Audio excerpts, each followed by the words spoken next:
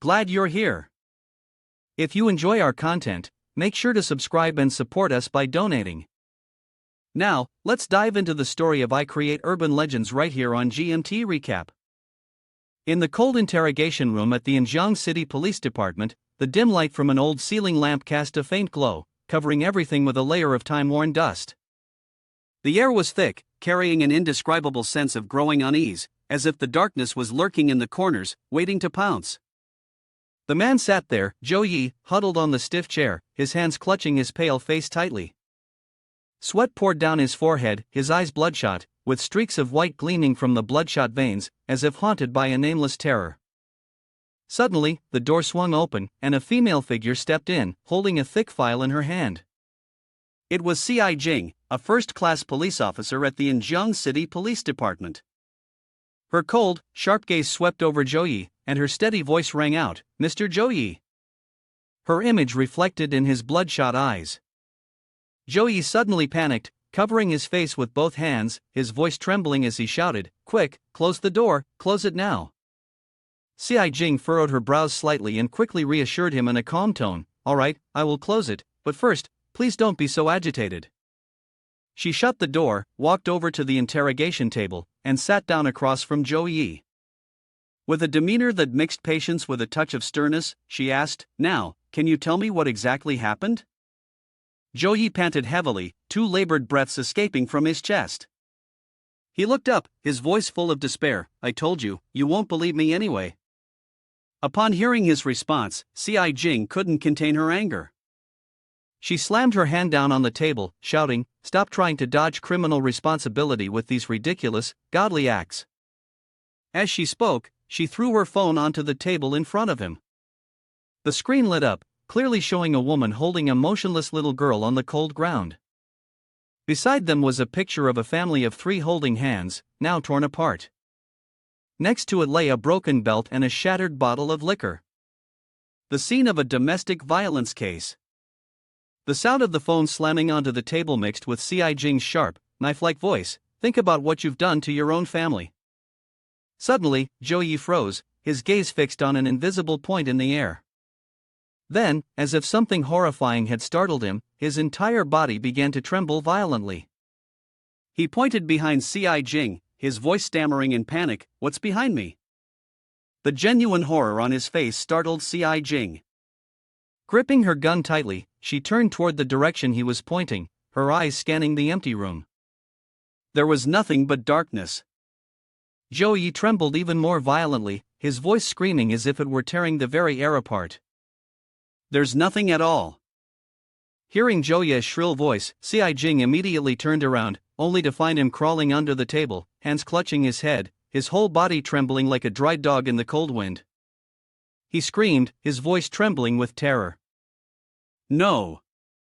C.I. Jing tightened her fists, feeling as if she were being mocked. She walked closer, her voice cold as she said, "Mr. Zhou Yi, I advise you not to make any trouble." But in Zhou Yi's distorted perception, the ground began to crack open, revealing red, fiery pupils that flickered with a devilish light. The entire room seemed to be suffused with countless pairs of hellish eyes, locking onto him, unwilling to let him go. As C.I. Jing approached, Zhou Yi grew even more panicked, his eyes filled with fear. Her voice called out, "Mr. Zhou Yi." But in his eyes, her face morphed, as if pieced together from those glowing, red pupils, bending down under the table to stare directly at him. In that moment, Zhou Yi went completely numb, his reason shattered. He jumped up, using all his strength to knock the table aside, screaming wildly, "Don't disturb me!" With a scream, Zhou Yi completely lost control, as though an invisible force was manipulating him. He shoved his hand into his mouth, biting down hard on his fist. His eyes bulged, bloodshot. In his hallucinations, C.I. Jing's frantic voice echoed. "Stop! What are you doing? Where are the others? Hurry up, come here." The scene shifts to an outdoor area of a building, where a poster featuring alluring images of women hangs loosely. A curious voice is heard, "So, what happened next?"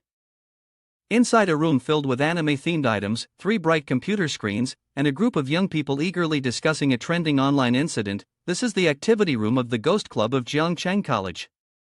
Xiaobin hugs a pillow tightly, his body trembling as he recounts the story with such vividness that tears stream down his face.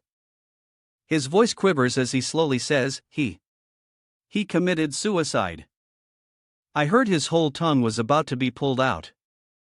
Li Zhongxing, sitting next to him, is horrified by Xiaobin's story, his face draining of all color. Xiaobin shudders, as if his soul has flown up to the heavens, struggling to continue his eerie tale, his voice faltering, I feel like I'm looking way too strange today. Li Zhongxing's face turns pale, and he glances at his friend with nervous, darting eyes. He protests, his voice shaking, What do you mean, ghost story? This is something that came directly from the police station, and it's being widely discussed online right now. Xiaobin would not give up, his eyes glinting with a mischievous spark. He raised his hand to cover his mouth and whispered to Li Zhongxing in a voice filled with obsession, and as far as I know, the origin of this case is due to a photo on the internet. Everyone who has seen it is dead. At these words, Li Zhongxing froze, his voice trembling with fear. What do you mean? Xiaobin showed no mercy, the corner of his lips curling into a sly grin. He scrolled through his phone, his voice calm but challenging, Don't panic, I'll find it for you. Upon hearing this, Li Zhongxing suddenly froze, as if a dark premonition had just crept into his mind. Without hesitation, he rushed forward, snatched the phone from Xiaobin's hand, and shouted, Wait, if what you're saying is true, how can we see the photo?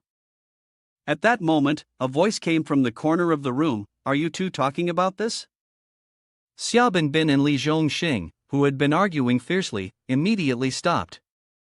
They both turned their heads in unison, only to be confronted with a horrifying sight. The image of the rumored red-eyed pupil appeared right before their eyes. Before they could prepare themselves, they screamed in panic, their hearts racing as if they might leap out of their chests.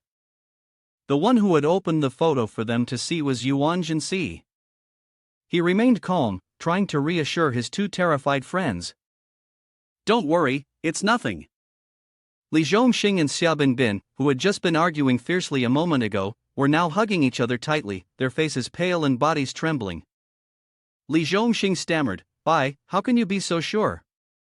Yuan Si shrugged, his voice calm but full of certainty, If just looking at this photo could cause death, then the apocalypse would have come a long time ago. As for the people who have died, I'm afraid it's because there's a demon in their hearts. With that, Yuan Si stood up, his voice nonchalant, All right, you two go ahead and play, I have things to do, I'll leave now. Xiaobin and Li Zhongxing, still in a state of shock, quickly called out to stop him. In unison, they both shouted, Si, you're so boring. It's barely even late, why are you acting like an old man? You need to be more active. Why are you going home so early? Aren't you going to school? Yuan Si simply shrugged and waved his hand carelessly, signaling he had no time. A moment later, the scene shifted to the outside of an old apartment building. This was Yuan Si's home. He silently inserted the key into the lock and turned it gently. The door creaked open, revealing a dark, cold house, devoid of any warmth or human presence. Stepping inside, Yuan Si closed the door behind him, his gaze thoughtful, his voice a soft whisper, as if speaking to himself.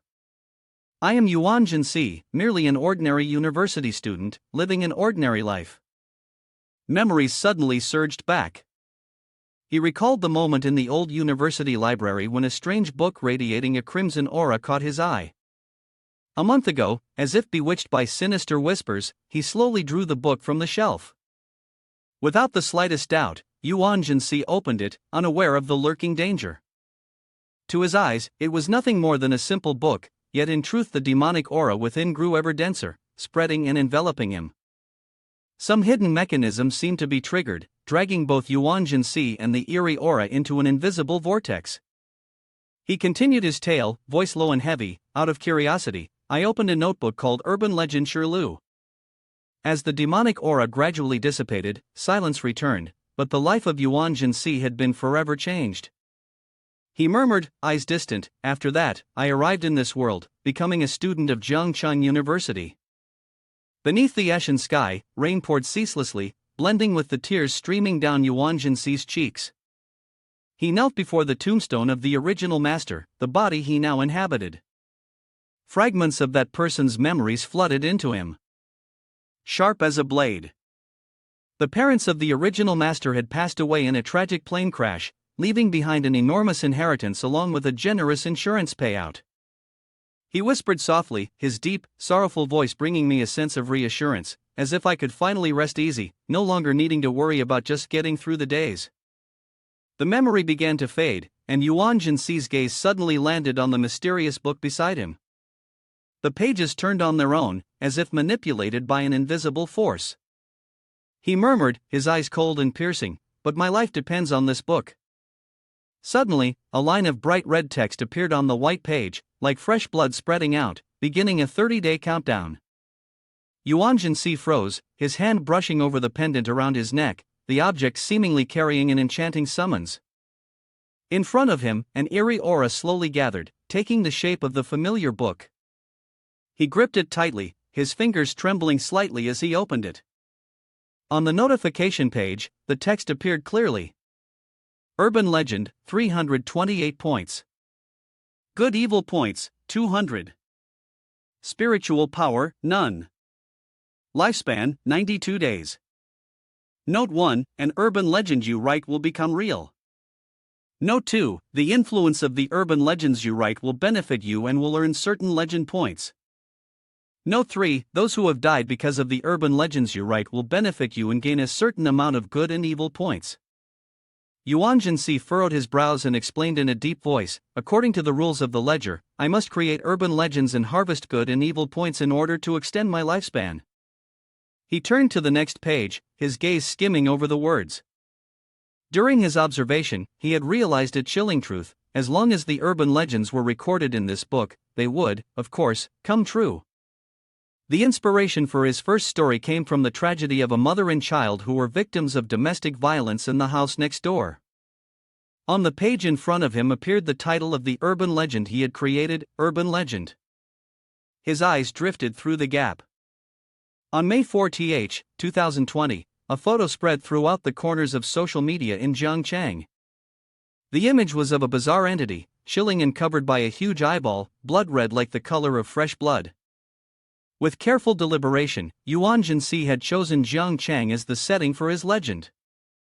According to the rules of killing written in the ledger, anyone who viewed this photo, if they were a domestic abuser, would be relentlessly pursued by a mysterious eye. From every crack, keyhole, or even a crack in the wall, the eye would glare, fixating on the victim's mind, warping their sanity. Gradually, that person will collapse, lose their sanity, and eventually seek death. The story in the pages continues to be written. On June 7, 2020, Zhou Yi, reeking of alcohol after a banquet, staggered home. Just because the bathwater was not hot enough, he removed his belt and furiously vented his anger on his wife and children. But from the darkness, a red eye appeared, watching every cruel action he took. It slipped into Zhou Yi's mind, present in every angle, from the crack in the door to the shattered glass. The notebook concealed a terrifying mystery. Anyone who had seen that photo would be relentlessly haunted by that eye. Zhou Yi, his mind tortured to the extreme, gradually lost control, and in a fit of madness, he took his own life. At that moment, the notebook trembled slightly, and a line of text appeared: Good and Evil points, 2, Legend points, 370. Every story, every villain punished, was recorded in the pages of Urban Legend Shirlu. One person, one page, each page earned 2 points for good and evil. Depending on the impact of the story, the legend points ranged from 300 to 400. After reading the last line, Yuan Si closed the notebook, his gaze heavy. He sighed and muttered, "This story doesn't really score many points." It took a month to extend the lifespan from 30 days to 92 days. I need a better story to punish a bad guy. The growing anxiety made him scratch his head, his voice filled with unease. If not, once the days returned to zero, he stopped. The image of the book draining his life force to nourish the demonic energy flashed in his mind. He hesitated, then spoke in a trembling voice, "I fear I might really die." The scene shifted to Zhongchang University. The afternoon class had just ended, and the students were gradually leaving behind a few lingering figures chatting. A kind-hearted friend gently shook Yuan Si, who was slumped over on the desk, sleeping like the dead.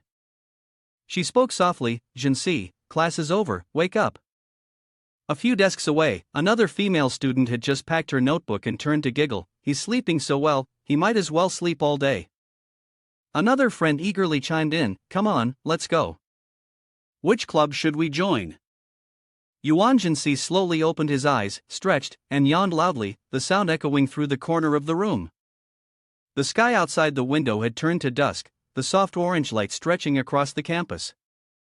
As he stepped out of the classroom, he hoarsely muttered, my throat hurts so much. Inside, he couldn't help but sigh, feeling incredibly sleepy. Yesterday, he had stayed up until 3 or 4 a.m. searching for inspiration for his new story. Walking down the classroom corridor, Yuan Si felt bored, his head heavy, murmuring in a voice full of helplessness, sounding almost like a whine, maybe the inspiration for my urban legend through the ghost club is just not going to work. Basically, it's just a club with nothing to do all day, just watching and playing around. Upon reaching the school courtyard, he grabbed his phone, his mind still a tangled mess, unsure of what to do. He thought to himself, maybe I should just send them a message saying I'm not going today.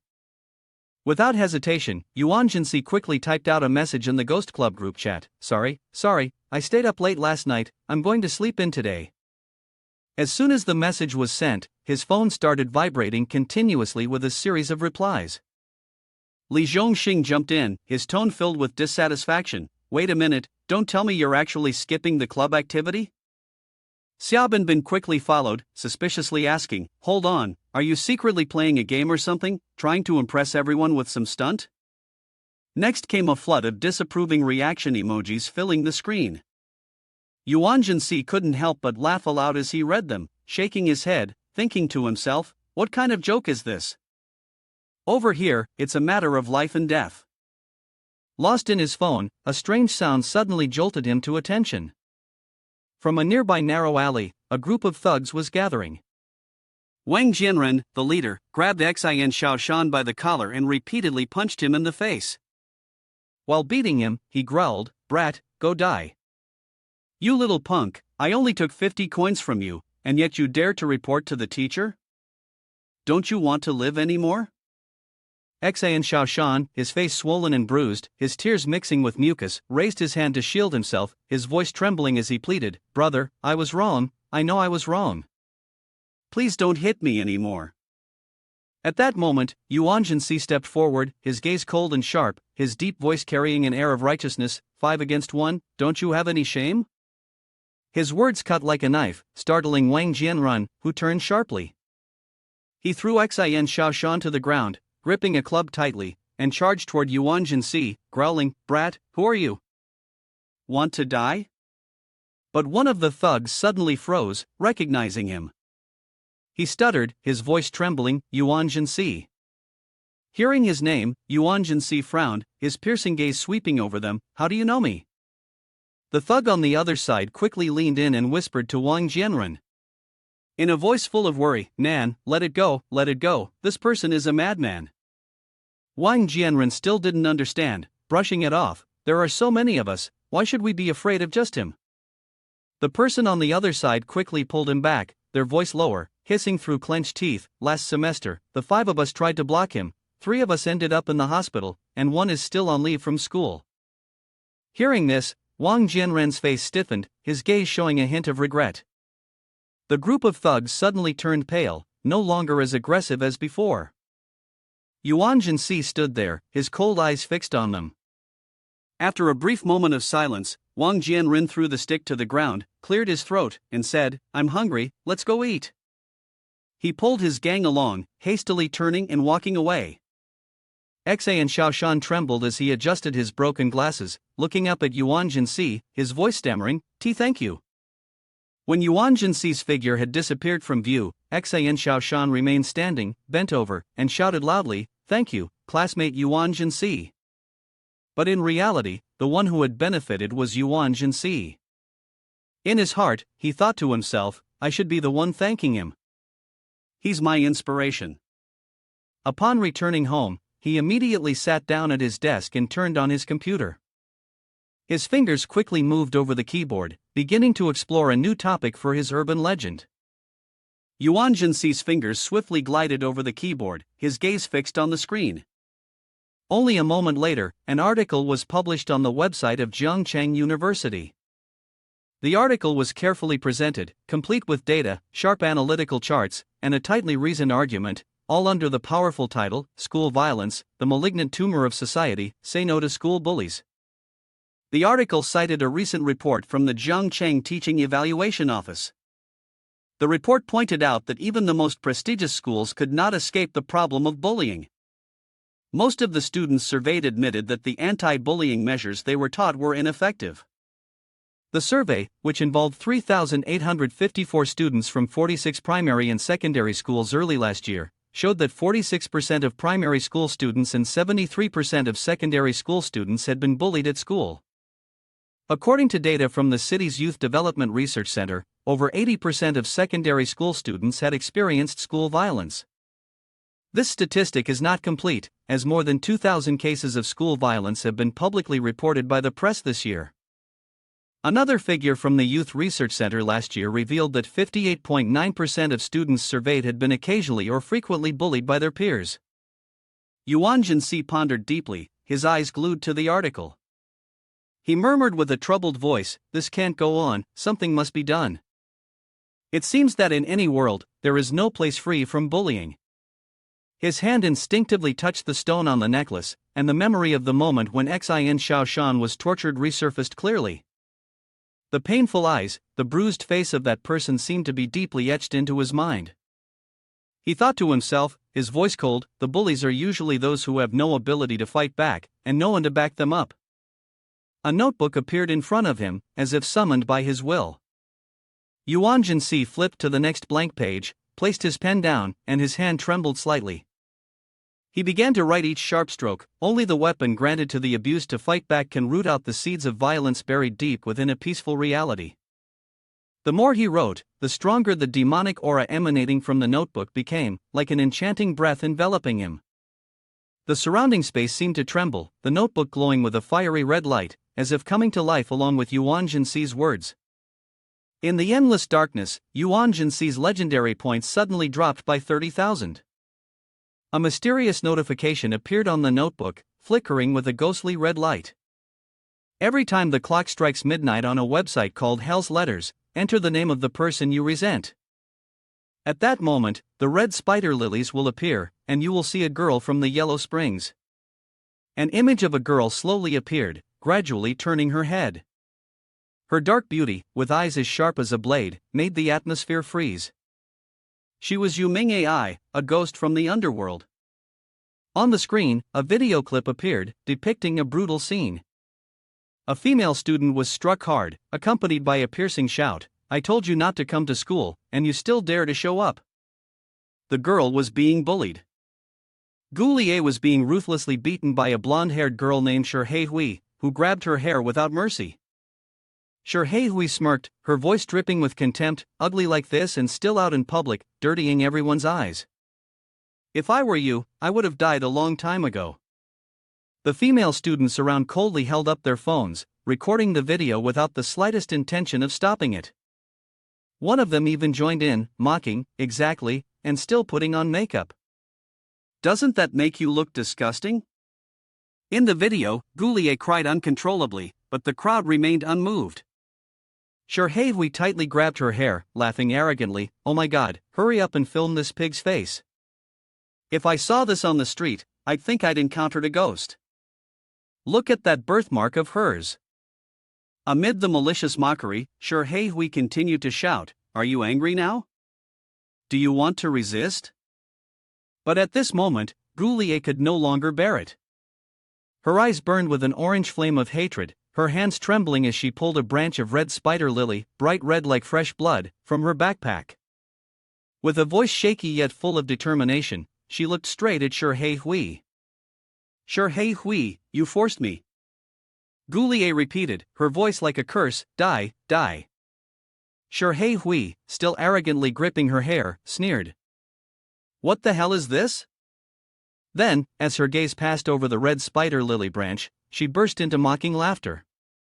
Are you crazy? Are you planning to kill me with this flower? Ah, what a fool. But Hui had no idea that, while she was still mocking, Goulier had plucked the final petal from the red spider lily. Suddenly, Hui's body convulsed violently as if an invisible force was choking her. Goulier, still gripping the red spider lily branch, stood frozen, staring at the scene before her. Those filming with their phones were also struck silent. One person stammered, Hui, in the video, Hui's flesh is contracting, her eye sockets are deep and dark, like an abyss. The people around them panicked, screaming in terror, saying there were ghosts.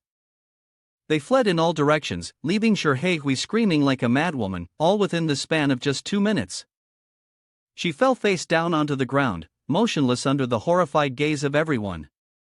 The video stopped there, lasting a total of 4 minutes and 40 seconds. The scene then shifted to a room in the office of the principal of Zhongchang University. A voice spoke, deep and low, "Is the person in the video you?" Goulier hugged her bag tightly, her whole body trembling, and fearfully replied, "Why yes, it's me." The person who had shown her the video continued, his gaze sharp, as of 8:00 this morning, over 100 people in the city have died under unusual circumstances. This person was Qi Xiaoyin, an assistant from the Special Operations Department. She glanced at the phone screen and spoke coldly, "They all resemble Hui. Upon examination, they all died from brain death, with no signs of any homicide." Qi Xiaoyin stared directly at Goulier, who was now panicking, and pressed, "And you are the only one under suspicion." Suddenly, another woman in the room spoke, her voice sharp and direct, "Have you ever come into contact with Yellow Springs girl? Please tell us exactly what happened then." Qi Xiaoyin stood behind the woman and introduced her, "This is Steward Qing Ji from the Special Operations Department. She is the only one who can save you now, so I hope you won't try to hide anything or gamble on your luck." Goulier took a deep breath, regained her composure, and nodded. "Yes." She began speaking, her voice trembling yet clear. "A few days ago, at midnight, a strange post appeared on the school's forum. It could neither be deleted nor edited. As soon as it was posted, it was pinned to the top. The content was an urban legend related to the Yellow Springs girl." She paused, her gaze distant as if reliving a memory. The post read as follows: "Yellow Springs girl truly exists. Only at midnight can you visit the letter from hell. If you write the name of someone you resent, Yellow Springs girl will appear and send those people down to the deep pit of hell." At first, everyone thought it was just a new game or some kind of media stunt related to a comic, and no one believed it.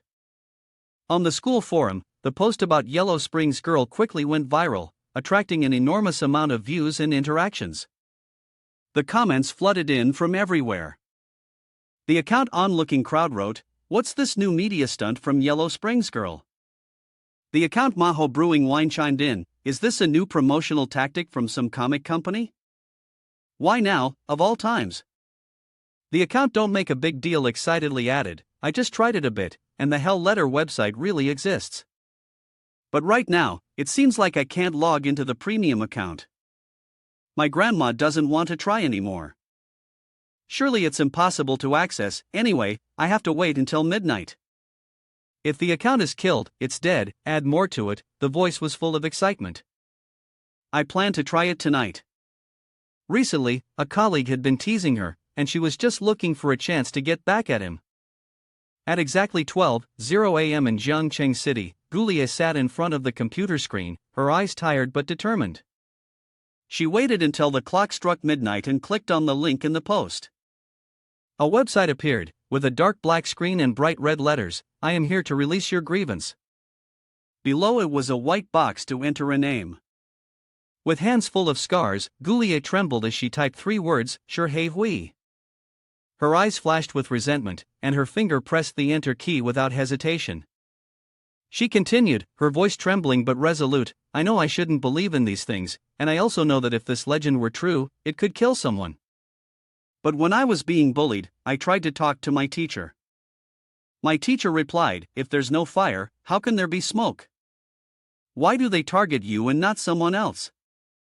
You should reflect on yourself. Goulier paused, her gaze clouded with pain.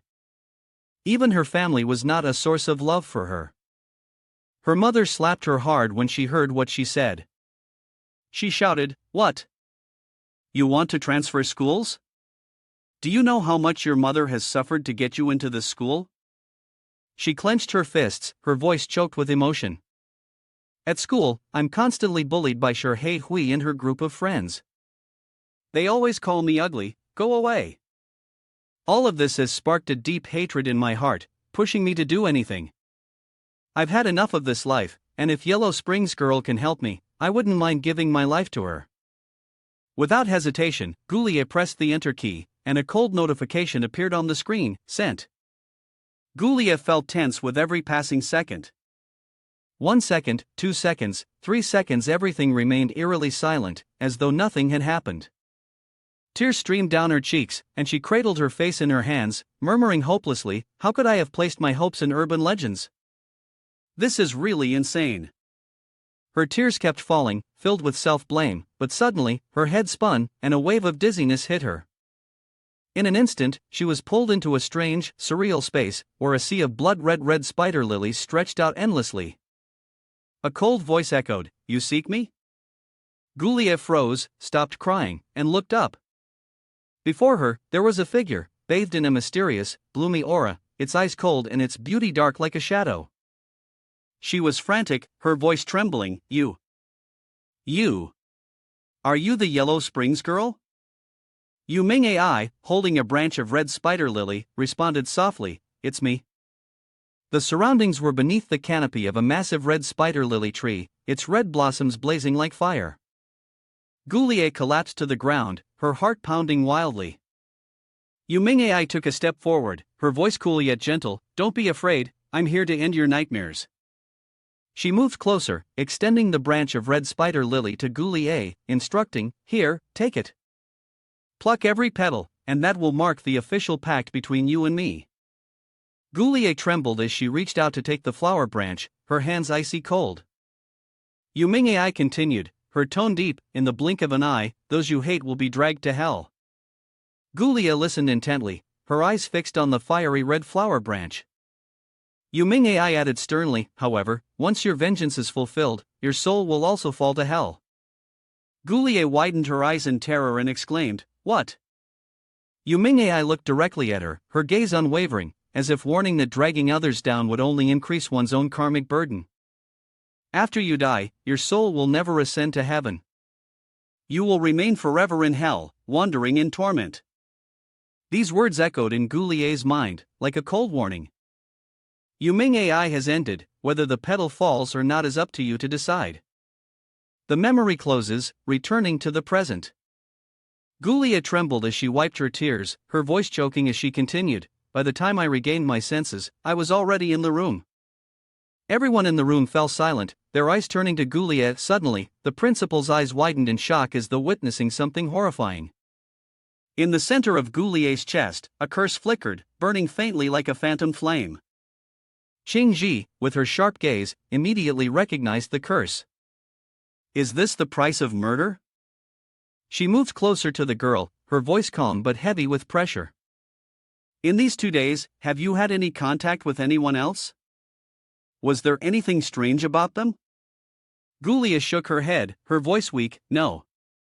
With this clue, Qing Ji pondered deeply and put on a pair of gloves. In her mind, she speculated that the curse wasn't contagious and only affected those bound by a contract. Her arms suddenly glowed faintly.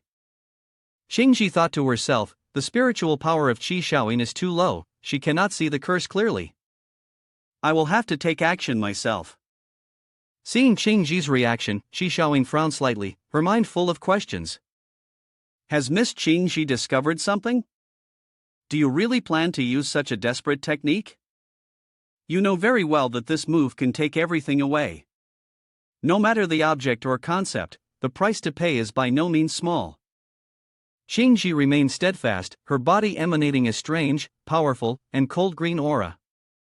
She directed that spiritual energy into Goulier, not forgetting to remind her, "Don't move, I'm helping you break the curse." Shi Xiaoyin, standing nervously to the side, observed intently, silently thinking that the cost of using the hand of the healer was that each time it was used, it would take something back from the user's body, not clothing or external objects, but the liver, spleen, and heart.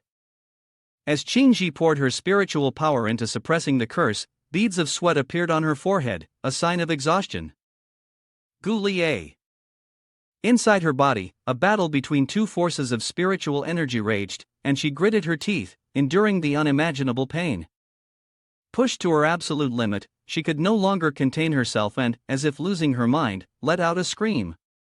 A terrifying surge of power erupted from Gu Lie's body, blowing everything around her away.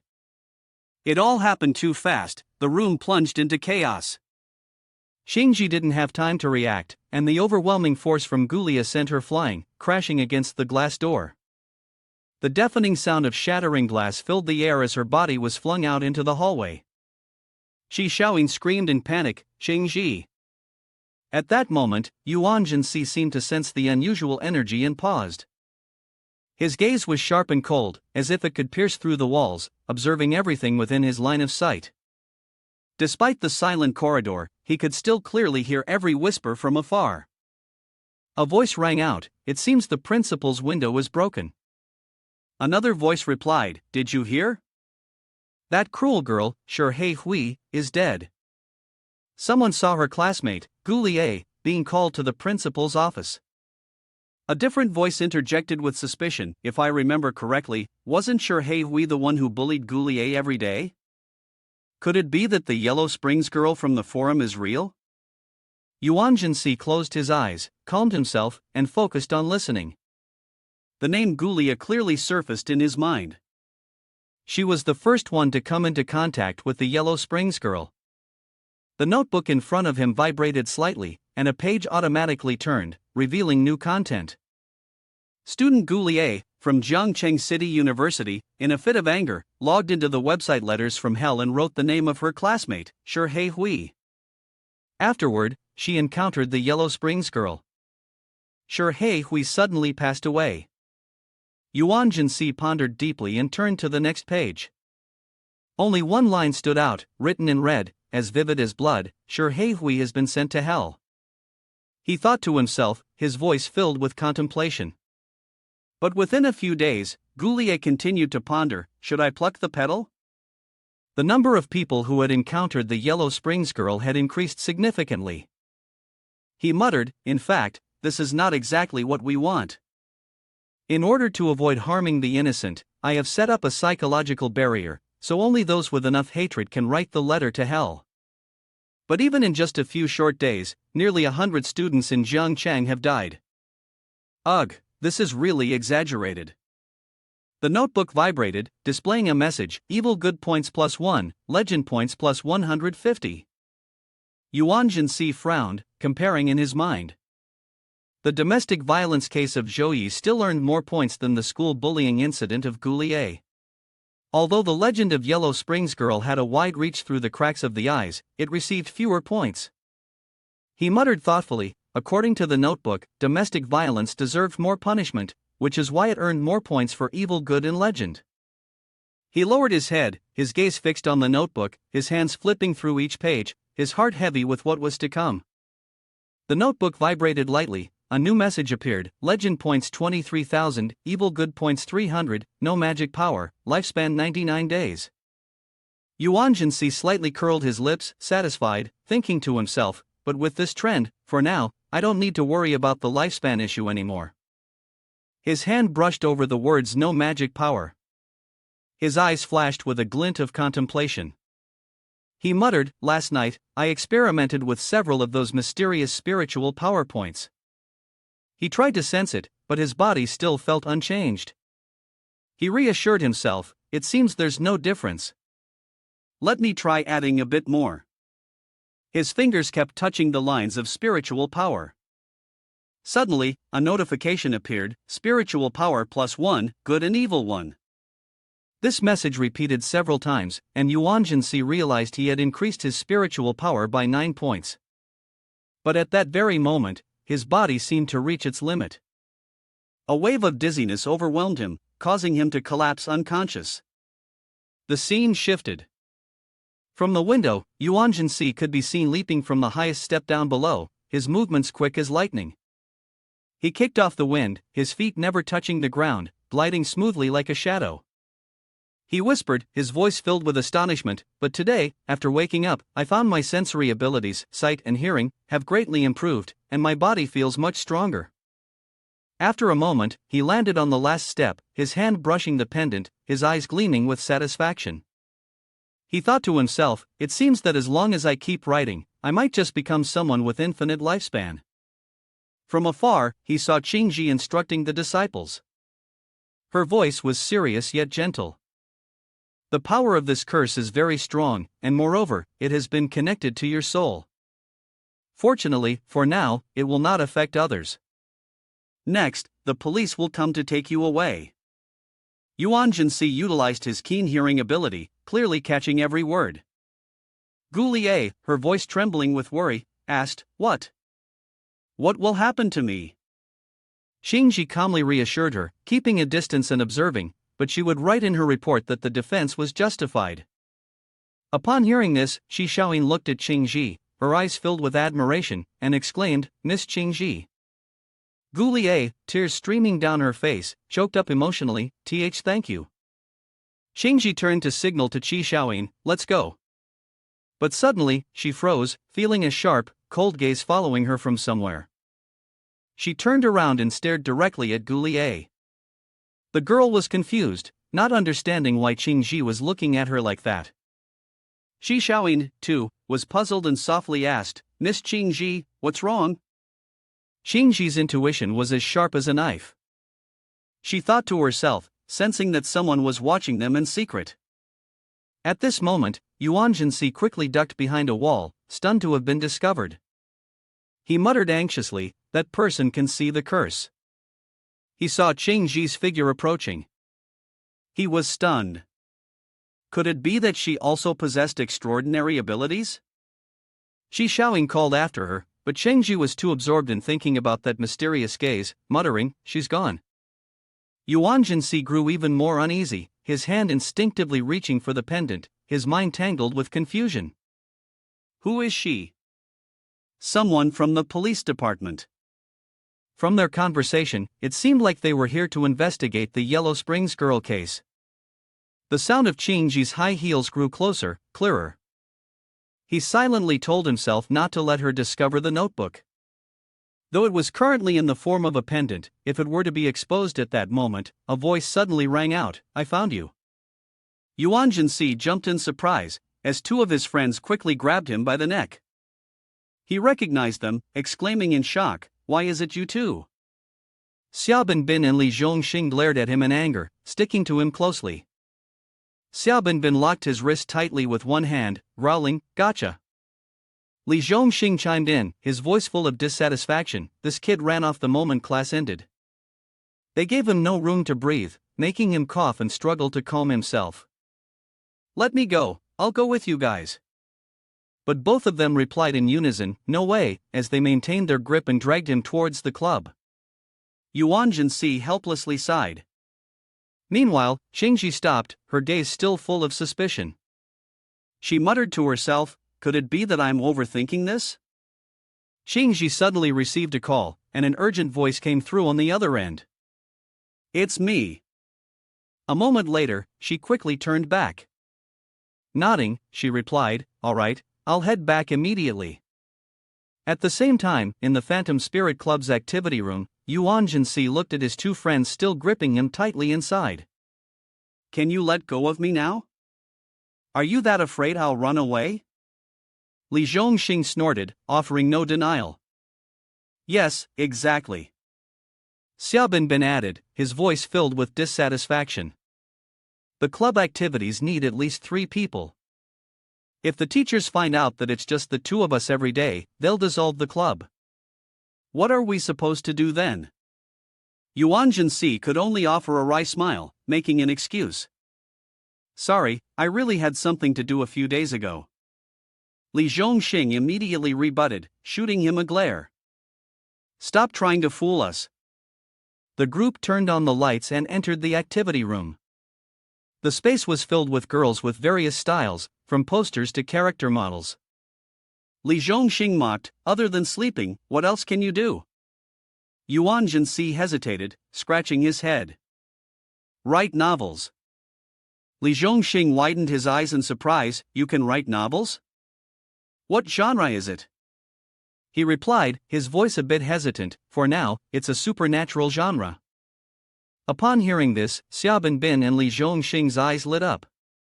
They immediately stopped what they were doing and moved closer. In unison, they urged, come on, let us see it. Yuan Si smiled awkwardly, shaking his head, still thinking. It's just a draft. Li Zhongxing immediately changed his attitude, pouting, Jinsi, you're really boring, you don't see us as your brothers. Xiaobin Bin chimed in, even pulling up his shirt, his voice full of complaint, that's right. We even showed you our wives in the game and manga. Yuan Si smiled awkwardly again, scratching his head, thinking to himself, how could I show you guys that? He replied casually, wait until I finish writing, then we'll talk.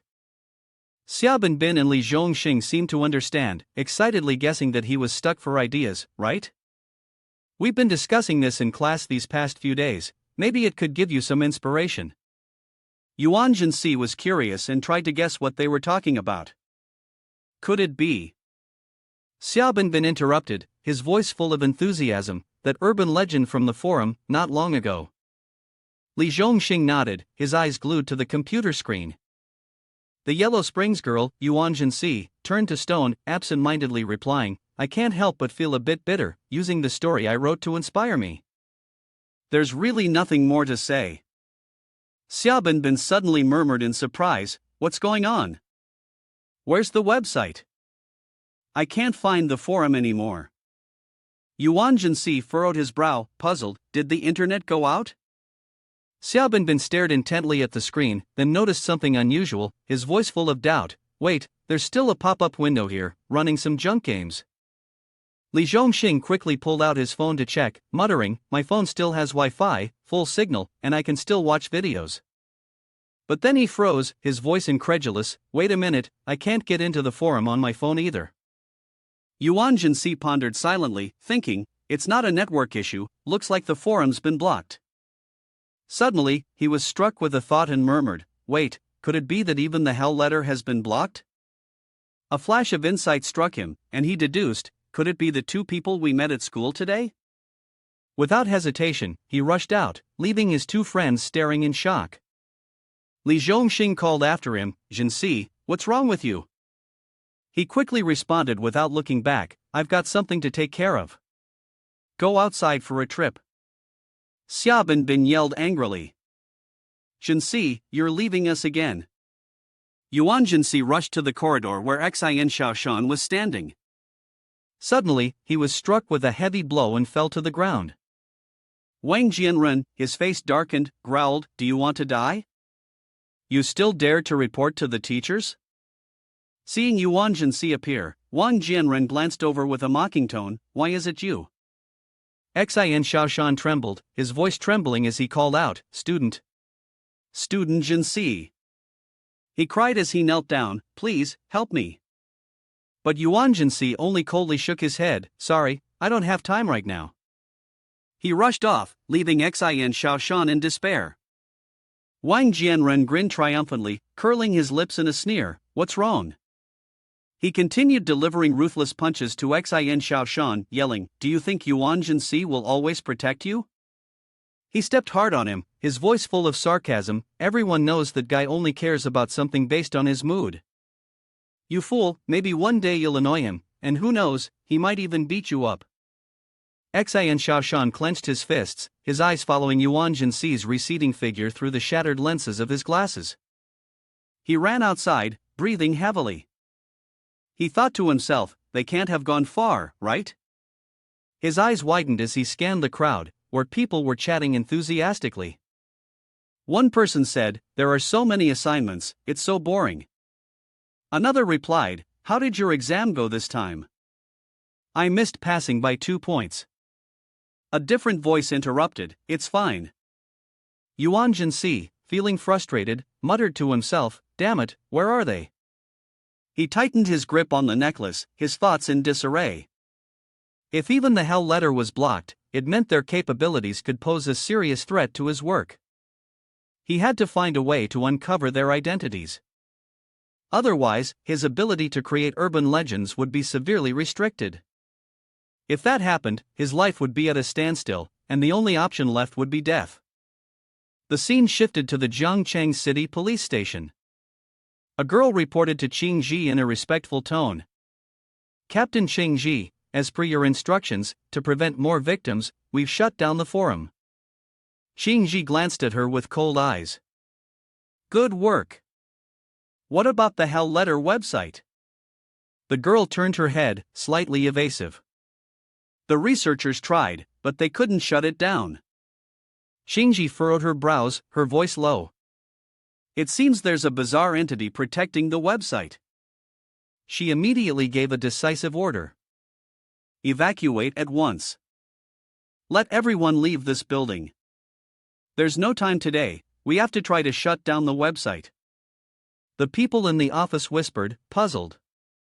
Where exactly did this team leader come from? Ci Jing, who had previously appeared in the Zhouyi case, spoke up. "Last time, after taking over a series of suicide cases, the matter was handed over to a special team." One employee asked in surprise, "A special team?" Ci Jing explained, "The special team is a unit under the highest planning authority of the Ministry of Public Security, specializing in handling unusual cases that the police department cannot manage. In short, this is an order from above, we just need to cooperate." At exactly 11:55 p.m., Qi Xiaoyin looked at Qing Ji with a worried expression. "Miss Qing Ji, is it really that dangerous just to block a website?" Qing Ji responded, her gaze sharp. "How many days of training have you had?" Qi Xiaoyin hesitated, her voice barely audible. "Well." She faltered, her eyes darting nervously at Qing Ji, who sat sternly in front of her. Qing Ji's expression was cold, as if she had just reprimanded a serious mistake. "Why would the higher-ups send a little bird like you here?" Qi Xiaoyin flustered, her cheeks flushed, quickly lowering her head. "Sorry, Miss Qing Ji. I didn't mean to hide the fact that I'm a newcomer. I thought you already knew." Qing Ji slightly raised an eyebrow, waving her hand as if she didn't want to linger on the matter any longer. "Forget it," she said, her voice tinged with a hint of boredom. It seemed that the seasoned assistants of the special department were really on the brink of extinction. She paused, her sharp gaze locking directly onto Qi Xiaoyin. "Have you taken the class on phantoms, vengeful spirits, and the bizarre?" Qi Xiaoyin immediately brightened up, her voice full of excitement. "I know about these." She confidently began to explain, speaking as though reciting a memorized lesson. A phantom spirit is someone who either died tragically or lived to old age and then turned into one. Essentially, they are harmless, even kind-hearted. Usually, we perform rituals to help them move on. On the other hand, vengeful spirits are formed when unresolved grudges combine with lingering souls. If encountered, someone with abilities can directly make them disappear. If not, then one must run and find someone capable of eliminating them. She paused, lifting her head proudly. "But I believe the supervisors will definitely be able to eliminate a bizarre entity." Qing Ji's lips curled into a slight, sarcastic smile. "Then let me tell you a harsh truth," she said, her tone flat yet as cold as the night wind. "For humans, a bizarre entity is not only an existence beyond comprehension but also something that cannot be killed. When the terrifying scene unfolds, only a bizarre entity can deal with or destroy another bizarre entity. So what about us humans?" She tilted her head, her gaze seeming to pierce into Qi Xiaoyin. One could only discern the killing pattern of the bizarre entity, attempting to avoid being killed while also finding a way to confine them to a certain area. She paused, her voice slowing, carrying a hint of seriousness. "Do you know why the special task force sent you, trained for only 3 days, to be my assistant?" Without waiting for Qi Xiaoyin to respond, she continued, her tone cold. "Because when investigating a bizarre entity, we will encounter countless bizarre entities. A single mistake could cost us our lives. And what's called an assistant is simply someone used for trial and error." Qi Xiaoyin trembled, her eyes wide in horror. trial and error. Her voice faltered, as though she had just heard something beyond her comprehension. Shinji paid no attention to her panic, calmly continuing her explanation. This afternoon, at school, you were supposed to test the curse, but a level 1 newcomer can't even recognize a curse, so what are you even doing here? She shook her head, a flicker of disappointment in her eyes, then quickly performed the final action, her fingers gliding across the keyboard, preparing to block the website. Once done, she turned to Qi Xiaoyin, her voice firm. Alright, next, release your spiritual energy. Hit enter.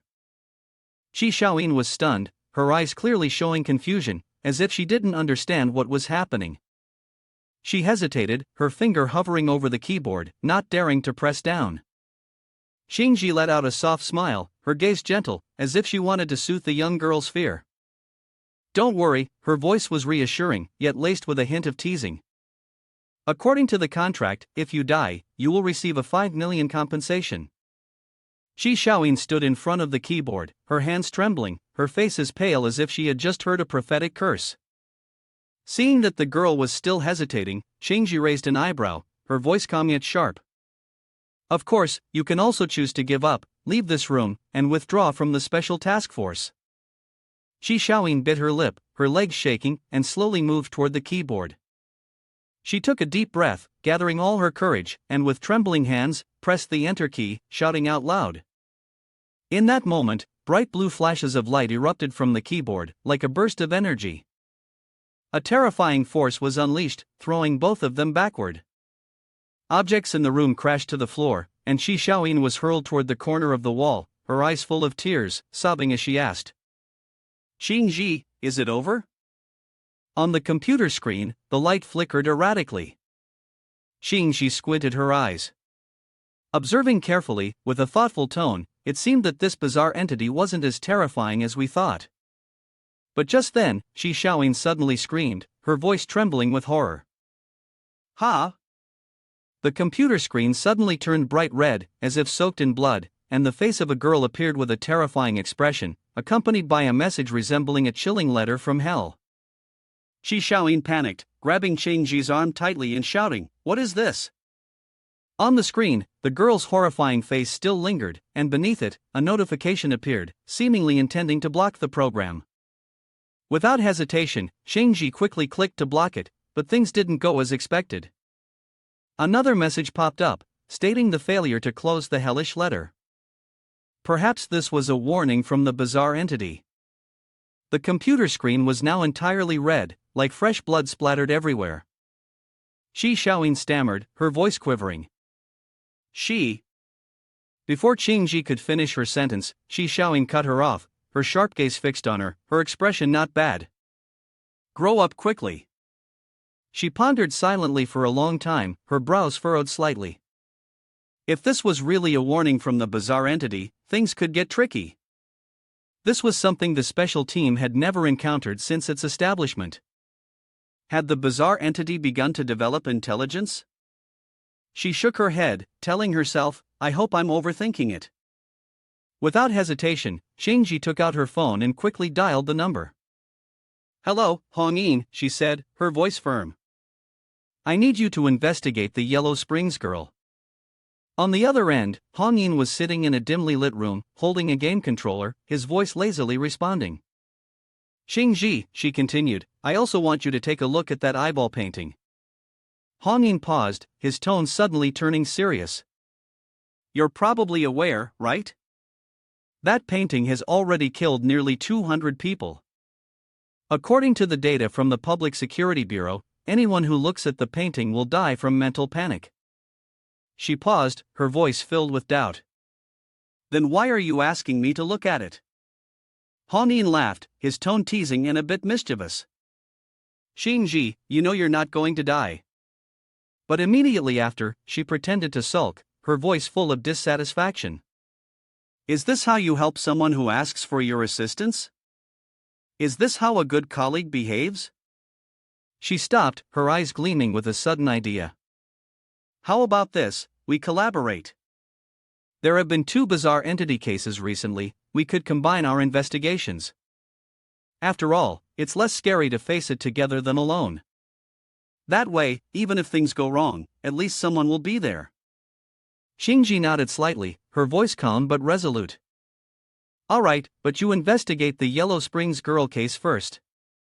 This is serious, I'm not joking with you. The police department, gather everyone, understood? I'm hanging up now. Before Hongyin could say anything more, she hung up immediately. Hongyin was left stunned, muttering in surprise, she agreed too quickly. At the same time, at 11:58 p.m., Yuan Si sat in front of his computer screen, his fingers rapidly typing on the keyboard, his eyes filled with contemplation. He recalled the afternoon when the two of them had just left the school, and the forum was immediately frozen. It was definitely to prevent the legend of the Yellow Springs girl from spreading. He furrowed his brows, muttering, could they have shut down the hell letter?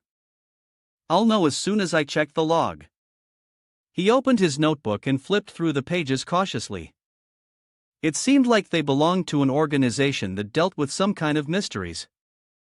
This was troublesome. He never expected such an organization existed. Suddenly, the computer screen flickered with a notification, time expired. Yuan Si was startled, his eyes widening in disbelief. The website hadn't been closed, and he leaned down to look at the notebook, where red text appeared, Special Task Force of Jiangcheng City. Shi Shaoyin logged into the hell letter, but failed to shut it down.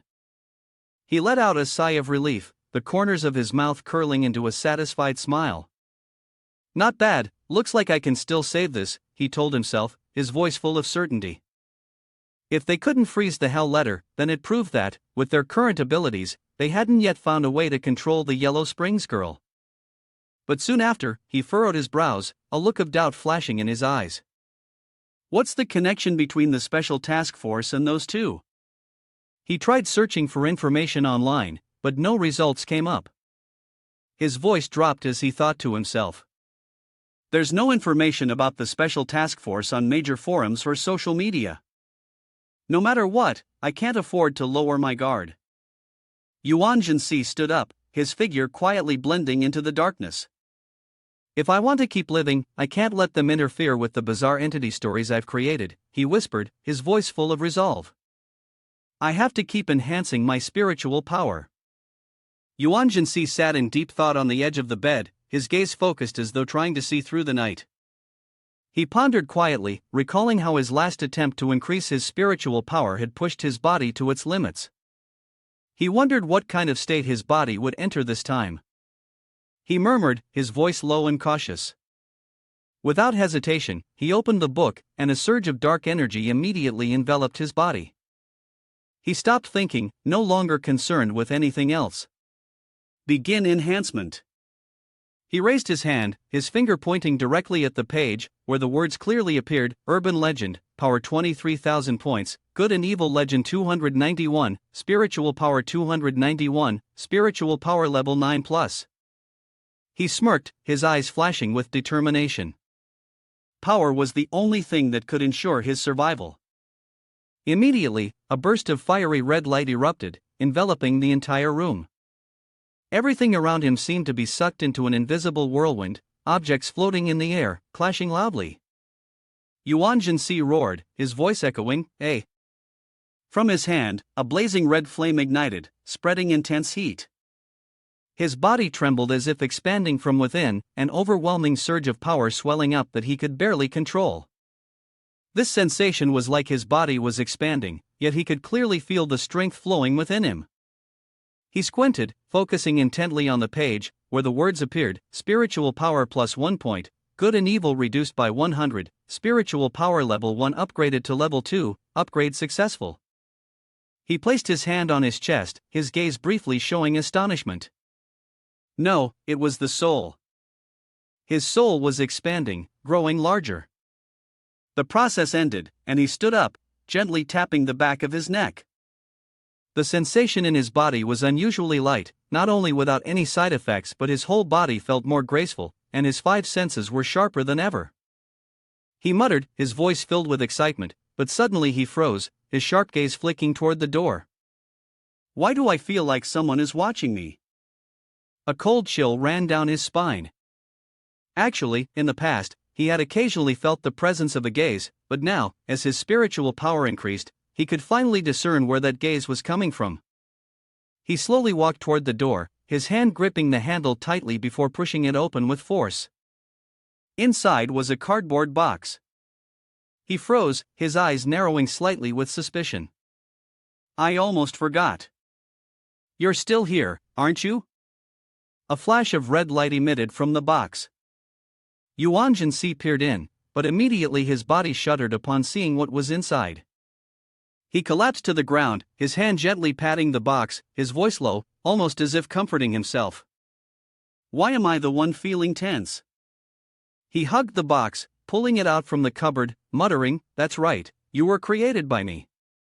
I shouldn't be the one feeling tense." He placed the box on the floor and softened his voice, trying to soothe it. "Good." But as soon as he opened the lid, a bizarre entity with bulging eyes crawled out of the box, causing him to startle and stagger backward. It's already quite scary. In the dark living room, Xiaoyan, that strange creature, swayed to the invisible music, looking oddly cheerful. Suddenly, a strange scent wafted from somewhere, making the air feel suffocatingly dense. Yuan Si stepped closer, holding some food in his hand, his voice soft but carrying a playful teasing tone. "Xiaoyan, stop watching cartoons. Want a midnight snack?" Xiaoyan trembled violently, his bulging eyes wide with panic, quickly retreating into the cardboard box. Yuan Si laughed, shaking his head, his voice tinged with a hint of helplessness. "Seeing you in that box all the time, I'm worried you're getting bored. So, how about a little walk outside?" Xiaoyan clung tightly to the edge of the box, swaying in resistance, letting out shaky sounds. "Mom!" Yuan Si sighed, sitting down on a nearby chair, his gaze softening for a moment. The little guy looked frightening, but in reality, he was just a kid scared of strangers. He placed the packet of noodles aside and muttered to himself. "Forget it, let's eat first." Xiaoyan peeked out from the box, cautiously eyeing him. Just then, Yuan Si's phone lit up with an incoming call, and he answered it. "Hello?" Before he could react, a loud scream came from the other end of the line. "It's really fast. I'll send it to you." Someone is live streaming the murder rules of Yellow Springs Girl, currently live with the onlooking crowd. Yuan Si froze, his chopsticks halting mid-air as he forgot to continue eating. "What?" He furrowed his brows, his voice filled with surprise. The voice on the other end of the line continued shouting. It's the host of the Yellow Springs Girl discussion thread on the forum. His username is Magic Boy. Today, he wants to livestream meeting Yellow Springs Girl. Without hesitation, Yuan Si immediately opened his computer and clicked on the link. On the screen appeared a distorted, horrifying face of a young man, his smile crooked and grotesque. He leaned in close to the camera, his voice high-pitched as he spoke. "Can't even wait a minute or two? You really want Yellow Springs Girl to send all of you ignorant fools to your end? I know you're all eager, but don't rush. Just wait a little longer, it's about to start." Yuan Si sat in front of the screen, his eyes glued, curious to see what the man would do next. The young man on the livestream kept talking non-stop, saying that many people had logged into the hellish letter, even entered their names, but Yellow Springs Girl still hadn't appeared, meaning she didn't exist after all. Yuan Si squinted, watching intently. Suddenly, the man on the screen let out a loud, manic laugh. "Because you do not meet her conditions." He suddenly stood up, spreading his arms wide as if summoning something, his voice shouting loudly, "To meet the Yellow Springs Girl, your heart must be filled with immense anger, you must reach the brink of despair." Then he laughed madly, his eyes flashing with a trace of madness, like someone who had lost all reason. The face of the young man on the screen twisted, showing a terrifying expression. This was the rule of the Yellow Springs Girl. He declared, his voice high-pitched and full of excitement. Yuan Si sat in front of his computer, the corner of his mouth curling into a faint smile, his eyes gleaming with curiosity. He had truly uncovered the killing rule of the Yellow Springs Girl. "This isn't simple," he thought to himself. "I also want to see if you can really summon the Yellow Springs Girl." At this moment, at 03 in the Happy District, Shengji and Hongyin stood under the dim light of a street lamp, both watching the livestream of the man. Shengji squinted, her voice cold as she ordered, Happy District, Dan Yuan Ward Building, single patient's room, prepare to disconnect the livestream at any moment, and immediately apprehend.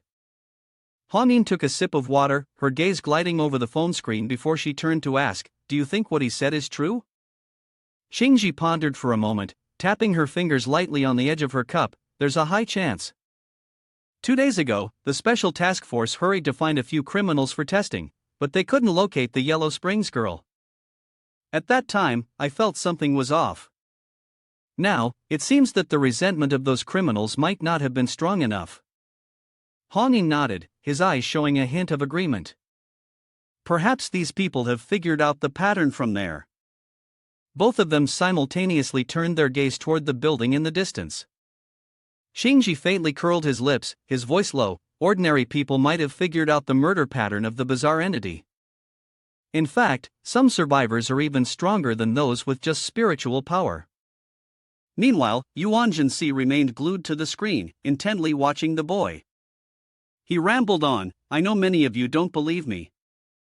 Now, I'll take you to see it directly. Watch carefully. He stood up, phone in hand, and pressed a key on the keyboard with force. Instantly, the screen displayed an inbox with the message, I'm here to release your resentment. The viewer comments exploded, more chaotic than ever. The boy curled his lips, a smile tinged with horror. It's a success.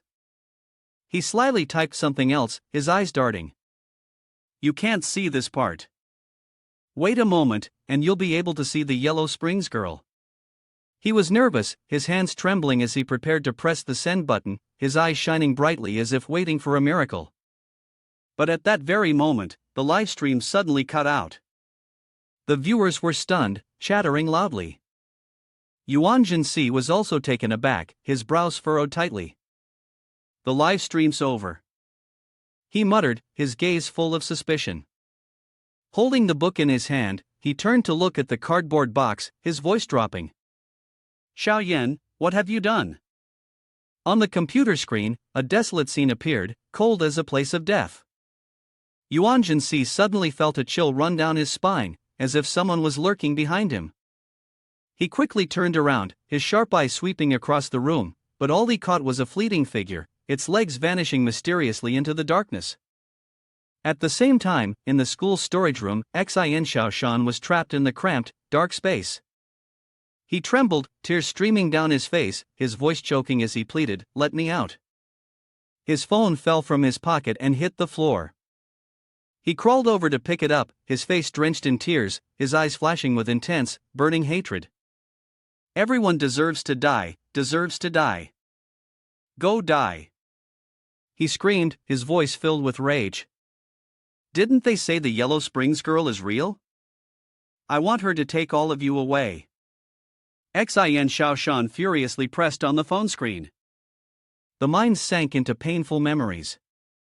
He recalled the time when Wang Jianren had brutally beaten him.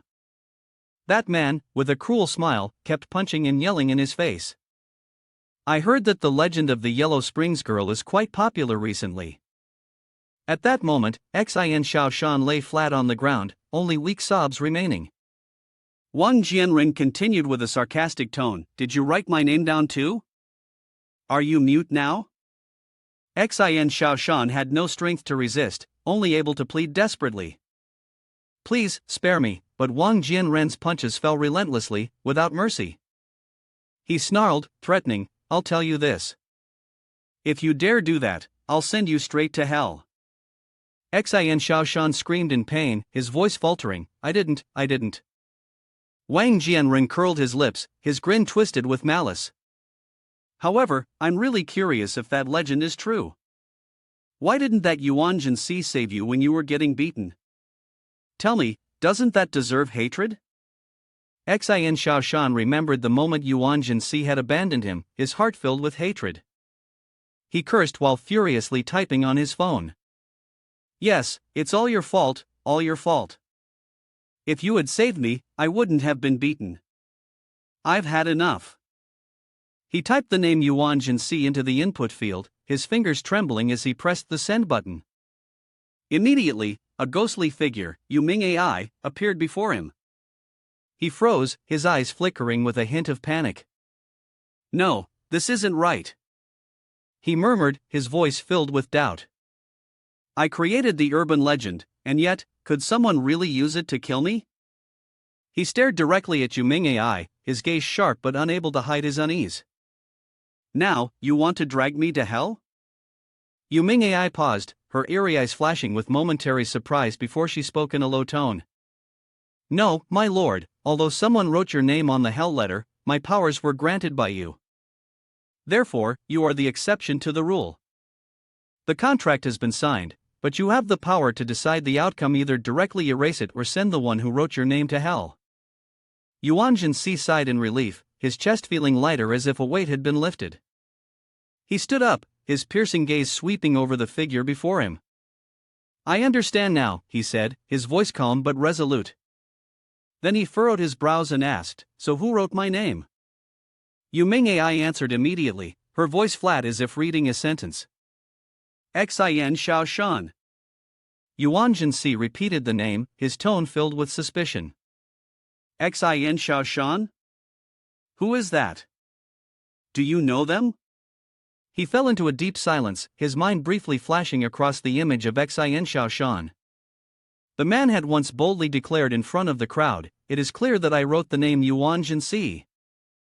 I saw the Yellow Springs girl, so why isn't he in hell? There must be something wrong with Yuan Si. Everyone must capture him." A smirk appeared on his lips, his eyes flashing with coldness. If he directly broke the pact, making him realize that he hadn't descended into hell, it might reveal his presence to the special team. He turned to Yuming AI, his voice low but firm, "Then let him go to hell, but I want to see him first." Yuming AI gave a slight nod, his tone respectful, "Understood, my lord." Immediately, Xin Xiao Shan's face appeared in the space. He startled awake, his eyes wide with panic, screaming, This is the Yellow Springs girl." Upon seeing the eerie figure before him, Xin Xiao Shan trembled, his voice shaking, No, this can't be right, can it? Shouldn't you be sending Yuan Si to hell? Why am I here? I clearly severed the red spider lily's petals." Yuan Si hadn't changed his attire, wearing a terrifying demon mask, slowly stepping forward. His voice was deep and cold, echoing as though from the underworld. "I am Xin Xiao Shan. Tell me, why did you write Yuan Si's name on the hell letter?" Xin Xiao Shan was startled, stepping back, tripping over his own feet, his mouth stammering. "Why ask me? I'm not ready to die yet." He was panicked, his eyes wild. "And what about Yuan Si? I understand now. Is he cursing me too?" He lost his balance and fell backward, just as a group of dark, sinister spirits clung to his body, pulling him into the darkness. Xin Xiao Shan screamed in terror. "What is this? Help! Help, please save me." Yuming AI stepped forward, his gaze sharp like a blade, his voice threatening as he answered the master's question. Yuan Si raised his hand, and streams of thick black air shot forward, crushing Xin Xiao Shan's chest, forcing his head downward. He cried out, his voice trembling. I'll tell you. He helped me once, but when I was bullied by Wang Jianren for the second time, he pretended not to see. If he hadn't ignored me, Wang Jianren wouldn't have beaten me, and locked me in that small, dark room." Yuan Si narrowed his eyes, his voice deep and cold yet sharp. Because of this, Xin Xiao Shan harbored resentment towards him. He stepped closer, his gaze seemingly piercing into Xin Xiao Shan's soul. Xin Xiao Shan, perhaps you don't know that Yellow Springs Girl was created by me, a weapon for someone like you, the victim, to fight against criminals. But you still refuse to use this weapon to confront the true culprits. Instead, you turn your resentment towards the one who helped you. Xin Xiao Shan was speechless, unable to utter a word, partly from fear, partly because what Yuan Si said was not wrong. He continued, his voice even but carrying the weight of a sentence. Those who bully you will get their retribution, but you will not escape punishment either. He raised his hand as a signal. Throw him into the river. Xin Shaoshan panicked, shouting desperately. Please, no, no. I know I was wrong, I was wrong. He thrashed hopelessly, feeling as though his life was about to end. But suddenly, his eyes snapped open, and he realized he was lying in Magic Boy's house, drenched in sweat as if he had just taken a bath. At the same time, in the dim light, Xingji held a red spider lily, her eyes focused on it. She spoke softly to Hong Yin. This flower, apart from its eerie coldness, the old man feels nothing else. You should try using your spiritual power to test it. Hong Yin nodded without hesitation, reaching out to touch the petal. Instantly, she screamed and quickly withdrew her hand. Hot, hot, hot. Xingji frowned, her voice thoughtful. I can be certain that only the sender can pluck this red spider lily petal. She shook her head, her gaze filled with disappointment. There's no valuable news. Let's start planning. Hong Yin blew on her hand, which had almost been burned, and smirked playfully. Why don't you try stealing a bit? Xingji took off her glasses, revealing a hand that was nothing but bone, glowing with an eerie, greenish light. I've already tried. She replied coldly, using this hand to steal the resentment from that student, but these glasses tell me that if I try to steal it forcibly, I'll be doomed. Hong Yin widened her eyes, her voice full of astonishment. What? Is that really you? Xingji didn't respond, simply turning away and walking off, her cold figure merging with the darkness. The plan had yet to officially begin, and he could consider leaving right now. Hong Yin fell into deep thought, but then grinned mischievously. Look at you, why can't you take a joke? Well, if that's the case, let's not waste any more time. Take him back to the special department for interrogation. The two of them stepped out of the room. Hong Yin casually dragged Magic Boy, still struggling, across the floor and out. In another place, Yuan Si silently followed the figures of the two people through the pages of the book. He was deep in thought, his eyes flickering with suspicion. I've always doubted whether there exists anything supernatural in this world. If there is, how powerful could they be? Could they directly confront or even kill a monster? He turned the pages one by one, his voice a soft murmur, as if questioning himself. Now, based on the observations from this notebook, one could even confirm one thing: those with such powers had established a supernatural organization called the Special Department. Their existence was to deal with monsters, and they had already begun their investigations. Beside him, Yu Ming AI whispered, Xiao Yan and Xiao AI are lucky that they haven't figured out a countermeasure yet. He nodded, his voice low. Continue to monitor them. Yu Ming AI tilted her head slightly, her gaze flashing with a mysterious gleam. Master, there is another mission. Yuan Si smirked, his eyes never leaving the surface of the water. I know. He replied, his tone flat but full of determination. You go ahead. In the interrogation room of the special department, a man was tightly handcuffed, his face twisted with hatred. He shouted hoarsely towards Hong Yin, the murderer. This murderer, the ones who killed. Hong Yin lazily yawned, indifferent, her gaze casually sweeping over him. Xingji, standing beside her, furrowed his brows, his voice thoughtful. A normal person has such a deep grudge against you. What did you do? Hong Yin rested her chin on her hand, speaking in a calm tone as though recounting an old story. Maybe it's because I killed his daughter? Xingji raised an eyebrow, not too surprised. Oh, that's a strange story. Hong Yin nodded, her gaze briefly distant. Well, this happened when I first joined the special unit. During a patrol, I noticed a faint, strange aura emanating from his daughter. You already know this, of course. Back then, I absolutely hated anything strange. As soon as I looked up, that strange thing noticed me. The girl was already dead, her body just being controlled by this odd presence. In the end, I killed her. She paused, her eyes growing cold. Before she died, she still uttered one word: found out. The man, hearing this, growled in fury, his eyes bloodshot. That's nonsense. You're lying. You're the murderer, you killed my daughter. Hong Yin shrugged, not denying it, her tone mocking. Yes, it's true, I killed her. She stepped closer, holding out her phone in front of him. The screen displayed a dark webpage. Now, I'm giving you the chance for revenge. This website is the letter to hell. As soon as you write my name here, I will be sent straight to hell. The man screamed loudly, his voice trembling with rage as he grabbed him. You are accomplices. Why don't you arrest him? Hongyin turned to the others in the room, her eyes sharp as knives. Everyone, step outside. Once the room was empty, Shi Xiaoyin stood outside the door, her eyes filled with worry as she looked at Qingji. Is it okay that we're not inside? Senior Hongyin. Qingji remained calm, her voice even but sharp. None of us can be in there. This step is the most confidential of the special team. Seeing that Shi Xiaoyin still seemed confused, she furrowed her brows and explained further. You probably don't know that the special team possesses a strange item called the death record. By simply preparing a photo, writing the person's full name, and their date of birth, you can cause that person to die. That's why, whether it's me or Hongyin, we usually use aliases. Our real names are the highest level of confidentiality, and except for the team leader, no one can access them. Neither you nor I have the right to know Hongyin's real name.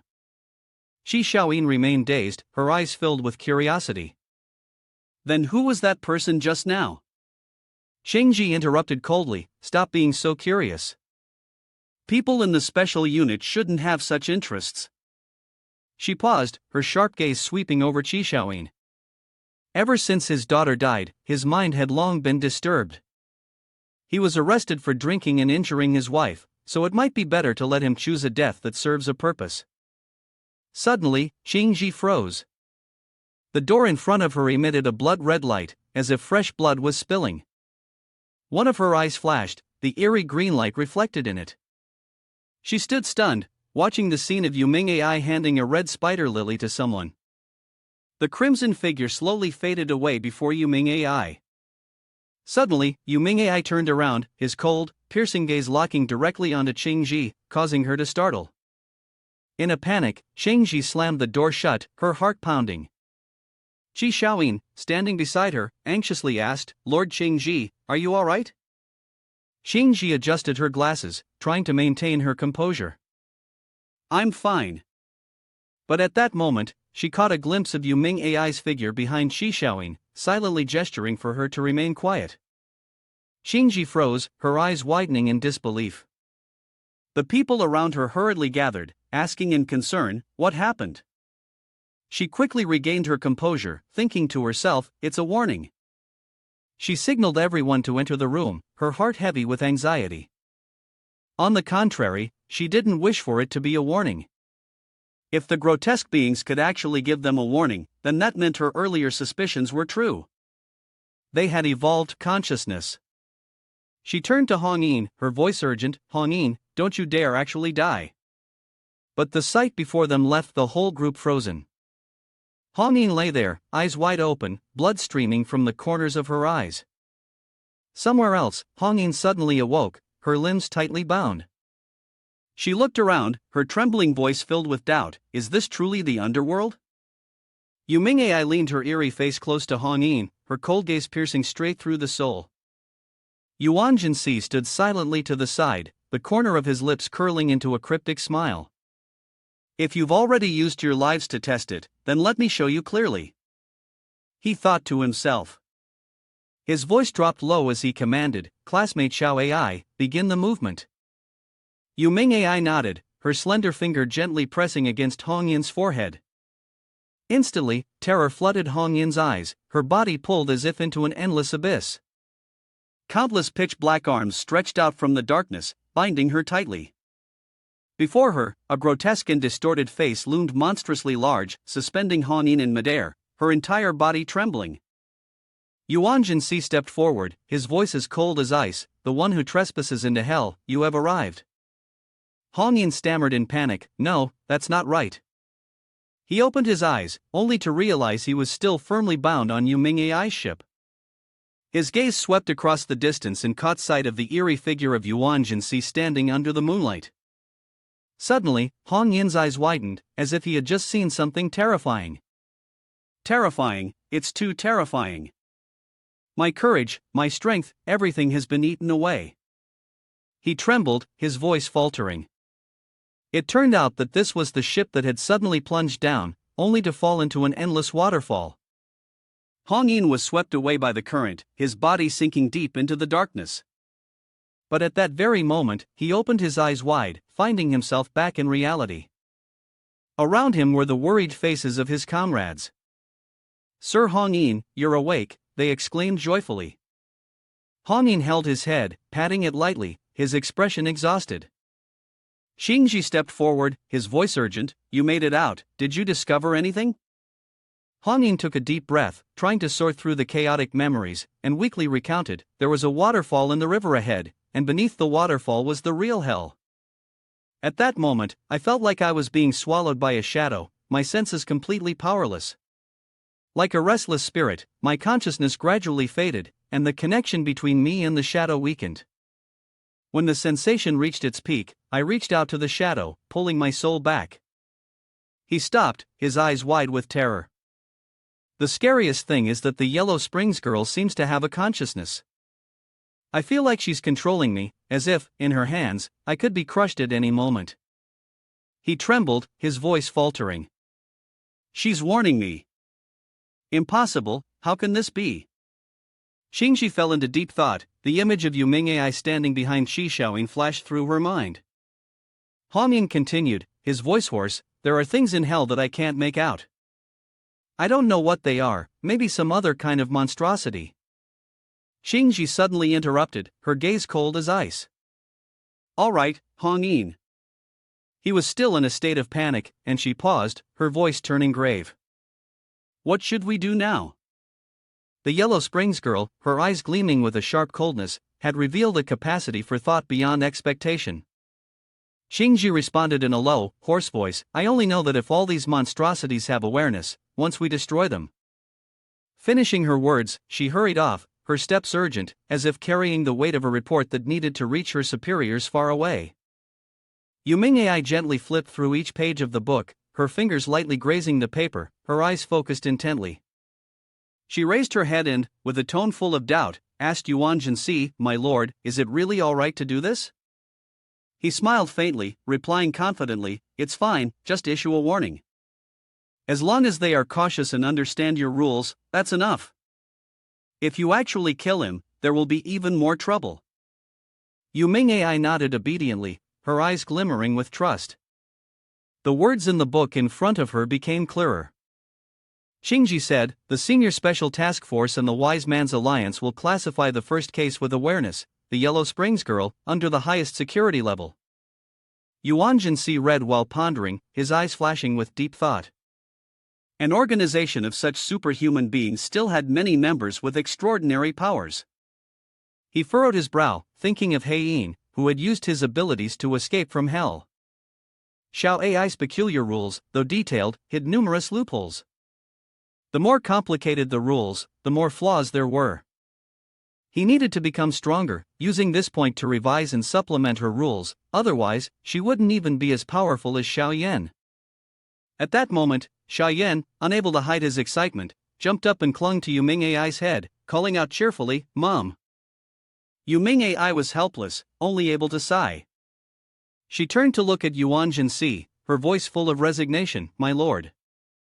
Yuan Si slightly curled her lips, her eyes sparkling with amusement. She turned to ask her classmate Xiao Ai, "Let me ask you something. If I don't retract my hand, do you think he could escape?" Yu Ming'ai shook her head, her tone firm, "He won't escape." Yuan Si furrowed her brows, her gaze filled with confusion. She continued, "But he isn't dead." Yu Ming'ai calmly explained, her tone certain, "No, I made a pact within my own rules. He is dead, his soul is in hell." Yuan Si paused, her eyes flashing with surprise. According to Xiao Ai's rules, as long as someone was dragged to hell and their soul imprisoned, that was considered death. No matter how Heiyin tried to return to reality, she would not pursue him any further. Unless, she thought secretly, the person in question had the ability to split their soul, possessed a death substitute artifact, or had reached a level of spiritual power that could fool Xiao Ai. Yu Ming Ai gently tugged at the hem of his sleeve, her expression a mixture of curiosity and confusion. She pointed at the book, her voice soft but full of doubt. Is this talking about me? Then she glanced at the murmuring lines. What does God mean in the special unit? On the third underground floor of the special unit, a figure of a man walks slowly down the quiet corridor, his briefcase gently swinging in rhythm with his steps. He stopped in front of a door, pushed it open lightly, and entered. In front of him was an old wooden table, on which lay an upside-down white cup, a thin red thread threading through it like a hidden vein. He approached, placing 2 sheets of paper symmetrically on either side of the cup. Suddenly, the cup flew up, hovering as if it were a strange omen. He grasped it and brought it close to his ear, his deep voice commanding, "Tell me, what will happen if the god devours the Yellow Springs girl?" The sound from the cup rang out cold and clear. The god's power will grow even stronger. He furrowed his brows, his gaze sharp and cold, continuing to ask, "Tell me, are there many, few, or extremely few sentient anomalies in this world?" The sound from the cup answered briefly, "Extremely few." After hearing this, he immediately activated the intercom, his voice firm. "The devouring plan, I cast my vote in favor." In the meeting room of the special unit, where the intellectuals of the 12 circles gathered, voices rose, each person with their own opinion. A deep voice spoke decisively, "The acquisition plan, I vote in favor." But immediately after that, a different voice, full of determination, opposed. "No, I still oppose this." A stubborn member of the men's intellectuals, with a resolute gaze, spoke up. "Perhaps we could negotiate with the Yellow Springs maiden. More importantly, we can no longer rely on the gods to solve the anomalies." However, Mr. Su, another member of men's intellectuals, curled his lips, his eyes showing a hint of mockery. "Even if you negotiate with the anomalies, do you think the other party will stop killing people?" He fell silent, his tone becoming cold as he began to list off. "The Yellow Springs Maiden's killing principles have always been in the hands of humans from the start to the end." He paused, his sharp gaze piercing, then continued. "Rule 1, only those filled with deep hatred can contact her. Rule 2, the time she appears is from midnight to 1 a.m. Rule 3, the contract is only officially completed when the person filled with hatred plucks a red spider lily petal that she gives. Rule 4, her powers are limited to the boundaries of Zhongcheng City." From these points, he slightly curled his lips, his tone carrying hidden meaning. "But I propose a hypothesis. If she can think, would she not be the one to hold the rules in her own hands?" Upon hearing this, Dianyi could not contain himself and slammed his hand on the table, his voice rising in anger. "Then I'll go speak to her." His outburst immediately drew cold, sharp glares from the members in the meeting room. Even Mr. Su stared at him, his gaze clearly radiating dissatisfaction. Dianyi was overwhelmed by those looks, momentarily panicking. He quickly softened his tone and stepped back, mumbling, "I am sorry, I lost my composure earlier." Mr. Su nodded slightly, his voice calm but stern. "Dianyi, I've always admired this trait of yours. The general staff needs people like you, but don't forget, our lives are interconnected as one." With that, he stood up and slowly walked towards Dianyi, who was clenching his teeth, trying to suppress himself. Mr. Su placed his hand on his shoulder, his words carrying the weight of a subtle threat. "We absolutely cannot allow an anomaly with consciousness to exist." Then, he turned and left, but not before glancing back, leaving behind a cryptic remark, "If even the gods can't destroy Yellow Springs girl in the end, I will support your method." As he watched Mr. Su's figure fade, Dianyi clenched his fist, his eyes burning with a fierce determination. In his heart, he silently vowed that this plan could not fail, for he held a grim belief. All those who had ever come into contact with the gods, whether as observers or anomalies, had died. No exceptions. The gods themselves were the most inexplicable anomaly of all. Yuan Si, with a confused look on his face, instinctively exclaimed, "Huh?" Li Zhongxing, standing beside him, wasn't any better, muttering to himself. Xiaobin Bin's eyes widened in disbelief. Yuan Si, his mind in turmoil, turned to ask with a puzzled expression, "What's going on?" It turned out that he was standing in the middle of the schoolyard, where everything seemed completely unrelated to the schemes and mysteries just revealed in the Yuling Club's activity room. The atmosphere suddenly grew chaotic. A crowd of students was pushing and shoving, eager to submit their membership applications.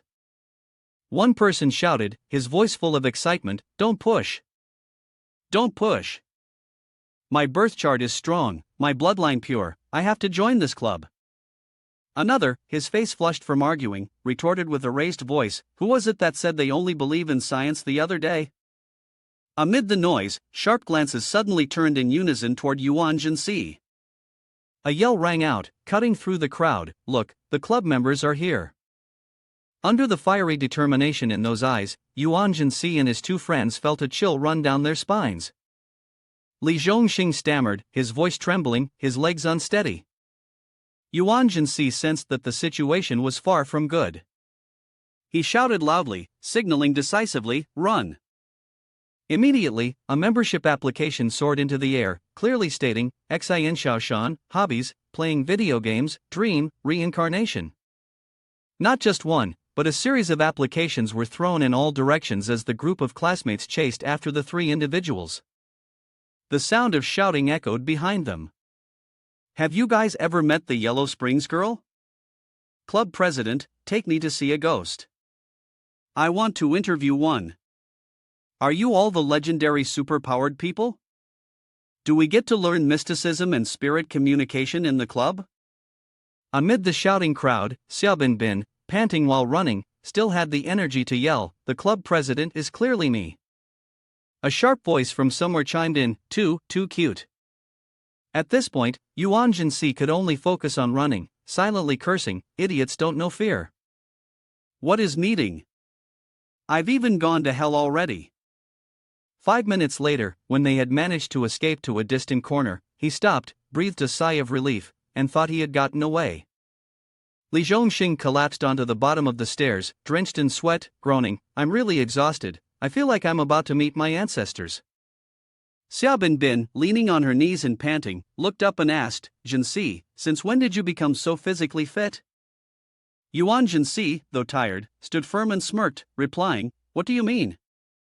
I'm also very tired. I suggest you all take some time to practice, once you get used to it, it'll be easier." While the three of them were still talking, from downstairs, a couple was chattering away. The girl's sweet voice coaxed, "Come to my place tonight and practice." A moment later, Xiaobin sprawled across the balcony railing, eyes teary as he sighed, "What are we going to do now? Since the forum was closed, everyone believes the Yellow Springs girl is real. Our club became so popular, and all I wanted was a quiet place to play games." Li Zhongxing sighed deeply, his voice full of frustration as he said, "Where is my place of happiness now?" Facing the hopelessness of his two friends, Yuan Si could only shake his head helplessly, thinking to himself, "These two really?" Suddenly, a girl stepped forward, her soft voice ringing out, "Hello, everyone." The girl was Xin Hui, her eyes shy but unable to hide her curiosity. Hesitantly, she spoke, "You guys are members of the Yuling Club, right? May I ask if my application to join has been approved?" Seeing that she seemed unfamiliar, Yuan Si furrowed his brows, his voice questioning, "Who is she?" Li Zhongxing's face suddenly turned bright red, his eyes sparkling with interest. He quickly spoke up, "I remember now." He hesitated, seemingly wanting to confirm that she was Xin Hui, "You were the one who applied earlier, and you have a close friend who also wants to join, right?" Xiaobin, unwilling to lose out, immediately jumped in, flashing a shy smile. "Xin Hui, yes, it's really Xin Hui." Caught off guard by the sudden situation, Xin Hui was left speechless and replied softly, It was her way of greeting in return. Then, regaining her composure, she continued, "As for my friend, she's very interested in urban legends, but hasn't written an application yet. Can we join together?" A sudden exclamation rang out, loudly and unexpectedly. It was unclear whether it came from Li Zhongxing or Xiaobin. "Of course you can." The next scene didn't need much description to be imagined.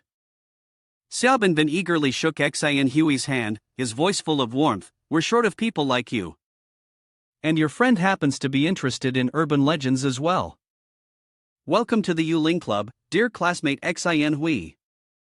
Li Zhongxing, not wanting to be outdone, chimed in. That's right, that's right.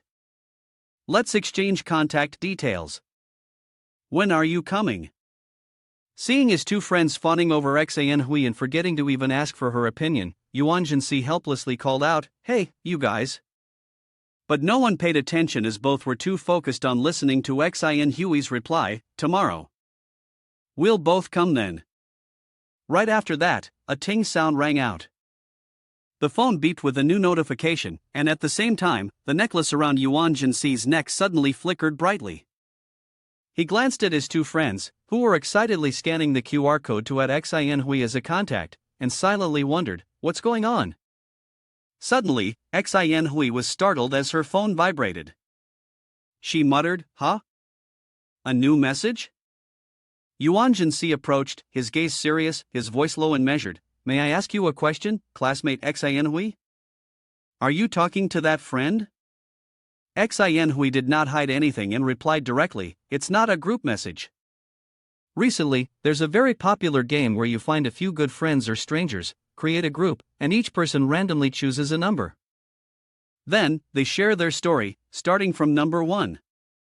It's a way to release emotions and relieve stress, without having to comfort anyone else, so a lot of people are playing it." As soon as she finished speaking, the atmosphere suddenly turned cold. Shadowy, blurry figures resembling human shapes seemed to dangle and hang in the corners. A single, ominous eye, dark and foreboding, hovered in midair, as if it were watching every word she spoke. The scene came to life, sending a chill down the spine. Just as she described, "We called it your turn now." Scene change, Yuan Si sat in deep thought on the sofa in the living room, his eyes lost in contemplation. He muttered to himself, and now his power had surpassed second-level spiritual energy, enough to sense things that were not human. Could it be that in Xin Hui's phone, there was also something? Before he could think further, Xiaoyan suddenly climbed onto his shoulder, her round eyes fixed on the book on his lap.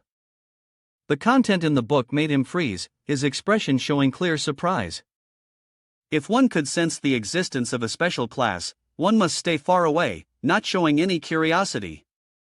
He furrowed his brow, a sense of unease flashing through him. "Stay away, don't be curious." Was this a warning to himself? Just then, Xiaoyan slid down his leg, her curious gaze turning toward the phone on the table, vibrating with a new notification. Yuan Si picked it up and quickly skimmed through the message. It turned out Xin Hui had just sent an invitation to the entire Yuling Guild to join the game she had introduced. Seeing her enthusiastic words, he couldn't help but sigh, thinking to himself, it seems like she really did deliberately reach out. While he was absorbed in reading the message, Xiaoyan silently crept up behind him and suddenly hugged him tightly, her voice sharp as she screamed, "Mom, I got scared." Yuan Si could only chuckle, softening his tone to comfort her. "Oh, it's you, Xiaoyan? Sorry, I'll play with you in a bit." Xiaoyan, with eyes full of pouting reproach, suddenly jumped into his arms, hugging him tightly while chattering nonstop. "Mom, Mom." Facing this mischievous child, Yuan Si could only sigh, his voice gentle as he tried to soothe her. "Xiaoyan, stop making a fuss." Suddenly, she covered his eyes with both hands, her voice sharp and sudden. He froze, confused. "Huh? Xiaoyan." At that moment, Xiaoyan clung to the side of the table, her tiny hands desperately trying to climb up. After a brief struggle, she gasped for breath and finally managed to get onto the tabletop. Shyly, she turned to him, her voice full of excitement. "Mom, look, look." Yuan Si furrowed his brow. Just a moment later, Xiaoyan suddenly stood up straight, bouncing up high on her tiny feet, proudly showcasing her complete form with arms and legs, just like a real child. Seeing this, Yuan Si's eyes widened in astonishment as he shouted, "Xiaoyan, you." He hurriedly scooped her up, lifting her high, his voice full of excitement, "You've evolved." Xiaoyan, equally joyful, shouted loudly, "Mom, Mom." While both of them were still reveling in Xiaoyan's transformation, in the Yuling Guild chat group, Xin Hui was enthusiastically urging everyone to join the game. It was now their turn, and a mysterious source of power seemed to have infiltrated Yuan Si's phone. When Xin Hui invited him to join, the image of a black crow with fiery red eyes suddenly flashed, accompanied by a resonating voice. "Jin Si." Meanwhile, the scene shifted to the outskirts of Jiangchang, in an abandoned factory. Li Zhongxing held a bouquet in one hand, his phone in the other, excitedly taking a selfie. Xia Binbin was equally thrilled, shouting, "This place is interesting, right?" Seeing his overly excited friends, Yuan Si furrowed his brows, his voice deepening as he reminded them, "There's no need to shout, I can hear you." He glanced at the map and realized the desolate area was eerily quiet. Annoyed, he muttered, "What kind of place is this? How long has this factory been abandoned?" Xia Binbin paid no attention to his question, grinning widely, "We're here now, and I remember this as the first event of our Yuling Club." At this moment, Li Zhongxing was only preoccupied with one thing: where were the two beauties? Faced with the confused expression of his teammates, he could only sigh inwardly, helplessly thinking, these two idiots couldn't even recognize the slightest strange sign.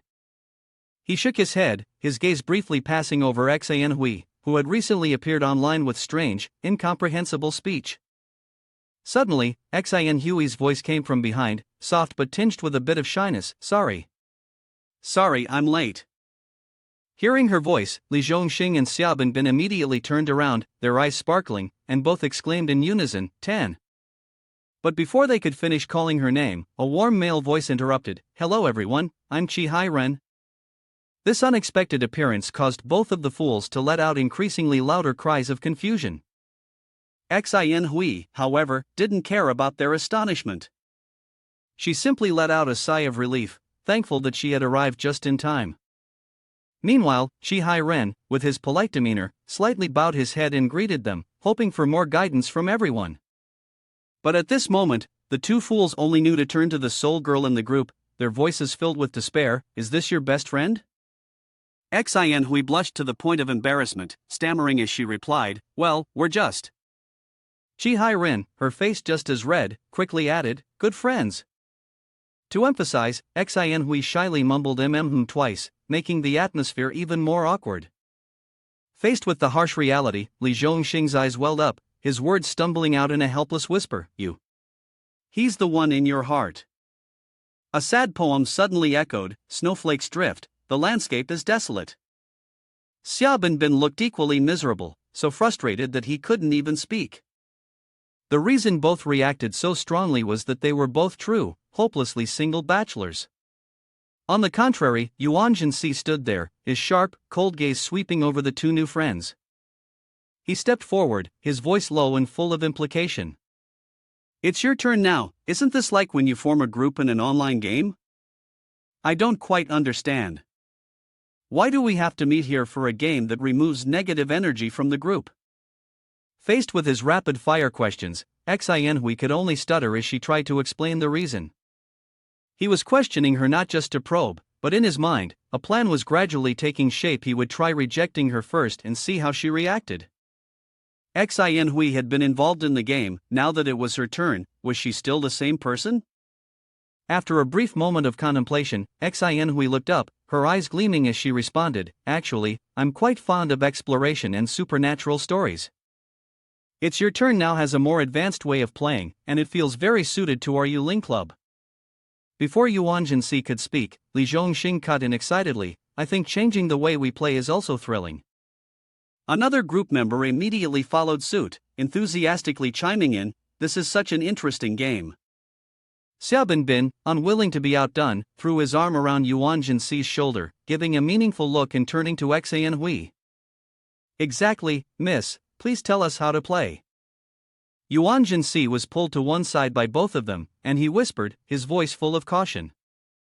"Be careful.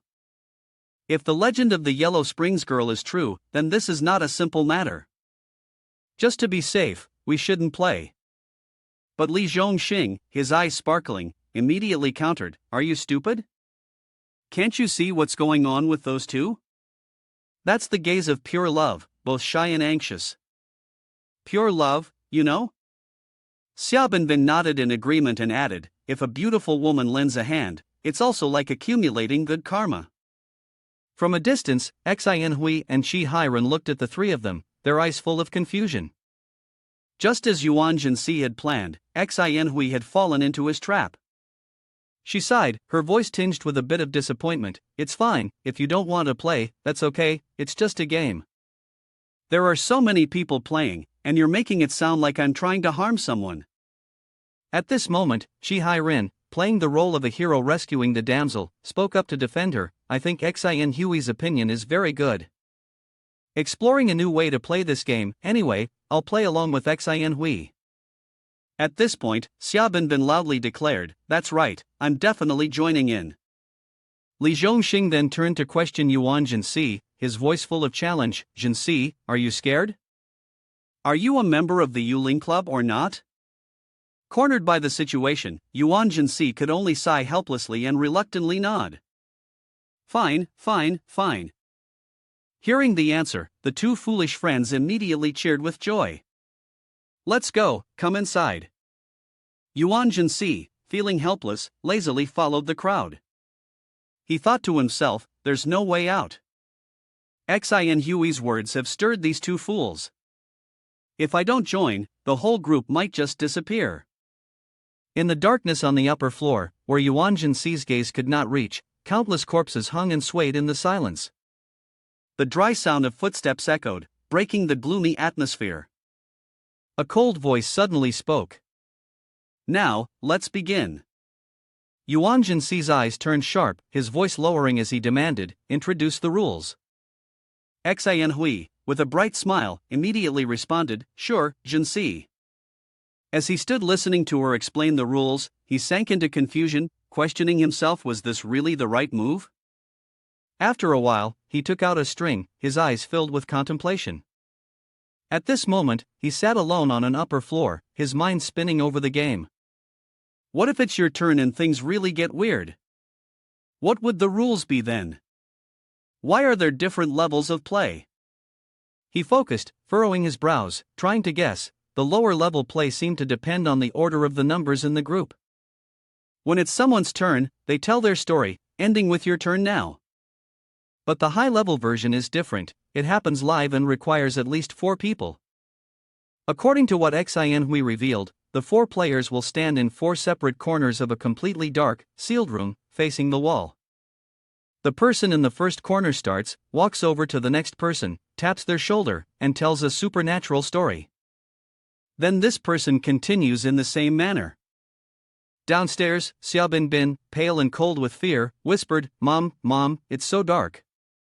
He raised his phone, the weak flashlight barely lighting the way, and stumbled up to the second floor, muttering to himself as he went, I'm on the second floor, but where is everyone? Meanwhile, Yuan Si's mind was still wandering about the game. No more than 4 people, each occupying a different floor. The person on the first floor starts, finds the person on the second floor, and tells a horror story. At this moment, Li Zhongxing, facing the wall, was completely unaware that a hand was silently reaching out from behind him.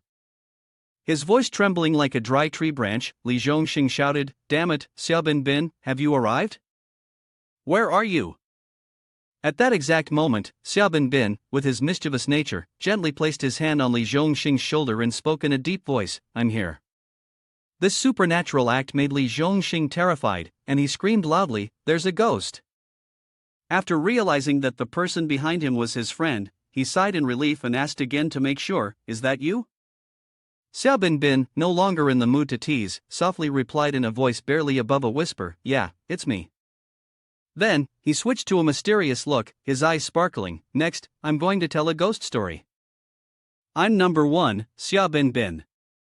I have 2 brothers, we eat and sleep together. One day, the eldest brother fell into the lake and drowned. That night, the second brother also passed away. No one knew why. In response, Li Zhongxing's voice trembled and hesitated, I don't know. Emboldened, Xia Binbin lunged forward, throwing a spooky glance at his friend, his voice low and menacing as he continued, The horrifying ending was that I couldn't sleep in the middle that night. I couldn't stand it, so I sliced the second brother in half, one half on the left, the other on the right, and then I got to sleep in the middle. Not stopping there, he burst into laughter, slapping Li Zhongxing's shoulder, teasing, You've never heard this one? Naturally timid, Li Zhongxing screamed in fear, his mind spiraling into absurd thoughts. After a while of playful laughter, Xiaobinbin pushed his shoulder, his voice firm. I'm done telling the story. He pointed to the dimly lit staircase and read aloud the mandatory phrase, it's your turn now.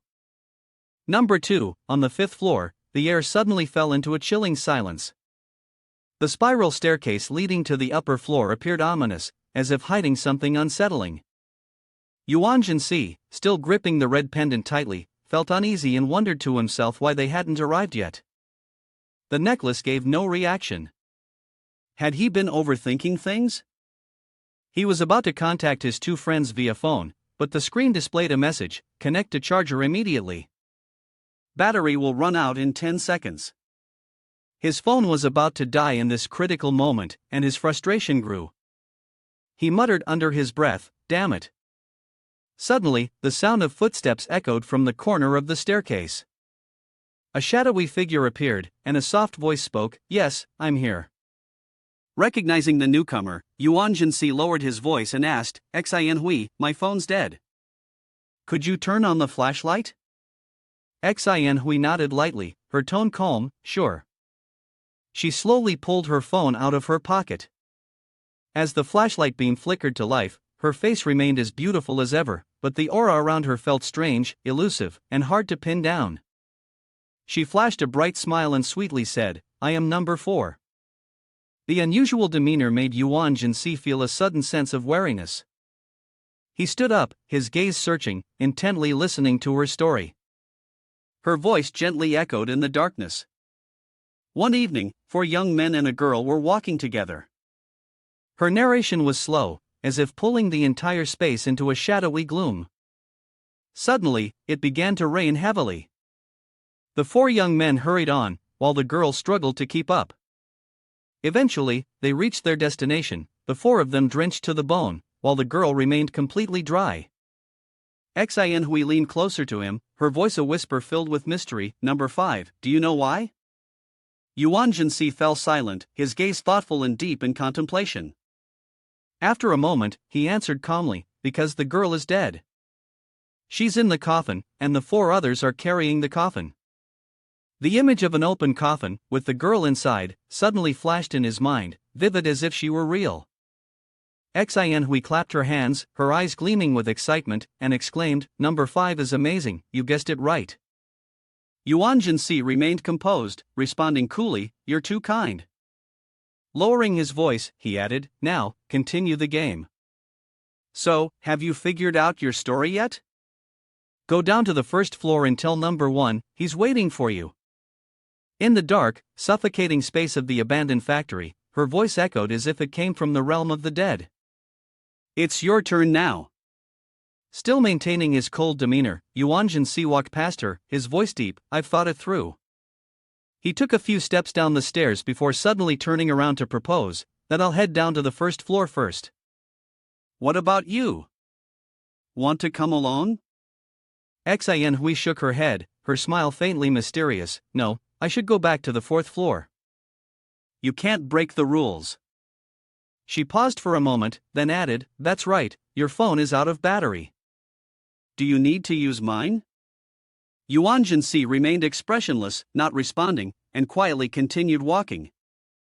As he turned his back, his voice remained indifferent, no need. You can use yours.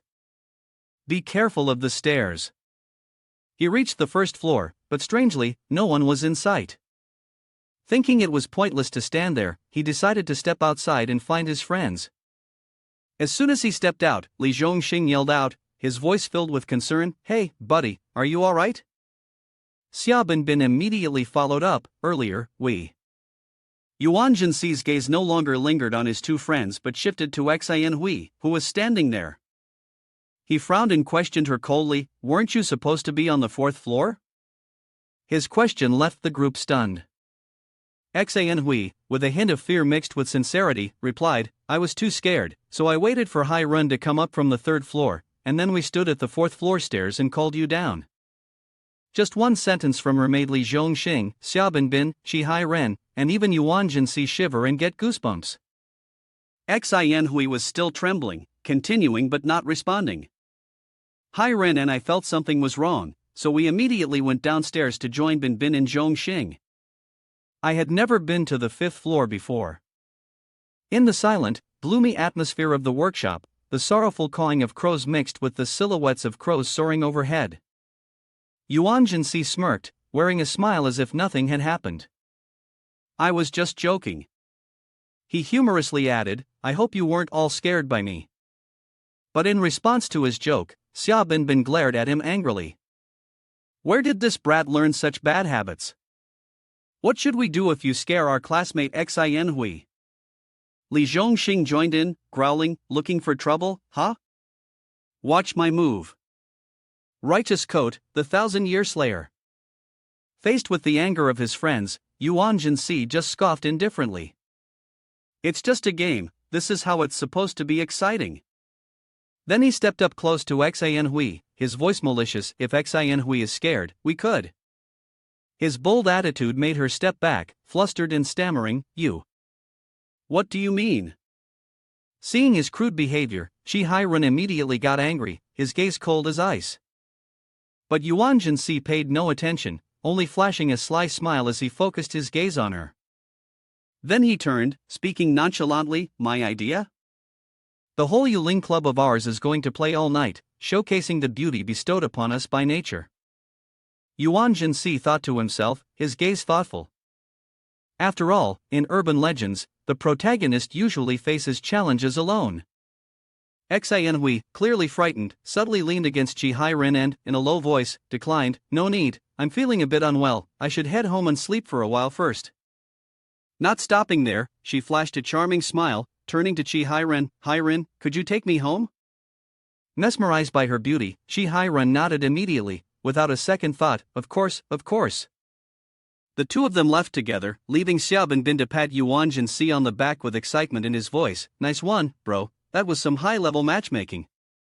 Li Zhongxing wasn't about to be outdone, waving his hand as he called out, Alright, goodbye you two, we'll catch up tomorrow. The sky outside gradually dimmed, and the air turned cold. Xia Binbin threw his arm over Yuan Si's shoulder and eagerly asked, So, what do you say? Should we go play all night? Li Zhongxing laughed loudly, chiming in, Sure, why not? If I don't hit 10 chickens tomorrow, I'll cosplay as a chicken and run 10 laps around the field. But in response to the lively laughter, there was the chilling silence of Yuan Si. He sank into deep thought, his mind replaying the image of the girl who looked exactly like Xin Hui on the 5th floor. What's wrong?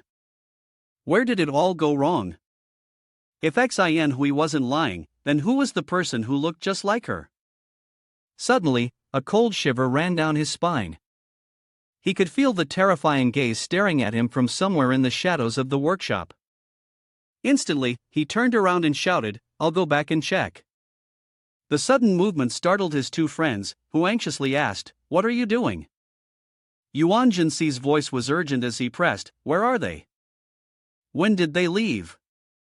One of them, still confused, asked, who are you talking about?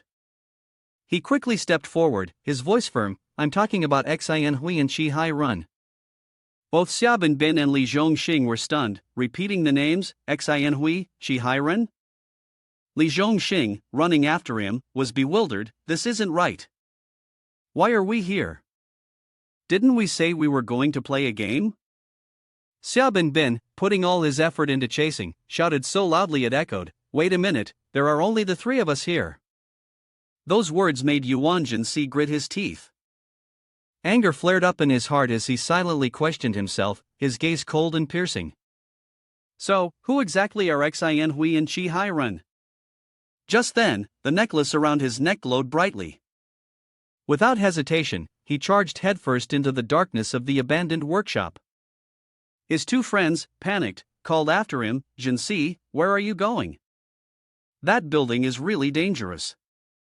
Don't go, it's too dangerous. Meanwhile, in a different place at the special department, a deep voice echoed, Report. This time, consider it a repayment of a favor. You helped me investigate Yellow Springs girl, and I've found out who sent the photo. The person held up a photo, a strange red glint appearing in the crack of his eye. His voice was certain this was a photo he had taken. The other person, startled, exclaimed, as expected of Miss Honin. Holding the photo, Hong Yin's gaze was sharp as she asked coldly, "Right, has the higher-up decided on how to deal with Yellow Springs girl?" Xingji responded in a detached tone, "I haven't received any orders yet."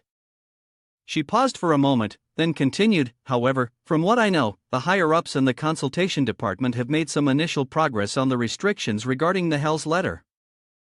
I feel like a countermeasure will be in place soon.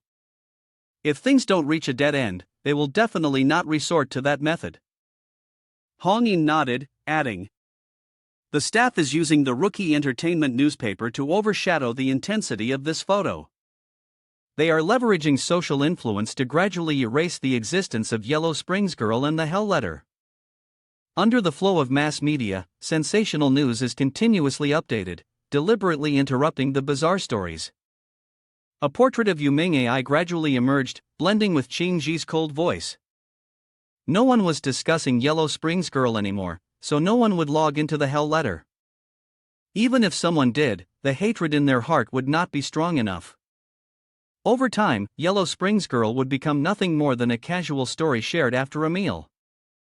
Upon hearing this, Hong Yin frowned slightly, her voice laced with curiosity, "But won't the death of someone still attract attention?" Xingji calmly responded, "As long as enough explosive news is released, using the media's love for sensationalism, as long as the tragedy doesn't occur too close to home, who will care that the world has lost one more person today?" Her expression grew serious, her gaze sharp. "That's not something we need to worry about, the higher-ups and the staff will handle it." Then she smiled with interest, pulling out handcuffs with a decisive tone, "Let's go. Let's arrest the person spreading this photo." She held up the sealed photo, her gaze through the small opening now incapable of causing any further disturbance. Hong Yin had nothing left to say and had no choice but to follow, but he couldn't help himself, his eyes fixed on the photo, his skin crawling with disgust. He muttered, "So gross, the taste is too heavy," as his large eyes glared at the image, blood vessels visible, sticky with red threads. Late at night, in a house on the outskirts of Zhangchang, a cold voice rang out, clearly enunciating each word. "Tianji, 35 years old, unemployed, is that you?" Xingji sat firmly in a chair, holding the photo, his tone indifferent. "These two photos, you took them." In response, a rough coughing sound came from Tianji. Hong Yin, standing beside him, awkwardly explained, "Sorry, I forgot to remove the gag." "Who told you to run and scream as soon as you saw us?" Seeing Hong Yin's lack of seriousness, Xingji's voice turned stern, "Stop joking." Hong Yin immediately stopped, hurriedly removing the gag from Tianji's mouth. The intern from the theater, trembling in fear, stuttered, I took them, but I only took these two photos, I really didn't do anything else." Suddenly, Hong Yin gently grabbed his hair and yanked it hard. A painful cry echoed, accompanied by the sound of hair fluttering in the wind. With one hand gripping Tianji's neck, Hong Yin's other hand probed his body, threatening, "Now, tell me everything about why you took these photos. If not..." Tianji was so scared that he turned pale, nearly fainting, but quickly explained, I'll tell you, it was me who took the photo from Xiaomei's house." Hearing the unfamiliar name, Hong Yin immediately asked, "Who is Xiaomei?" Tianji trembled, not daring to tell the truth, hesitating, She's a friend?" "No, that's not important. At that time, I was visiting her house as a guest, and we were chatting quite happily." But what he actually meant was the scene where he and that girl were playing, swinging with each other, while the camera accidentally recorded everything. The girl, excited, with a playful, seductive tone, "You're annoying." Tianji clearly enjoyed it, laughing as he asked, "Wasn't I amazing?" After a while of fun arrangement, he continued, his voice slightly trembling, "But when I wanted to use the bathroom, I suddenly felt something strange coming from the wall in her room." He paused, his gaze lost, as if reliving the memory. "I remember the wardrobe door was slightly open, and out of curiosity, I decided to open it." When his hand touched the wardrobe door and pulled it open forcefully, a terrifying scream erupted. "What the hell is this?" What appeared in the wardrobe was the corpse of a child, its unusually large eyes, and a head covered in grotesque lumps. Recalling the scene, Tianji trembled, his voice faltering. "I saw a deformed child. 2 hours ago, at the abandoned workshop, Yuan Si touched the pendant, his eyes tense. He raised his hand and spoke in a low voice, "Classmate Xiao Ai, come out here." But no one appeared. He furrowed his brow, calling out again, his voice anxious, "Classmate Xiao Ai," still no response. The silence confused him, stirring a sense of unease within. What's going on? Suddenly, a fresh trail of red blood appeared on the ground. From the darkness, an invisible gaze fixated on him. The sensation sent chills down Yuan Si's spine, his heart racing. He spun around, staring into the pitch-black void. Struggling to maintain his composure, he shouted, "Who's in that dark space?" No answer came. The oppressive silence only deepened his wariness. Then, from another corner, a figure slowly stepped forward, muttering faintly, "I just want to die." The sudden appearance caught him off guard.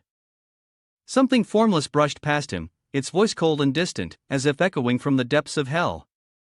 Some people really want to die. The voice sliced into his mind like a blade, making Yuan Si clutch his head in agony, murmuring, "What is this sound?" He collapsed, his breath ragged, crying out in sheer torment. The memories within him shattered into pieces. After a while, he was gasping for breath, in a dazed state, wondering why he was here. Outside the abandoned workshop, the two friends were still standing there, confused. One of them spoke, his voice filled with questions, "Where is this place?" Li Zhongxing and Xiaobin seemed to be under the influence of something, their minds manipulated, appearing lost with blank stares. They muttered to themselves, their voices filled with confusion, "That's right, how did we end up here? Did I just call someone's name?" Outside, the rain poured relentlessly, with no sign of stopping. The sound of urgent knocking echoed through the house, followed by a sharp voice, "Who's there?"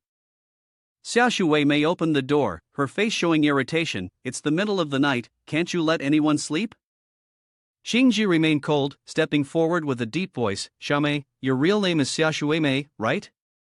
Beside her, a man with a haggard face and forced composure spoke, "Long time no see." Hongyin stood next to him, smiling brightly, but with sharp eyes. Xia Shuimei suddenly noticed the nameplate on Xingji's chest, which clearly read Special Unit. Realizing they were government personnel, she didn't dare stop them and allowed Xingji to enter, though she still tried to ask, "Why are you two from Tanmin coming here in the middle of the night? It's been so long since I've had any contact."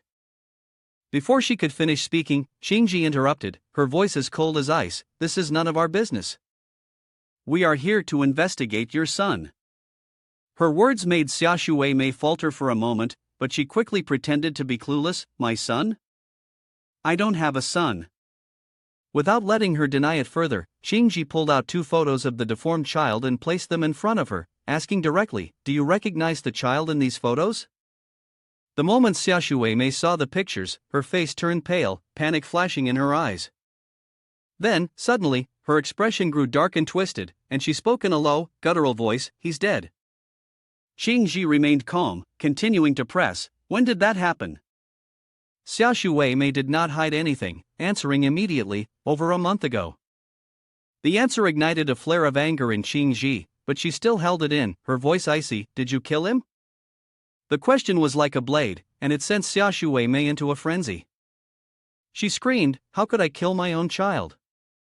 When I came home, he was already dead." She showed no remorse, even justifying herself by saying there were guests coming over and she couldn't let them be scared. "I didn't do it on purpose, I just wanted to survive." Xingji didn't want to hear any more of her lies. She cut her off, her voice sharp as a knife, "Where is the boy?" Outside the city of Zhangchang, a crowd gathered around a freshly dug hole, and a tense voice rang out, "It's been dug up. This is it." All eyes turned to the hole, where a tiny, decaying hand was emerging from the ground. Xia Shuimei was escorted by two police officers, crying out in anguish, "Mom!" The forensic officer stepped forward to conduct a preliminary examination of the body. His voice was solemn, "The body is male, around 5 years old, heavily decomposed, mostly just bones left. This matches the suspect's testimony." One of the police officers, unable to bear the sight, lamented, "That's too much. The child was so young." Hongyin, her eyes filled with sorrow, turned to Qingji and asked, "Do you think she really regrets it?" After all, she herself said she wanted to raise the child. Xingji replied coldly, her voice like ice, regret? How could she? She recalled the image of the child in the photo and revealed the harsh truth. You didn't notice the detail in the photo, did you? The child didn't die from hunger because she was careless. Honin was stunned, her voice rising in shock. What? Xingji glanced toward the police car holding Xia Shuimei, her voice firm. I showed her the image of the eyeball. I doubt she'll survive the days to come.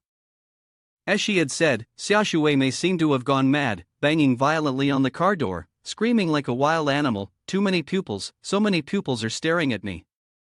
Seeing two officers preparing to approach for an inspection, Xingji spoke up, her tone filled with implication, warning them, I'm afraid this person is trying to use a mental illness defense to reduce her sentence. Don't let her get her way. The officers replied in unison, clearly understanding. Honin, seeing the situation was under control, let out a light sigh of relief. This could be considered karma. It seemed she had guessed correctly. This child had suffered long-term abuse, had turned into a freak, and now killed those who had committed domestic violence. He eagerly added, another time, I'll get old Kang to publicly release these photos so that those unworthy of being parents are exposed. But Xingji interrupted, her voice firm, no, return now, seal the photos away. Make sure the child's bones are handled properly, and complete the task of limiting the eyes in the gap. At the same time, at the abandoned workshop, a warning sign stood silently in front. The figure of someone slowly ascended the stairs. Yuan Si trudged forward with heavy steps, muttering, I really want to die, really want to die. His hand tightly gripped a red necklace, his eyes blank, devoid of any light. Suddenly, Yuan Si's gaze flickered with a spark of clarity, as though he had just awakened from a deep stupor. He turned his head in panic, his heart pounding wildly, a strange feeling rising in his chest, his hand gripping tightly and trembling. He punched the invisible air in front of him, growling at himself, this is wild abnormality, I must escape. Without hesitation, he rushed forward, hurriedly raising the pendant and shouting loudly, Xiao Ai, Xiao Yan. His mind was in chaos, wondering what had really happened. Why had he been drawn here? It felt as though he had lost his mind. He shouldn't have gone with Xiaobin Bin. Suddenly, his phone vibrated. Even though he didn't pick up, a cold voice echoed from it, who are you? The moment the words finished, the space around him seemed to freeze, causing him to shudder involuntarily. Damn it, he couldn't move. His body shook in waves as he struggled against the invisible restraint. Gritting his teeth, he muttered to himself, is this abnormality really that powerful? After a long struggle, he finally broke free, stumbling away in panic. But from behind, a dark shadow silently followed, so close it sent chills down his spine. With each step it took, bloodstains in the shape of handprints appeared on the floor. The phone rang again, and the strange voice spoke, number 5. Yuan Si, where are you going? At this point, he had no choice but to turn back and face it, shouting, who are you? You're not human. The shadow slowly replied, why have you forgotten me? I'm number 4, Xin Hui. As soon as the words were spoken, the shadow appeared right behind Yuan Si.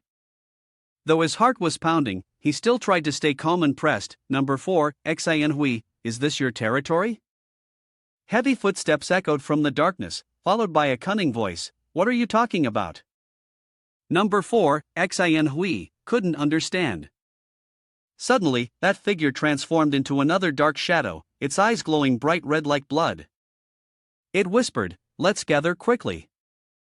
At that instant, the sign for the 3rd floor was torn apart, revealing the terrifying truth. This was the 5th floor. The horrifying revelation left Yuan Si speechless. When he realized he was standing in a cold room surrounded by countless coffins, his gaze fixed on 3 open coffins. Inside were Qi Hairen, Xiaobin Bin, and Li Zhongxing. A strange voice suddenly echoed, cold as if from the realm of the dead, we've been waiting for you. The scene abruptly shifted. Xiaobin Bin, lying motionless in the coffin, suddenly opened his empty eyes. Not only him, but Li Zhongxing and Qi Hairen also slowly sat up. The 3 people turned their backs to him, but their heads twisted 180 degrees, their lifeless eyes locking onto Yuan Si. Panicked, he screamed, "Xiaobin bin, Li Zhongxing, why are you here? Wake up!" A terrifying premonition flashed through his mind. No, it can't be. Have they suddenly? A strange feeling washed over him, and his eyes became vacant again. He could only utter one strange word as his mind sank into a terrifying red. Faint images flickered before him, making him doubt himself.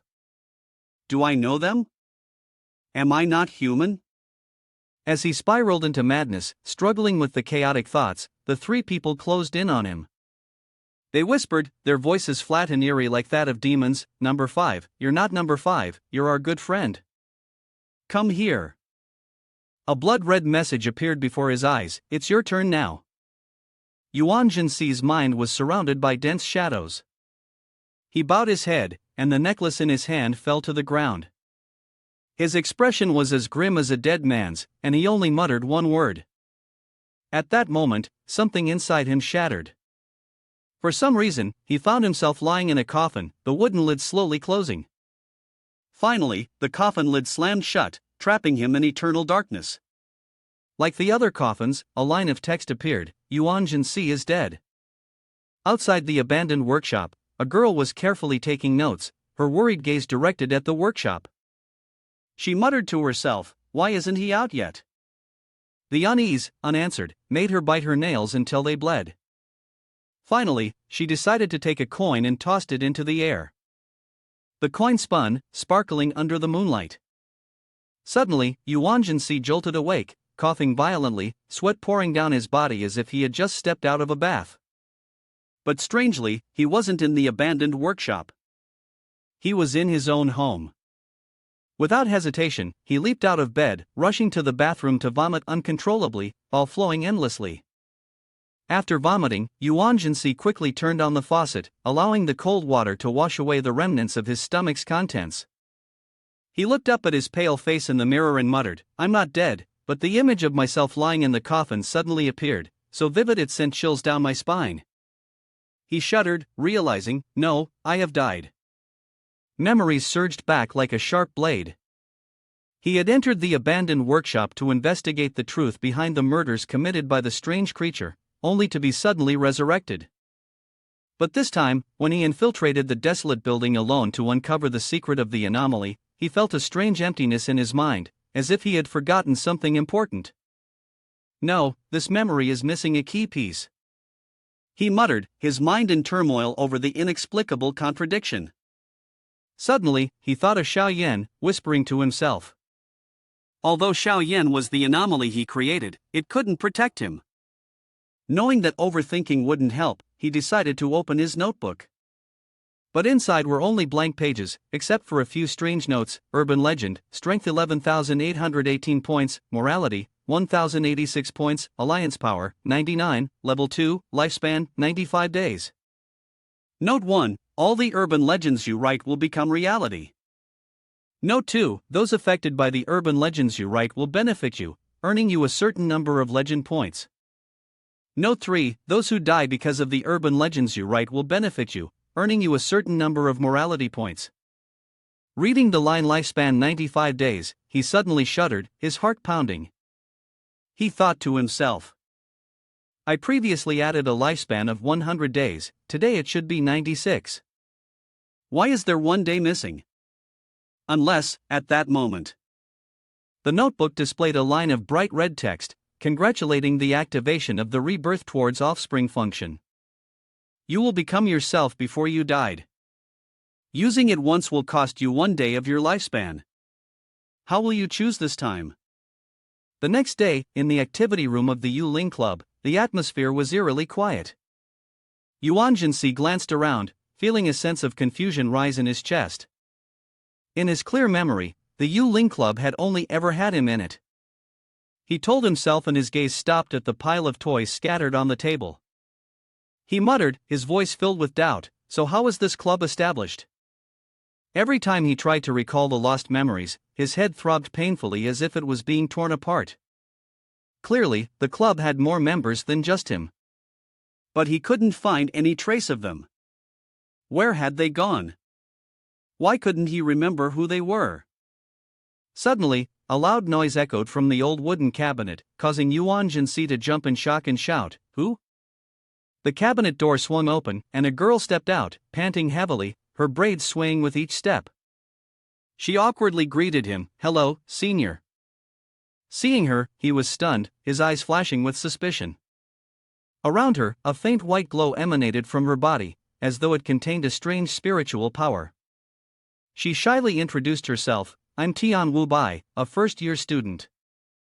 I'm very interested in supernatural things, so I want to join the club." After observing her for a moment, Yuan Si furrowed his brows, thinking to himself, she also has spiritual power. He coldly replied, "I'm the only one in the club, it's about to disband, so joining would be pointless. Also, how long have you been hiding there? What's your purpose?" Pressed by his questions, the girl panicked and quickly tried to explain, I beg you, let me explain." She tremblingly pulled out a diary, shouting in explanation, "The Yuling Club has other members. After everyone went to the abandoned building on the outskirts of town, they all disappeared." Her words struck him like a bolt of lightning, snapping him to attention. He hurriedly flipped through the diary, reading each scrawled line. "On the morning of October 18th, 2020, I went to the abandoned building with senior Yuan Si. The people who went with him seemed to be members of the Yuling Club, Xiaobin Bin, Li Zhongxing, and there was also a beautiful girl and a boy. Ah, I think the girl's name was Xin Hui. Were they planning something dangerous? It can't be, can it? The prophecy told me the Yuling Club is very safe. They went in, but my instincts tell me I shouldn't leave here. Strange. It's dark already, why haven't they come out yet? It's too dangerous, I can only try." Upon reading this, Yuan Si's eyes widened, turning red with astonishment. In his gaze, it seemed as though a blurry image was reflected the photo he had taken with Xiaobin Bin, Li Zhongxing, Qi Hairen, and Xin Hui. Memories suddenly flooded back, sharp as a blade. He whispered, "I remember now."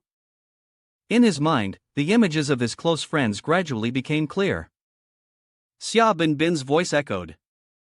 Li Zhongxing laughed loudly, "Yuan Si, you deserter, where did you run off to?"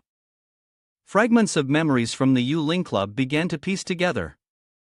He recalled Xin Hui's greeting, "Hello, Jin Si. I'm really glad to meet you." And the smile of Qi Hairen, "Nice to meet you." Xin Hui, the girl who had been affected by the strange phenomenon, along with her childhood friend Qi Hairen, became vivid in his mind. "We're just ordinary friends," Xin Hui had once said. These memories made him realize a painful truth: they had all been manipulated by the anomaly. Without hesitation, Yuan Si quickly flipped through the pages of his journal. Tian Wu Bai rushed forward in a panic, trying to stop him. "Senior, don't look." She shyly snatched the diary from his hand, her voice barely audible as she explained, avoiding his gaze, "Sorry, there are some things in my diary that aren't meant for others to see, but I assure you I have no ill intentions. I just sincerely want to join the Yuling Club." Her words caused him to pause, briefly lost in thought, silently wondering, can I trust her? Although he still had doubts, he pulled a registration form from his pocket and handed it to her, coldly instructing, "Fill it out." He also handed her the key to the activity room. "By the way, I'm assigning you a task. Represent the club for recruitment." He finished succinctly, "That's all for today's activities." Upon hearing this, Tian Wu Bai's face lit up with joy, her eyes sparkling. She clutched the form tightly, exclaiming, "Yes, thank you, senior." Then she bowed at a 90-degree angle, her gesture so formal it left him speechless. With nothing more to do, she smiled brightly and said, "I'll go ahead. Bye-bye." Her joy made her hum a little tune as she skipped away, her steps full of charm. As he watched her figure disappear from view, Yuan Si fell into a moment of contemplation, a flicker of doubt in his eyes. Tian Wu Bai's spiritual energy was only at the first level, still in the awakening phase. What was her real goal? But he quickly dismissed the thought, reminding himself not to waste any more time on it. Suddenly, his expression turned serious. Carrying a cold, murderous aura, he summoned his notebook and, with a deep voice, declared, "The most important thing is that it's your turn now, and you must pay the price." Outside the school, the sky remained unusually clear and beautiful. A soft voice echoed from the empty hallway, "I know that the Yuling Club of this school is the safest place in Jiangcheng City, which is why I crossed so many places to get here." Tian Wu Bai walked slowly, whispering to herself, simply to join the Yuling Club and strive to survive in peace. Deep in her heart, she burned with determination. President Yuan Si of the Yuling Club was her guarantee of safety, a conviction that burned intensely within her. Tian Wu Bai made up her mind to complete the mission entrusted to her by Yuan Si, to find two well-mannered members to prevent the Yuling Club from being disbanded by the school. She took off her glasses, her eyes gleaming with resolve. Every step she took, every word she uttered, was filled with strong will. This world was too dangerous, she had to stay by Yuan Si's side. If possible, she would strive to become his girlfriend, observe him to see if he met her standards, and eventually, become his wife. At the same time, Yuan Si's notebook displayed the following data. Legendary points, 1,148. Good-evil points, 1,086. Spiritual power, plus 99. Level, 2. Lifespan, 94. He frowned and muttered, "That's strange, after a whole day, neither the legendary points nor the good and evil stats have increased. Is it a bug? And what exactly happened to Xiao Yan in Xiao AI?" Realizing that overthinking wouldn't help, he decided to click on the spiritual power section, telling himself, "I can't worry about everything right now. I need to focus on increasing my spiritual power." He thought to himself, even though choosing to increase lifespan could grant immortality, in this world full of strange creatures, that kind of immortality seemed laughable. Suddenly, his spiritual power reached a total of 100 points, leaping from level 2 to level 3. His eyes turned a fiery red, and the flames within burned more and more intensely. In his heart, rising alongside his unyielding will, he wanted to become stronger.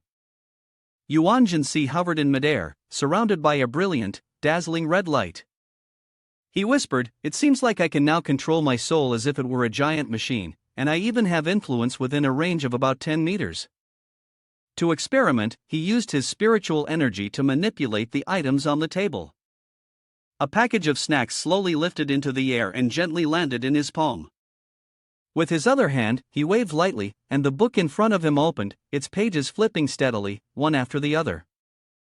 Looking at the package in his hand, he muttered to himself, "Currently, with my level B spiritual energy, sharper than the second rank, I have the ability to use my soul to control objects, but only within a 10-meter range. Within this distance, weaker creatures can only obey my commands." Suddenly, the system's voice echoed coldly, "Unlock the ability to use the power rules of all the anomalies you create, with no limit on usage frequency. Each second of use consumes 100 legendary points."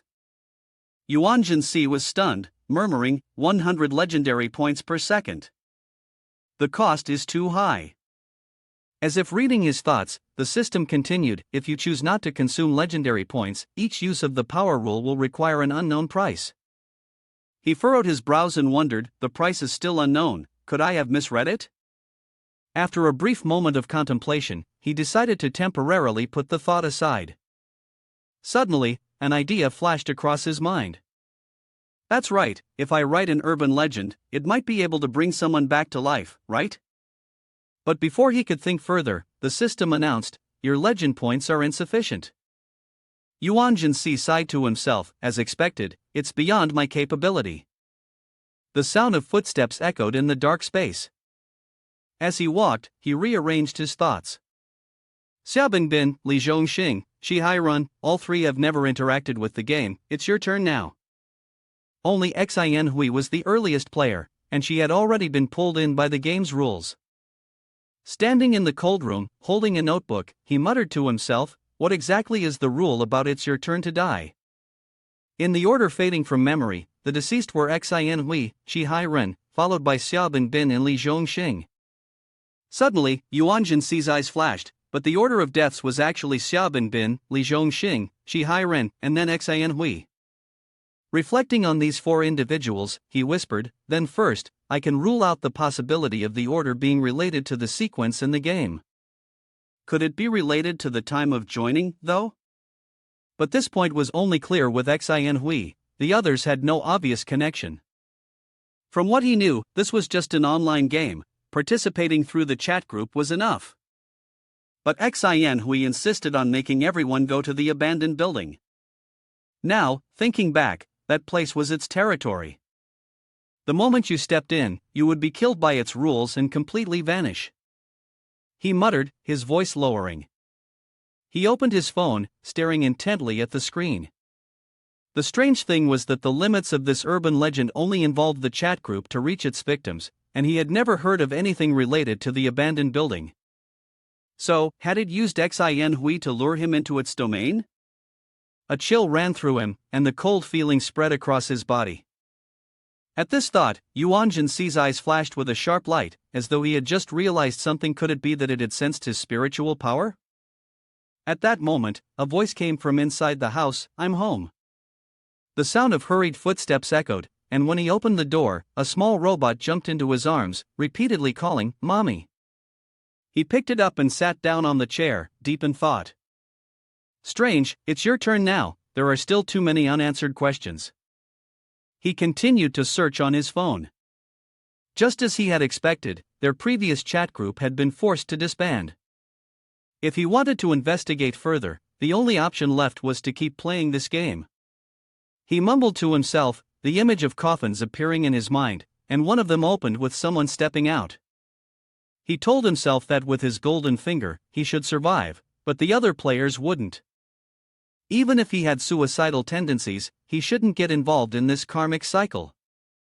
Suddenly, the robot snatched the phone from his hand. He shouted, Hey, Xiaoyan. It slammed the phone onto the seat, making a loud sound. His eyes lit up, and the corner of his mouth curled into a smile. Or perhaps he could give it a try. Out of nowhere, a voice rang out from the space filled with a strange red hue. Xiao AI, are you there? A pair of legs appeared, with ankles adorned in strange tattoos. A girl in ragged clothes stepped out, bowing her head respectfully. Sir, is there any instruction? A hand grasped her wrist, making her eyes flash with surprise. A low voice spoke, Come with me. Where they arrived was the outskirts of Jiangcheng City. Yuan Si stood frozen, shocked, exclaiming, How is this possible? The abandoned building that had stood there earlier had vanished without a trace. In its place was only a flat piece of land, with distant, faint mountain peaks in the horizon. He screamed, The building is gone. How? Frowning, he muttered to himself, Could it be that from the beginning, when it was your turn, you distorted my memory?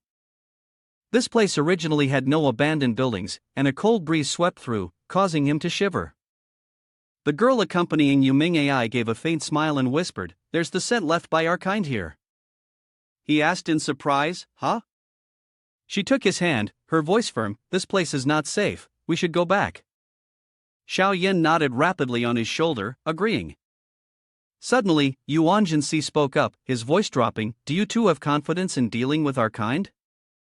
A moment later, the two returned to the apartment. The atmosphere was heavy, eerily silent.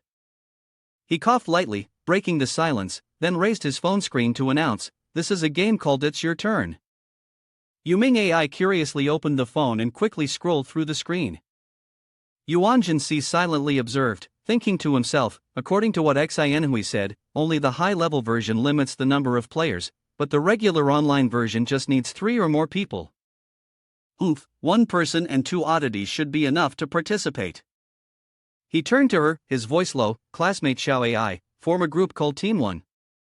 Then, add me and Xiaoyan. Xiaoyan is number 2, I'm number 3. You two just need to copy the story I've prepared.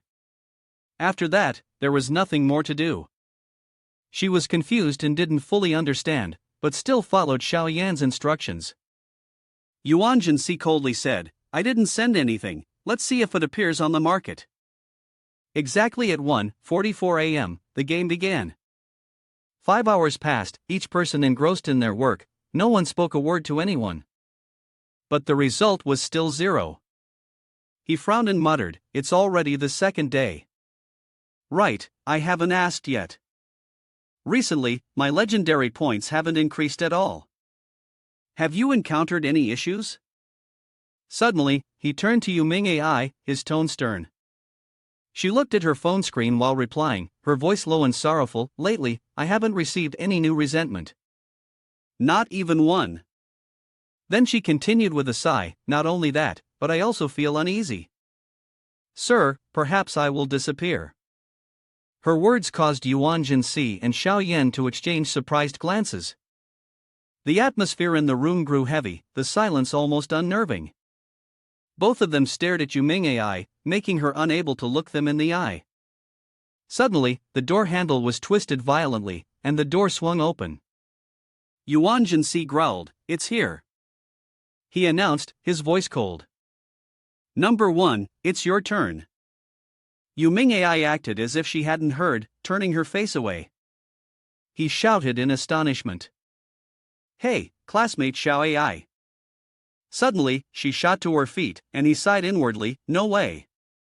Her eyes blazed crimson, the room drowning in a strange, eerie red. He shuddered, thinking, could this be a battle between two abominations? The crimson light spread, merging with streams of black energy surging into Yuming AI's body. Red and black entwined, and from her eyes flowed drops of bright scarlet blood. She spoke. "Sir." He fell silent, listening intently. Yuming AI closed her eyes, gripping a small bell tightly. She continued, her voice trembling. "I'm a little stronger than it, but within the rules of its killing game, when the bell rings, the sound cuts through space with an icy sharpness." Yuming AI closed her eyes, her voice quivering. "I have no way to defeat it. If Master could tell me its name, I could drag it down to hell." Suddenly, a blazing red eye lit up in the darkness. She went on, her tone weakening. "Otherwise, there will be no difference between me and it. That was dangerous just now." Hearing this, Yuan Si suddenly came to his senses, realizing. So that's it. Classmate Xiao AI is just a bit stronger than her turn allowed, but because she joined this game, she was bound by its rules, making their strength equal. He and Xiaoyan exchanged glances, both thinking that the two strange beings could no longer influence each other. "Now, it was your turn. What would you do next?" His red eyes flashed, contemplating whether to retreat or continue fighting. Suddenly, Xiaoyan trembled, and a cold voice echoed, "Number 2, it's your turn." Xiaoyan jumped, his small body shaking. Yuan Si looked at him, silently thinking, it's okay, with Xiaoyan's strength, he can at least hold his own. At worst, I'll just be resurrected again. Suddenly, an invisible force yanked Xiaoyan into the air. He screamed, his hands tightly clutching a black cord, pulling it sharply with pain. Xiaoyan howled in agony. His actions seemed to enrage his opponent, and he immediately received a powerful blow. Xiaoyan's eyes welled up with tears, but it was this very thing that ignited his fierce fighting spirit. Behind him, thousands of eyes appeared, moving ceaselessly. Evil hands reached out, grabbing the black cords and pulling them forcefully. From the red eye across from him, two sharp fangs emerged, snapping wide open and biting down hard on the trembling hands. Yuan Si widened his eyes, astonished, and thought to himself, Xiaoyan is stronger than I thought. Xiaoyan sat, rubbing his stomach, looking as though he had just had his fill. He silently thought to himself, before he had been worried about the legendary points not increasing, thinking they were being restricted, but now it seemed that didn't affect its power at all. However, a trace of worry still passed through his mind. Xiaoyan swallowed, feeling uneasy. Could there be some change? For instance, the merging of two rules. He mumbled, his voice dropping. Just as the name suggested, this was a game where the price was death. Finally, the system notification echoed in his mind, successfully absorbed the wild aberration, it's your turn now. The cold system notification rang out, all achievements of this urban legend will be accumulated for you. Beginning to calculate legendary points and good evil points. Yuan Si flipped through the notebook, 1 page, then 2 pages, totaling 18 pages. He murmured, "This monster relies on erasing players' memories, unnoticed by gods or ghosts, causing countless deaths." Suddenly, a notification appeared, received 180,000 legendary points and 17,000 good evil points. Unlocking abilities, it's your turn now, you may spend legendary points to use. Out of the blue, a voice rang out from outside the door, "Hello, is anyone there?" When there was no reply, the person persisted, "I just heard a sound here." Yuan Si frowned. It was already 2:00 a.m. How could anyone be knocking at the door now? He slowly walked towards the door, spoke up, "Who are you?" A trace of doubt crossed his mind. Could it be your turn now, with some trick like the one at the abandoned building before? But if it hadn't been subdued yet, the notebook wouldn't contain this much information. Through the small hole in the door, he saw a man smiling and saying, "I'm Xiao Song, just moved in. We'll be neighbors from now on. Sorry, I was planning to ask tomorrow morning, but I heard some noise over here just now, and I was worried you might need help, so I came to check." The words left him stunned. New neighbor. Yuan Si opened the door and calmly replied, "No. What's the matter?" "There are a few snakes in the house, I'm catching them." The man awkwardly laughed, as it turned out to be nothing. Then, as if remembering something, he continued, "By the way, these are local specialties from my hometown, I hope you don't mind." He smiled with squinted eyes and handed over a bag. Looking at the bag, Yuan Si thought to himself that it was all fresh and good local produce, probably no problem. Though he didn't want to accept it, he still thought to himself that this was a way of connecting, and he could just buy fruit in return later. He took the bag and said, "Thank you." Xiao Song replied, I won't bother you anymore. Goodbye." As soon as he finished speaking, Yuan Si quickly closed the door, stepped into the room, and placed the bag on the table. Yu Mingai and Xiao Yan curiously opened the bag to see. Yuan Si yawned, muttering, "I'm sleepy, I'm going to sleep now." "Do you two want to eat?" Both of them simultaneously showed a puzzled expression. Neither of them seemed interested in eating. He shrugged, "Leave it then." At the same time, at the police station, Qingji held a file, speaking in a serious tone, "The higher-ups have issued an order, the case of the abandoned newborn who died can be closed. Here is the file, the rest will be handled by the special team. We're leaving now." Xia Cheng nodded. "All right, I understand. Thank you." Qingji turned to leave, but unexpectedly, he called out, "Please wait a moment." She stopped, her eyes wide in surprise. Chief of Police Xia Qing rested his hand on his chin, his voice tense, "I have something I'd like to ask the special team."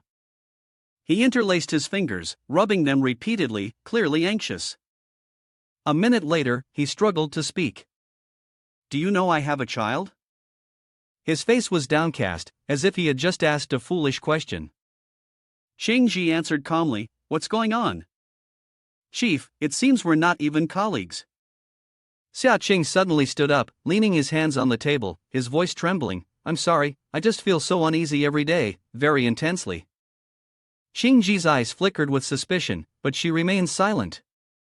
Xia Qing trembled as he continued, "My wife and I clearly don't have any children, but why is there a room in the house for a boy?"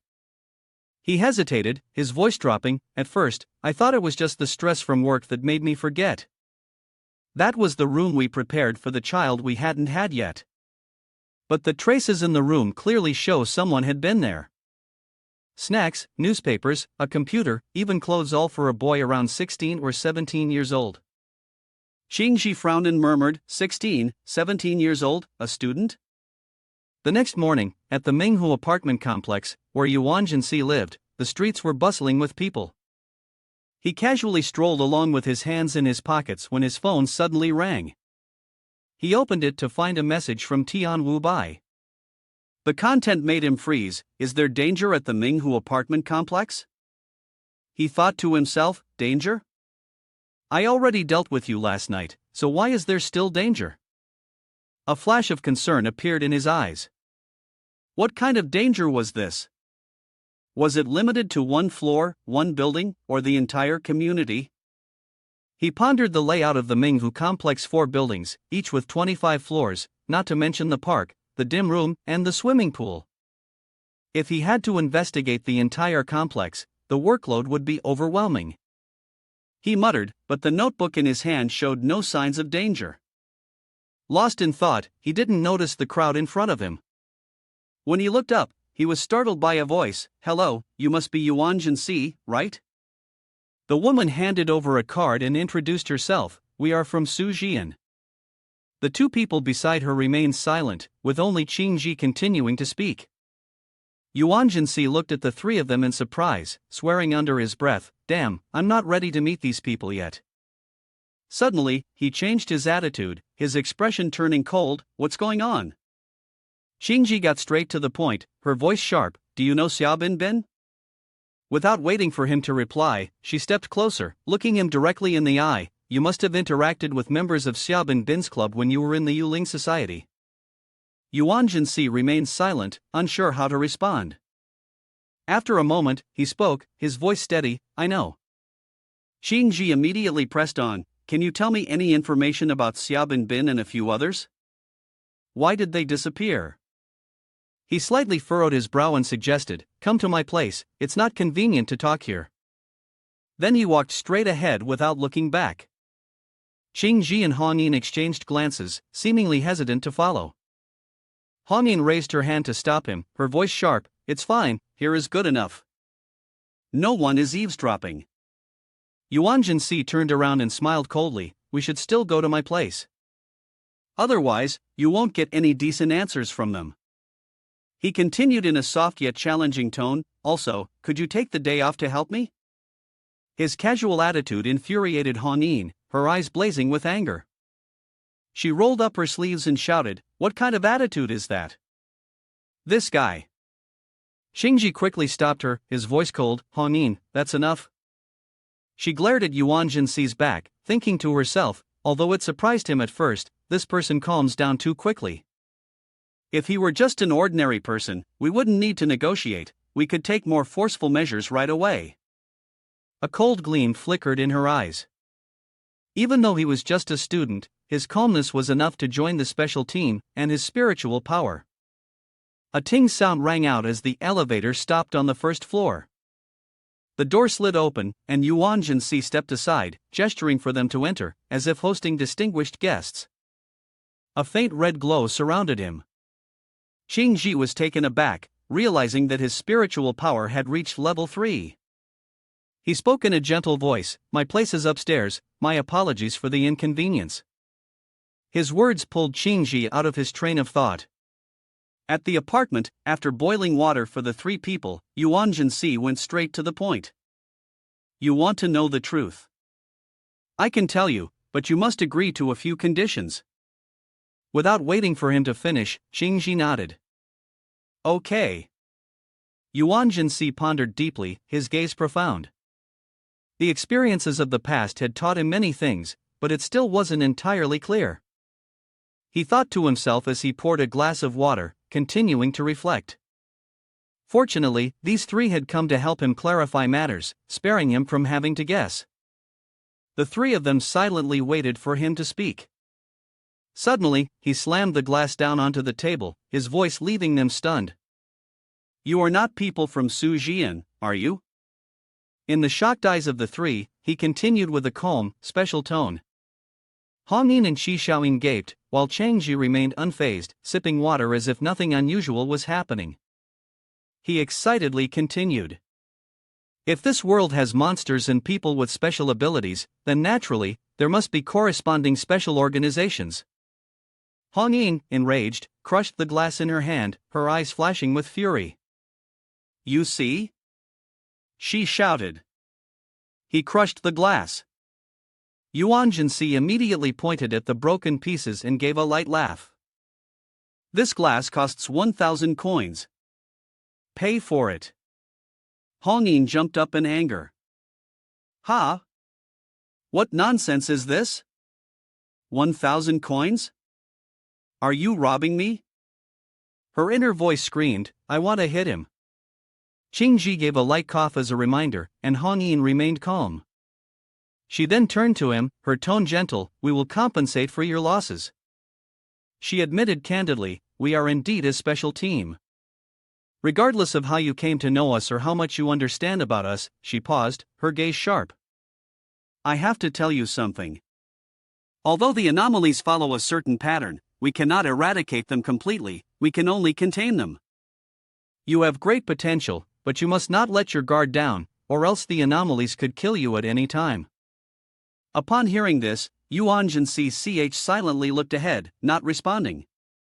Unable to endure the suffocating silence, Xingji spoke up, "All right, go ahead. Earlier, you and your friend saw an eyeball, right?" Yuan Si stared directly into her eyes, his voice cold. "What eyeball?" "I participated in a game, figured out the rules, and survived." Xingji, surprised, pressed, "Oh, a game? What kind of game? What are its rules?" He responded, his tone challenging, "Answer my question first. There are still many things I don't understand.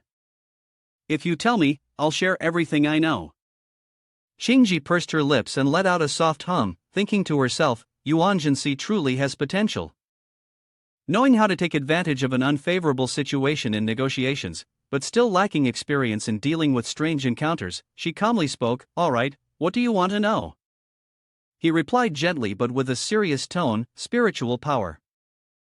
I want to know what kind of abilities will emerge after reaching level 3 of spiritual power, and what the next stage will bring."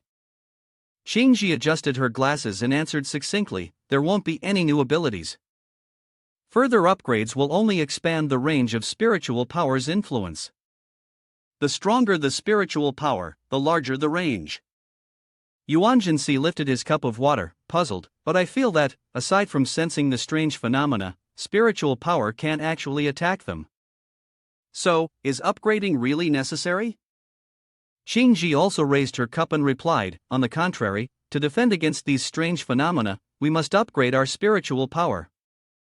This is directly tied to our survival." Both of them simultaneously took a sip from their cups.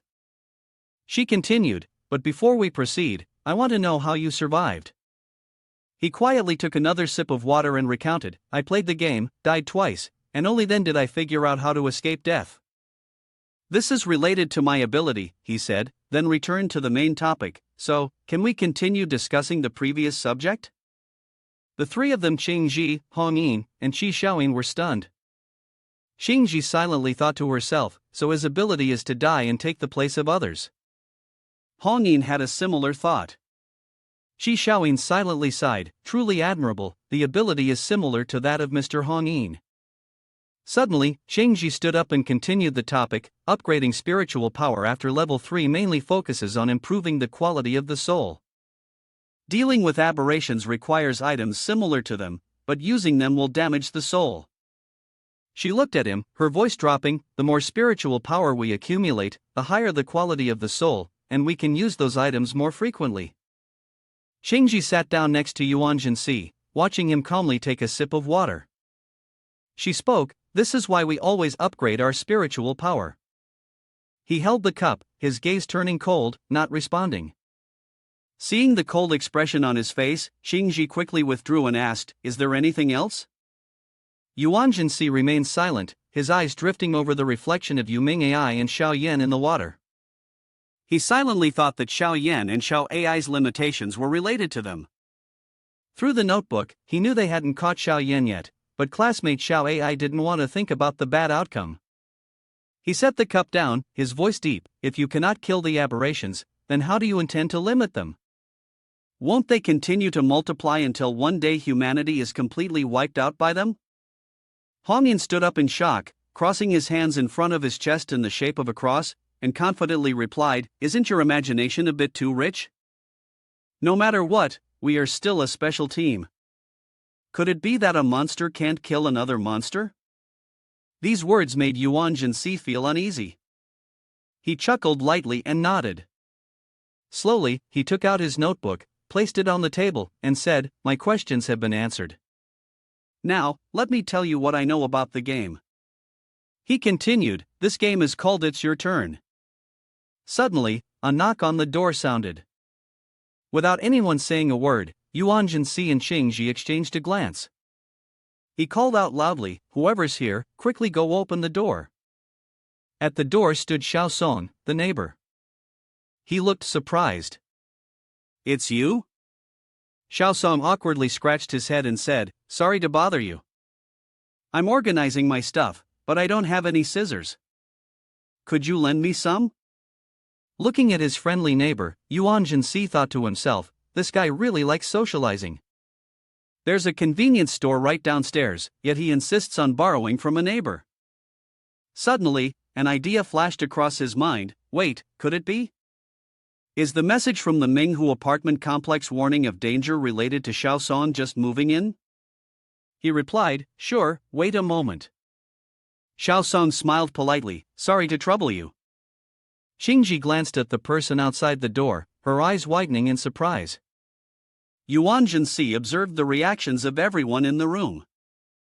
His gaze momentarily froze. He walked over to take the scissors, silently thinking that the special task force hadn't noticed anything unusual about Xiao Song. Holding the scissors, he mumbled, "Maybe I'm overthinking this." Yuan Si handed the scissors to Xiao Song with a gentle tone, "You don't need to return them right away." Xiao Song smiled as he took them, "All right, thank you." A thought flashed through his mind, perhaps he was stronger than everyone here. He definitely needed to investigate thoroughly. Closing the door behind him, he turned and looked at the three people in the room, offering a smile. "Sorry to keep you waiting." He moved forward to explain, "The new neighbor has been quite friendly."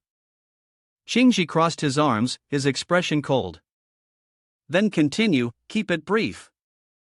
Shi Shaoing handed over a stack of papers, saying, "Please write it down here." Yuan Si furrowed his brow, wondering if they really couldn't sense anything strange. It seemed like he would have to rely on himself. He had planned to use their help for the investigation, but now, as he took the stack of papers from Shi Shaoing, he wrote carefully, considering his words. In this digital age, keeping secrets online was practically impossible. If they discovered any inconsistencies in the information he provided, it would be dangerous. For now, it wasn't necessary to make enemies with the special task force. A moment later, he held up the stack of papers and declared, "It's done." He handed it to Qingji. Unlike Shi Shaoing, who was hiding behind the chair, Hongyin straightforwardly raised her hand, attempting to snatch the paper from Qingji's hand, leaving her speechless. Qingji frowned. "Don't you know how to use your spiritual power to read it?" Hongyin grunted in response, then snatched the paper away, holding it up high as she read aloud, "This is so strange and bizarre. It seems only someone as capable as me can investigate this." Inside, she was thrilled. "Big reward, here I come." Qingji looked at Yuan Si seriously and asked, "Would you like to join the special team?" He smirked and replied, "What do I get out of it?" Qingji stood up, her voice firm. "Everything you want, both material and spiritual, will be provided." Hongyin interjected eagerly, "You'll get 50 million immediately to your account, plus a garage." She added, "During the missions, you can freely mobilize Su Jian, and after investigating the anomaly, you can even take a break. You also have the authority to make decisions, as long as you don't kill innocent people." Yuan Si closed his eyes, appearing conflicted. "Then what about the responsibilities?" Qingji replied calmly, "In turn, when it's your turn to investigate an anomaly, you cannot refuse. But if there are multiple anomalies, you can cooperate with others in the investigation. Investigating anomalies has a very high death rate. And using the items of the special division comes at a price. Therefore, power and wealth are what we deserve to claim." She paused, her gaze briefly tinged with sadness. "Since the beginning of the investigation, aside from the head of the division, I haven't known of any inspector who has lived beyond 10 years. Thinking of Kong Bing, she continued, many inspectors who came after began to show signs of mental distress, resisting their missions. This rotation system is in place to ensure the special division operates smoothly, so we're not forcing you to join." Yuan Si rested his chin and thought, deep in contemplation. "Oh, so I still have other options." Hongyin eagerly jumped in. "Of course, there are other types of inspectors, right? Not part of the special division, but you can form your own group while still helping us complete our missions. But if you want a support system like mine, it's best to join the special division. With benefits galore, she handed him her business card, smiling brightly. Think it over and contact me. I get a commission for bringing in new recruits. I'm not stingy like her, let's split it 50-50. Yuan Si wiped sweat from his brow, and even Qi Shaoyin hesitantly spoke up. Actually, you could also join someone else's team. Hong Yin immediately darkened, pointing at her and shouting, "Shut up!" Her imposing aura made Qi Shaoyin shiver. Suddenly, Qingji raised a hand, speaking in a stern voice. To sum it up, humanity's enemy is not other humans, but the monsters. She stopped and smiled faintly. The strange investigations have been going on for a long time. It's so amusing to watch people fighting each other. Looking at her hand extended towards him, Yuan Si fell silent, deep in thought. After a while, he nodded, she was right. He grabbed her hand, as if affirming his intention to cooperate, then declared, I've thought it over. I want to form my own team, called Yuling Guild. In his mind, the image of two children playing together flashed, their eyes sparkling with joy. After leaving the apartment, Hong Ying grabbed Qi Shaoyin, angrily shouting, Who told you to meddle? She pinched Qi Shaoyin's face, causing her to scream in pain. At the same time, veins of bright red surged on Yuan Si's hand. He called out, Xiaoyan. A single eye with a crimson pupil opened. The little voice of Xiaoyan echoed, Mom. The tone was filled with pitifulness. His eyes turned bloodshot, his face gloomy. Recalling Qingji and Qi Shaoyin, he thought to himself, before the special meeting sought me out, I had absorbed Xiaoyan's power. Though untested, if a conflict arises, even if it comes to physical confrontation, this at least serves as a safeguard. On the palm of Yuan Si's hand, a red eye appeared. He thought to himself, with this power, I could even kill them. Turning to Yuming Ai and Xiaoyan, his voice was low, right now. The abilities of the two of us are limited, so I can only try this method. Not only do we have to face the new neighbors, but we will also encounter many strange things in the future. We need to train urgently. He had successfully absorbed the power of the gaze through the crack, a proactive skill that allowed him to attack enemies without any restrictions. He widened his eyes in astonishment and exclaimed, So that's it. Xiaoyan was limited to only attacking domestic abusers, but with this power, there were no such restrictions. It wasn't a bad deal. System notification, using this ability will consume 100 legendary points per second. Current legendary points, 2,908,100.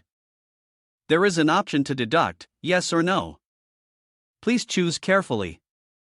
He chose yes. The notification sounded, deduction successful. Current legendary points, 298,000. He thought to himself, not sure if it was because of Xiaoyan's abilities, but his vision had also increased. Still, it wasn't enough. Even though he could use the strange power, he still couldn't kill them. He chuckled lightly, telling himself, knowing when to be content is enough. At least my ability to protect myself has improved a little. He gave a thumbs up and declared, Let's go. Let's walk around the neighborhood and see if we can find any clues. At Zhangcheng City University, in Tian Wu Bai's class, one student excitedly spoke up, a new antique shop just opened recently.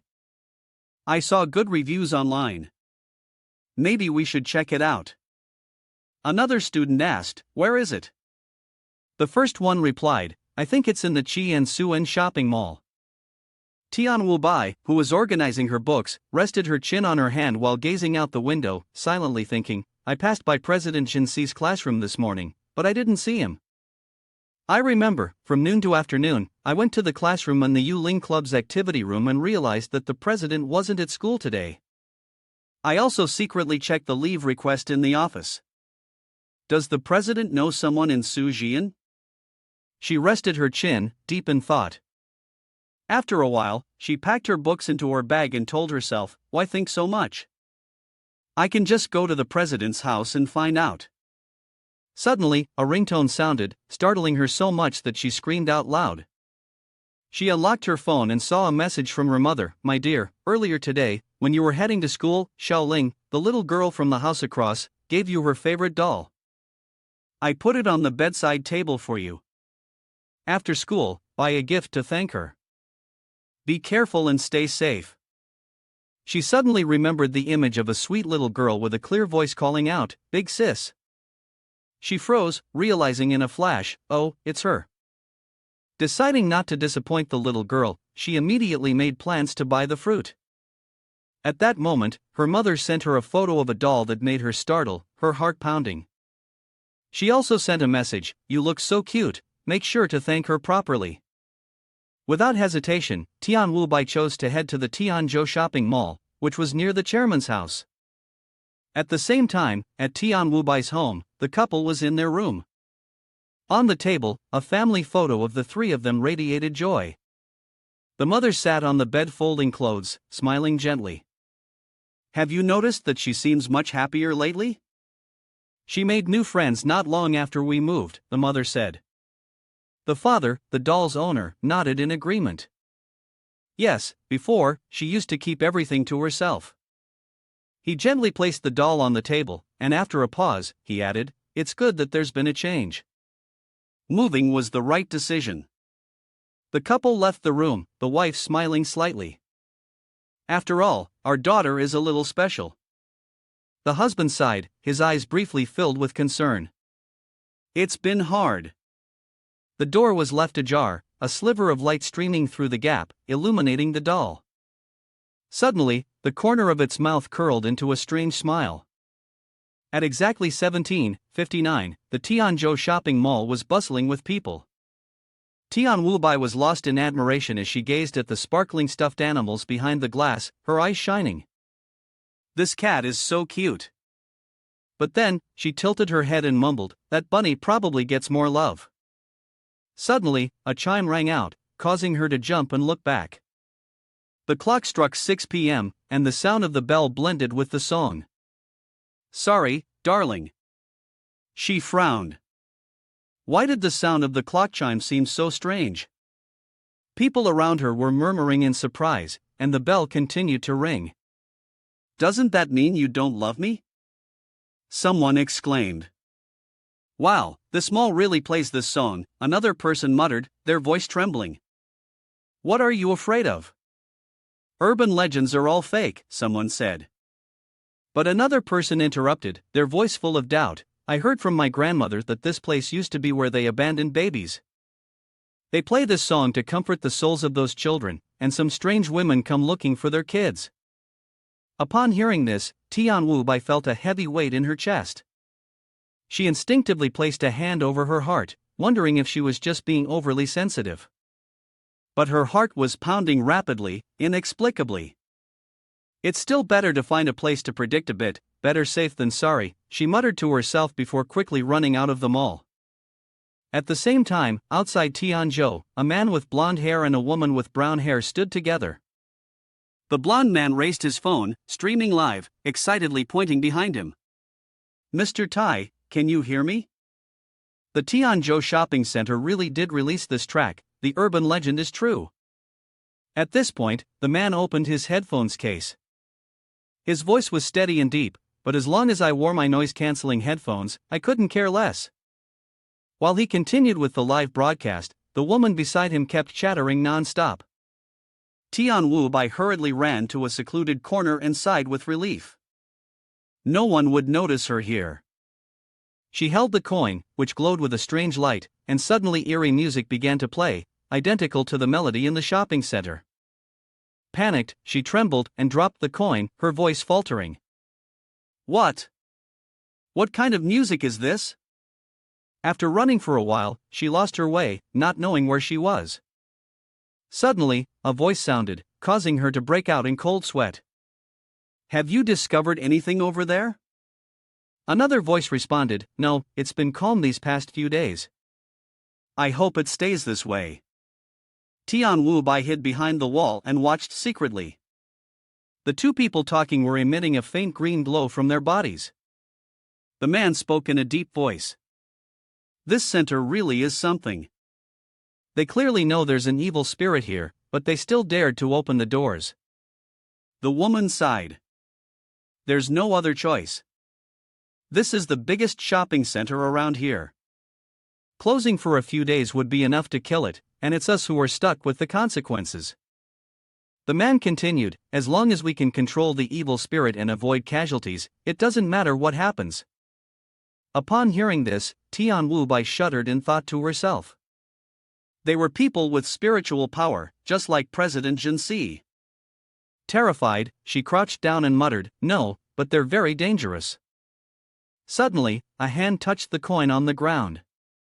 Tian Wu Bai quickly picked it up and gripped it tightly in her hand. Then, a small hand grabbed hers, and a child's voice rang out, "Sister, you're so scared.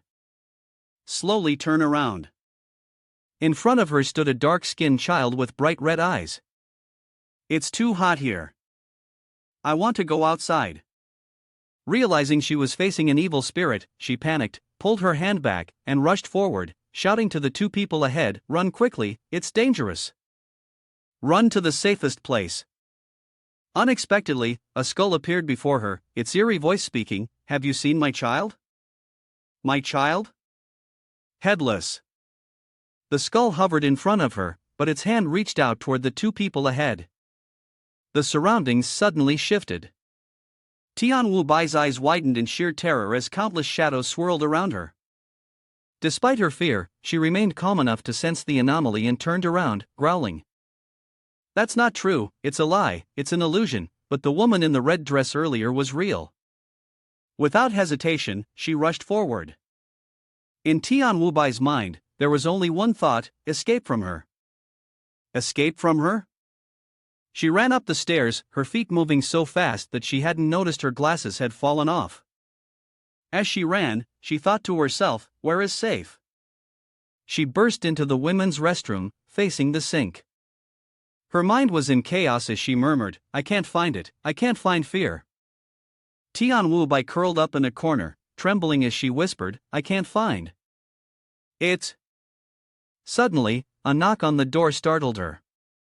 A weak voice came through, "Could you help me turn off the faucet?" The voice continued to shake, "Help me, I'm so scared." Tian Wu Bai rubbed her eyes and cursed, "Damn, I don't know where my glasses went, can't see clearly." She called out loudly, "Who are you? Are you begging me?" Her eyes tightly shut, she muttered, "Wait a moment." At that moment, dark strands of hair slowly began to cling to her body. She opened her eyes in panic, but now she couldn't see clearly.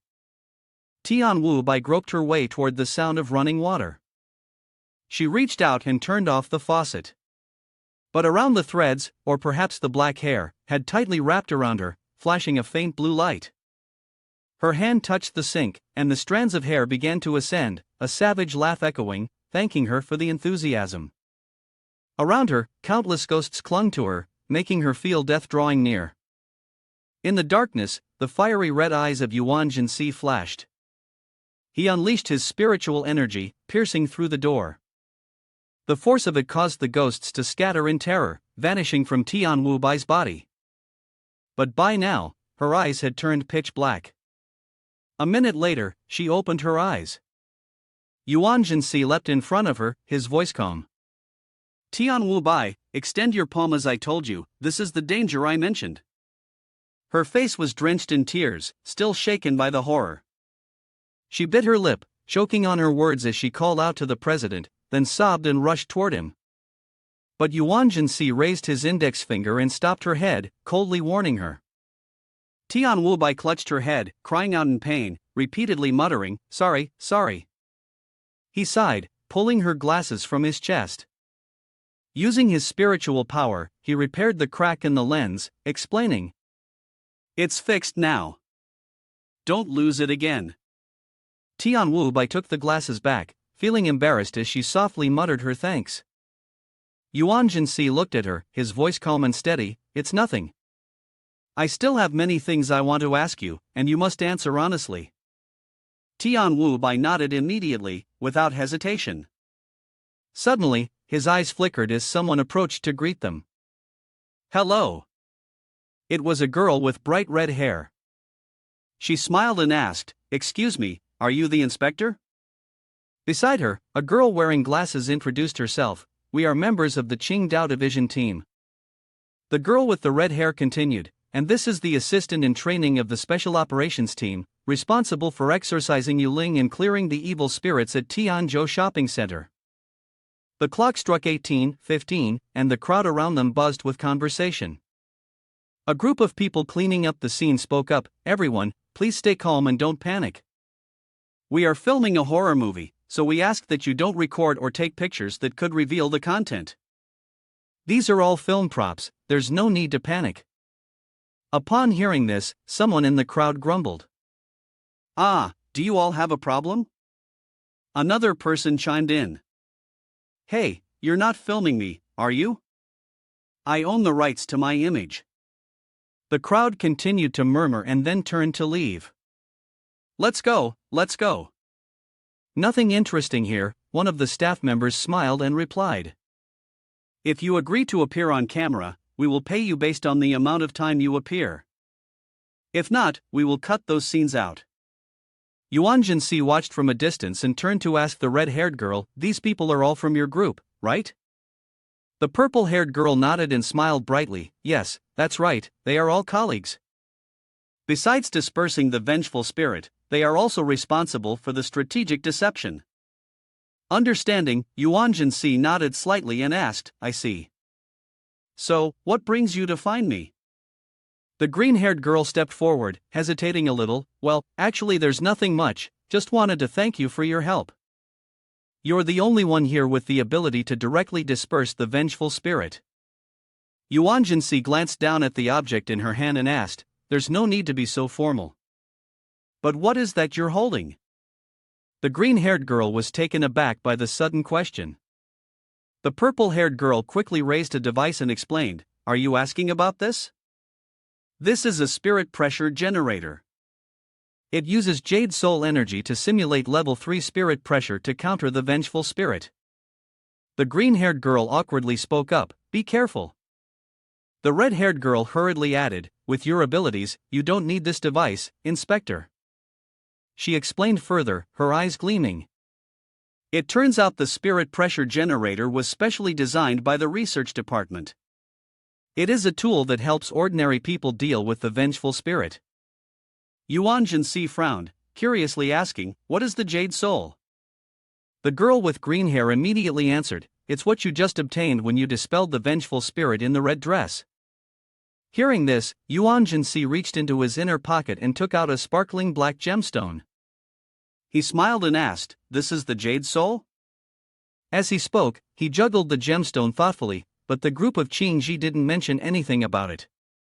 Perhaps it wasn't too important for someone like an inspector. The red-haired girl widened her eyes in panic and shouted, "Yes, that's right, please handle it carefully." She quickly explained, "Purifying Yuling or dispelling vengeful spirits can grant you the jade soul. It's a very valuable resource for us, and it can be used to upgrade spiritual power." She added, her voice full of excitement, "When the gem's effect is activated, spiritual power will flow through the meridians of your entire body." Yuan Si clenched the gem tightly, lightly spinning it in his hand, deep in thought. "Is that so? But I can't seem to absorb anything. Could it be limited by the notebook?" He shook his head to himself. "Not throwing it away isn't a big problem." Then, he turned his gaze toward Tianwu Bai, his crafty smile revealing a hidden plan. He tightened his grip on the gem, thinking to himself, "But perhaps I'll let her try it." The smile grew even more cunning. Tianwu Bai felt that gaze, a chill running down her spine. She waved her hand, stammering, "President, why are you looking at me like that?" Yuan Si turned his back, raising a hand in farewell to everyone. His voice was gentle, "Thank you both for the answers. If there's nothing else, we'll take our leave." The two girls waved their hands, replying in unison, "We won't bother you any longer." Yuan Si left, his figure gradually fading away. Tianwu Bai trailed behind him, silent, not saying a word. Meanwhile, the members of the Qingdao Fu team watched the backs of the two. The two girls whispered, their faces flushed. The red-haired girl covered her mouth. "Oh my, he's the most handsome guy I've ever met." The green-haired girl nodded in agreement, "And he's so gentle. Look at how sweet he and his girlfriend are together. I admire them so much." The two of them chattered about a romantic story like something out of a movie, their voices soft but enough for Wu Bai to overhear. She blushed furiously, wanting to disappear, but didn't dare to speak a word. Yuan Si remained indifferent, unaffected by the whispers. He was lost in thought, his expression cold and focused. He quietly pondered, "It seems that the gap in strength between me and these people is quite large. According to the book, when one reaches third-level spiritual power, I have already become capable of bearing the rules of the anomalies. Although Qing Ji and the other inspectors possess spiritual power, they still have to rely on the artifact rules to investigate and contain the anomalies." He smirked and muttered to himself, "In this world, it seems that I stand at the pinnacle of power, but these people still need Jade Soul to dispel the vengeful spirit. Am I really considered exceptional here?" That thought made his expression even more serious. Meanwhile, Tian Wu Bai was carefree, still puzzled by the discussions from earlier. She adjusted her glasses, her face as red as a GAC fruit, and stammered as she asked Yuan Si, is the president here to buy something?" Her mind was full of rosy thoughts, secretly telling herself, "How embarrassing. It would be so nice to be his girlfriend, but how could I let the president hear that?" Her heart was racing as she leaned toward love, even though her rational mind was desperately trying to hold it back. She thought to herself, "But the president isn't here for me, right? Tian Wu Bai, you need to snap out of it." At that moment, both of them were on the escalator heading down to the lower floor. Yuan Si heard her question and turned his head, replying coldly, "No, didn't you report that there was danger near the neighborhood? That's why I took the day off to come here and investigate," Tian Wu Bai said, her face flushing with a hint of anger. He replied, "So that's it." But deep down, she silently cheered, "Great, I've successfully changed the topic." Yuan Si continued in a steady voice, "When I was nearby, I encountered several inspectors with spiritual powers, all running toward the shopping mall at the same time." Recalling that moment, Yuan Si stood at ease, hands in his pockets, quietly observing the inspectors rushing past.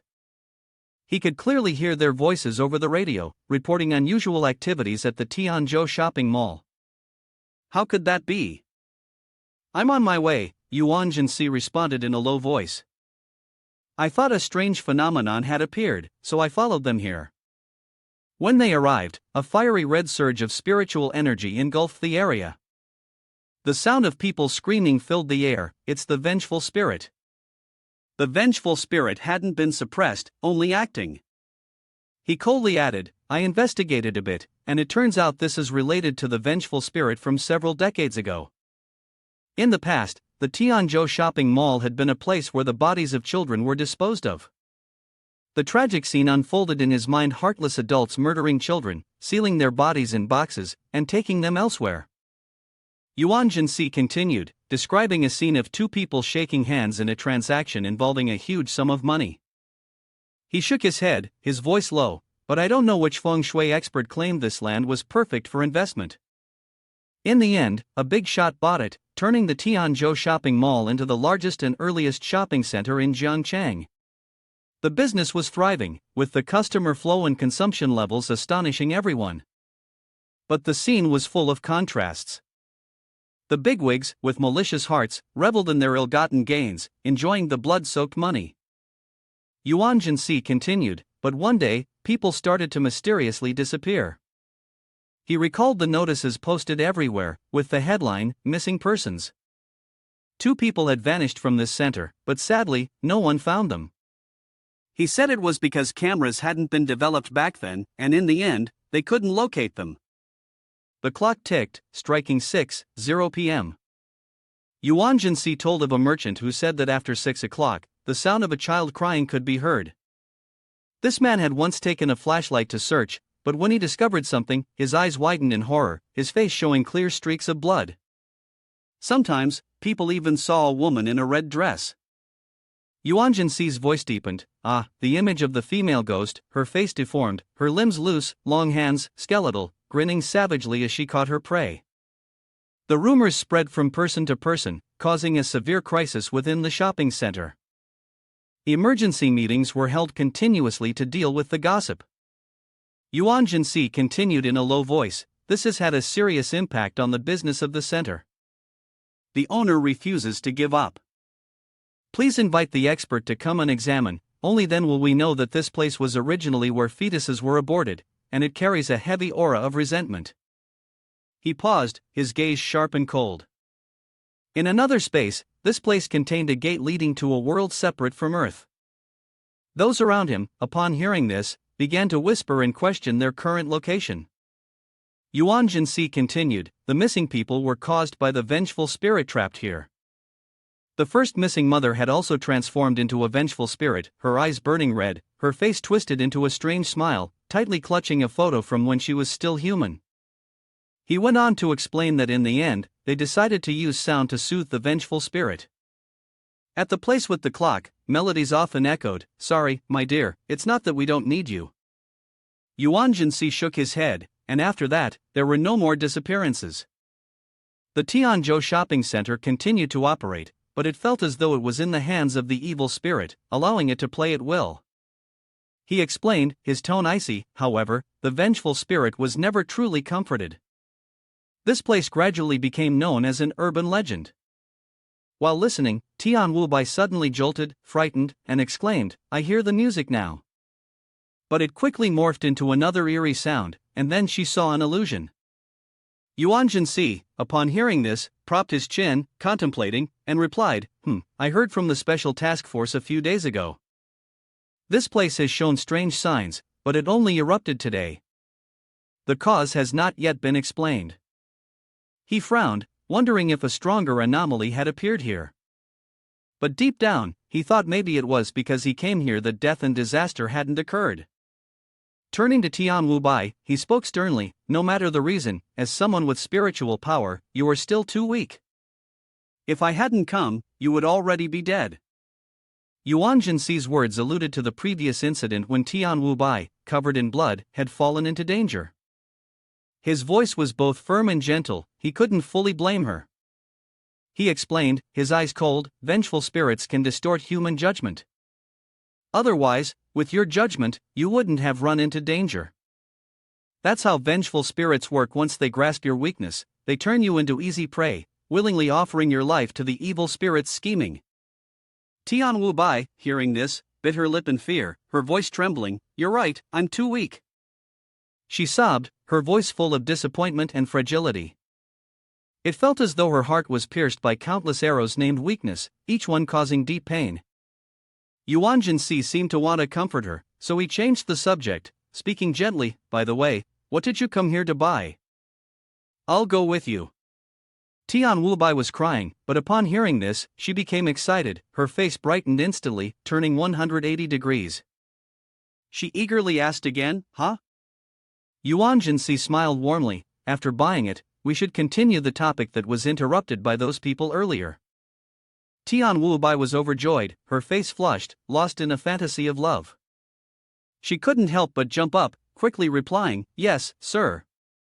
The two arrived at the teddy bear counter, and the saleswoman with pink hair smiled brightly, 40 bears, buy one get one free, both are especially ugly." Tian Wubai excitedly hugged the pink-haired bear tightly. Yuan Si sighed in disbelief, thinking he couldn't understand the mindset of girls. The scene shifted to another area, where Yuan Si patiently waited while Tian Wubai took photos, posing in various ways. In an instant, the scene changed to a family restaurant.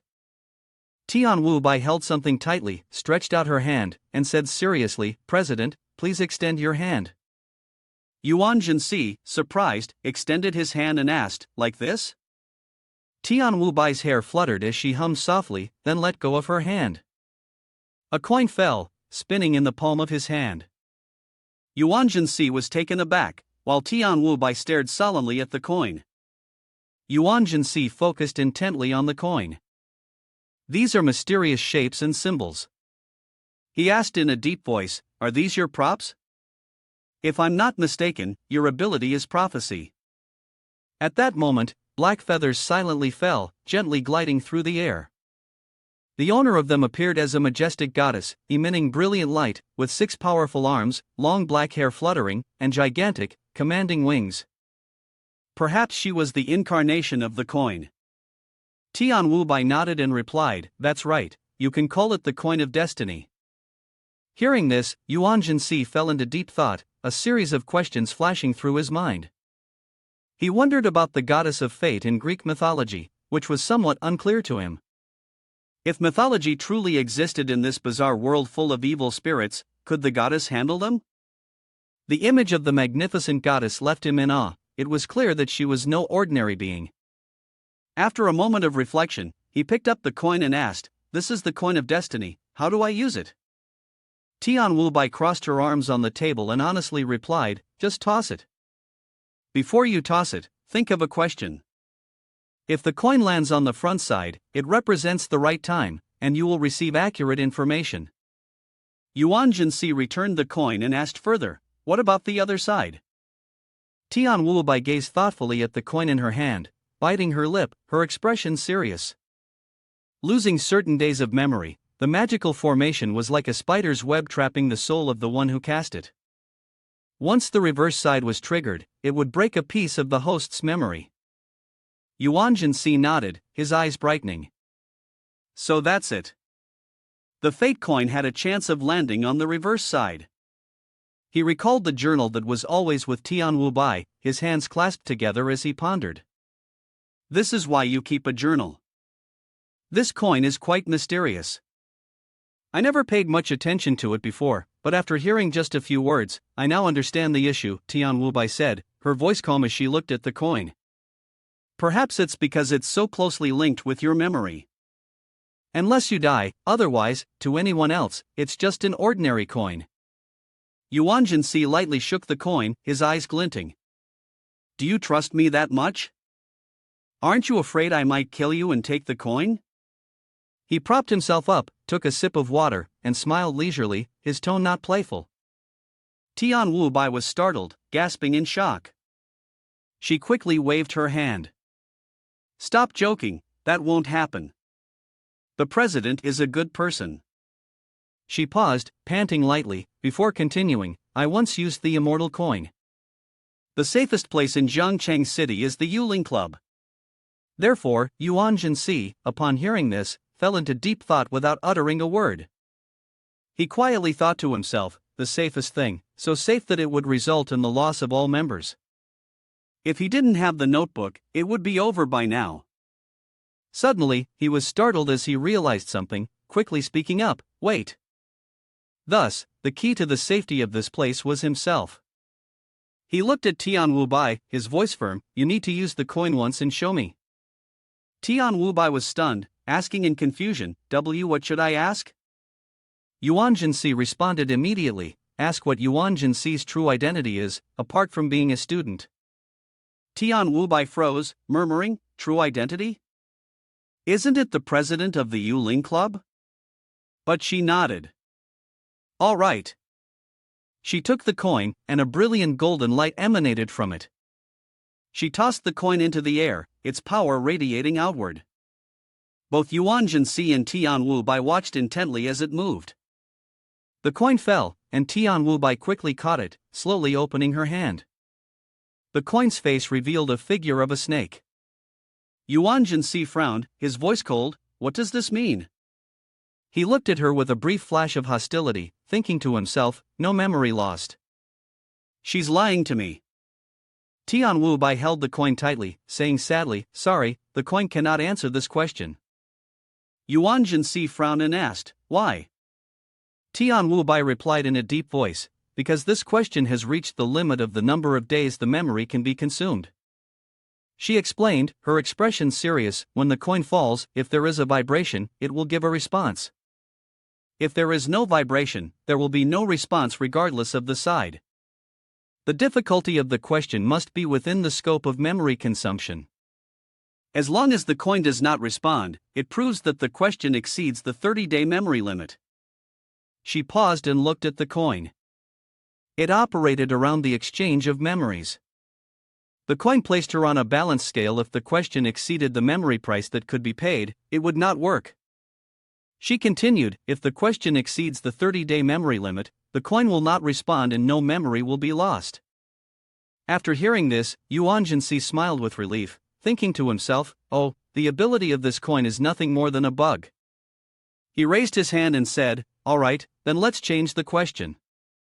Why is the Yuling Club the safest place in Zhengcheng City? He quickly corrected himself, no, change it again. Ask something else. But before he could finish, Tian Wu Bai activated her power. A stream of golden spiritual energy enveloped her body, and her hair flew in the air. She focused intensely, took a deep breath, and tossed the coin. Yuan Si hurriedly finished his sentence, what is in Yuan Si's house? This time, the coin shook violently, and both Yuan Si and Tian Wu Bai anxiously watched. The coin dropped with a thud, landing on its front face. Tian Wu Bai, with a serious expression, recounted, there is something terrifying in the president's house. After hearing this, Yuan Si gave a slight nod, I understand. I'll treat you to this meal. He stood up, turned his back, and spoke coldly, you should leave the club. Tian Wu Bai, panicked, stammered, why? Without turning around, he replied, your ability is useless to the Yuling Club. Moreover, the scope of the memory you use to predict is too narrow. I need you to prove that your ability is stronger. Tian Wu Bai quickly grabbed Yuan Si's arm, her voice filled with urgency, wait, actually, this coin has another ability. She hastily revealed another power to stop him. Upon hearing this, Yuan Si's eyes lit up, as if he had struck gold, and he snorted in response. She quickly added, I can consume memories from years ago to temporarily change someone's destiny. It turned out the ability she had been hiding was a direct intervention into a person's life. That power was terrifying, as though the destiny of a person was nothing more than a character in a book that she could choose to alter. Yuan Si, pleased, thought to himself, gotcha. He turned around to ask more details. Tian Wu Bai hesitated, pointing to a person, then imagined in her mind, before she could decide the fate of the other person's life or death in the future. Yuan Si frowned and thought for a moment. Although she used it on herself and only lost a day's worth of life, how many years of memories did she have to consume? He continued to ask, there's a year, there's a day, but is there any ability that can be used according to victory? Tian Wu Bai turned her back and hesitated, that. You attack relentlessly, not giving her any chance to rest? Suddenly, Tian Wu Bai seemed to realize something, her face blank. She turned around in panic and asked, President, have you been leading my words this whole time? Yuan Si crossed his arms, turned his face away, and coldly replied, who told you to trust me like that? Your behavior really doesn't seem like a normal person, you really have no cunning. Tian Wu Bai seemed to freeze, stammering, can we not say that? Her body seemed to shatter under his low and abnormal words. Yuan Si glanced at her, his voice softening, all right, it seems this has something to do with your limits. If you really want to stay in the Yuling Club, help me ask one final question. Tian Wu Bai, excited, confidently responded, really? Yes.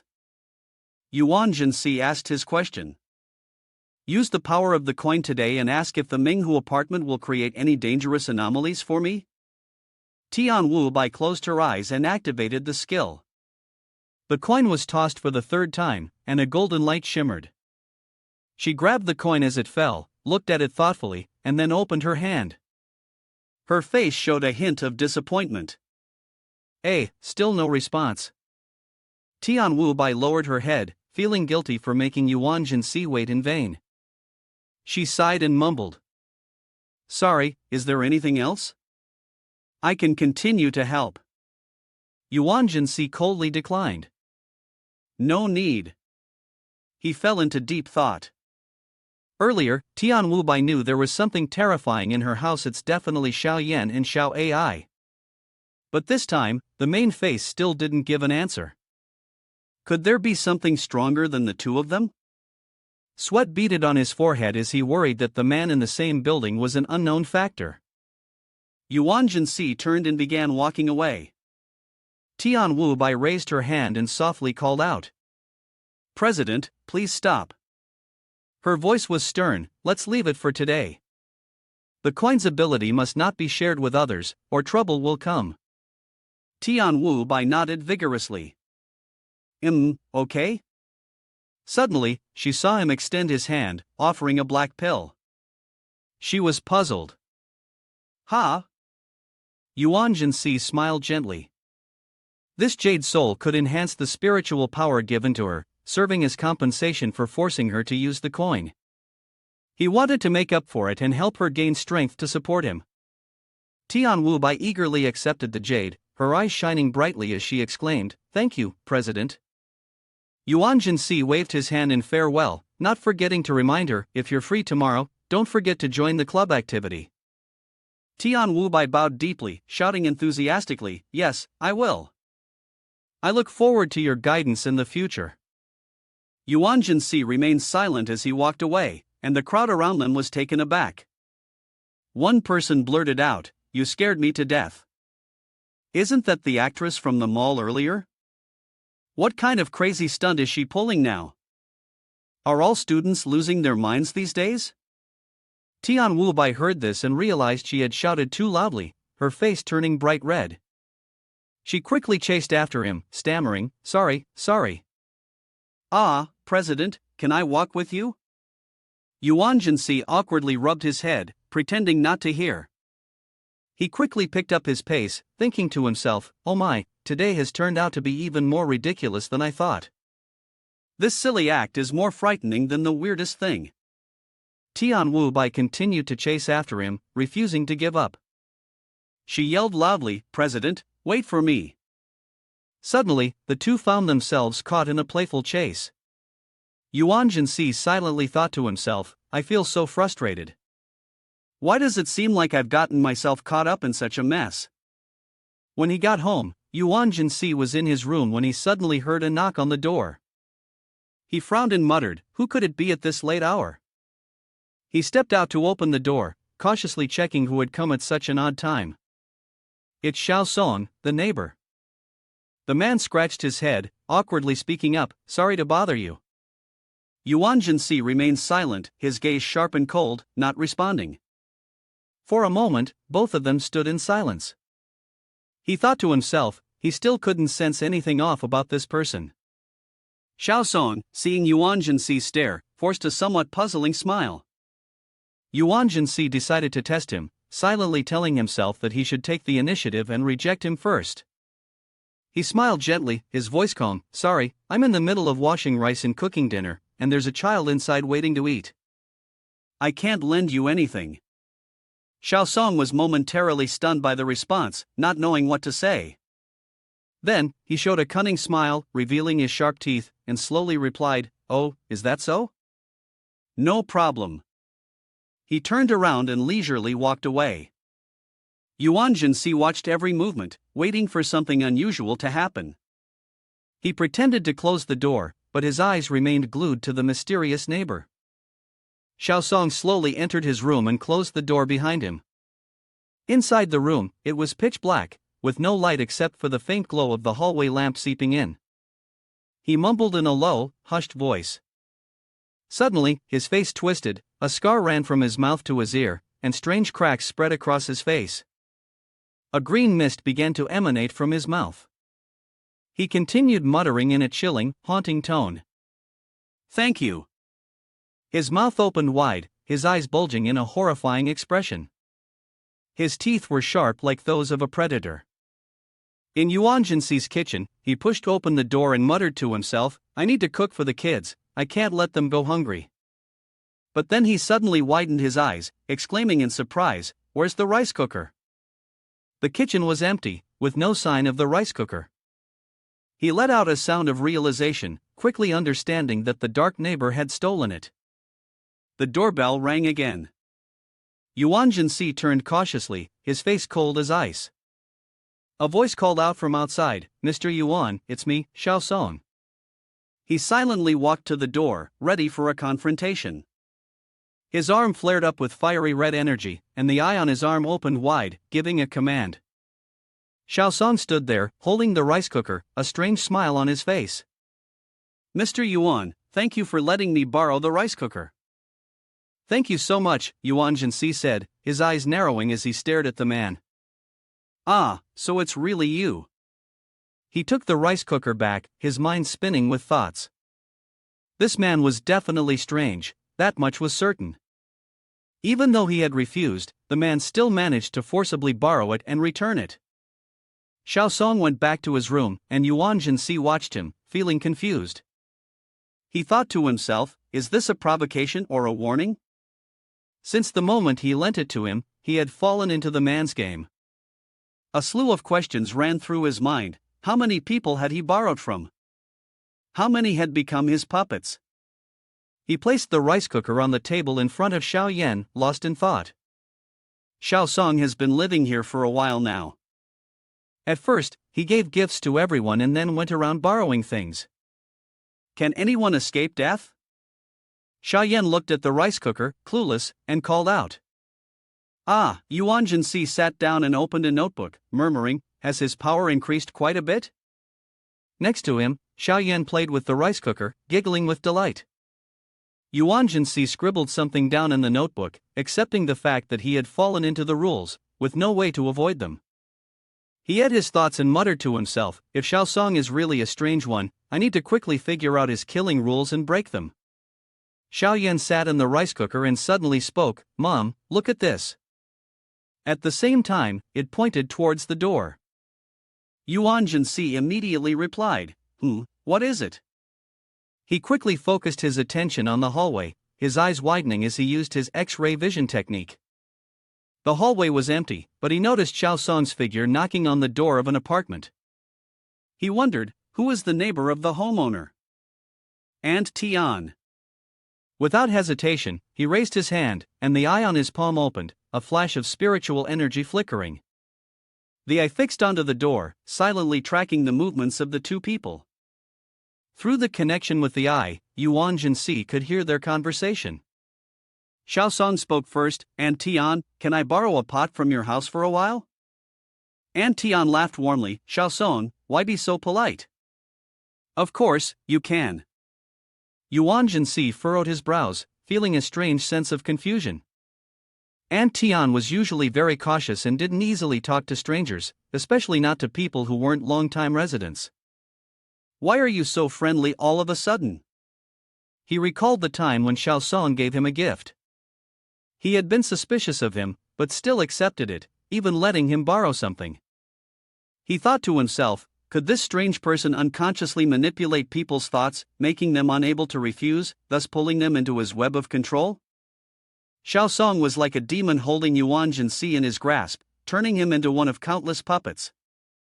That's terrifying, he muttered. Xiaosong, after borrowing the rice cooker, take it back. As he walked past Yuan Si's room, he suddenly stopped. He turned around, flashing a mischievous smile, nodding in greeting, his squinted eyes half open, as though he had just discovered something. Yuan Si shivered, his heart pounding wildly. Yuan Si was horrified, his heart racing as he saw Xiaosong's sly grin. He returned to his room, but Yuan Si didn't know that although his body had left, the ghost still lingered at the door to his room. He gritted his teeth and sighed, rubbing Xiaoyan's head. His voice was low, Xiaoyan, perhaps I have to take some risks. If I don't try, progress will keep stagnating. Xiaoyan, fiddling with the remote control, looked up, making a confused sound. Yuan Si sighed again, smiling bitterly. This time, you won't help me, will you? Xiaoyan jumped off the floor, his face serious, and shouted, Ghost BK. Before pressing the button to turn on the TV. The screen lit up, showing an animated program. Xiaoyan watched intently, humming along with the song. Yuan Si was stunned, his face in disbelief as he muttered, can't rely on children. Xiaoyan paid no attention to him, lost in his own singing. Yuan Si quietly opened the door, peeking through the crack to check if there was any danger in the hallway. The sky outside was gloomy, thunder rumbled faintly. He saw Xiao Song, holding a rice cooker, walking toward his room, pursing his lips. Yuan Si activated his power, a burst of red spiritual energy flaring up on his arm, silently thinking, now is the time. Without hesitation, he rushed out of the room, heading straight for Xiao Song's apartment. But suddenly, his eyes widened in shock as he stared at what appeared before him. Yuan Si's eyes grew large with terror as he saw Xiao Song with a grotesque face, unrecognizable in its form. His eyes, devoid of pupils, glowed a brilliant white, and a twisted smile stretched all the way to his ears, his face gaunt and skeletal. The rice cooker in his hand suddenly revealed a head his own head. The cold, greenish eyes of the man stared into Yuan Si's mind, causing him to lose control. The necklace around his neck shook violently, signaling danger. Suddenly, thousands of dry branches shot up from nowhere, wrapping tightly around Yuan Si. Panicking, he screamed, "What is this?" The branches merged with Xiao Song's face, simultaneously tightening their grip around Yuan Si's body. In the blink of an eye, they snapped both of his arms. Blood spurted from his wounds as he collapsed to the floor, powerless. Xiao Song grinned maliciously, pleased as he picked up one of Yuan Si's severed arms, slowly approaching the dying body. The branches pierced through Yuan Si's body, blood flowing like a river. In a daze, he glanced at Xiao Song, the glowing necklace incessantly warning him. Xiao Song drew closer, lowering his grotesque mouth toward him. Yuan Si thought desperately to himself, it's gone. The clock struck 3 a.m. In Yuan Si's room, a flash of lightning illuminated the dim, dark room, casting a faint light. His arm lay alone in the corner of the floor. Suddenly, Yuan Si sat up, drenched in sweat, gasping for breath as he cried out. He looked down at the eye in his palm, now tightly shut, devoid of energy. Staring at it, he muttered, I didn't even get to use my power before being killed. Still not strong enough? Can't be so confident anymore. Every step must be cautious. He realized Xiao Song was like a bomb, ready to explode at any moment. Now, he had become a puppet among countless others controlled by his neighbor, a mere plaything for his amusement. He thought, the rules of killing are unclear, and with the insane frequency of borrowing, anyone could end up as his next meal. At that moment, Xia Yan appeared, her small hands tightly clutching his arm, trembling as she hugged him, seeking comfort. Yuan Si noticed the unease in Xia Yan's eyes, her tiny shoulders shaking as if on the verge of breaking down. He quickly lifted her up, his voice gentle yet deep, what's wrong? Remember you should care about me? I'm fine. Xiao Yan's eyes, brimming with tears, seemed ready to burst into sobs at any moment. The little girl, terrified, clung tightly to his neck, her voice trembling as she said, Xiao Ai, I can't see her anymore. Yuan Si froze, his brows furrowing slightly, a flicker of doubt passing through his eyes. He repeated, his voice deepening, can't see her anymore? Impossible, why can't I feel anything? He gently patted Xiaoya's back, trying to soothe her fear, but in his mind, a storm of suspicion began to brew. Could the special task force have intervened while I was not yet revived? He wondered, a sense of foreboding rising within him. Without hesitation, Yuan Si gripped the necklace tightly and activated his power. Light flashed, and the necklace transformed into an ancient book, flipping open in mid-air. Xiaoya still clung to his neck, her eyes wide as she followed each page with intense focus. He asked in a low voice, is Xiao Ai in there? The book quickly flipped to Xiao Ai's page. Although the information was still unclear, Yuan Si hastily reassured the trembling girl in his arms, don't worry, maybe she's just taken on a new assignment. But at that moment, the page suddenly tore apart, disintegrating into fragments as though burned by an invisible flame. Yuan Si and Xiaoya were both startled, their hearts tightening at the sudden, unsettling sight of the torn, half-burned page. The portrait of Xiao Ai appeared faintly, accompanied by the cold, emotionless words, Yellow Springs girl is dead. Yuan Si trembled, his hand clenched tightly, teeth grinding in fury. Rage flared within his chest, his eyes flashing with a cold, vengeful gleam. He ground his words out through clenched teeth, each one dripping with fury, Special Task Force, it's really you. The day before, in the cold meeting room of the Special Task Force, the air was stifling with the presence of numerous members. The projector screen suddenly lit up, showing an image of Xiao AI. The host, with a firm voice, began, "Now, we will announce the results." Finally, the response to the catastrophe-level aberration.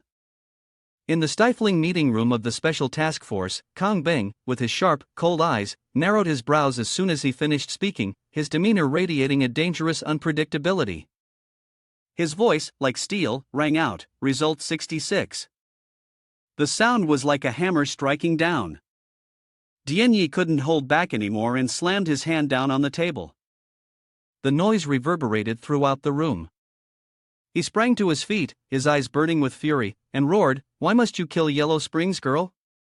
If it's because you're afraid of death, then what about feeding the deity with an aberration like Yellow Springs, girl? In the future, death will only..." Before he finished speaking, Kong Bing coldly interrupted, his voice as hard as steel, delivering the final decision of the special committee. Without giving Tianyi a chance to protest, he turned the page in his notebook and firmly declared, "Agree to proceed with the plan to swallow the egg." Mr. Su, sitting in the corner of the room, let out a quiet sigh upon hearing this. His hands were pressed against the table, and his brows were furrowed as though he was suppressing an uneasy feeling. In a deep voice, he said, "If the special committee has already made a decision, then we have no objections." At the same time, in a desolate area, where only rolling hills and misty skies stretched as far as the eye could see, a lone vehicle sped through the valley, cutting through the darkness. Kong Bing sat in the back seat, his gaze fixed intently on the document titled "Response to the God." Suddenly, the vehicle screeched to a halt, the tires screeching against the dry ground. A guard raised his hand to signal, his voice stern, "Up ahead is the special committee's territory, no vehicles are allowed. Please verify your identity and step out for routine inspection." The driver quickly opened the door. Kong Bing stepped out, his demeanor calm yet exuding an unmistakable authority. This was a secret base, nestled deep in the rugged valley, nearly impregnable. He looked directly at the group of security guards, his voice low but weighted with power, Special Committee Director Jiang Chang. He took out his identity card and handed it to them. After a brief check, a mechanical voice from the scanner rang out, cold and precise, "Skeleton skin matched, iris skin matched. Fingerprint verification successful, genetic verification successful. Identity and individual confirmed. Access granted. Your status is Inspector, representative of the Egg Swallowing Project." Late at night, in the secret base at Shanghai, Kong Bing stood in the middle of the frigid control room. His sharp gaze swept across the white-coated staff bent over their research. In a low voice, he asked, "Have they brought the man here yet?" A staff member replied respectfully, "He has been brought, awaiting your command." Kong Bing gave a slight nod, his eyes unwavering. He spoke, calm yet laden with authority, "I've kept everyone waiting. Let us begin the plan." He turned and issued a firm order, "Everyone leave the building, move to a safe distance, and put on the jamming devices. Apart from me, no one is allowed to enter the control room." The staff raised their hands to their foreheads in unison, a gesture of obedience, their voices ringing out in chorus. Suddenly, Kong Bing turned back, his eyes locking on the giant screen. Upon it, a man was shown bound tightly inside an isolated chamber, surrounded by cold, unfeeling cameras. He pressed a button on the control panel, and the voice from the camera echoed, dry and emotionless. The man, imprisoned, gripped his phone tightly, his entire body trembling. Kong Bing, cold and detached from the computer screen, issued a command, pressing the confirmation button on the phone.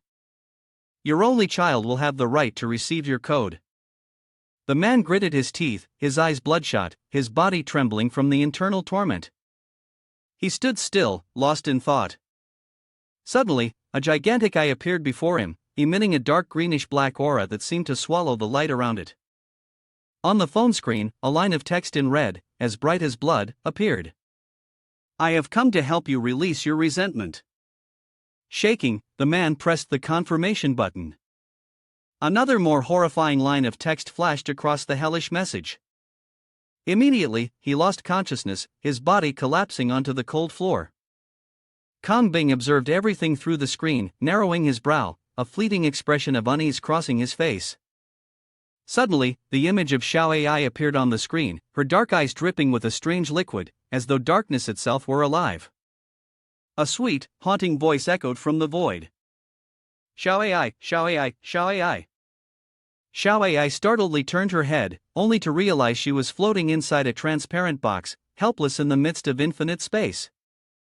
A jet-black stream of air, like a predator, approached her at a terrifying speed. In the blink of an eye, half of her body was already touched by it, corroding her flesh bit by bit.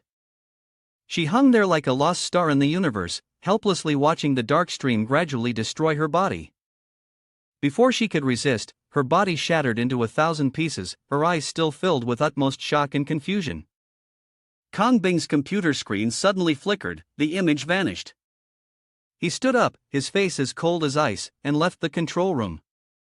In his mind, memories flooded back, the voice from the loudspeaker of the world echoing, the power of the gods growing stronger, proving that Yellow Springs Girl was no match for it. Kang Bing turned his back and walked decisively out of the base, his steps heavy with unanswered questions. He murmured to himself, "How long can we still contain these monsters by trapping them?" His figure merged with the night, his mind lost in a dark stream of thoughts. The image of a dark, destructive energy vortex swallowing the city appeared in his head. Kang Bing paused, his eyes flashing with a mix of helplessness and sorrow. He whispered, his voice deep as a sentence of condemnation, "The world is doomed." At the same time, in the silent house of Yuan Si, he sat quietly, his eyes fixed intently on the ancient notebook that had just been updated with new information. The words appeared cold and fragmented. Special Task Force approves the egg-swallowing plan. Kang Bing exploited the rules, luring Yellow Springs Girl to a special character. Yuan Si furrowed his brows, his fingers lightly gliding over the page as he muttered, "Why suddenly use a special character? What does this mean?" He pondered deeply, doubt creeping into his mind. What exactly has the Special Task Force done to make Xiao Ai disappear to the point where even the notebook trembles in fear? He took a deep breath, trying to reassure himself, it doesn't matter how Xiao Ai disappeared. But as his hand touched the notebook, a surge of red demonic energy exploded like a fiery blaze from the depths of his soul. With unwavering eyes, he paused for a moment before speaking decisively, "I will choose to resurrect her." As the words left his lips, the system in the notebook flashed, displaying a cold message, "Do you wish to spend 105,568 legendary points to resurrect Yellow Springs Girl?" Without hesitation, Yuan Si pressed confirm. A tremendous force erupted from his body, sending Xiaoya crashing to the floor, and the notebook was blown far away. He roared, his voice full of determination, and the crimson demonic aura began to swirl and intertwine, gradually forming the hazy face of Yuming Ai. Yuan Si's voice echoed as if summoning from the realm of the dead. "Make her killing rule range even wider." The demonic aura erupted, pulling Yuming Ai's soul back. Every contour of her body, her skin, her hair, began to manifest, sharper and more radiant than before. The book trembled, announcing in a mechanical voice, "Yellow Springs Girl has successfully evolved. The Hell Invitation skill has been enhanced, now able to pull other creatures into hell." As soon as Yuming Ai appeared, Xiaoya froze, her cheeks flushing, her round eyes wide. Yuan Si smiled and called out, his smile hiding a dangerous edge, "Classmate Xiao Ai." She responded, her voice clear yet laced with an eerie charm. "Here." The corners of his lips curled up, the smile growing colder, as if holding a fateful card in his hand. Yuan Si stood tall, his gaze sharp as a blade. He gave the order, his voice resolute, "Go give those people a big gift." Soon after, from Jiangcheng to City A, City B, and then City C, the entire country buzzed with murmurs and gossip. The rumor about the Hell letter spread like wildfire, igniting excitement and fear among the masses. People were abuzz, their voices a mix of exhilaration and trepidation. "Your grudge, Yellow Springs Girl will help you eliminate it." "What is this? Is it a movie?" Someone else chuckled hoarsely. "Yellow Springs Girl, I've heard about you from Jiangcheng City. Let's give it a try." Another person, his voice full of resentment, yelled out, "You won't let me live, you're forcing me into this." In this reincarnation, the influence of Yellow Springs Girl exploded like a storm sweeping across the nation. Her mantra, "Come with me to hell," echoed everywhere, accompanied by her seductive words, "Pluck each petal, and I will help you dispel your resentment." Thousands of people desperately scrambled for the red spider lily branches, each petal soaking in their bitterness. They were eager, as if waiting for an urban legend to become reality, shouting, "Good and evil have their consequences, I've waited for you for so long." Yellow Springs Girl.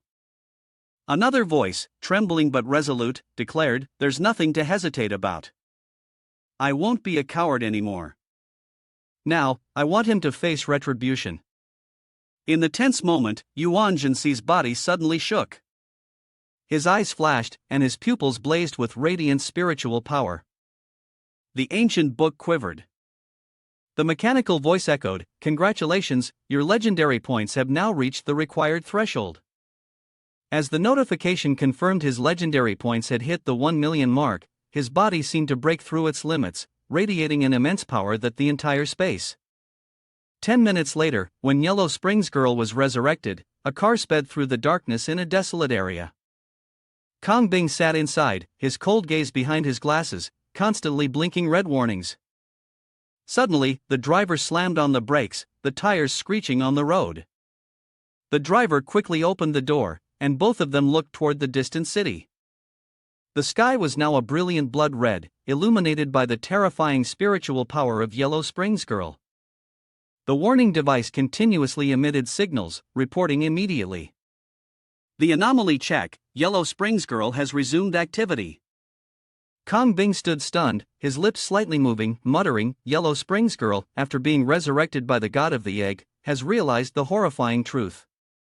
He clenched his teeth, a surge of anger flaring up in his chest. Without hesitation, he picked up the phone, his voice cold as ice as he gave orders to the person on the other end, "Level 1 alert, immediately summon the general staff." 30 minutes later, when Yellow Springs Girl was resurrected, the emergency meeting room of the Special Task Force was in chaos. The sound of heated arguments echoed, each person with their own opinion, no one willing to yield to the other, like a swarm of bees whose hive had been shattered. Kong Bing, the moderator, stood in the midst of the public uproar, his gaze sharp and cold, yet unable to silence the cacophony of shouts. One person screamed out, panic in their voice, "The plan has failed, what should we do next?" Another, trembling, asked, "Could it be that we have provoked the Yellow Springs Girl, or does she have other rules we don't know about?" Kong Bing raised his hand, signaling for silence. His voice was calm but firm, "The inspectors from the Special Task Force are still investigating. Once we have a definite result, we will notify you. For now, my plan is to hold off for a moment." He paused, his eyes scanning the room before continuing, "As proposed by Mr. Tian Yi, we will use the forced response headset to communicate with the Yellow Springs Girl." The room fell silent for a moment. The forced response headset, a secret tool of the Special Task Force, capable of compelling the other party to answer any question, it was a terrifying weapon. But in the tense atmosphere, Mr. Su, who had been silent like a shadow until now, suddenly spoke up, his voice deep yet sharp, "Wait, have we considered the possibility that the Yellow Springs Girl may have become an ally with some other anomaly?" As soon as the words were spoken, the entire room seemed to freeze. Everyone's gaze, filled with terror and suspicion, turned toward Mr. Su. The thought of such a bizarre alliance had never even crossed anyone's mind. At this point, he closed his eyes, took a deep breath to steady himself, and then continued in a voice as cold as ice, "If it has come to this, then I propose." The room was silent, only Mr. Su's voice echoed, cutting through the night like a blade, "Use the god to kill Yellow Springs Girl once again. The wider her range becomes, the more it will reduce the pressure on us when it spreads across the world." A flash of realization crossed Kong Bing's mind. He seemed to have guessed Mr. Su's intention. He quickly spoke up, his voice full of caution, "Mr. Su, please be careful." Mr. Su stood up and walked toward Kong Bing, his old eyes gleaming with determination. He answered in a deep voice, full of conviction, "I know what you're about to say. Though I am old, I will boldly say a few words." He paused, his gaze sharp as if seeing through one's soul, then slowly explained, "These things are not what we should be considering.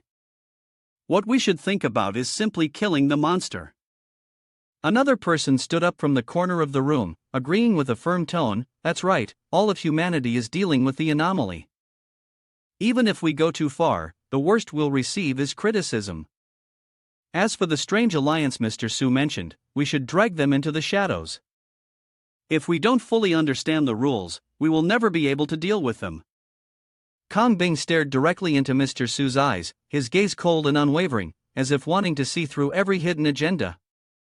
He immediately retorted, his tone resolute, "On this matter, I believe that forced responses are achievable. Furthermore, dangerous tasks will be carried out by the inspectors. You need not worry." Mr. Su, unwilling to back down, immediately shot back, his voice full of challenge, "Mr. Kong Bing, you must think my approach is quite selfish. Have you never considered this? The Yellow Springs girl is continually growing stronger?" He paused, his eyes flashing with a dark glint, as if envisioning a terrifying future. He continued, his voice low but sharp, "Ultimately, she may even gain control over the gods. By then, humanity's situation will likely be even more perilous." Mr. Su's words struck like a dagger to Kong Bing's deepest fears. He faltered, his lips pressed tight, unable to respond. That was his most profound worry, now exposed without mercy. However, he quickly regained his composure, his voice firm as he rejected, "No. The anomaly is the enemy of all humankind, and we must proceed with utmost caution. If we allow other organizations to follow suit, humanity will be defeated before the battle even begins." Mr. Su was trembling with anger, his aged face flushed red, but he couldn't utter a word. He waved his hand dismissively, turned, and walked away, leaving behind only a cold remark, "Then you may consider it yourselves." As Mr. Su's figure faded from view, Kong Bing turned back, his gaze sweeping over the others in the meeting room. His voice lowered, exuding an overwhelming authority, "I know that each of you is a person of influence in society, politics, economics, medicine, and the arts. Everyone here is a representative of great stature." He paused, his tone suddenly turning sharp, as if issuing a warning, "But do not forget that we do not have the capability to directly confront the anomaly. You all are under the protection of the Special Committee. The Special Committee always listens impartially to the opinions of others." As his words fell, Mr. Su, who had been walking toward the door, froze as if struck by a sudden chill. He stood motionless, lost in thought, his face briefly reflecting surprise. But it was Kong Bing's next words that made him tremble with even greater fury, "If Mr. Su is dissatisfied, he may leave the advisory board." 10 minutes later, in a secluded corner, Hong Yin, with eyes heavy from sleeplessness, yawned deeply, saliva trickling from the corner of his mouth. He sluggishly pulled the blindfold down, revealing his tired eyes after a night spent queuing and kneeling to catch up on some sleep. Annoyed, his voice snapped out, "Old man, what do you want from me now?" Hong Yin stretched as he walked into the meeting room, his posture sluggish, his eyes dark with exhaustion. He muttered sleepily, "I'm so sleepy, I could die." The people in the room quickly stood up, greeting him in unison, their voices full of respect, "Master Hong Yin, Kong Bing." Kong Bing's sharp gaze swept over him, his voice low and commanding, "I have a task for you." Hong Yin yawned lazily, responding with an indifferent tone, "I refuse." Ignoring his resistance, Kong Bing continued, his voice firm, "This task can only be done by someone with the ability to sacrifice themselves. The Special Task Force is currently understaffed, so you must take on this mission. The next investigation can be rotated, sit in the first seat." Hong Yin sighed, slumping down into a chair with a defeated expression, all right, what is this mission?" Kong Bing replied calmly, his gaze unwavering, "Not in a rush, stay at the Special Task Force for the next few days. I'll have someone teach you how to harness the power of vengeful emotions. If that doesn't work, you can cooperate with hypnosis." Hearing this, Hong Yin was startled, his face turning pale. He trembled, his voice full of doubt. "Wait, resentment?" As if sensing something, he stood frozen, a vague figure and a distant voice appeared in his mind. He whispered, his voice shaking, "Isn't the person you're talking about the Yellow Springs girl?" At the same time, in the quiet house of Yuan Si, Yuming lowered her head slightly, her face showing a hint of exhaustion. Yuan Si noticed the unusual expression and, with a worried look, gently asked, classmate Xiao Ai, are you okay? She raised her head, her lazy eyes responding in a weary tone, too lazy. While Xiao Ai sulked, Xiaoya sat on her lap, engrossed in a game, murmuring excitedly to herself. Yuan Si observed Xiao Ai for a while, stroking his chin. His voice, a mix of suspicion and playful teasing, was like a boss evaluating his subordinate. Even the magical beasts get tired? But, classmate Xiao Ai, no matter how much work you have, it's only a matter of borrowing a clone to help. Yu Ming Ai, in her role as a hired worker, suddenly exploded in anger. Her eyes gleamed as she snapped, "My lord, I also have my own magical beast thoughts." At that moment, Xiaoya, like a clumsy intern, stopped playing the game, gloomily reporting that she had lost the match. Hearing Xiao Ai's rebuttal, Yuan Si smiled awkwardly and quickly tried to calm things down. "I'm sorry, I'm really sorry." But he soon changed his tone, becoming more serious. "But honestly, with you and Xiaoya teaming up right now, you still can't defeat Xiaosong?" Yu Ming Ai didn't even look at him, merely responding coldly, "I still can't figure out his rules." Yuan Si frowned slightly, a trace of worry rising in his heart. He clenched the pendant tightly, trying to reassure himself, and lowered his voice. "Even so, Xiao Ai's resurrection is a good thing. At least it adds a bit of breath during the investigation." Yuan Si furrowed his brows, his gaze sharpening. He activated his power, and the spiritual energy from the pendant spread out, forming an invisible web that helped him observe every corner. Through his supernatural vision, he saw Xiaosong slowly walking toward the apartment on the 19th floor, muttering something about borrowing something. When the elevator doors closed, taking Xiaosong to a lower floor, a voice came from behind, filled with suspicion. "Brother, why are you letting him borrow something? He doesn't seem quite right."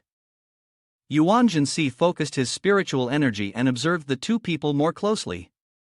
One of them was on the 19th floor, Zhong Yi, a quirky manga author with a perpetually furrowed brow. He refused Xiaosong's gift and didn't agree to lend anything. The other person, Tu, smiled gently, trying to soothe his friend. "We're neighbors, after all. There will be things to ask of each other in the future. If we can help now, then let's do it." Zhong Yi was clearly unhappy, shouting in annoyance, "We live on the upper floor, he lives on the lower floor. How are we neighbors?" Tu just smiled lightly, ignoring his friend's irritation. Yuan Si, through his spiritual sense, realized that Tu was a kind person, always willing to help. A thought flashed through his mind: maybe the comic book author still had a chance to survive, and Tu was certainly one of them. Suddenly, the doorbell rang sharply, interrupting his train of thought. Yuan Si was startled and turned around. Through his observation ability, he saw a delivery person standing in front of Xiaosong's door, continuously pressing the doorbell. A bad premonition rose in his heart. Not hearing anyone answer, the delivery person called out loudly, "Hello, Mr. Zhong, your food has arrived. Please come and collect it." Silence answered him, and the delivery person, a bit confused, gently pushed the half-open door. Entering the pitch-dark house with not a single ray of light, he muttered, his voice full of strange confusion, "Isn't anyone home? Why is the door open?" At that very moment, in the elevator descending slowly from the 18th floor, Xiaosong tightly hugged the pot he had just borrowed, the corners of his mouth curling into a sinister smile. He muttered, his voice low, as if whispering to the darkness, "I got it." The delivery man was still unaware of the danger lurking. Yuan Si couldn't stand still and quickly flung open his door, shouting urgently, "This delivery guy, you brought it to the wrong floor. The person you're looking for is upstairs." The delivery man was startled, surprised by his outburst. He froze for a moment, quickly pulled out the receipt to check. After a brief glance, he awkwardly realized he had indeed made a mistake with the floor. Still flustered, the delivery man hurriedly spoke, his voice full of gratitude, "Really, thank you." Yuan Si, with his rare kindness, furrowed his brows slightly, his voice deep but urgent, "Get going, that guy's got some issues with his brain." As soon as the words left his mouth, his expression suddenly turned panicked. From behind the delivery man, Xiaosong unexpectedly appeared, his shadowy figure exuding a dark, ominous aura like a cold mist enveloping everything. The delivery man felt a cold shiver run down his spine, his face ashen, eyes wide open in terror. He screamed, his voice quivering with fear, his frantic gaze fixed on Xiaosong. Yuan Si had no other choice, he moved closer, determined to protect the innocent. Seeing Xiaosong's ghastly face, the delivery man trembled as if his soul had left his body. With a cold, expressionless face, Yuan Si spoke in a calm yet sharp tone, "It is Mr. Xiaosong who has returned. You must be very busy, sir." Xiaosong narrowed his eyes, offering a strange smile, and replied in a voice sweet enough to send chills down one's spine, "Not at all, not at all. I've troubled you, I'm so sorry." During the exchange, Yuan Si skillfully pushed the delivery man behind him, signaling with a decisive look, "Go, quickly." Then, he stepped toward Xiaosong, his voice even but carrying a subtle undertone of inquiry, "By the way, stop right there." His eyes flashed with a sharp gleam, then he suggested, "May I come inside and have a look?" Though Xiaosong was slightly surprised by the unexpected proposal, he maintained his twisted smile and nodded, "Of course, you can." He gestured toward the door, his voice inviting, "Please, come in." Yuan Si entered first, and Xiaosong quietly followed behind. The sound of the door slamming shut behind him made him frown slightly, a hint of suspicion rising within. Not dead yet? It wasn't impossible. In his house, one could only avoid the risk of being killed if granted his permission. He silently observed the messy house, with the dining table piled high with leftovers, the sofa covered in bags of fruit, and various large and small pots scattered across the floor. Yuan Si thought to himself, "Why do these fruit bags look so familiar?" He turned back, his gaze sharp, and called out loudly, "Mr. Xiaosong." Xiaosong looked at him, his eyes gleaming with greed, the corners of his mouth dripping with saliva, and replied, "Go ahead." Yuan Si pointed to the pile of fruit bags on the table, his tone calm yet full of calculation, "My house is running low on fruit bags. Could you lend me one?" Xiaosong suddenly returned to his usual state, scratching his head and flashing a silly grin. "So you just want to borrow a bag?" Before Xiaosong could respond, Yuan Si quickly grabbed a fruit bag nearby, his eyes flashing with a glint of cleverness. The sudden move caught Xiaosong off guard, leaving his face showing surprise, unable to react in time. Seeing the unusual look in Xiaosong's eyes, Yuan Si smirked, his face showing satisfaction as he thought to himself, "Indeed, I was right about his rules for killing." As long as Xiaosong did not open his mouth to agree, this house, despite exuding the scent of death with its moss and invisible spider webs clinging to everything, could not take his life. Xiaosong seemed to regain his composure, flashing a narrow-eyed smile, but his gaze held something unpredictable. Yuan Si sensed the danger lurking in the air, as if every corner of the room concealed an invisible blade, ready to strike him down at any moment. He scratched his head, feigning ease, and waved his hand, saying, "Is it inconvenient? No problem. If you don't agree, I wouldn't dare take your things." Xiaosong quickly handed him a fan-shaped bag with an air of politeness. "No, no, of course, take it," Yuan Si replied, taking the bag in his hand, his mind momentarily filled with doubt. He suddenly realized that among the clutter in the house, these bags were all gifts that had yet to be given away. Why are there so many? He wondered, his gaze scanning each item. Suddenly, Xiaosong spoke up, his voice laden with meaning. "I still want to go to Mr. Shi's house." Yuan Si immediately grew alert, a bad premonition rising in his chest. Xiaosong wanted to chase him out if he insisted on staying, would he die again? After a brief moment of thought, he decided to leave. He smiled, his voice gentle yet cautious, "Thank you, then I'll take my leave now." But just as he turned away, Xiaosong suddenly called out, his tone dropping, "Please wait a moment." He stepped up behind Yuan Si, rummaging through his bag, and pulled out a long stick of pastry, its red filling clearly visible in the middle. Xiaosong raised the pastry, his eyes sparkling with craving, and with an inviting tone, said, "Aren't you going to try it? This specialty is really delicious." Yuan Si froze, a dangerous feeling settling over him, like a blade at his throat. Xiaosong slowly brought the pastry to his mouth, biting down hard, and the bright red filling splattered around his lips. Xiaosong smiled, his voice sweet yet unsettling, "It's so delicious, there's jam in it. You should give it a try." Yuan Si broke out in a cold sweat, his gaze flickering over the pastry, doubt rising in his chest. Are you offering me this specialty or planning something else? He weighed the risks, his heart pounding. Whether he declined or accepted, the result would be the same, so why not? He took a deep breath, determined to take the gamble, and slowly reached for the pastry, bringing it to his mouth with a steady gaze. Yuan Si thought to himself, maybe I'll discover a new pattern here. He bit down hard on the biscuit stick, chewing it greedily, but suddenly his face turned pale, a wave of terror surged within him, and his stomach clenched painfully, forcing him to gather all his strength to hold back the urge to vomit. In a panic, he realized that this was not a biscuit. His vision blurred to white, and a strange, black liquid began to pour from his mouth. His body slowly collapsed onto the floor.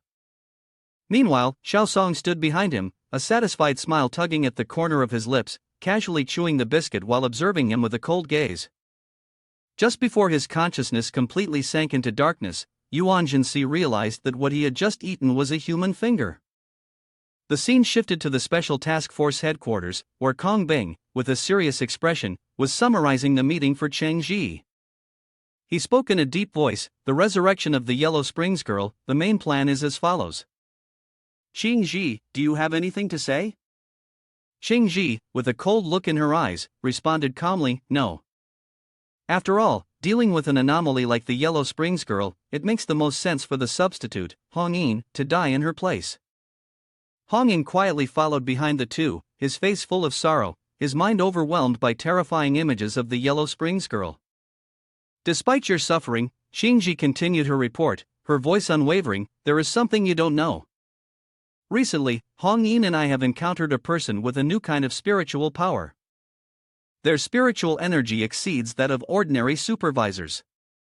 Furthermore, their special ability is resurrection. Kong Bing hesitated, his eyes flashing with curiosity. He turned back, his voice low but full of attention. Go on. Cheng Ji quickly replied, his tone clear, he is Yuan Si, still a student. At the same time, in Yuan Si's house, he suddenly woke up after death. His eyes turned red, veins bulging, as if filled with an invisible rage. The pendant around his neck glowed brightly, emitting a cold announcement, please be aware, you have consumed the rotten middle finger of an evil neighbor. You have received the rules of an evil neighbor. Once an evil neighbor resides in your residential area, all households within it will automatically become his neighbors. One household corresponds to one gift. The number of people in the household does not matter, and neighbors are not limited to humans. After receiving the gift notification from Xiaosong, the notebook revealed the terrifying rules. Xiaosong would begin borrowing gifts from the victim, always polite with the principle of borrowing and returning. But if refused, he would forcibly take the items, and the things he borrowed would increasingly be connected to the victim. Until the refusal of the gift once more leads to death, Yuan Si sat in a daze. His eyes were glued to the notebook, and suddenly he exclaimed, his voice full of excitement, finally, it's here. He sank into deep thought, trying to analyze the rule, but it was only when Xiaosong took action that he understood the rule. Then I have to try a different approach, at least don't let me die again. Suddenly, he froze, his eyes wide with panic as they shifted to the corner of the room. Xiao Ai and Xiaoya were happily nibbling on the biscuit sticks Xiaosong had given them. Xiao Ai, chewing vigorously, looked up at him, smiling brightly, the jam's fine. Yuan Si went pale, a wave of nausea rising in his chest. He screamed, his voice filled with terror, hey, you guys! Xiao Ai, still holding a biscuit stick in her mouth, casually offered one to him, her tone inviting, have a bite, sir. Just looking at the biscuit stick made Yuan Si's stomach twist in pain. He raised one hand to refuse, clutching his stomach with the other, shouting repeatedly, get back, get back, get back. Meanwhile, Xiaoya, her eyes full of longing, tried to gnaw on a biscuit, but couldn't because she didn't have a mouth. Yuan Si glanced at her, his voice dripping with disdain, you guys. Xiaoya still held the biscuit stick in her hand, her tone sharp, her eyes glaring at him, my lord, this is just a regular biscuit. Hearing Xiao Ai's confirmation, Yuan Si let out a sigh of relief, resting his hand on his forehead. His voice was tired as he murmured, that's good. He fell into deep thought and muttered, "For now, Xiaosong is probably a disaster-level monster. This time, my spirit has truly been corrupted." Recalling the scene when he collapsed after eating a human finger, he clenched his fist, his eyes blazing with determination. No matter what, he would find a way to destroy it quickly. Suddenly, he turned to Xiao Ai, his tone serious. "By the way, Xiao Ai, do you remember how they tried to kill you?" The moment the question left his lips, Xiao Ai stiffened. Her face darkened, and she couldn't utter a word. She lowered her head, a sorrowful expression taking over her, and in a soft voice, she replied, "I'm sorry, sir, but I can't answer that." Xiaoya, standing beside her, gently shook her arm in a comforting manner. Xiao Ai gathered her courage, raising her head. Her gaze seemed lost, as if sinking into painful memories. She slowly began to speak. "I only remember seeing something. It seemed like something." Her voice trailed off, her mind spinning. Everything grew darker, and then she lost consciousness. She paused, her hands clenched tightly, her voice trembling. "Let me think for a moment." Seeing that Xiao Ai couldn't remember anything more, Yuan Si gently raised his hand to stop her, his voice soft but tinged with a hint of helplessness. All right, even if you remember, it won't matter. Perhaps that event is still protecting you." He stroked his chin, his gaze thoughtful, lost in contemplation. He began to connect the dots of the people he had recently encountered. Each fragment of memory appeared like a tangled picture. In his mind, sharp inferences slowly began to form. The Special Task Force holds a kind of dangerous power, extremely detrimental to us. On the surface, we share the same short-term goal, but what if they find out that my ability creates anomalies? He turned to Xiao Ai, his voice low and filled with caution. "As for the Special Task Force's files, there's no need to use them. They might even have records on Xiaosong, but we absolutely must find another reason." Xiao Ai tilted her head, her eyes distant as if she didn't fully understand his meaning. Yuan Si sighed, giving an example, his tone slow but laden with implication. "In the struggle between the eagle and the snake," he paused, his gaze sharp, "if they arrive first to recruit Xiaosong, and then use him to deal with you, then we'll be forced to split into two opposing sides." The scene shifted to Jiangchang, where Hong Yin was driving a convertible sports car, speeding through streets glimmering with city lights. He laughed heartily, turned to the person sitting next to him, and spoke with a tone full of amusement, "Brother, what's it like sitting in a supercar?" The person sitting next to him was none other than Yuan Si. He crossed his arms, his face displaying boredom, and answered with an annoyed tone, "Why are you the one picking me up?" Hong Yin burst into laughter, his eyes sparkling with mischief. "Isn't it good to have someone as outstanding as me? You don't seriously prefer someone as dull as Qing Ji, do you?" Yuan Si shot him a glance, his expression frustrated, his voice curt, "I'd rather get out of the car." Hong Yin grew even more excited, pressing the gas harder, making the car roar. He laughed loudly, his voice teasing, "Just kidding, it's not like I have time because I'm on a break, right?" Yuan Si furrowed his brows, his voice skeptical, "A break? Does the special team really have that much free time?" Hong Yin grinned widely, his eyes gleaming with self-satisfaction. "That's called the last evening, you get it? If you join the special team, I could even pass on the Yellow Springs girl mission to you." As soon as Hong Yin mentioned that name, Yuan Si immediately became alert, his gaze sharp as a knife. He asked, his voice slow but full of suspicion, "Yellow Springs girl?" Seeing the look of surprise on his face, Hong Yin smirked, pushed up his glasses, and spoke with a tone full of confidence, "You don't know? Everyone in the city says she's a disaster-class freak." Yuan Si pretended to be clueless, a forced smile tugging at the corner of his mouth. "I've never heard of that. She's the top-tier legend, after all." He paused, his gaze briefly sliding past Hong Yin's shoulder as if trying to hide his wariness, but there was nothing to be seen behind him. "So, you guys wrapped things up?" This time, it was Hong Yin who faltered, his eyes flashing with a hint of caution, as if touched by some old wound. He created a substitute arm to steer the car while turning toward Yuan Si, his eyes filled with unshed tears, his voice thick with frustration, struggling to express the words. "To be sure, I've already died once." Yuan Si was unmoved, his tone cold as he interrupted. But if dying once leads to a good ending, does that prove your death was worth it? Hong Yin's sharp words hit their mark, and he immediately retorted with a tone of dissatisfaction. Worth it? Forget it. The Yellow Springs girl was killed by us and brought back to life, and she's even stronger now. He sighed, his voice trembling as he poured out his feelings. Now, if someone as weak and powerless as me were to talk to her, just imagining the scene of the giant Yellow Springs girl squeezing you in the palm of her hand is enough to make your soul leave your body. Yuan Si furrowed his brows in surprise, his voice tinged with a hint of doubt. You can still talk to the anomaly?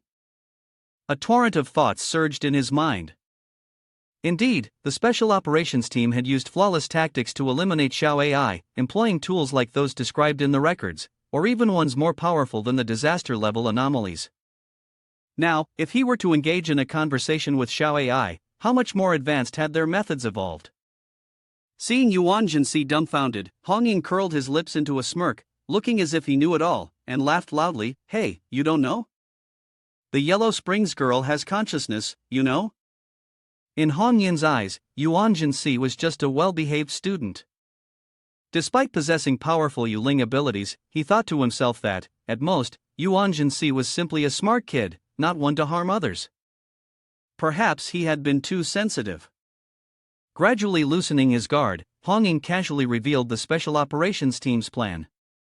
He began to speak, his tone laced with a hint of pride. Anyway, lately, I've been forced by others to study, write stories, and control my emotions. I'm not allowed to let them out carelessly.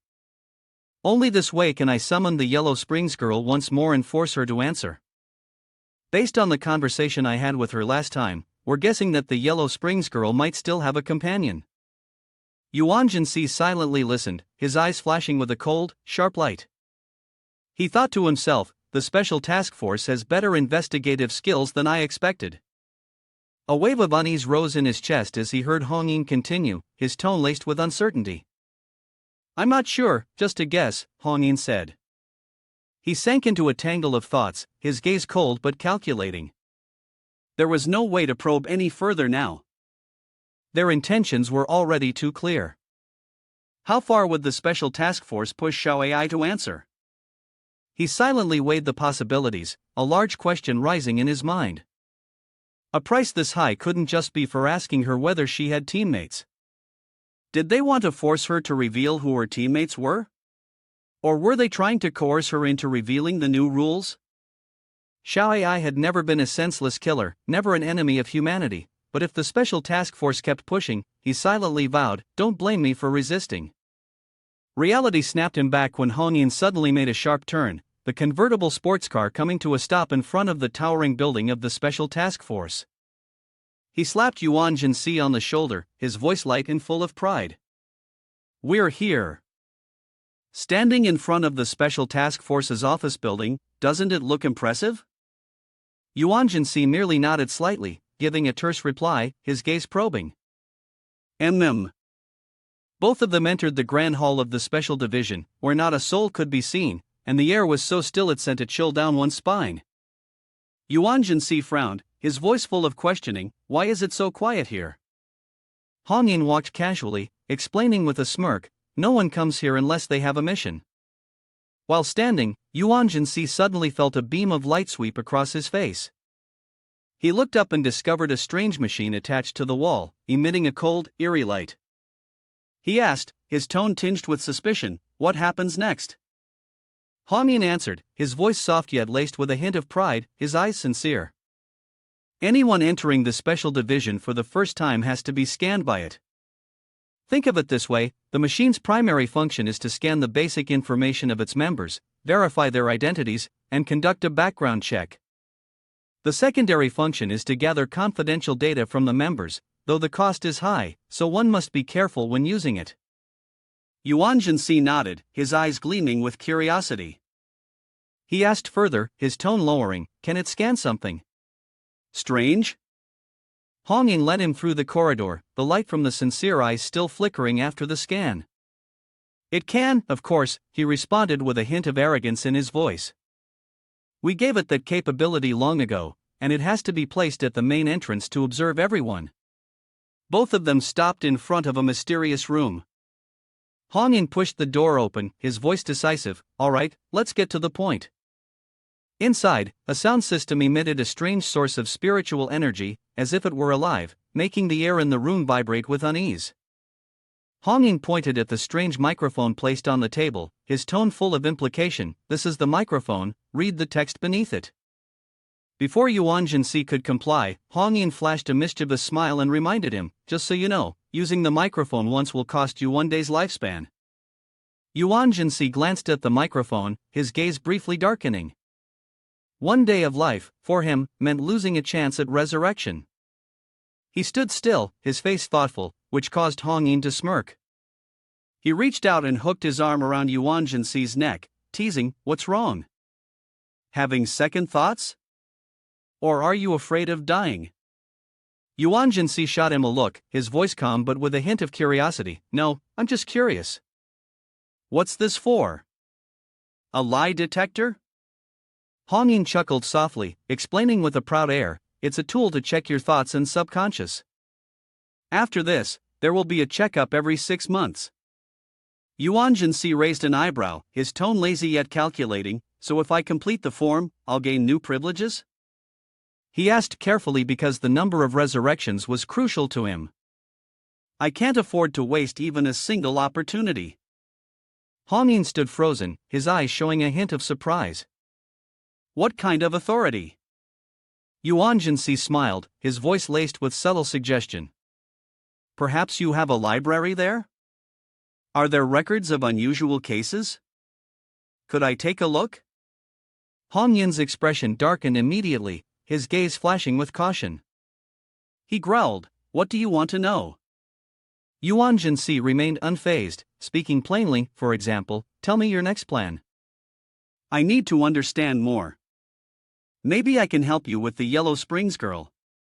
Hong Yin laughed, but his tone was resolute, as if trying to extinguish any hope of such a request.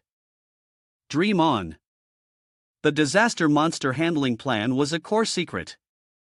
Only the department head and advisors were authorized to know about it. Seeing Hong Yin's intense reaction, Yuan Si merely shrugged, feigning indifference. "Just kidding. As a newcomer, I just want to learn more." Hong Yin nodded, agreeing on the surface, his tone soft. "All right then, when the time comes, they'll grant you the necessary access. But you can only see materials that correspond to your level. As for the rest, don't even think about it." But inwardly, Hong Yin silently warned him, his gaze flashing with a threatening glint. "If you dare play tricks, I'll handle you first." Yuan Si dared not probe further, his gaze momentarily hesitant. He gripped the microphone tightly, his voice deep. "Understood." Taking a deep breath, he began to read the words on the microphone, his tone firm. "I am Yuan Si, forever." He paused, his eyes resolute. "I will never betray humanity." As soon as the words left his mouth, the microphone suddenly emitted a powerful surge of spiritual energy, like an invisible wave sweeping across the room. Hong Yin widened his eyes in shock, exclaiming, "You still?" Yuan Si tightened his grip, his heart pounding, sweat trickling down his forehead. He tried to suppress the anxiety, afraid that he might fail the testing ritual. The surge of spiritual energy from the microphone seemed to tear at his mind, making everything spiral into chaos, impossible to control. Hong Yin, standing beside him, appeared momentarily panicked, his voice trembling but trying to remain composed. How could this be? Suddenly, the mechanical voice from the microphone rang out coldly, "Passing the test." Hong Yin exhaled in relief, his face gradually relaxing, though his voice still carried a hint of panic. "You nearly scared me to death. I thought you'd finish the form quickly." He then turned, his tone a mix of reproach and playful teasing. "You should have checked the condition of your equipment. Be careful, it might get too expensive." Yuan Si glanced at him, his voice irritated but with a touch of a smile that softened the annoyance. Both of them suddenly noticed a sign on the wall detailing information about the Yuling Guild, guild name, Yuling Guild, alias, guild leader Yuling, ability, resurrection rule within a certain limit. Address, Zhangcheng Academy. Yuan Si frowned, thinking to himself, is the control that widespread? Hong Yin leaned his shoulder against his voice teasing, "I wouldn't suggest you set up a base in a crowded place." Yuan Si froze, his eyes full of suspicion. "What do you mean by that?" Hong Yin explained, his tone turning more serious. "The more crowded, the higher the chances of a supernatural occurrence. The Special Research Institute has concluded that the rules of the supernatural are actually closely linked to humanity itself."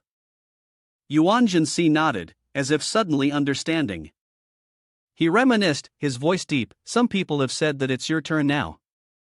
Using the internet to trigger a random killing rule. Xiao Song borrowed from a neighbor to kill people. Xiao AI used the resentment in human relationships. Xiaoya launched killings due to the distorted nature of family relationships. All these events are tightly connected to humanity." He sank into thought, his eyes gleaming with a sharp light. It was as if the supernatural only existed to annihilate humankind. So, what would happen if we isolated the supernatural from humanity? Maybe we should try it with Xiao Song. Hong Yin seemed to break the tense atmosphere, patting him a few times on the shoulder, his voice teasing. "Now. Don't worry, you're in a high-end apartment complex, and it's sparsely populated. It's still pretty safe, in comparison." Yuan Si chuckled quietly, his eyes sparkling with cleverness. "Ha, my neighbor is a ghost." He turned his head to greet Hong Yin in a relaxed tone. "I have something to do, I need to go." Hong Yin smirked, his voice playful. "Aren't you going to learn anything else?" Yuan Si thought to himself. From what he had said, he still hadn't reached the key level of the special department. Even if he did, it would be difficult to track Xiao Song's records. But fortunately, the Research Institute's conclusion had given him a new idea for an experiment. This trip wouldn't be a waste. As night fell, in the small alley of Minghu Street, the dim streetlights cast shadows over Yuan Si's figure. He unexpectedly bumped into Tian Wu Bai, his eyes showing a hint of surprise, his voice low. "Tian Wu Bai, why are you here? Aren't you supposed to be in class?" Tian Wu Bai looked up, his eyes filled with worry, his voice soft but sincere. "The president hasn't been coming to school these past few days because something's troubling him. I want to help." Yuan Si frowned, his gaze sharp and cold, his voice firm, "No need." She was taken aback, her voice tinged with a hint of disappointment. "Huh? Why not?" He stepped forward, his tone stern as if to cut off any further discussion. "Don't get involved in matters beyond your capability." Tian Wu Bai, unwilling to give up, her eyes gleaming with determination, "I can predict that kind of danger, but I can still lend a hand." But Yuan Si simply shook his head, walking past her, his voice cold. "No, you'll only get in the way. Don't follow me. If you interfere again, you'll be kicked out of the club." Tian Wu Bai stood still, her eyes filled with concern, watching his back slowly disappear. Yuan Si didn't look back, heading straight to the Minghu apartment complex where Xiao Song lived.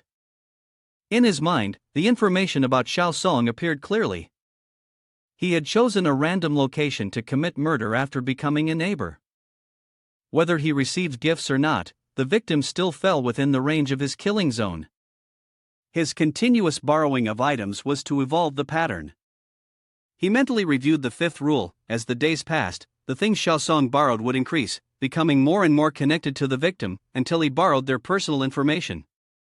Then, the sixth rule, refusing Xiao Song's gifts could eliminate the compulsion to borrow things for a time. Yuan Si tightened his grip, his eyes flashing with light. By eliminating the forced borrowing of the item once, the person who refused Xiao Song's fruit could still be saved. He activated the eye technique, and the flow of spiritual power from the pendant spread, allowing him to scan the entire area. He had to act before Xiao Song made his move, alert everyone, and prevent him from continuing. Through Xiaoya's ability, he saw Xiao Song like a ticking time bomb, ready to explode out the door at any moment. He poured all his strength into trying to trap Xiao Song, but the opponent's power was overwhelming, like waves crashing down on him. His wounds bled, but he gritted his teeth and used the gaps in his recovery to fill the gaps. Xiao Song's invisible eyes, full of malice, were locked onto him, as if wanting to devour him. He growled, his voice full of self-satisfaction. Is it successful? But at that moment, a terrifying reality unfolded. Xiaosong turned around, his gaze eerie, as if mocking his efforts. Rule number 11 rang in his mind, cold and ruthless. There is no way to trap Xiaosong in the room, for the room of a human cannot imprison a demon. Yuan Si felt a lurking danger, like a sharp blade pressed against his throat. The rules of this bastard were too deceptive. Xiaosong, with a sinister gaze, suddenly clung to him, a dark, hateful aura rising like a wave, pulling him into an uncontrollable abyss.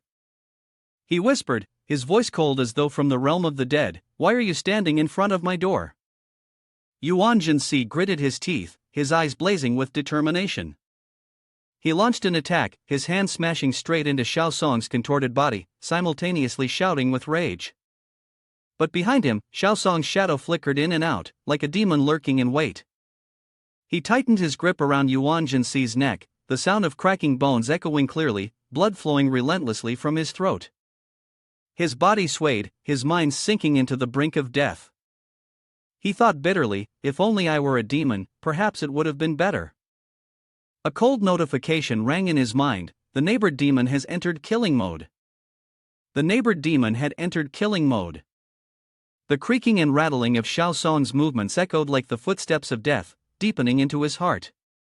An invisible demonic gate opened, and Xiaosong's haunting voice repeated, "Heart, let me borrow your heart." From the darkness, a panicked voice responded, Who are you?" Xiaosong screamed, his voice desperate yet terrifying. "What do you want to do?" He kept repeating it like an unending curse. "Let me borrow your heart. Help, don't kill me." The air suddenly shifted. Yuan Si felt the advantage turning in his favor, a spark of realization flashing in his mind. Rule number 7, returning Xiaosong's gift upon meeting can cancel out the forced borrowing of items, just once. He roared triumphantly, "I figured out your crucial rule." Fortunately, Yuan Si managed to escape the clutches of Xiaosong. He panted heavily, his chest weighed down, silently thanking himself for having prepared a backup plan. He rushed to his room, rummaging frantically, determined not to discard Xiaosong's gift. In his haste, he failed to notice the cold murderous intent enveloping him from behind, like the fear of fragile humans being hunted. He suddenly shivered, almost unable to breathe. When a soft voice rang out, Yuan Si turned around, his eyes wide with horror. Xiaosong, now distorted and deformed, stood there, his eyes gleaming with desire. He spoke in a voice that seemed to coax. "Who are you?" Then he continued, "We could get Yuan Si there in time." "Go in quickly, you fool." Yuan Si clenched his fists, recalling the notes in his journal. Xiaosong's objective was not limited to just humans. Xiaosong stepped forward, his voice a whisper like a curse. "Can I borrow your heart?" Xiaosong gradually transformed into a grotesque monster, his entire being radiating wild savagery. Yuan Si was stunned, unable to understand why his body reeked of fresh blood, his clothes stained with dark red splashes. Something horrifying had clearly occurred. Suddenly, Xiaosong spoke, his voice deep and hoarse. "All right, here you go." He extended the item he had once borrowed from Yuan Si. Yuan Si took it, his eyes flickering with surprise. According to the 7th rule, returning a borrowed gift from Xiaosong would offer a chance to escape the compulsion of having to lend something. Then Xiaosong gave a slight nod and continued, "Thanks. I'll be going now." Yuan Si hurriedly chased after him, determined to uncover the secret. What exactly happened? He wondered, his mind filled with doubt. Could it be that Xiaosong had started taking action during the time before his resurrection? Around him, endless staircases stretched out, without end, leading into an abyss. Xiaosong coldly dropped a single sentence, "If you're going to kill, you might as well descend." The words made Yuan Si shiver, his heart tightening. Why is it like this? Is there anyone left alive? He wondered, his mind in turmoil. Suddenly, a shadow flashed by like lightning. Xiaosong stopped, his eyes gleaming with a mischievous glint. "Sorry, did you catch me?" Yuan Si froze, a chill running down his spine as he heard Xiao Song continue. See you later, Mr. Yuan. You know, they're all dead now, every single one of them. It took their hearts. In his mind, the screams of the dead echoed like a wailing curse from beyond the grave. The accomplice who killed them, pay for their lives. It's your fault, butcher, pay for my life. Yuan Si felt powerless, as if he were sinking into a nightmare. Help me! He screamed in desperation, but then forced himself to calm down. Clenching his teeth, he told himself to stay composed, calm down. He shouted, his voice trembling yet resolute. Shut up, all of you. Gradually, he began to realize the terrifying rules of the evil spirit neighbor. Rule 1: Once an evil spirit resides in your neighborhood, all residents, including yourself, automatically become its neighbors. Rule 2: Each family corresponds to a gift, regardless of the number of people in the house, and neighbors are not limited to humans. Clause 3: If you receive a gift from Xiao Song, it will borrow one of your belongings, but with a polite attitude. Borrowing means it will return the item. Clause 4: If you refuse to lend, Xiao Song will forcibly take your belongings. Clause 5: The number of borrowed items will gradually increase, and the items taken will become more and more closely related to you, until even your heart is taken by Xiao Song. Clause 6: Refusing Xiao Song's gift will only give you one opportunity to avoid having your belongings forcibly taken. Clause 7: Returning Xiao Song's gift in person will give you one more chance to escape the coercion. Clause 11: You cannot lock Xiao Song inside your house, because the House of Humans cannot imprison such a bizarre entity like it. Yuan Si pondered deeply, his heart heavy as he realized that, besides himself, Xiao Song had taken the hearts of all those around him. He had been lucky to escape with his life, but why hadn't that monster left yet? Why were the last 3 rules still locked tight? He muttered, his voice full of helplessness, damn it. Suddenly, a chilling, bone-piercing cold slithered up his spine, making him shiver. Xiao Song appeared, its face pale, its voice low, like a whisper from the realm of the dead. Can I borrow your soul? Yuan Si felt his vitality draining, his body visibly weakening. Life was shortened by a day, and only 83 days of life remained. Although temporarily safe, he was still dizzy, his mind swirling. It had borrowed his heart, and now it wanted his soul too? He wondered, his heart pounding in his chest. He thought he had escaped. Suddenly, Xiao Song's ominous voice rang out again, digging deep into his mind. Mr. Yuan, are you panicking again? May I borrow your soul? The phone in his hand slipped and fell to the floor, causing him to collapse. He struggled to scream, his voice weak. Hello, I am Yuan Si. On the other end of the line, a calm yet sharp voice responded. What's going on? In the future, when contacting the supervisor, remember to use your alias. Yuan Si took a deep breath, trying to stay calm. Well, I'm Yu Ling, and I'm facing a strange entity that follows the evil spirit neighbor rule to kill. Now, I've fallen into a death loop. You don't need to come here, but I need your help to investigate its files. The voice on the other end was deep, filled with surprise. Are you talking about the evil spirit neighbor entity of disaster rank? It's appeared at your place? It had been contained by the special task force in the neighboring city for a long time. Wait a moment, I'll find it for you right now. That person is Qingji, the girl with shimmering emerald green hair, wearing square-framed glasses and sharp, discerning eyes. She immediately took action, her voice firm as she spoke into the phone. Hello, I need to investigate the profile of the neighbor known as Evil Spirit. Directly transmit the brainwave data to me.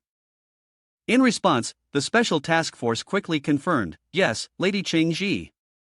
She used her special powers to receive the information through a rapid data stream, completing the access process. Then, she clearly explained the method to escape death at the hands of the neighbor, Evil Spirit. It's to return the item it initially gave you. If you still have it. Yuan Si furrowed his brows, his voice full of despair. Are you talking about the greeting gift? I've already given it back to it. Now it's even starting to borrow my soul. Xiao Song's expression grew increasingly terrifying, his face darkened, his deep eyes seeming to devour everything around him. Xingxi suddenly paused, her voice lowering as if she had realized something ominous. Not hearing Yuan Si's response, Yuling called back, her voice urgent, "This is Qingji, I have something to report to the task force." A minute later, Yuan Si weakly called back, his voice noticeably weaker, "Qingji. Are you still there? One day of life has been taken away, and there are only 81 days left of lifespan." On the other end of the line, Qingji anxiously asked, "What about you? Are you okay?"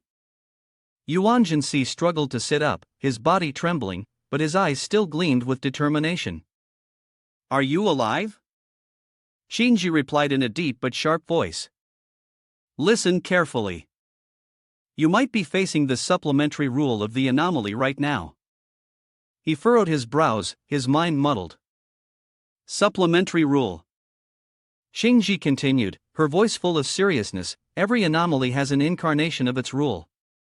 Humans are able to avoid death by exploiting loopholes in their rules. However, in order to supplement the rule, the anomaly uses humans as nourishment to elevate itself. The evil spirit neighbor originally forced a heart transplant from the target, and the target could return the favor to escape death. However, after the supplementary rule was activated, the evil spirit neighbor broke through and upgraded to forcibly borrowing the soul, leaving the target with no escape." She paused, her voice lowering as if signaling something ominous. "I believe the evil spirit neighbor has evolved into a demon-level threat now. Previously, the Special Task Force sacrificed 4 lives of their agents to find a way to contain it. They used rule seal items for replication and separation.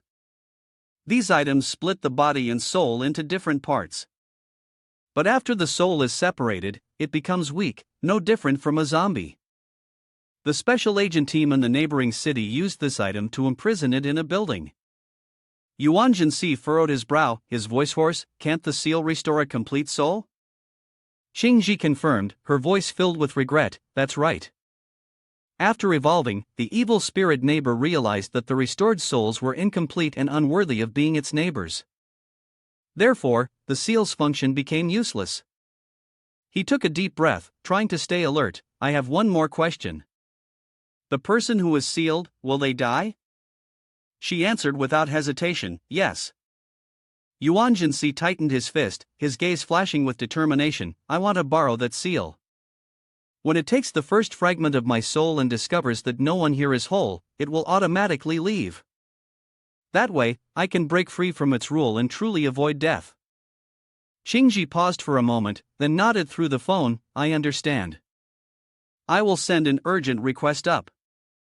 The seal will be sent to your place immediately." In her heart, she silently thought, facing a seemingly hopeless situation, he still managed to stay calm and find a sliver of hope. This young man is truly not simple. She muttered, and before long, an airplane appeared in the sky, landing near Yuan Si. He looked up, astonished, and exclaimed, "That was quick?" Qingji smiled faintly, her voice full of confidence. "The efficiency of the Special Task Force has always been like this. Good luck." Yuan Si turned on the light, the beam from the aircraft cutting through the darkness, creating a dazzling swirl of data on the display panel. With his sharp eyes, he activated his visual technique, memorizing each number and storing it in his body's memory.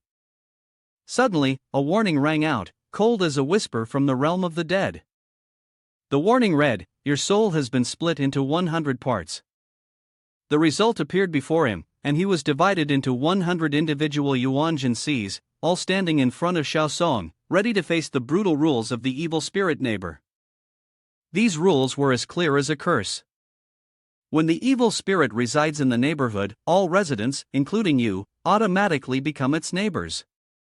Each family corresponds to a gift, regardless of the number of people.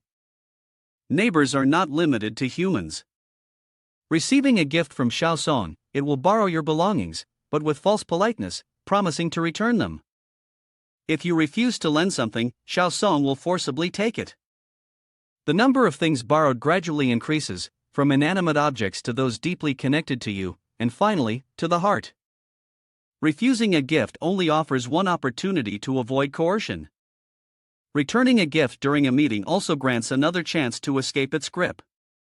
But after taking the heart, Shaosong targets the soul, continuing to evolve, perfecting its own rules.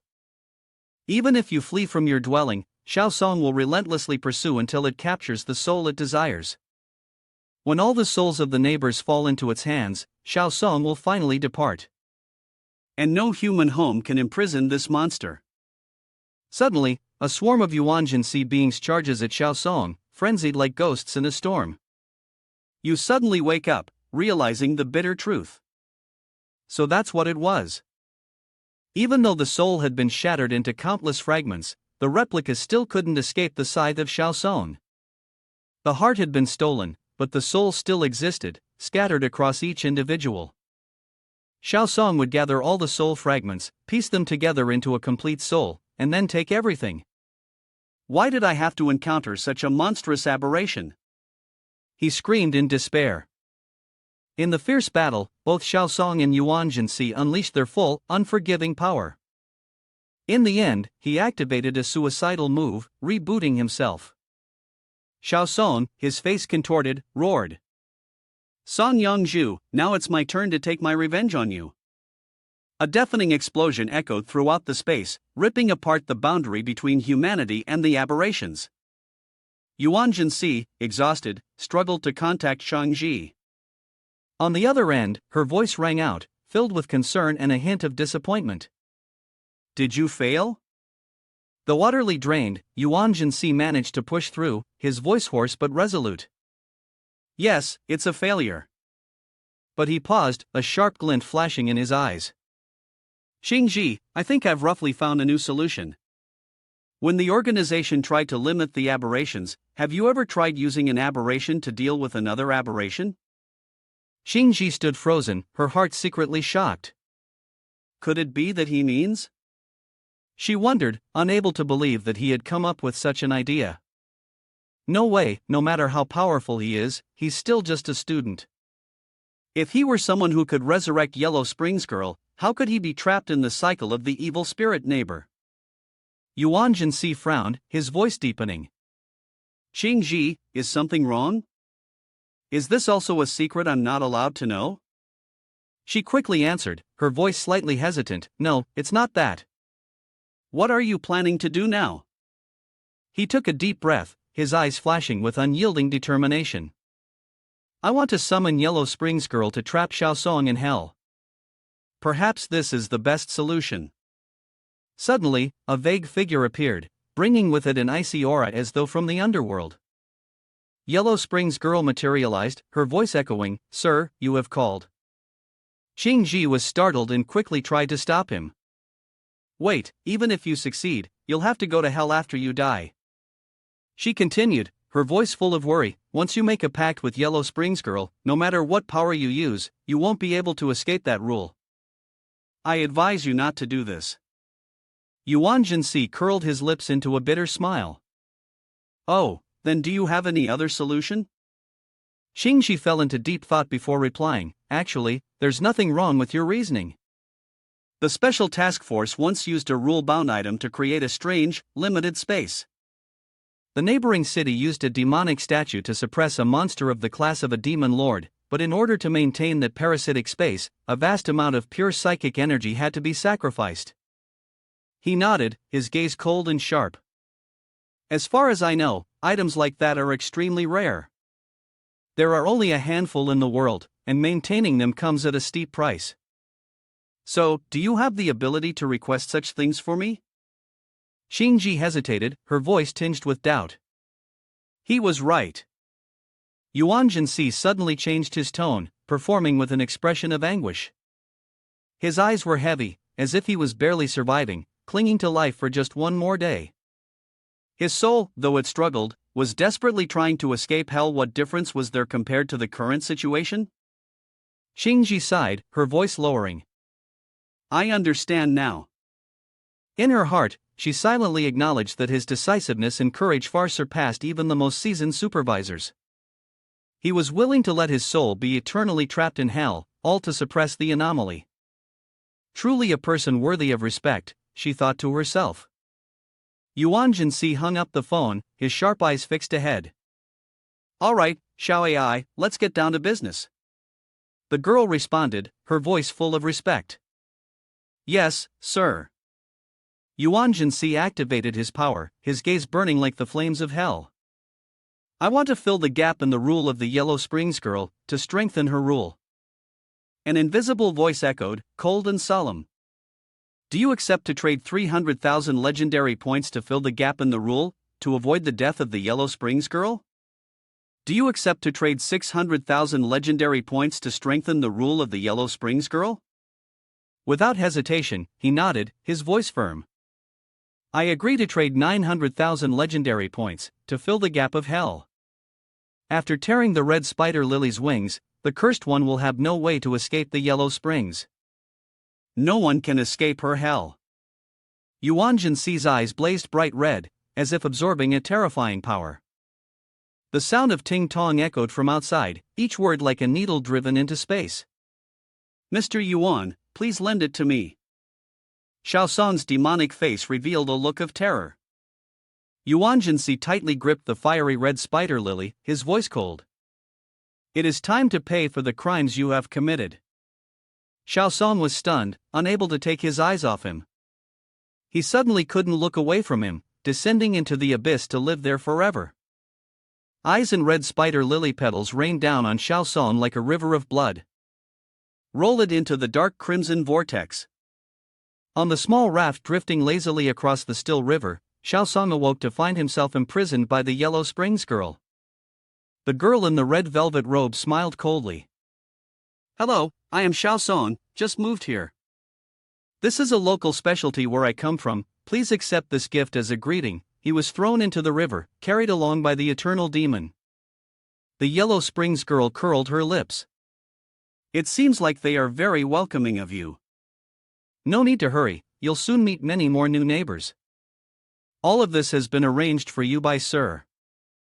Once you get there, you must thank him. The next morning, Yuan Si touched his neck, feeling the hot mark of the red spider lily. Everything feels real, he murmured, his gaze briefly thoughtful. I'll leave the mark there for now, this way it won't raise suspicion from the special unit. Suddenly, a young voice rang out behind him. Mommy! Ming Ai, holding Xiaoya in her arms, kept calling out, Mommy, Mommy. The little girl smiled, her voice clear and sweet. Sir, the cruel neighbor has been locked away in hell. That boy is always venting his anger in my territory for the evil spirit soul. The little girl then pointed at Xiaoya, her voice innocent, Hello, I'm the new neighbor. Xiaosong. Xiaoya echoed, nodding. Yuan Si covered her mouth, frantically waving her hand, her face briefly showing panic when she saw Ming Ai holding the trash bag. Classmate Xiao Ai? Stop joking, that's really disgusting. Ming Ai quickly lowered her head, her voice apologetic, I'm really sorry, sir, I didn't mean to. Yuan Si gently placed her hand on Ming Ai's head, her voice warm and comforting, Don't worry too much, Xiaosong's speed in giving out special products can't even compare to you escorting souls every day. Souls never run out, right? Even if they keep blooming, they can't do anything to someone like you who controls the underworld. As long as you want to collect all of its gifts, it's helpless. Ming Ai was stunned for a moment, then nodded, her eyes lighting up. You're absolutely right, sir. Beside them, Xiaoya, feeling jealous, kept calling out, Mom. Then she squirmed, wanting to be picked up. Suddenly, the phone on the table vibrated, signaling a new message. Yuan Si opened it to see that it was from Qing Ji, your strange case has been concluded. According to regulations, even though both supervisors from the special department have given birth, they still need to undergo psychological treatment. How would you like to arrange it? To the special bureau, or we can send someone to your place, either way works. He frowned, muttering in irritation. Seriously, who in their right mind would willingly go to the special bureau? From downstairs, a burst of commotion rose, shattering the silence. Yuan Si looked out the window and saw a crowd from the special bureau and the real estate company gathered below the complex. Ming Ai explained in a clear, gentle voice, the special bureau came last night. While Sir was sound asleep, they took care of the aftermath. Now they're signing a confidentiality agreement with the real estate company. These people are about to lose their jobs. Yuan Si froze, murmuring, "Ah, is that so?" Half an hour later, a woman appeared at his door, her smile radiant like sunlight. "Hello, I'm your psychologist, Shuili. I didn't knock on the wrong door, did I?" Yuan Si replied coolly, his eyes flickering with caution. "Oh, just call me Yuling." Shuili pointed toward the hallway next door, her tone cheerful. Sir, starting today, we're neighbors." He frowned, puzzled. Neighbors? Then the horrific memories came flooding back, the hallway drenched in blood, bodies strewn everywhere. Trembling, he asked, "Can anyone even live here anymore?" Shuili smiled lightly, without any fear, and said, "Of course, that's fine." She pointed to the room opposite, slightly angled compared to his room. "Yuling, sir, you can go and see that the room is spotless, shining as if new. The special task force has already cleaned up the entire neighborhood." Yuan Si was left speechless, his voice filled with helplessness. "What does that mean? Is this some sort of surveillance?" Shuili quickly waved her hand, smiling brightly. No, let me explain. Yuling, sir, the special task force values talents like you, which is why they assigned me here to provide treatment, not for surveillance. I also know a bit about what happened last night." Shuili gently stepped closer, looping her arm through Yuan Si's, her voice as sweet as honey. "From now on, please rest assured and leave all the tasks to me. Consider me your new companion." Yuan Si looked into her sparkling eyes and sensed a sharp energy hidden behind her gentle demeanor. This woman was far from simple, he thought to himself, and his guard went up even higher. He sighed and pushed the door open, stepping inside the house. "I'm not saying I won't cooperate. Can we begin now? I prefer to be a bit more direct." Shuili chuckled softly, placing her handbag on the living room table. "Of course." She took off her outer jacket, the motion so natural that it made Yuan Si furrow his brows, feeling a little confused. "Ha!" She pointed to the sofa, her voice gentle. "Please lie down here first, sir." Yuan Si grimaced. The way he lay down felt awkward, and something seemed off. Why did it feel like he was being deceived? Shuili smiled, pulling a small box from her bag. Inside was a sparkling glass stone. She placed it in his hand. "Hold it tightly, Yuling, sir." He looked at the stone, curious, and asked, "What is this?" Shuili replied, her gaze focused on the vivid green stone before it suddenly turned black. "Kit. This is a spiritual glass, developed by the Special Bureau to test the psychological danger level of a person's mind." Yuan Si furrowed his brows, his voice dropping. "What does that mean?" She tightened her grip on the watch around her neck and explained, "There are two situations that cause the spiritual glass to turn black. One is the repression formed from suffering, the other is spiritual pollution. This happens when the brain loses consciousness, which we call darkening." She took off the necklace, whispering, "I'm sorry, Yuling, sir, I want to try." She waved the watch in front of him. The shimmering light from the hands of the watch seemed to draw him in, but Yuan Si suddenly jumped up, quick as lightning, snatching the watch from her hand. "Hold tightly onto Shuili's wrist. I don't need hypnosis therapy, it's useless for me. You should explain what darkening is first." Suddenly, Shuili went limp and collapsed onto the floor. Yuan Si was stunned, his gaze momentarily surprised, caught off guard. Is the person being hypnotized not me, but her? In an instant, thanks to the movement of the two clock hands, Shuili had infiltrated his mental world. She whispered, her voice like it was lost in a dream, unable to breathe, "Is this the mental world of Yuling, sir?" Shuili was lost in the chaotic mental world of Yuan Si, where everything was submerged in a deep red hue, as if blood had dyed the entire space. In the distance, a gigantic eye flickered in the mist, exuding a terrifying aura. She froze, her heart gripped with fear. Was this the end result when one faced the bizarre? Loud sounds echoed everywhere, accompanied by wild, maddened screams. The strong win, the weak lose. These foolish humans will all be killed. Shuili was anxious, sweat streaming down her forehead. Things were getting dire. Ling sir, has he begun simulating the life and death of humans? She sank to the ground, her heart pounding wildly. This was too dangerous. If this continues, Ling sir will become a threat to society. Earlier, I almost lost my sanity. I must quickly find the place where his other consciousness resides. Suddenly, the ground beneath her feet cracked open, pulling Xueli straight down into a deep abyss. A chilling, eerie laugh echoed, sending a shiver down her spine. Before her, a gigantic monster appeared, so enormous that she seemed like a tiny mosquito. It bared its sharp, jagged teeth and growled. "Ha, sis, you look delicious." Dozens of eyes on the monster's body gleamed, and its tentacles stretched out. Each one had a mouth full of sharp teeth, and they rushed straight towards her. Xueli was attacked, blood splattering across her body. In the midst of this danger, she fumbled through her pocket and hastily put on a silver glowing ring. It was an item specially designed by a special agency for psychologists to use when facing dangerous pseudo-guardians. The ring helped reduce mental attacks from the psychological state of the opponent. She closed her eyes and whispered a chant, her voice trembling but resolute. All phenomena are like dreams and illusions, like bubbles, like mist, like fleeting flashes, so should one contemplate them thus. The light from the ring burst forth brilliantly, pushing back the tentacles and causing them to fall to the ground. The entire spiritual world of Yuan Si trembled. The scenery shifted in the blink of an eye. Xueli found herself standing in a vast, waterlogged space, rain pouring down, cold enough to cut through to the bone. She gasped for breath, feeling the chill seep deep inside. But ahead of her, perhaps this was the subconscious of Ling sir. The deepest layers of the mind, or one cannot consciously perceive, where the secrets of the overseers are kept, a place only they can access.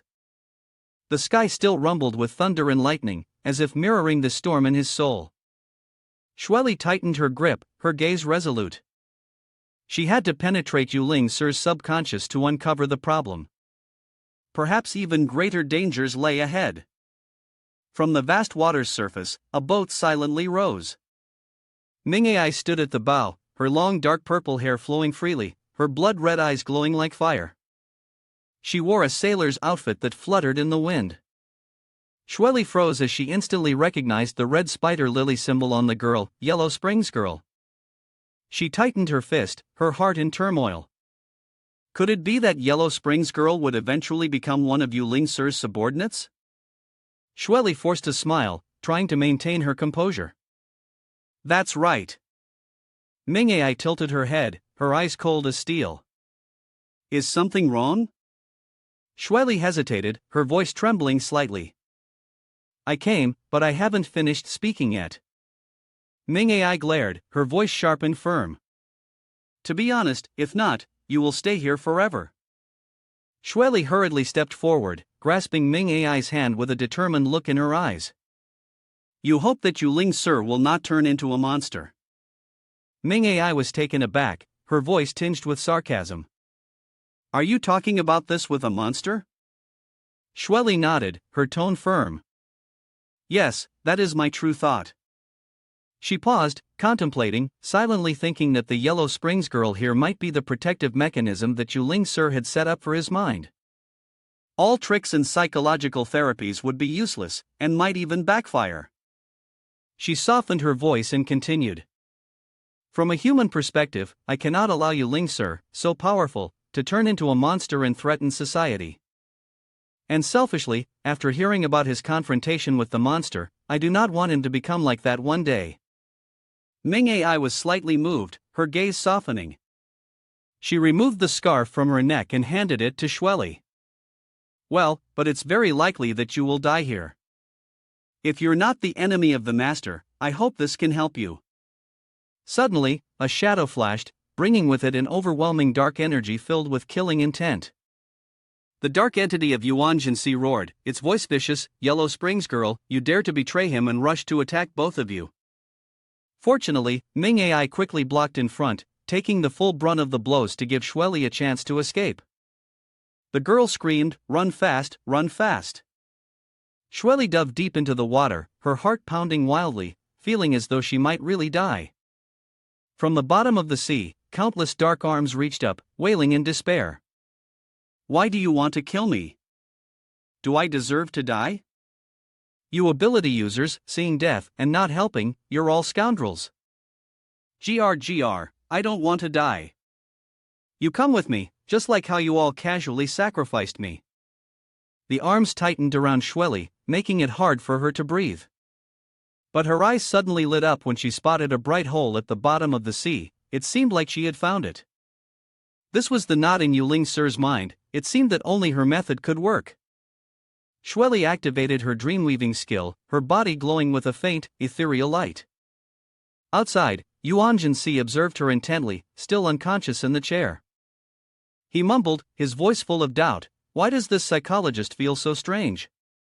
It feels like she's about to die." In the spiritual world, Shweli was struggling, fighting desperately to reach the deepest layer of his mind. Shweli was sweating coldly, her body trembling, her lips pressed tight as if she were drowning in a terrifying nightmare. She muttered, her voice full of worry, "If something really goes wrong, will the special department handle the consequences?" Suddenly, a wave of terrifying shock hit him, making Yuan Si's head buzz. He collapsed to his knees slamming hard against the floor, his breath strangled as if being squeezed. "This woman," he whispered, his eyes briefly showing panic. Out of nowhere, an old scene appeared in his mind, a room filled with comics, soft drinks, and video games. He slumped his head on the table, startled awake by the rustling and clattering around him. A voice rang out, full of excitement, "See? I told you Yuan Si was sneaking a nap here." The noise that followed jolted him awake. Next to him were Xiaobin Bin and Li Zhongxing, both grinning brightly. Yuan Si exclaimed in surprise, "Xiaobin Bin. Li Zhongxing." Xiaobin Bin burst out laughing, pointing at him, "Yuan Si, take it easy. What's wrong with you? Did you wake up dizzy?" Li Zhongxing joined in, winking, "You're really something, huh? Can't even stay awake when you meet me." Just thinking about tomorrow's expedition, Bin's phone screen displayed images of the exploration to an abandoned factory on the outskirts of Jiangchang. Yuan Si fumed with anger. He snatched the phone. "Which group is this? Delete it right now." Both of his friends anxiously said in unison. "Hey, Yuan Si, what's wrong with you? Don't worry about it." Yuan Si gripped the phone tightly, his hands slowly transforming, exuding an ominous aura. With his current strength and Xiao AI's evolution, he no longer needed to participate in the game. An invisible voice echoed in his head, "Now, accept the target. Once you finish collecting, the ability to hunt and kill group members will be disabled. Do you accept?" He replied clearly, "Yes." System notification, collection successful. Congratulations, your friends have survived. The terrifying transformation of Yuan Si caused Xiaobin Bin to scream, "Oh, bro, stop messing around." Li Zhongxing rushed over and hugged him tightly, "Good thing you're back to your senses." Yuan Si was confused, not understanding what's going on. Both of his friends began to cry, their voices choked, "Don't turn into this. Just because you saved us." Then they both laughed softly, as if a weight had been lifted. "We knew we were already dead."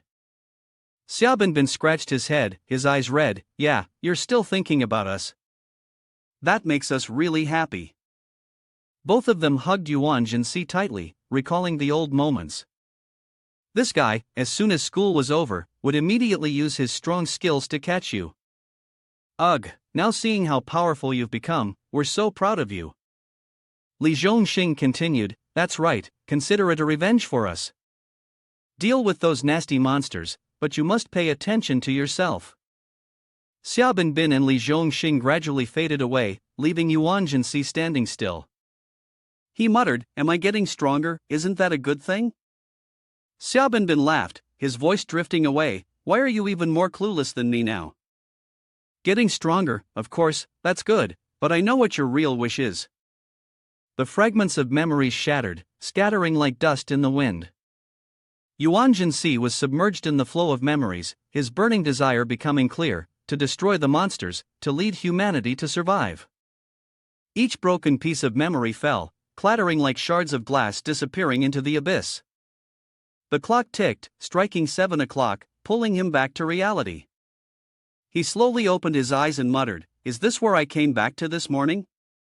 He picked up the phone and immediately called Xingji, his voice low but sharp. "Xingji, I need to ask you something. You said someone from your side came to handle the aftermath in my area, right? So where will those people go next? What will their lives be like?" Xingji hesitated for a moment, then asked, "Is it really that important?" Yuan Si spoke sharply, unable to hide his frustration. "Of course it is. Did they get fired by you? With no compensation at all? Aren't you supposed to stand for the interests of humanity? The fact that we couldn't save the people in that area was due to our negligence. They are being denied proper housing, and from now on, their situation will only get worse. Is this how a protector behaves?" Xingji remained silent for a long time, then replied, his voice lowered, "I understand now. The special department will take your valuable opinion into consideration.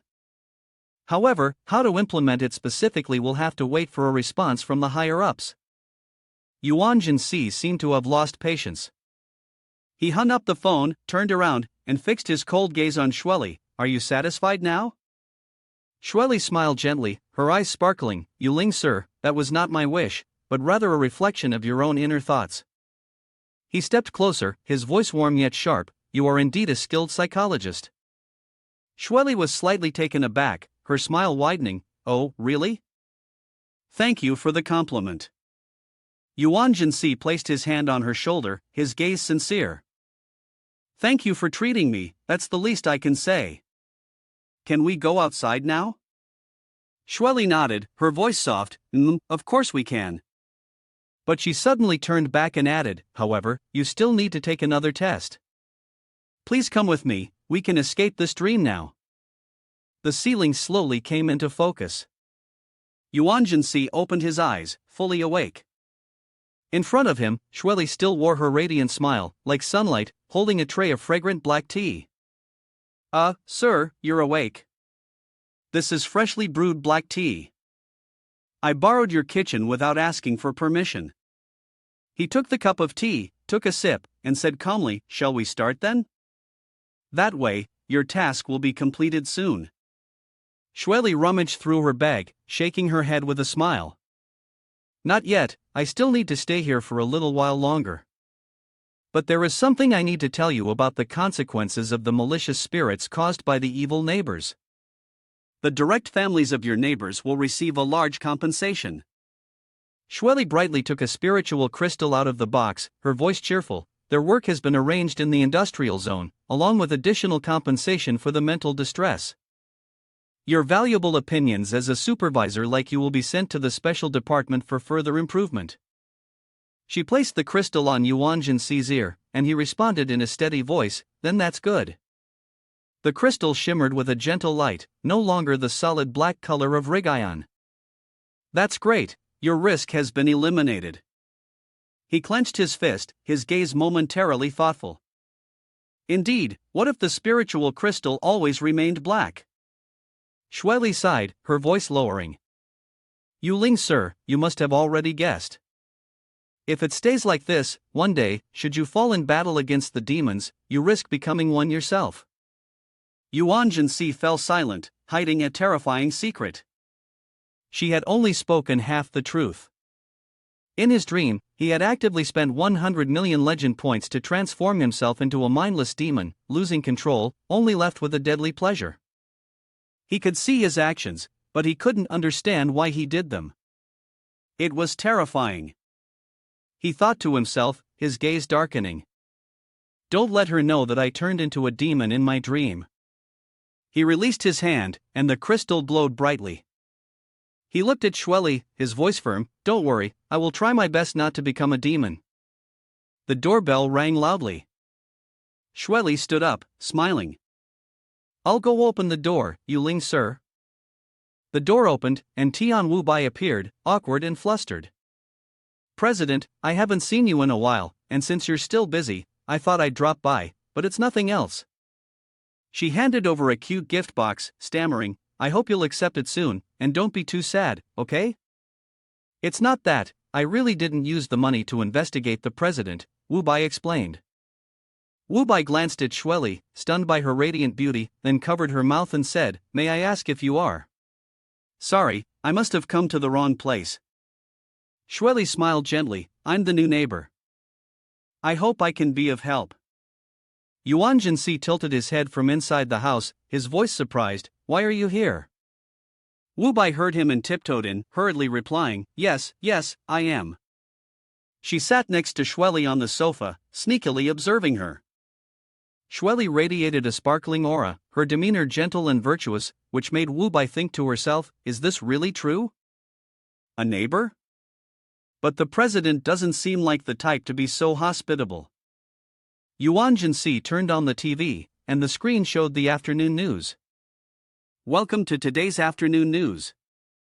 Next, we have some brief updates. A man appeared on the screen, crying out in desperation, "My daughter has been kidnapped. You useless people, and you still haven't caught the culprit." The latest news continues to report that kidnappings are happening frequently in our city. Today, a 20-year-old woman has gone missing. According to the investigation by the Ministry of Public Security, this case, along with nearly 10 other recent kidnappings, is part of a series of related criminal activities, and the public is advised to be cautious about safety. Shueli watched closely, her gaze briefly flicking toward Tian Wu Bai. Yuan Si noticed this and spoke up, his tone calm, "She's one of my subordinates and is familiar with supernatural matters. You can talk to her about anything." Shueli nodded, her voice lowering, "You probably haven't had time to follow the news lately. But the random kidnappings are currently the hottest topic in society. The criminals are so vicious and cunning that the Ministry of Public Security has even asked to borrow our special items. If this situation continues, the special department may have to step in." Yuan Si frowned, his expression serious. "Is it really that serious?" He glanced toward the corner of the room and noticed Ming Ai standing there, giving a slight nod. He stood up, his voice cold, "You two can continue talking." He walked into the room, closed the door behind him, and summoned his notebook. Flipping through the pages, he inspected it carefully. Indeed, the urgency of the kidnapping case had severely impacted Xiao Ai's work. The growth rate of the clothing line had noticeably slowed. "I spent 900,000 points to enhance and perfect Xiao Ai," he muttered. After dealing with the vicious neighbor, he had earned 500,000 legendary points and 100,000 good and evil points. The notebook recorded the remaining legendary points as 865,000, spiritual power is 100, level 3, and lifespan is 79 days. Theoretically, he had reclaimed all the legendary points he had invested, but tonight, Xiao Ai had barely gained anything.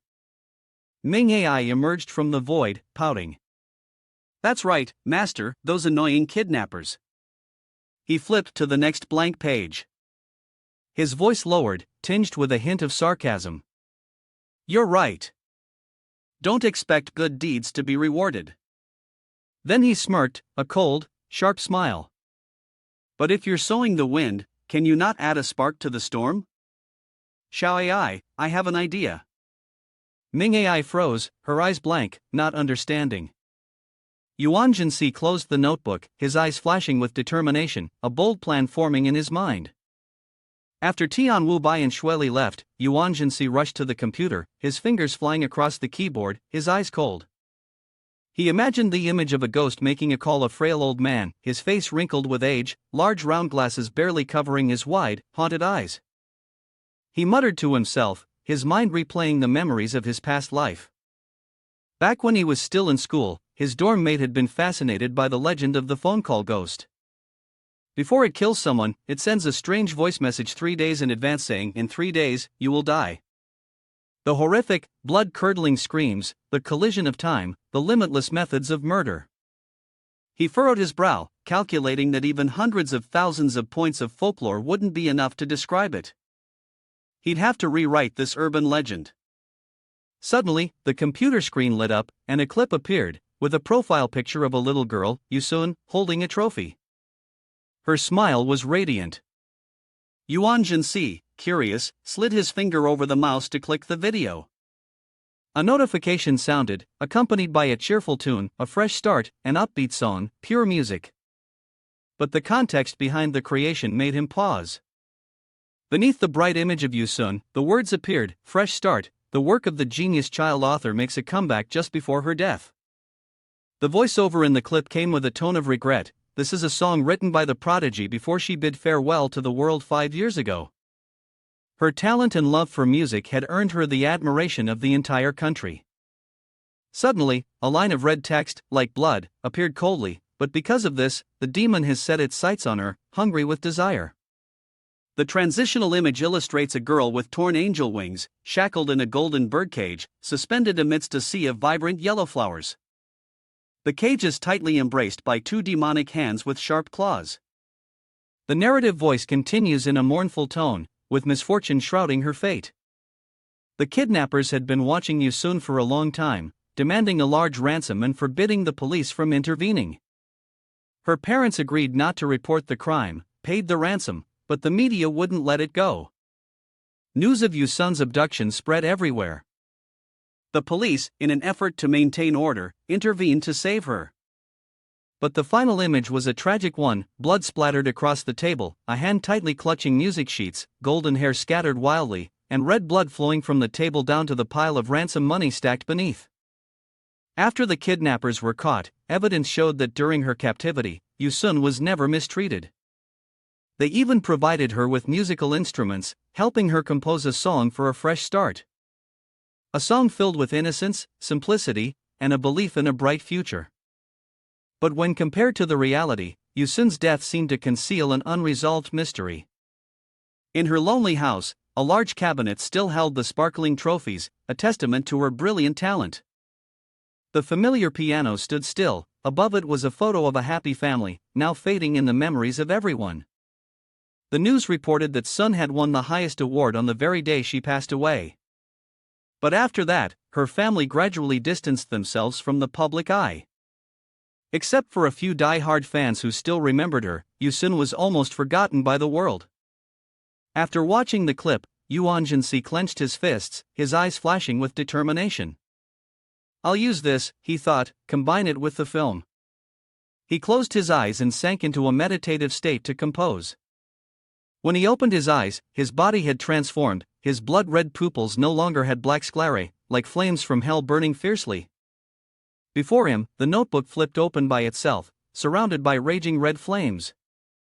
Musical notes danced and bubbled, blending with the cold narration about the ghost calling on the phone. The ghost on the phone targets those who are cornered, plundering them. After answering the call, the victim will hear their own screams of agony before they die. At the same time, a new starting bell will ring inside their body, and it cannot be stopped. When the bell finishes ringing, the ghost on the phone will kill the target. If the victim does not answer the call, the information will pour out, turning into an urban legend, vivid in the heart of the city. In the bustling streets, people hurried by in raincoats and under umbrellas.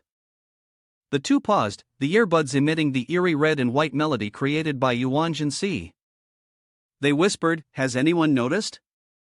Though it was only recently saved or added to the playlist, the melody had already become strange. "Yes." The other replied, voice trembling, "It's so creepy, it gives me chills." Why did it suddenly turn into a forbidden music style? Did a hacker do this? In a dark triangular corner, a man held a cigarette in his mouth, phone in hand, his voice tense, "Hello." On the other end of the line, a loud shout, "Why are the police here?" Clearly. The man interrupted coldly, "Calm down, what's there to be afraid of?" He stood up abruptly, his tone full of mockery, "When you were scheming, you weren't this useless."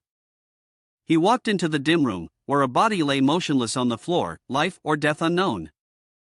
Outside the iron bars, the rain continued to pour, lightning slashing the sky like a sharp blade. The man approached the one on the ground, still speaking into the phone, his voice icy, "You're the mastermind. I'm just the assistant. You can either continue or confess, it's up to you." The person on the floor, Linyu, the recently kidnapped victim, struggled with her mouth sealed shut, tears streaming down her face, her panicked eyes locked on the man before her. He bent down, his red eyes gleaming with a wicked glint, both hands gripping her arms tightly, causing Linyu to tremble in fear. She turned her face away, closing her eyes tightly, not daring to face him. Suddenly, his gaze froze, as if he had seen something terrifying. His teeth clenched around the burning cigarette, and he cursed under his breath, "Damn it!" He pressed the phone to his ear, but immediately, a dreadful sound echoed throughout the empty room, causing him to tilt his head and quickly pull the phone away, his eyes filled with suspicion. He angrily swore, "What the hell is that?" Then he threw the phone to the ground with force, shattering the screen. Linyu knelt silently in the corner of the room, stunned as she watched him. Suddenly, he became dizzy, his pupils dilating, his body trembling and staggering. He muttered to himself, "This is bad, my body." Despite her fear, Linyu still couldn't understand what was happening. On the floor, the deep crimson melodies of a new beginning slithered toward him, coiling around him like invisible ropes. As the music seeped into his ears, he immediately felt an excruciating pain. His eyes were bloodshot, his teeth grinding so hard they cracked, his hair standing on end, and sweat pouring down like a river.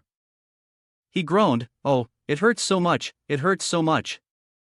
The image of the man was projected onto the wall, distorted as though torn into pieces, his pupils bulging out, swelling frighteningly.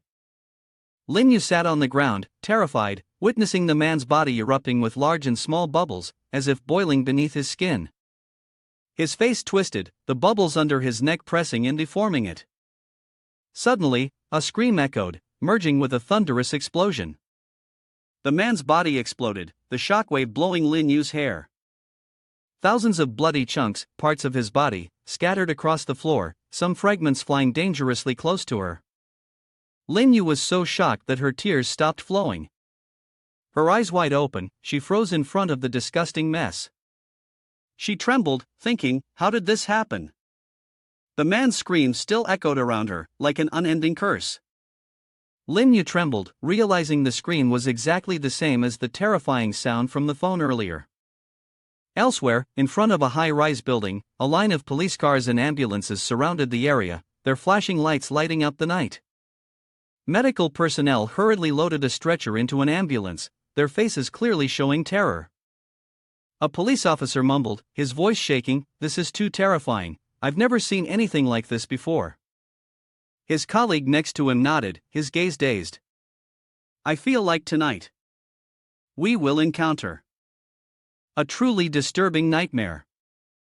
In the surveillance room of the police station, Bai Xiaohui sat before the computer screen, his eyes bloodshot from tension.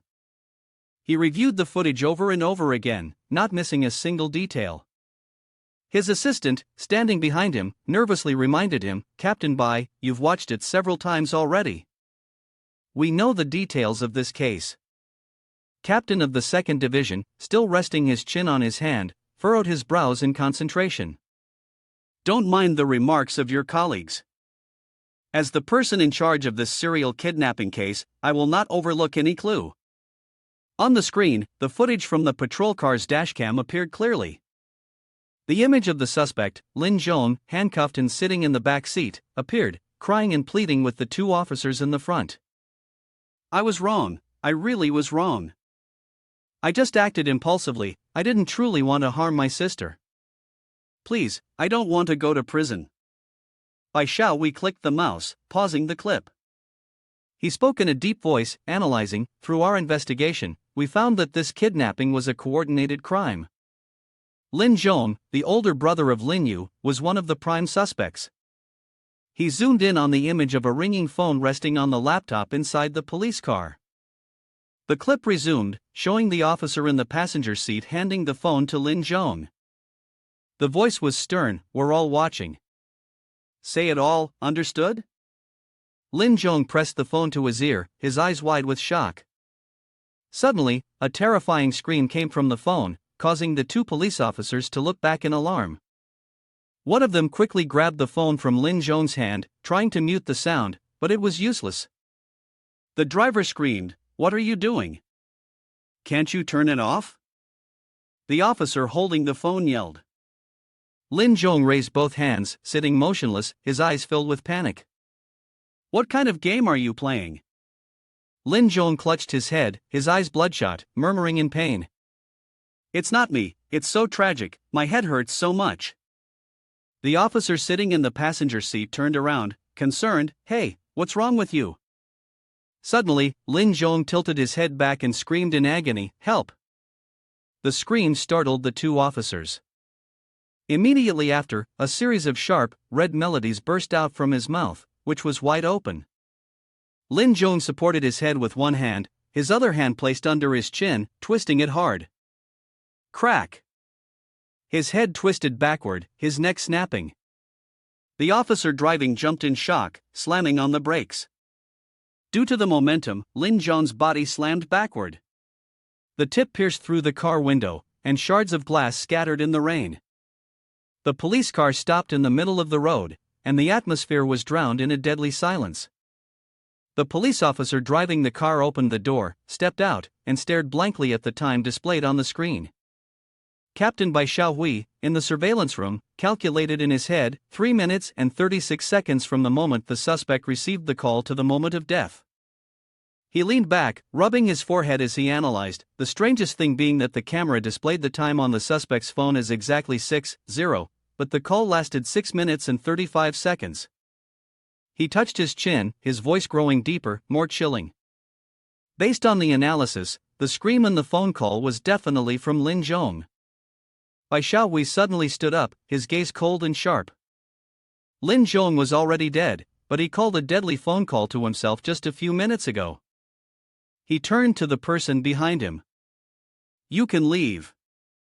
I have something to report to my superior. Back in the real world, in Yuan Si's house, the magical book continued to flip its pages, each one glowing in red, emitting a mysterious light. The legendary point information changed rapidly, now reaching 1.61 thousand. Sitting on the sofa, Yuan Si smirked in satisfaction. It seemed the reversal was going well, and part of it had been resolved. His hand gently traced the red letters spewing from the book. The eyes glinted with a mischievous spark. Suddenly, he remembered something important. Should he increase his lifespan? He lightly flicked 4 fingers, and a new notification appeared, updating the data. Spent 20,000 legendary points. Your lifespan has reached 100 days. But he furrowed his brows, sensing that something felt off. He continued reading the notification. Your spiritual energy has reached 200. You can advance to the 3rd stage of spiritual power. Would you like to level up? Reminder, at this point, the upgrade may fail. Yuan Si froze, muttering to himself, what does this mean? Isn't the highest spiritual power in this world only the 3rd stage? 2 hours later, at the police station, Captain Bai Xiaohui sat in contemplation before his laptop, a stack of case files he had just presented to his superior beside him. His brow furrowed slightly as he immersed himself in questions he hadn't yet found answers to, trying to piece together the situation. Xing Ji, the officer who had just taken on the case, entered with a solemn expression, as if facing an extraordinary event. Seeing her, Bai Xiaohui hesitated for a moment, his eyes betraying a desire to speak but holding back. Xing Ji raised an eyebrow, her voice low but sharp. Are you sure you still want to continue with the investigation? Hearing exactly what he needed, Bai Xiaohui immediately responded without hesitation, yes, I want to get to the bottom of this. He sat with his legs crossed, one hand tucked into the pocket of his long coat, exuding an air of commanding authority. Xingji flipped through the stack of documents in her hand, her gaze cold and piercing. This time, it's not the Fury Spirit you've encountered before, but an anomaly. The Fury Spirit is extremely dangerous, and a regular handgun can't deal with it, but the anomaly is something even more formidable than the Fury Spirit. Upon hearing this, Bai Xiaohui froze, a flicker of doubt appearing in his eyes. Anomaly, he repeated, his voice lowering. Xingji nodded, explaining in a calm yet terrifying tone, anomalies are incarnations of rules, using those rules to kill. As long as the rule for killing exists, humanity will be unable to find the pattern behind it. Her words sent a shiver down Bai Xiaohui's spine. He imagined a strange figure standing behind him, one hand on its chin, the other draped over its shoulder, whispering something that made his neck feel like it was about to snap. An invisible fear passed over him, causing him to shudder slightly. Xingji continued, her voice carrying a somber tone, everyone will die for no reason. She sighed, her gaze at Bai Xiaohui growing more serious. You can still back out now, she advised. Investigate and then return to the people who were kidnapped over there. We've already sent someone to investigate. Bai Xiaohui, facing her, lowered his head, a look of helplessness clearly visible. He found no reason to argue. The weight in her heart felt as though it were being crushed by an invisible boulder. Meanwhile, the investigation into the two cases was proceeding urgently. In an interrogation room at the police station, Lin Yu sat recounting her experience, her voice trembling. The female officer beside her pointed to a file with photos of the suspect, engaging in a conversation with her. At the scene, forensic doctors worked tirelessly, photographers taking pictures, others collecting samples, all focused on gathering evidence. Xingji turned to Bai Xiaohui, calmly revealing the initial findings with a steady voice. We've confirmed that the cause of death for these two suspects is identical. The specific symptom is that whenever the connection is made or forced, their own agonizing screams can be heard. In the next 3 minutes and 35 seconds, Xingji, her expression solemn, continued to disclose chilling details. These two kidnappers are not the only victims of this strange phenomenon, she said, her tone even but filled with a haunting undertone. According to previous statistics, 328 people have died, ranging in age from 12 to 80, and their deaths are all eerily similar. She paused, her gaze briefly shifting to Bai Xiaohui as if to emphasize the point. The anomaly also occurs in different locations. For example, in the past, at an old house, a large mirror reflected the eerie figure with a devilish grin, heard through the earpiece of an old landline phone. A familiar melody echoed.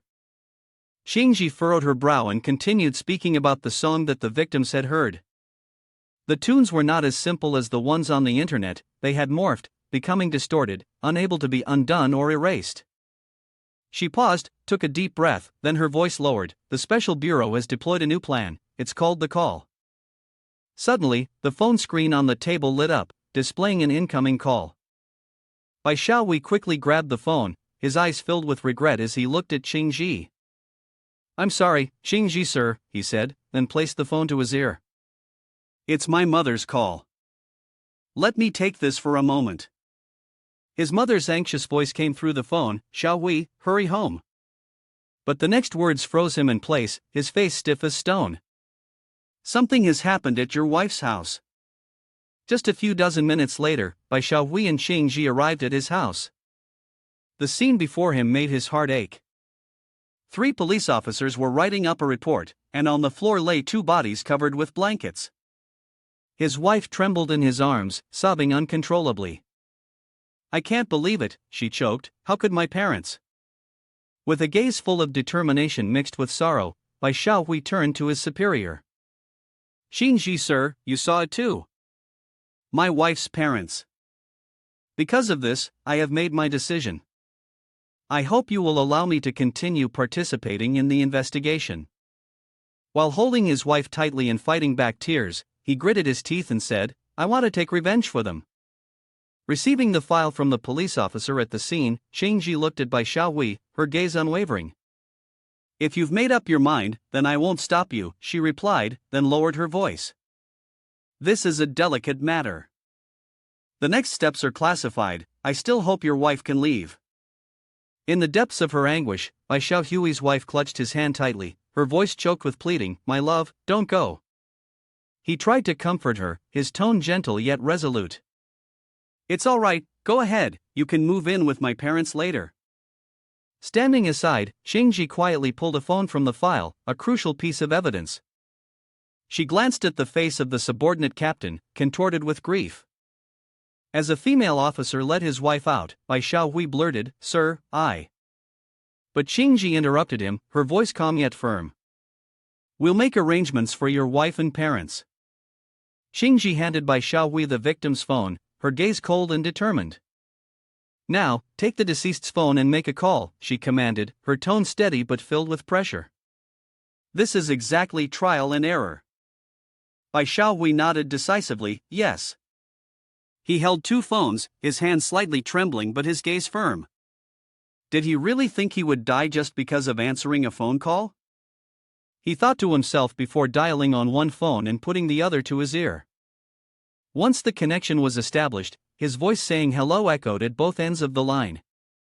He let out a sigh of relief, the corners of his lips curling into a faint smile. That's enough with the manager, I'm not dead. The experiment is done. 8 hours later, in the suffocating room where the incident involving Bai Xiaohui's wife's family had occurred, he was still absorbed in reviewing each page of documents, his eyes bloodshot from lack of sleep. Assistant Qi Xiaoyin entered, holding a thick stack of papers, placing them down on the table with caution. This is the number of people who have died in the last half hour, along with their information. I'll leave it here, she said. Without lifting his head from the pile of paperwork, Bai Xiaohui asked in a hoarse voice, how many people have died so far? Qi Xiaoyin immediately responded, 1,362 people. What's the matter? Do you have a lead? He shook his head, looking frustrated. Not yet, I still haven't found anything. Suddenly, Qi Xiaoyin seemed to recall something, reached into her pocket, and pulled out a small, carefully wrapped package. Oh, that's right, she said with a slightly hesitant tone. Xingji sir said this was something your wife entrusted to the special department. Bai Xiaohui furrowed his brows, his gaze filled with curiosity.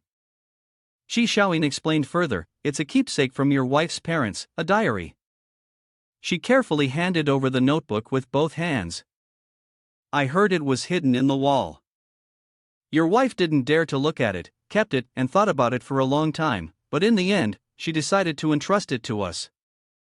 Once you've read it, we can continue our collection, perhaps it will be useful for the case. Bai Xiaohui immediately opened the package, his eyes fixed on the first page of the diary. As he read the opening line, he was stunned, his breath caught in his throat. This is what the page says, I buried the child alive. Below it was the date, April 23, 1999. The next page described Eiji, who returned home with a streak of blood on her forehead, her once carefully groomed hair now in disarray, her skin covered in scratches. It was Eiji's classmate who did this. They beat her up. I only just found out this wasn't the first time, but they and their family don't feel any remorse, the diary's owner wrote, their tone full of resentment. I just wanted to make them into well-behaved children. I'm sorry. The next line revealed a horrifying plan. So I went back to the village and asked you to catch that boy. The person agreed because I had once saved him. The journal's owner was proud, as if he were not involved. If everything were to be exposed, the plan was simple and smooth. I had an alibi, and almost no one knew anything. I wouldn't allow that boy to destroy my family. He had hired a gang of thugs to kidnap the child and take him to an abandoned house. Initially, Bai Xiaohui thought this person only wanted to teach the child and his family a lesson. But the following lines revealed a more horrifying truth, making him shudder. In the journal, the writer recounts in a chilling, emotionless tone, so I buried him alive. After receiving the child from the kidnappers, he silently took him to the garden behind the house. Under the cover of night, he dug a deep hole and dropped the child in. But the sudden sound of a stone hitting the ground startled, drawing attention. He continued writing, his tone filled with irritation, it's just that something unexpected happened. The children's mother had found out. The stern face of the woman in her tattered dress revealed no emotion. Her next actions left her husband dumbfounded. A woman who seemed so gentle, yet without a word, she silently walked toward him.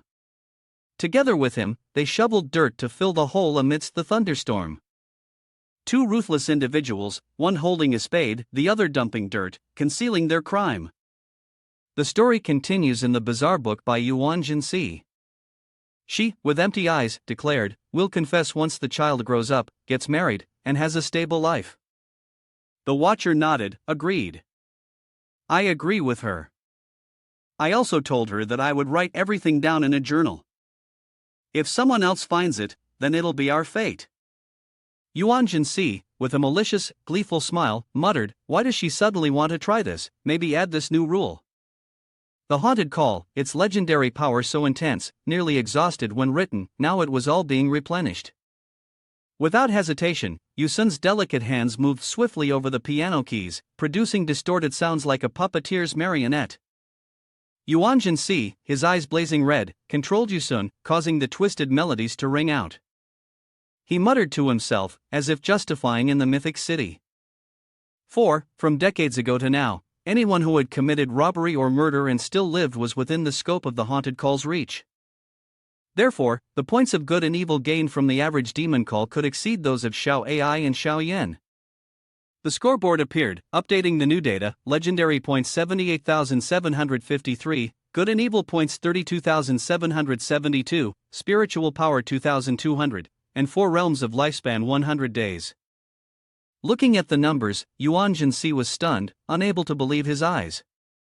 However, the ease with which he had reached the 4 realms was something he had never considered. He muttered, feeling his body lighter, more agile than before, but he wasn't sure if he could still successfully cultivate further. Hesitating, he opened the strange book, his fingers swiftly flipping through the pages, and he shouted loudly, "Cultivation rule of the demon call." Immediately, the book shook violently, waves of black and red words spread out, surrounding him like a vortex of evil. Yuan Si focused on completing the strange book, his eyes flashing with a cold glint of determination. If one captures the corner and uses evil to suppress evil, they will not be attacked by the demon call, he murmured, his hands flipping through the pages rapidly. Suddenly, in the midst of the red and black vortex, a warning message appeared, glowing as brightly as blood: the target of the demon call is those who kidnap, rob, and murder. After hearing the demon call, the listener will hear their own miserable screams before they die. Accompanied by the relentless, unbroken sound of a bell tolling, Yuan Si squinted, not believing his own eyes. "It seems like your cultivation has failed," he muttered, his voice laced with bitterness. Suddenly, a loud crash echoed, and a surge of spiritual energy shot out from the book, barreling toward him like a cannon blast.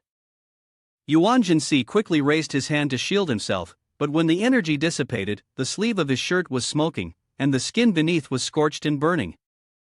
He growled, his red eyes flickering through the arm that was trembling slightly. "Is that still not enough?" As he was lost in analyzing his previous failure, a knock at the door shattered his concentration. He glanced up, his face clearly showing annoyance.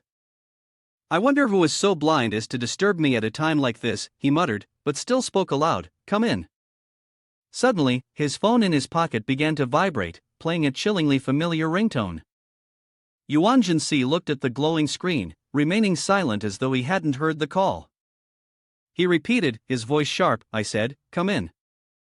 From outside, a soft voice called out, "Boss, I know you're home." At the same time, a rapid knocking followed by a loud shout, "Open the door for me." "Open the door." Yuan Si gritted his teeth, his anger flaring up like a fire. He took heavy steps toward the door, his presence like that of a vengeful spirit ready to devour anyone who dared disturb him. He never expected that this little brat, with such a bothersome personality, would speak such bitter words. Gripping the doorknob tightly, he yanked the door open forcefully. A little girl with bright blonde hair stood outside, her hand still raised as if she were about to knock, but she froze. Without hesitation, Yuan Si grabbed the back of her shirt, lifted her up, and threw her inside. The girl tumbled to the floor, crying out in pain.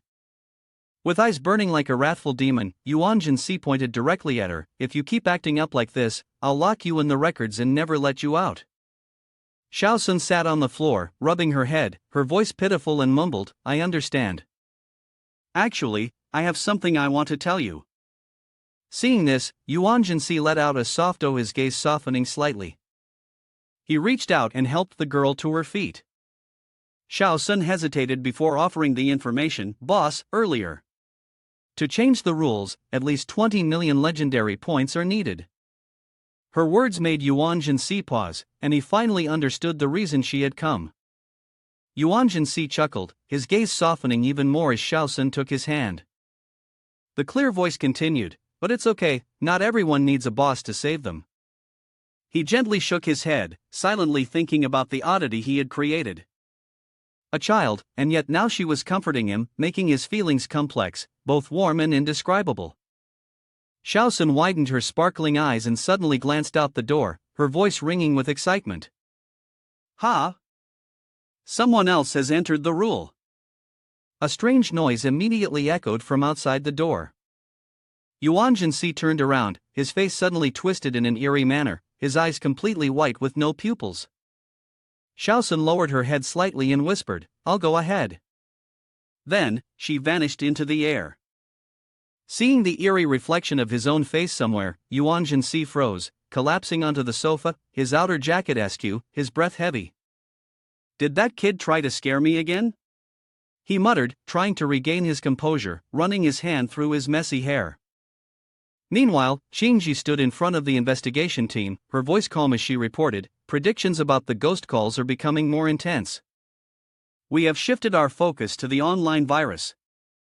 On the TV screen, the Zhangcheng news appeared. The urban legend announcement was actually a new generation internet virus. Famous cybersecurity experts demonstrated the technique. "So there's no need for everyone to panic," Xingji said, flicking through a stack of documents, before continuing, "After all, the medium for ghost calls must be a mobile phone, and the only song that causes significant changes is the new starting point." She paused, her sharp gaze sweeping across the room. Currently, supervisors across the country had reported in. After using the prisoner test, we discovered that the prisoners who fell within the deadly range of the ghost call had prior kidnapping experience. She held up a photo, showing an image of a prisoner making a phone call at prison number 2, part of the 167th ghost call experiment group. Xingji continued, her tone cold. "Moreover, if others are involved in the kidnapping, among the prisoner's contacts, the mobile phone will automatically dial to switch to the ghost call. But the prisoner must have their own mobile phone to trigger the death condition." She furrowed her brows slightly, her voice lowering, tinged with some doubt. "It's worth celebrating, but it also makes me question the kidnapping rules of the ghost call. It seems to be based on the distinction between good and evil in human society." With a sharp look in her eyes, Xingji slowly explained, her voice calm yet authoritative, "In other words, just like a police station, the act of apprehending a suspect is not considered part of the strange rules." Kang Bing rested his chin on his hand, frowning slightly, and replied calmly, "For now, there's no need to study this in great detail." He closed his eyes, his voice lowering as if he were reflecting. "According to the recent conference, the phantom call has been classified as an anomaly-level accident. Moving forward, the Science Committee will work with research organizations to ban all ringtone downloads and intensify the regulation of electronic devices." Kang Bing opened his eyes, his gaze sharp and cold, continuing his instructions, "We will address these reports first, then collaborate with experts to speak in order to raise public awareness about electronic devices." Xingji tilted his head slightly and asked, "So, what's next?"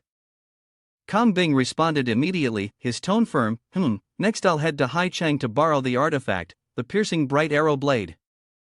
Xingji hesitated, his eyes flashing with surprise. "You mean a scissor-shaped tool enveloped in blue light, the piercing bright arrow blade, can cut things invisible to the naked eye, including sound?" Kang Bing nodded, his expression thoughtful. "Using the artifact, be careful. Anyone with a second-tier ability or lower will die.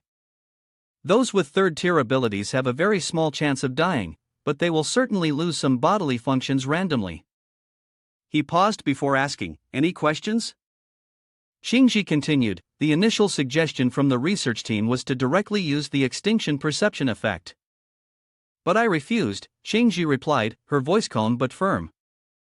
"No, I have no objections to the decisions made by the higher-ups." She took a soft breath, her gaze drifting slightly.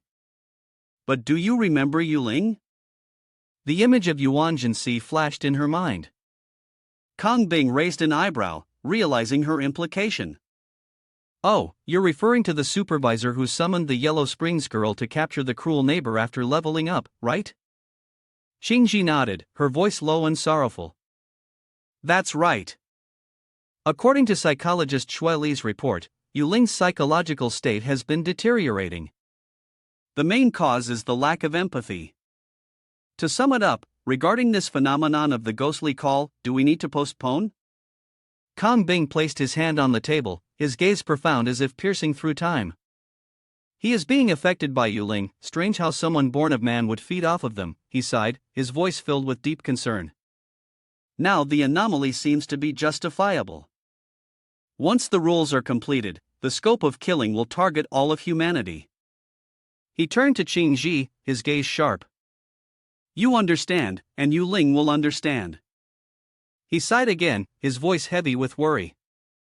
For the greater good of humanity, as long as we can completely eradicate the anomaly, no matter the cost, no matter how many lives we must sacrifice including our own, it's worth it. Then he stood up, walked away decisively, not forgetting to give instructions. At this time, the special units temporarily switched to using carrier pigeons to send messages. Qingji nodded and replied with a firm tone, yes, I understand.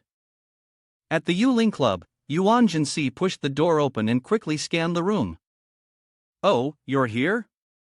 He said, looking at Tianwu Bai, who was sitting at the table, holding a pen and scribbling something. She stopped writing, looked up, and greeted him with a slight smile. Good afternoon. Writing in a diary again? But that's normal. Tianwu Bai shrugged lightly, her voice teasing, it's normal to write in a diary. Whether it's big or small, if I'm unlucky enough to lose my memory after tossing a coin, I can only rely on the diary to understand what happened. Yuan Si furrowed his brows, his gaze briefly showing helplessness as he listened to Tianwu Bai's memory loss situation. It wasn't a medical memory loss, but a permanent erasure that could never be recovered. Although this person carried a diary with her every day, she wasn't always writing in it every hour. He silently thought to himself when suddenly a pigeon flew past the window, landing directly on Tianwu Bai's head, flaunting its bright red feathers, with a letter tied to its leg. The evening gathering at Yuling was considered as a farewell for me. Yuan Si slightly raised his lips, thinking to himself that he almost forgot about him. But it didn't matter, after all, it was this guy who revealed the news first. He recalled how Xiao Ai had once flipped through the actor's code of conduct until it tore. While writing a reply letter, he murmured, moreover, asking a question won't kill anyone. Really, you can pretend that much? After finishing, he opened the door to let the bird fly out and then turned to Tianwu Bai with a serious tone, Tianwu Bai, I need your help with something. She immediately responded, her gaze curious, Chairman, please tell me. Yuan Si continued, I need you to use the destiny coin to ask me a question. Tianwu Bai hesitated for a moment and scratched her head, I'm sorry, Chairman, but I think I left my coin at home, I forgot to bring it. Yuan Si froze, his eyes showing a bit of surprise that was not concealed. He remembered that she almost never left without it. He sighed, his voice lowering, then bring it tomorrow, I have something to ask. Tianwu Bai lowered her head, her voice soft, yes, I'm really sorry. Yuan Si sat down at the table, his sharp gaze observing her, noticing a slight unusualness in her behavior. She's hiding something, he thought to himself. But with the strongest spiritual power, it's hard to confirm anything unusual.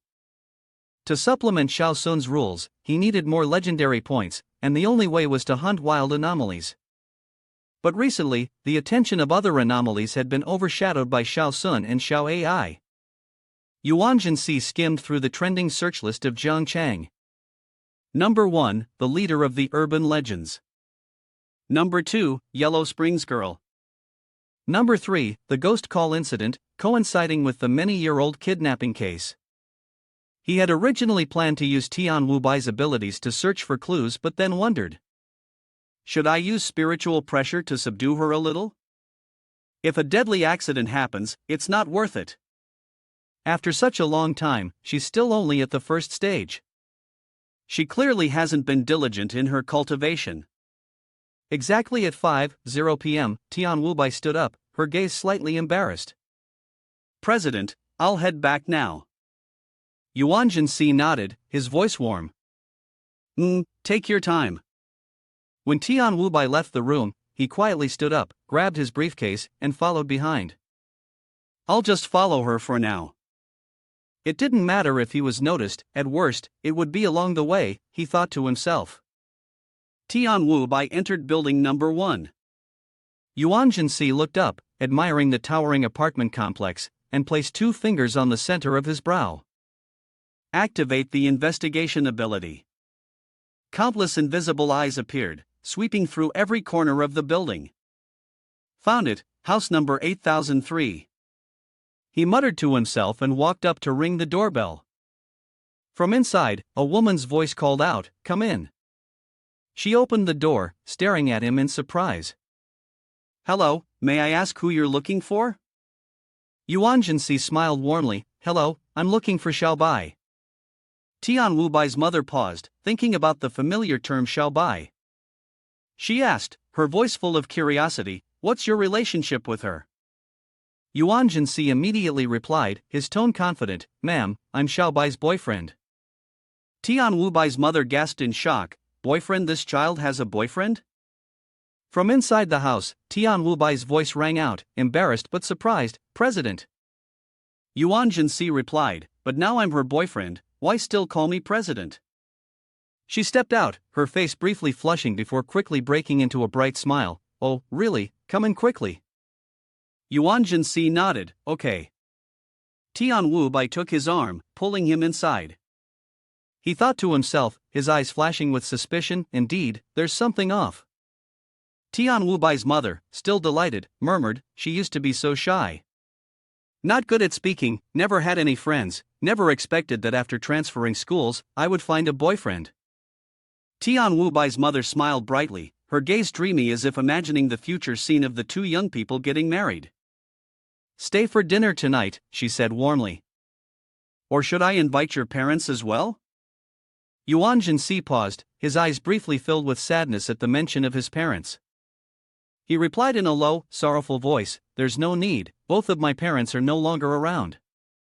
Tian Wubai's mother quickly apologized, her voice full of regret. I'm so sorry, I didn't know about this." Yuan Si gently took Tian Wubai's hand, his gaze tender. "It's all right. Before Xiaobai came, I was very introverted because of this, had no friends. It was her who comforted me and helped me change." Tian Wubai's mother turned away, hiding a touched smile. "Then I'll go prepare dinner. Father will be home soon." Tian Wubai nodded, her voice cheerful. "Yes, Mom." She took off her glasses, tilted her head, and looked at Yuan Si. "Want to go to my room?" He nodded slightly, replying, "Okay." Tian Wubai took his hand and naturally pulled him along. Yuan Si silently thought, his eyes flashing with suspicion. Ever since he had told her that their relationship was that of a couple, Tian Wubai had automatically switched into the role of a girlfriend. Her expression, tone, and gaze were unusually sincere.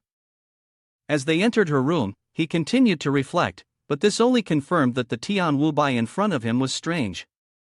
She turned back, her voice sweet, "President, what do you want to do?" In that moment, Yuan Si saw through the true face of the oddity, his red eyes flashing with caution. He reasoned, his cold gaze sweeping across the room. Her mother's behavior did not seem to show signs of being possessed by the oddity, only she seemed unusual. The wild and eerie creature had no emotions or thoughts, yet it was trying to mimic her perfectly. Could it be that Tian Wubai had died and this creature had taken her place with the intention of infiltrating the entire family?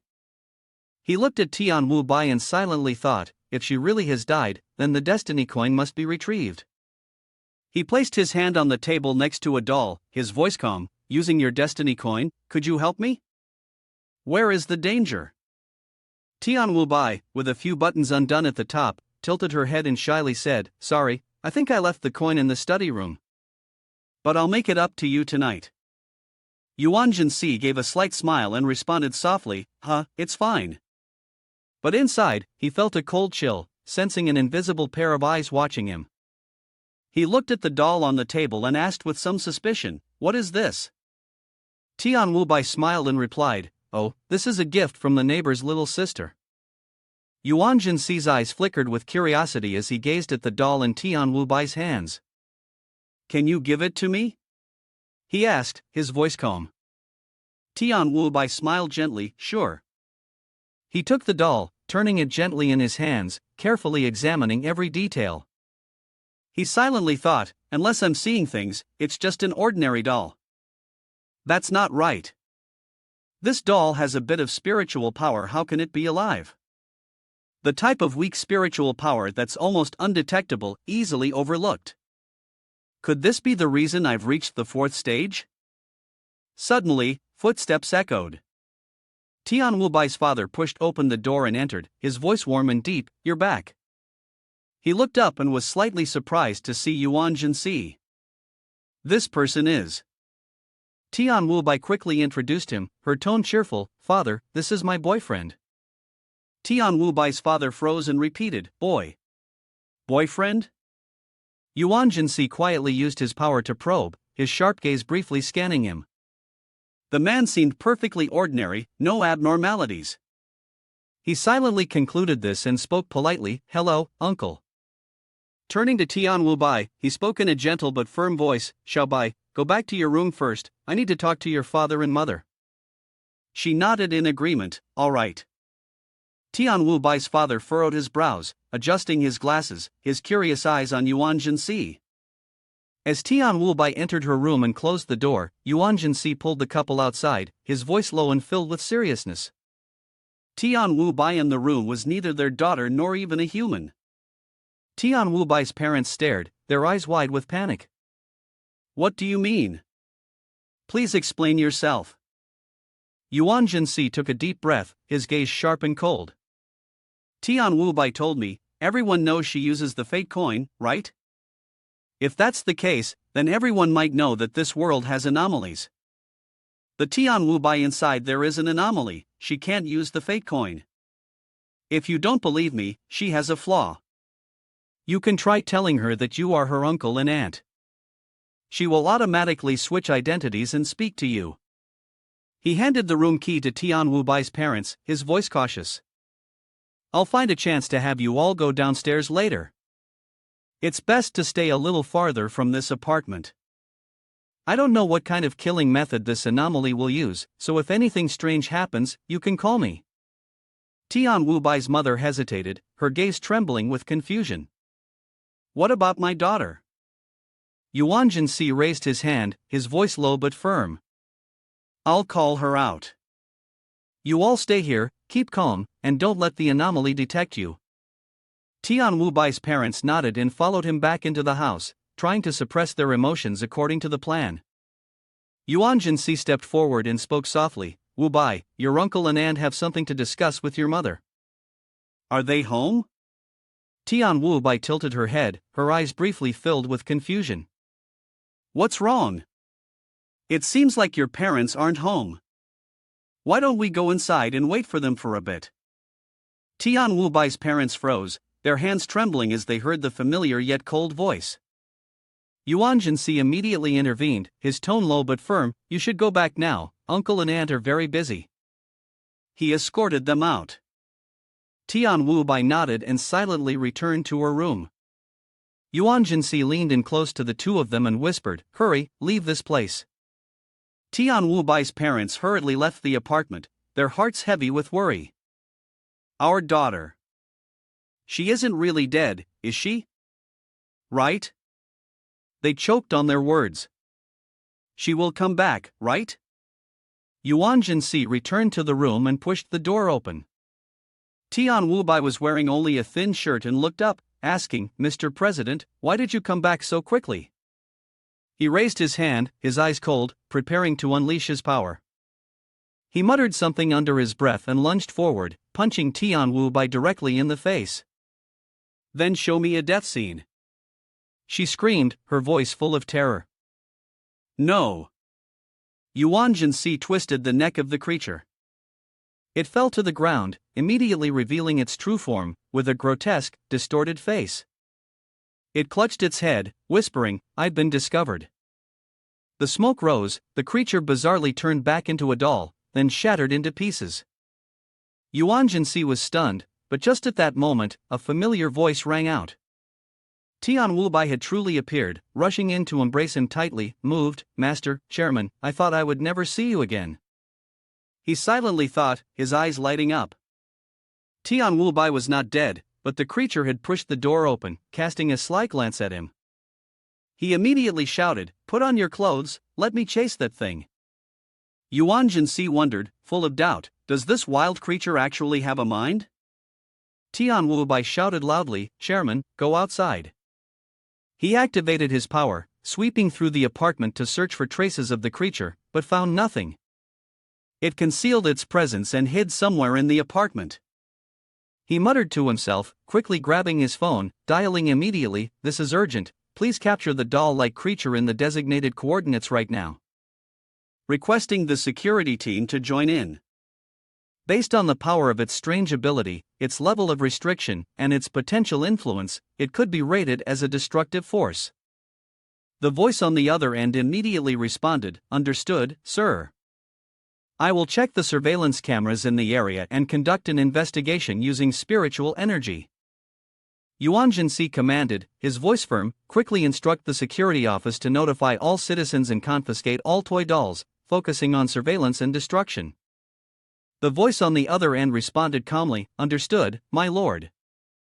Yuan Si pondered, his sharp gaze sweeping through the space as he reflected quietly. Every oddity had its own set of rules, always leaving traces behind. The Kamasu in Jiangchang, his classmate Xiao Ai, the lazy, used contracts as a medium to shift people into illusions. Xiao Yan stayed home, as long as the perpetrators saw the image of the eyeball, they would be swept away in an instant. He speculated, hands in his pockets, walking slowly. This doll is probably like Kamasu. If I don't capture it directly, it will shift to escape. Why run? Tian Wubai's parents, their faces pale, spoke in trembling voices. Before they could finish, Yuan Si interrupted, his tone decisive, both of you, follow me. Though it's likely playing the shadow game under the light, it's still safer here. He touched the fate coin, feeling the stable spiritual power from it. The right to use it had truly returned to Tian Wubai. His eyes brightened as he thought to himself. In the distance, a family was parting ways, the sound of choked sobs echoed. Mom, Dad, don't worry, I'll do my best. Suddenly, from the backpack on his shoulder, a deformed hand reached out. It was the very same monster that had just escaped. Yuan Si turned back, his voice low, now prove to your parents that you are Tian Wubai. He handed her the coin of destiny, tossed it, and asked a random question. Trembling, Tian Wubai clutched the coin to activate its power. She flung it into the sky, where it shone brilliantly before falling back to the ground. Tian Wubai came to her senses in shock, her voice choked, Master, Chairman, Father, Mother. She burst into tears and threw herself into her parents' arms. I thought I would never see you again. Her parents, deeply moved, embraced their daughter tightly. It's enough that you're home, more than enough. Yuan Si recalled the moment Tian Wubai had embraced him. There had been no trace of anything unusual. Yet the failed question had cost her her memories, leaving her only with the state she was in when rescued. He frowned, his voice stern, regretting it now? You'd better cultivate properly from here on. Still treating spirit pearls like toys floating around you? Tian Wubai lowered her head, her voice remorseful, Chairman, I was wrong. He skimmed through the notification on the desk, his voice deep and low. Below is the announcement regarding the call incident that the Jiangcheng City Police held a press conference about, claiming that the new starting point virus has hypnotic elements causing hallucinations to create chaos in society. A bulletin from the Jiangcheng City Public Security Bureau advises the public to avoid using mobile communication devices. Yuan Si smirked, muttering, great choreography, what props are they using this time? He stood up, goodbye, excuse me, I have something urgent. I'll head home first. At the Qingji headquarters, an official reported, his voice full of concern, Director, this is the third person among the supervisors who has died. Many of those in the advisory department have also encountered problems. Right now, all the pressure is on you, hoping you can make a decision soon. Kang Bing pondered for a moment, his sharp gaze responded coldly, I know. He directly activated the pull mechanism. The official was stunned and quickly intervened, understood, I'll contact them immediately. But Kang Bing raised his hand to stop him, his tone firm, wait, the props this time, I'll handle them myself. Xingji was taken aback, his eyes showing clear surprise, Director, how can that be? Ghost's methods are still better. No matter what, you still have a more important mission. Kang Bing smirked, standing up, his voice deep. On my list, there are many office staff who are seriously ill. Want to leave a safe amount for your loved ones. If you're not satisfied, just leave it to me. He looked at Qingji, his eyes briefly holding a trace of a smile. Seems like you young people still have some things in common, huh? Don't deny it.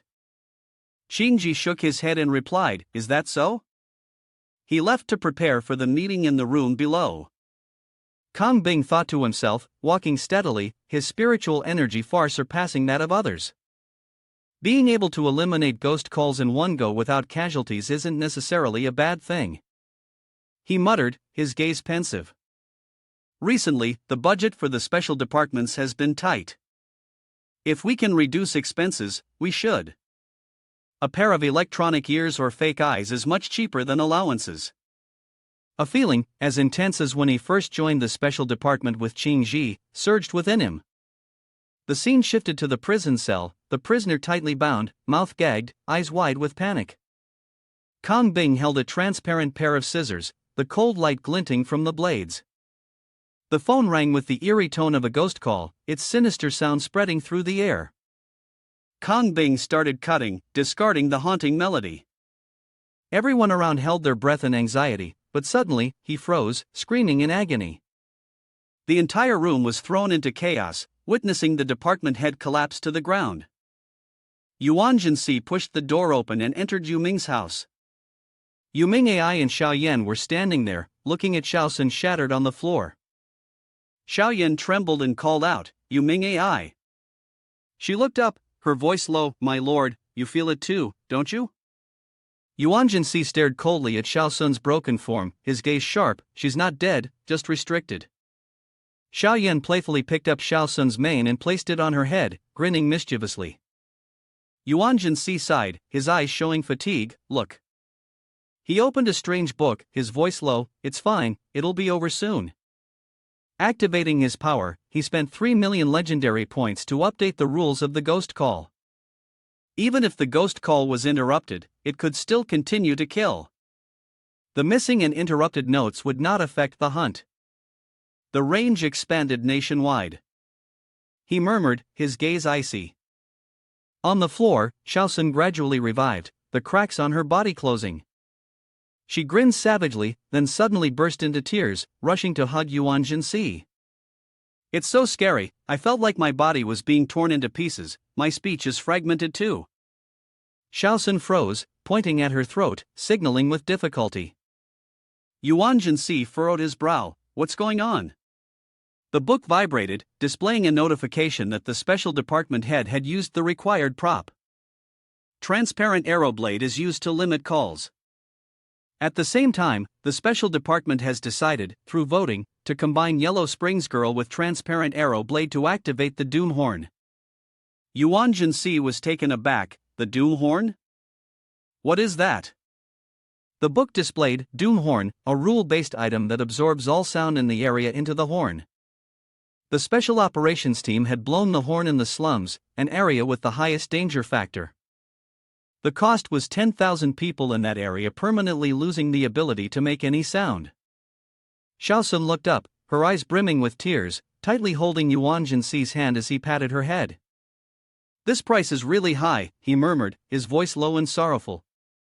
In the hospital of the special department, in the high-security ward, Kang Bing lay in bed, her breathing weak. Qingji sat beside her, her eyes full of concern. Kang Bing opened her eyes, her voice hoarse, it's started. Qingji nodded, yes, the Doom Horn has been used. The ghost calls can no longer continue their attacks. It's safe to say they've been restricted. She paused, her voice lowering, tomorrow, the Security Bureau will hold a press conference. The reason is that the terrorists have poisoned the water supply, causing the citizens to suffer laryngeal necrosis. The compensation for these people has also been prepared. The newspaper headline was about the terrorist elements developing new weapons, and the Jiangcheng slum had been poisoned. Qingji's gaze remained sharp and cold, the contract had been signed and was in effect. If these people had second thoughts or objections, the money would be reclaimed. But it didn't matter. This large sum was essentially hush money, all paid out of pocket by the old men in the advisory board. She looked at Kong Bing, her voice tinged with a hint of bitterness. Just you. Kong Bing interrupted her, his sharp eyes flashing with determination. Right. How's that kid, Honin, preparing? Xingji responded calmly but with certainty. He's been preparing for this period, there's no issue. The person they were talking about was Honin, who had not been seen for several days. Kong Bing nodded, his voice warm and steady. Good, you've worked hard. By the way, aren't you organizing a farewell party for Honin? Call Yu Ling, and if he has any objections, find a way to redirect his attention. Xingji paused, her gaze slightly hesitant. Is it really appropriate for you to say that? Kong Bing smiled reassuringly. It's fine. With his abilities and temperament, he's strange and unsettling, but who knows, this might just be the stepping stone for his growth. Xingji furrowed her brows, her voice perplexed. No matter if he wants to probe or trust, why not lend a hand? The scene shifted to the special department's dining hall, where the clattering of plates and bowls filled the air. Yuan Si entered, his voice loud and clear. So you're calling me to eat, and this is the dining hall? He sat down at a tray of food, facing Honin. She picked up a piece of food, smiling brightly. How is it? Our special department's chefs are all masters trained in high-end restaurants, aren't they? Have you ever had a bowl of seafood soup priced at 28,000 or beef priced at 15,000 per bowl? Xingji took a sip of tea, her voice teasing. The seaweed soup with dried shrimp and the beef rolls, let's just call it as it is. Honin burst into tears, her voice choking. Tonight, I'm going to meet the Yellow Springs girl. Could you please be a little kinder to me? Yuan Si smirked slightly, replying nonchalantly, that's hard to say. I wish you success. Honin wept uncontrollably, tears streaming down her face. He shifted to a serious tone. You called me here, but it's not just to see Honin off, is it? Xingji nodded, taking a talisman membership card from her pocket and handing it to him. Of course. She explained calmly, her voice steady. It's a website created by several top financial groups in the country. Its main function is to provide a platform for high-level figures to post exorcism missions. Yuan Si furrowed his brows, flipping the card back and forth. Why are you giving me this? Xingji responded, her gaze sharp and strange, vengeful spirit. Even a wealthy tycoon would surely die if they encounter it.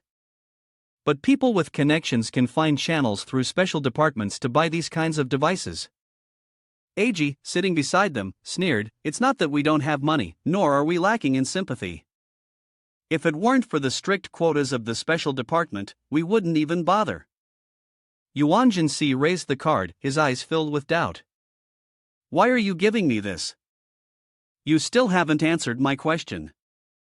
Ag smirked, teasingly, Yu Ling, don't you know? Xingji looked at Yuan Si, her eyes glinting with admiration.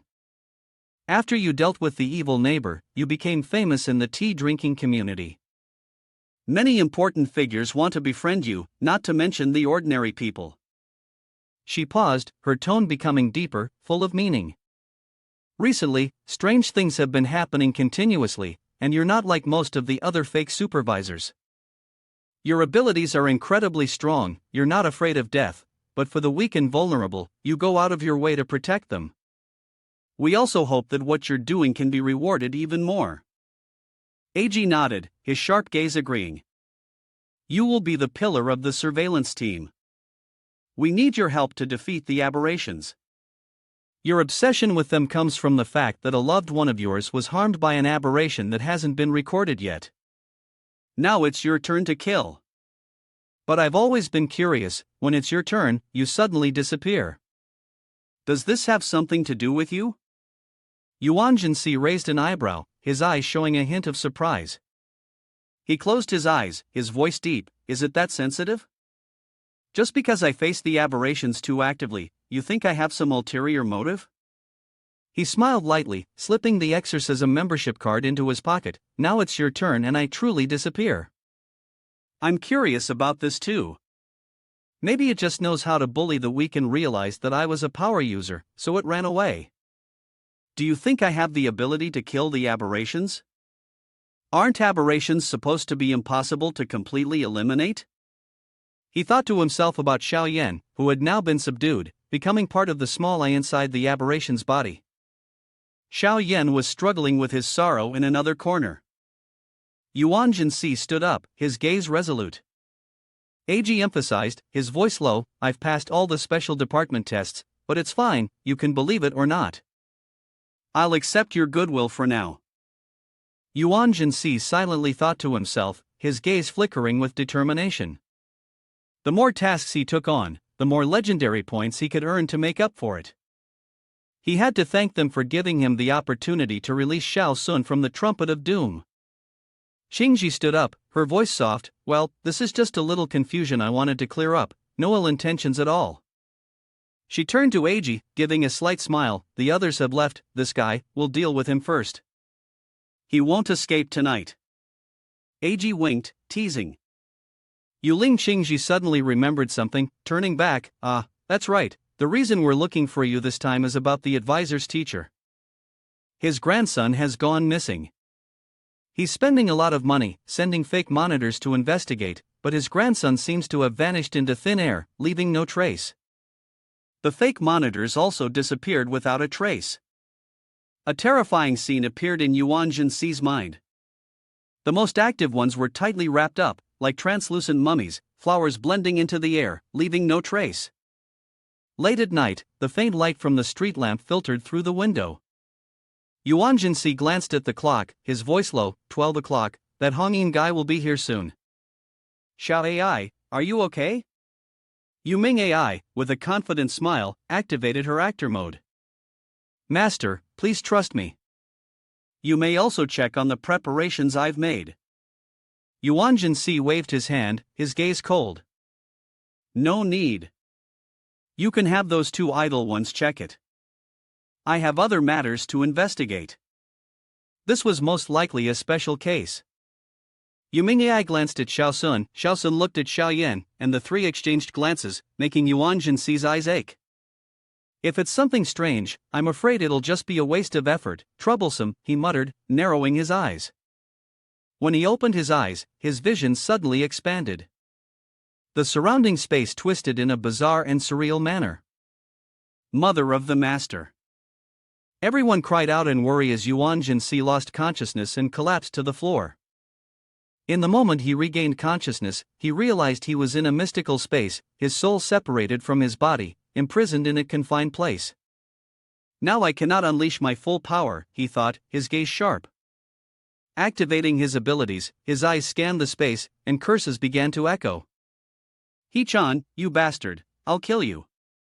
Countless people were trapped in pieces of paper, panicking and crying out. Where is this place? Let me out. The curses continued. He-chan, you won't die easily. You're going to hell. Yuan Si furrowed his brows, observing the room that resembled a personal art studio. I'm also trapped in this paper, he muttered coldly, wait for me, release me outside. Suddenly, He-chan appeared, pointing directly at him with a crafty gleam in his eyes. You're the calmest soul I've ever seen, why aren't you scared? He held up the paper that imprisoned Yuan Si, a sinister smile on his face. I don't like your expression, especially that air of superiority you have. He tore the paper, his voice dripping with threat. This was the punishment. Yuan Si felt a sharp pain, but still furrowed his brows, his tone as cold as before. He-chan, right? You still have time to regret what you've done. He-chan chuckled, his gaze full of disdain, his tone as arrogant as that of a privileged heir. With such a bad temper, no wonder they had to pay Tian for the killer. He adjusted his glasses, his voice smug. A soul trapped in paper dares to threaten me, but it's fine. Soon you'll be as afraid of me as they are, and you'll beg me. Looking at you, I almost want to kill you. He laughed eerily, his joy palpable. I've decided to give Tian a 30% discount. Yuan Si thought to himself, his eyes flashing with a dangerous gleam. The Tian family, do I know anyone with the last name Tian? It's fine, no need to waste words with this crazy guy. The paper holding him captive began to burn. He-chan shouted, damn it, it's so hot. Yuan Si disappeared, muttering, anyway, I've already remembered his name and face. He-chan's mouth hung open, his face pale, his voice trembling. What? He killed himself? No way, no way. He had clearly bound his soul. He was frantically destroying everything, his eyes bloodshot. What was he relying on? Could he really destroy his own soul? This was a soul, a soul? The people trapped within the papers screamed, their voices full of resentment.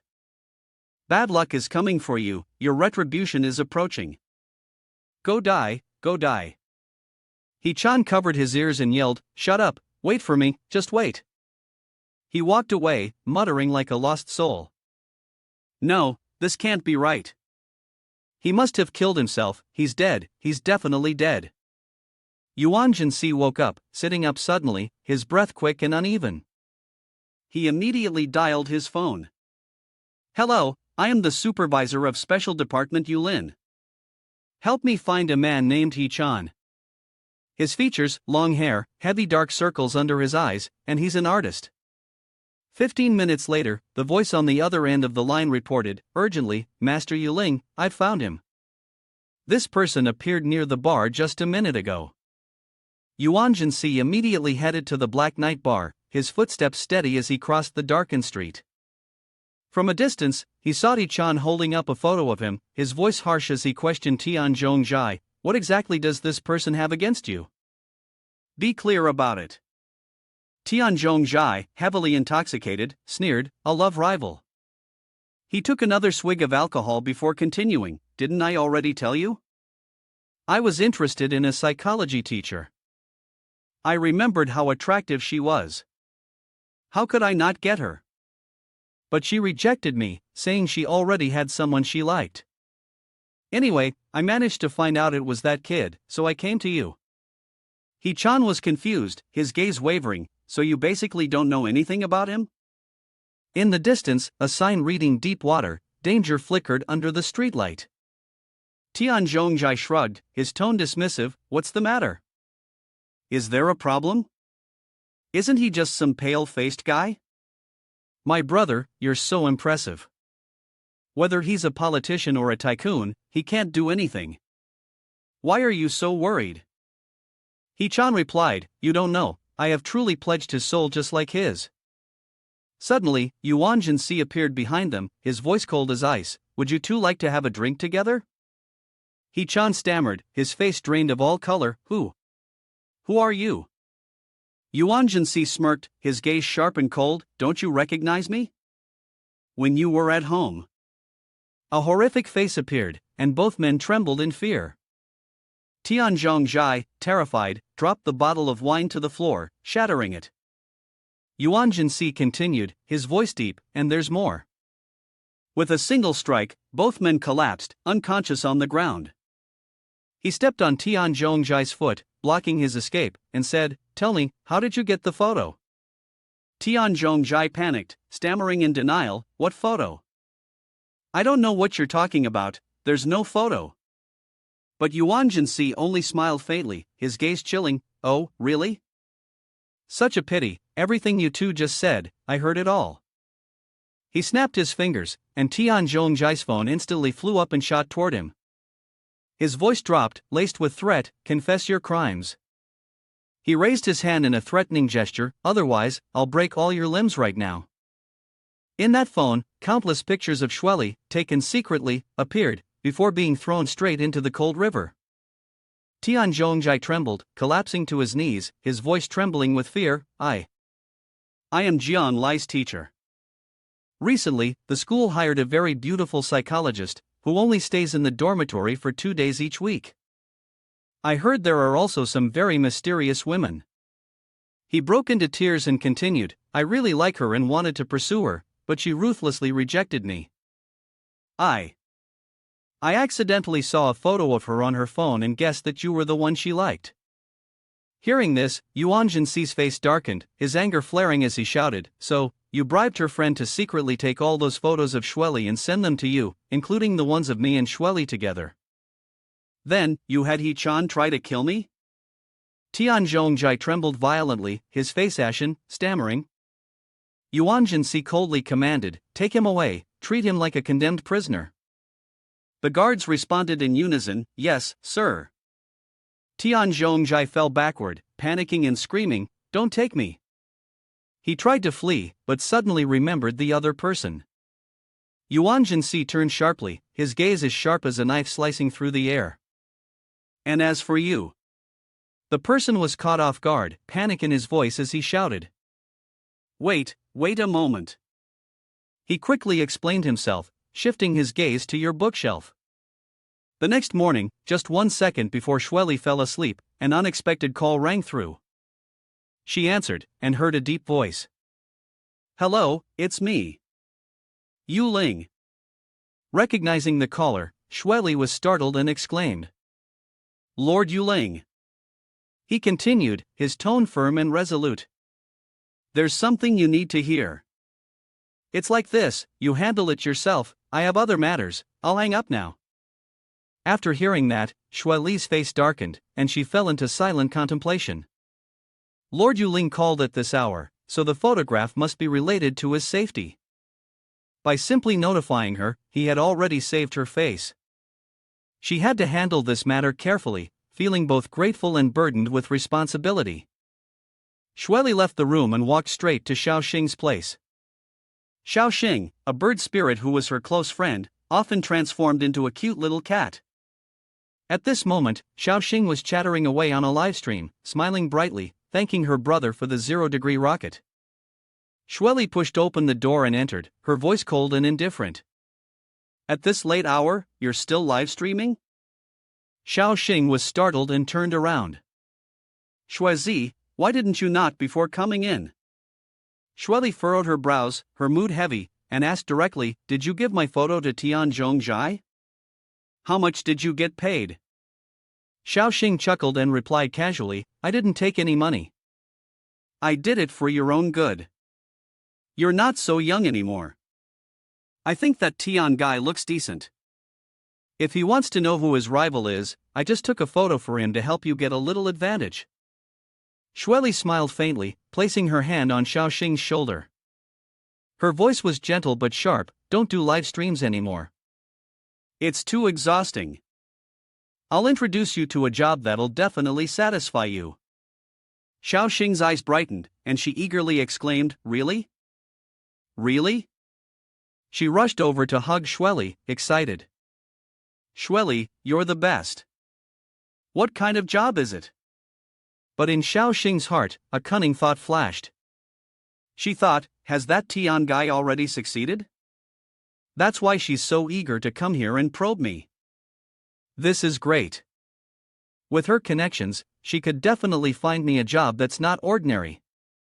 Then, I'll have her introduce me to the guy in the photo.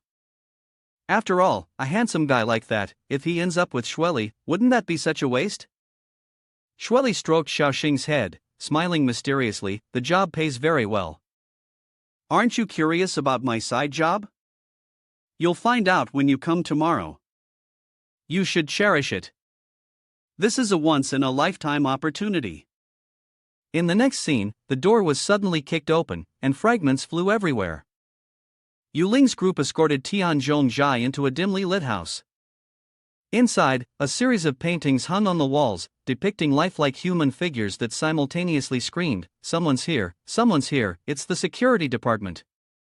"You've finally come, I've been imprisoned for a whole year, please release me, eliminate this threat to the people."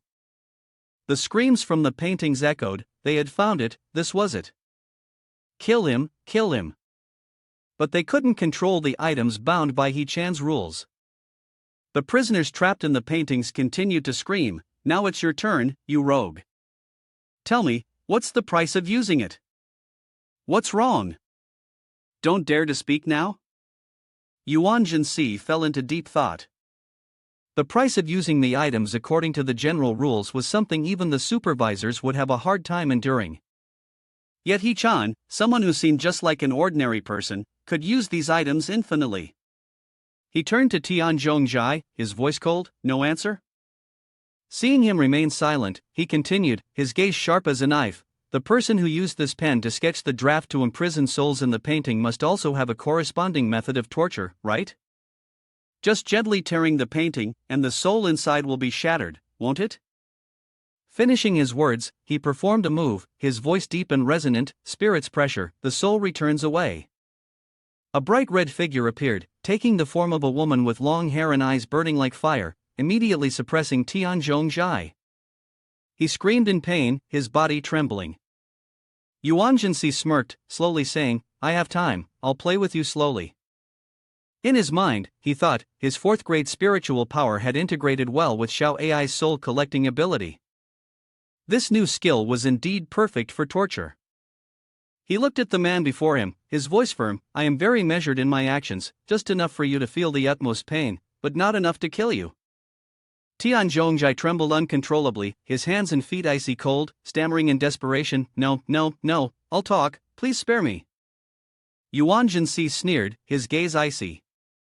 The people in these paintings were so pitiful. They had no idea that they would never escape in this lifetime. Tell the truth about the number, and I will grant you a painless death. Otherwise, his appearance at that moment resembled a monster, his eyes flashing with murderous intent, ready to devour its prey.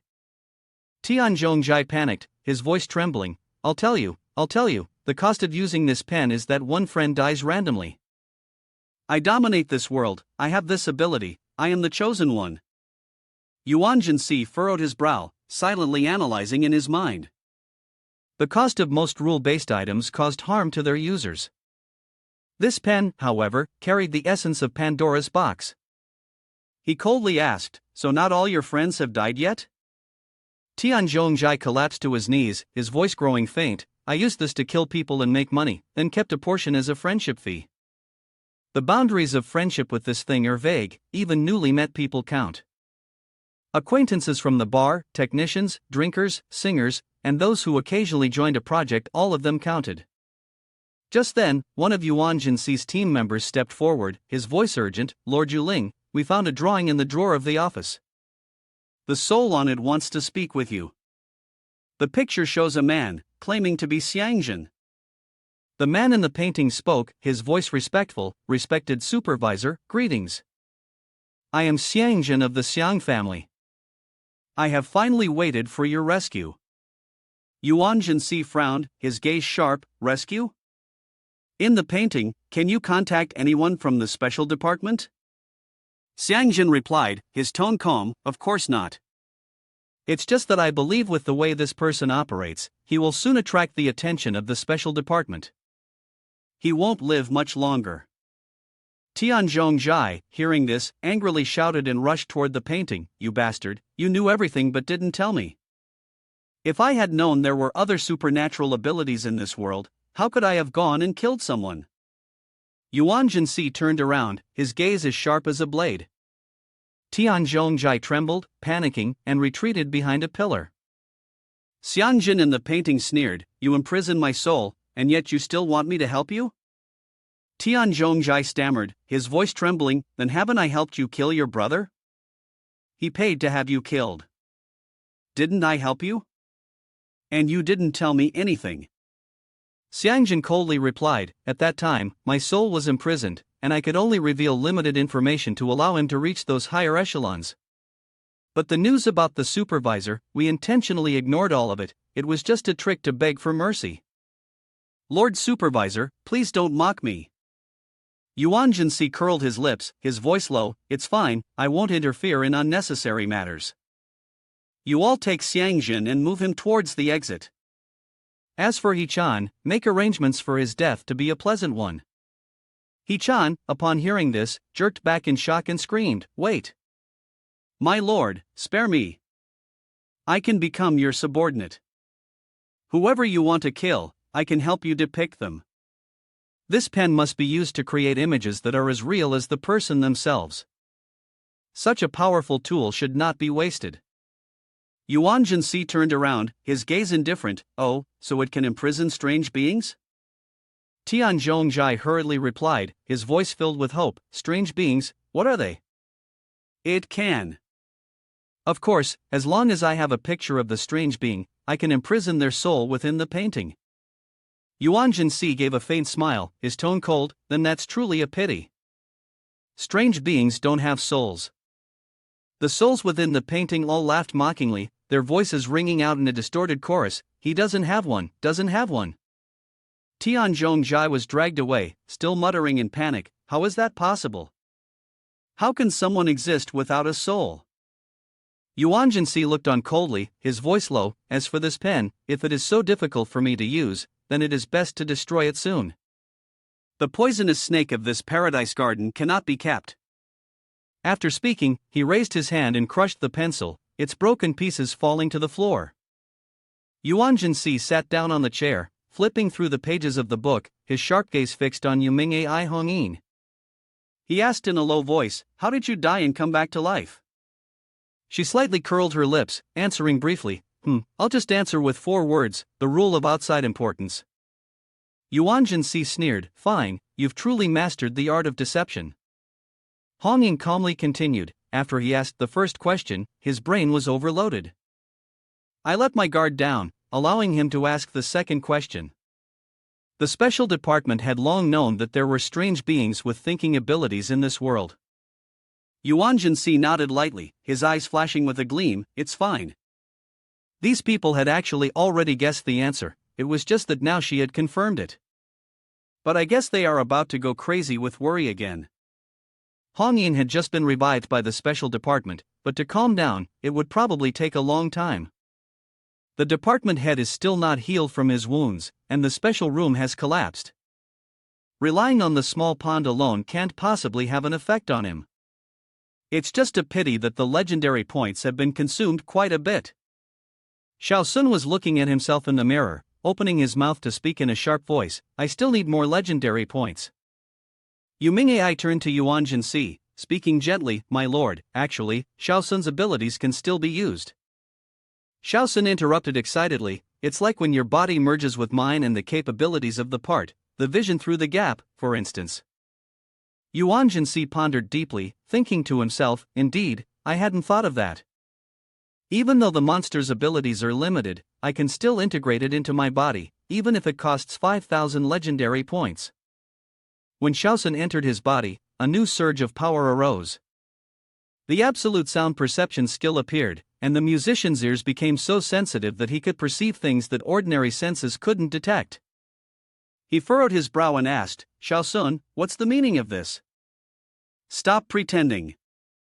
No real-world examples? Xiao Sun giggled. Oh, I understand now. If you had this skill before, that guy, no matter how well he hid his aura, would never have escaped. The matter regarding the soul pencil was temporarily closed, but this incident made Yuan Si famous among the advisory group. The next day, the head of the Xiang family personally invited him to secretly investigate a new confidential matter.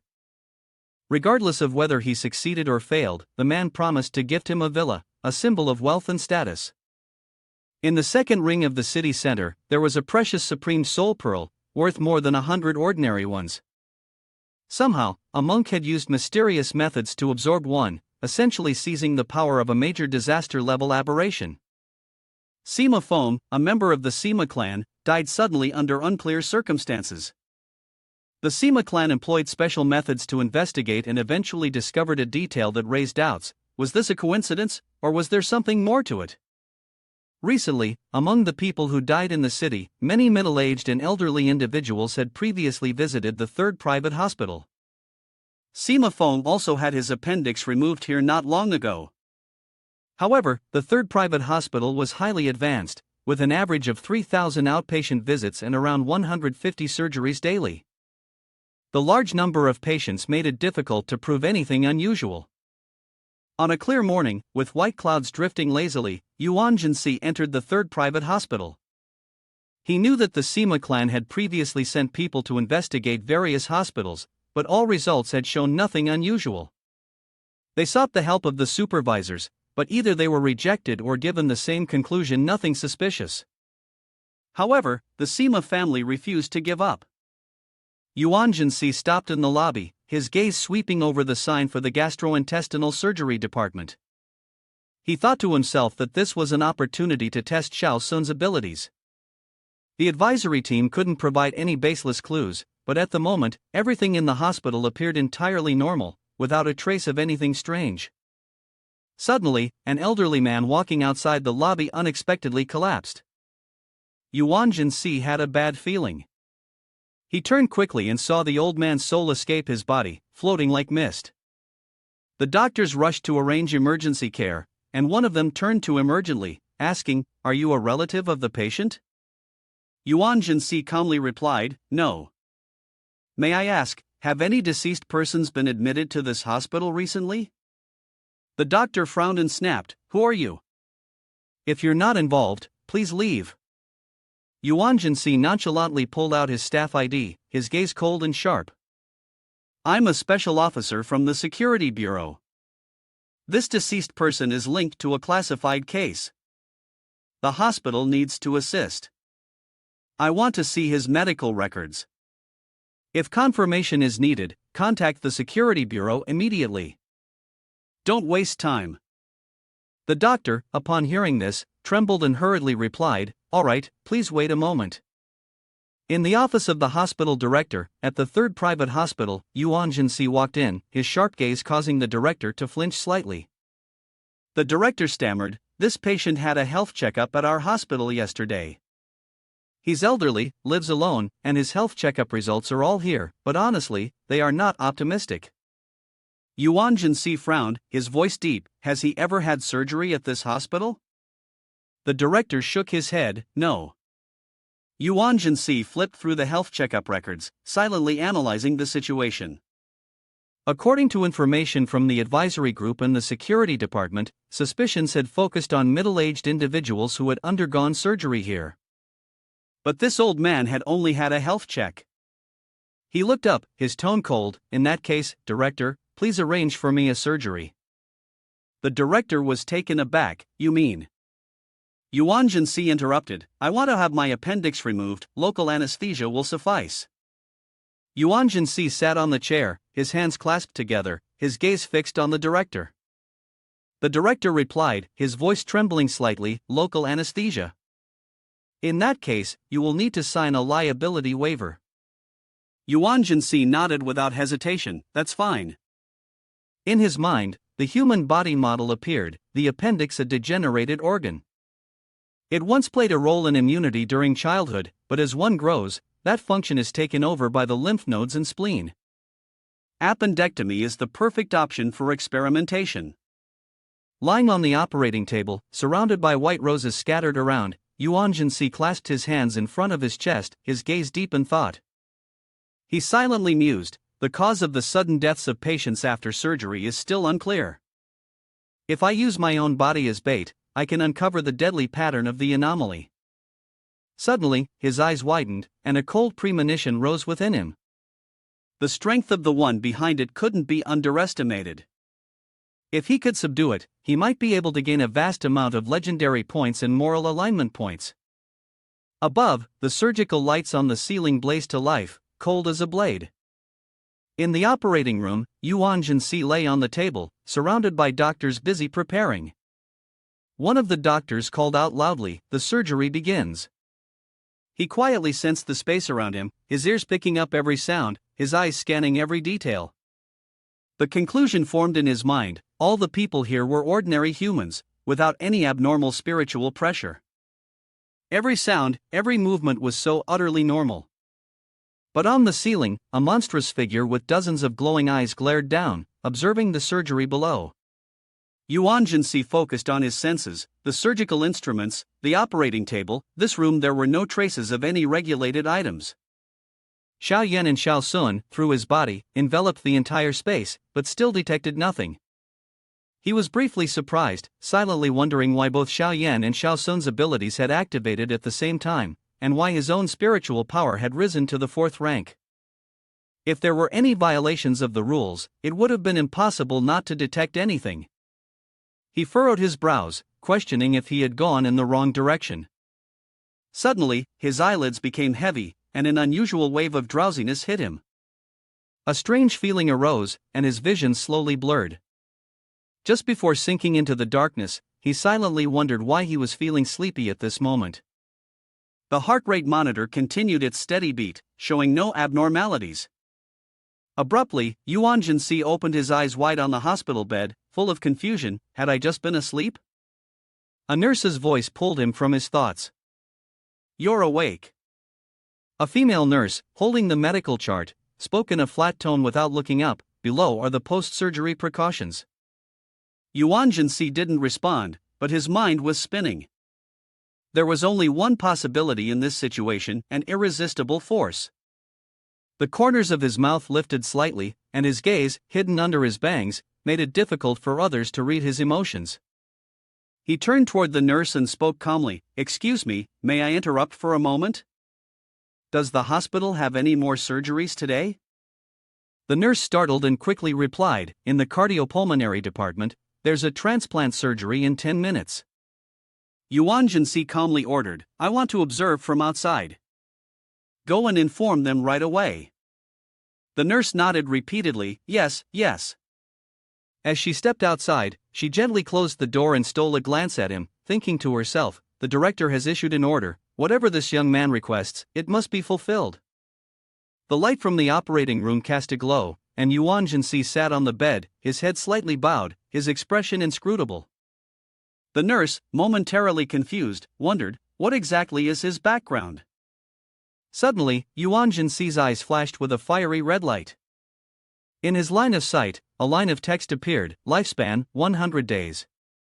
He muttered to himself, if my lifespan hasn't shortened, then why am I not dead, just in a deep sleep? Before taking on the mission, he had set up an automatic mechanism to restore his lifespan to exactly 100 days at midnight every day. A blurry image of a clock appeared behind him, but his expression remained hidden beneath his bangs, only his bright red eyes visible, shining in the darkness. He thought to himself, with this method, the change in lifespan is more tangible, but it feels uncomfortable. The faint sensations on my body. Could they not be from the living beings? Suddenly, a sharp sound rang out, opening the chest. A doctor raised a tool to pry open the chest cavity and activated the equipment. Yuan Si, in his protective suit, folded his arms and leaned against the machinery behind him, carefully observing the operating table. One doctor called out, expose the mediastinum, open the pericardium. The doctor opposite replied, sever the great vessels. The sound of the circulatory support machine hummed steadily, as one doctor held the still beating heart in his hand. Suddenly, Yuan Si's eyes widened, his ears burned with heat, and a red glow flashed. He glanced in one direction, paused in silence, then turned his head to look the other way and quietly murmured, if it weren't for the enhancement of my senses, I would never have noticed a dark door appear, shrouded in faint purple light. Of course, the doctors and the patient could not perceive its existence. Yuan Si furrowed his brow, wondering if the unexplained fainting earlier had been caused by the appearance of this door. He reached out toward the door, lost in thought, as he remembered lying on the operating table. He stepped through the door, entering the thick darkness, raising his hand but unable to see his 5 fingers. As he removed his gloves, he murmured, the pungent smell of blood lingering on the door. A flickering purple text appeared.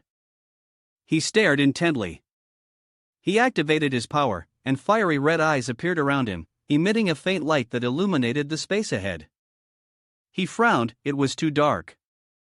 Even with Xiaoyan's observation ability combined with his 4th-tier spiritual power, he could only vaguely make out 2 stairways ahead.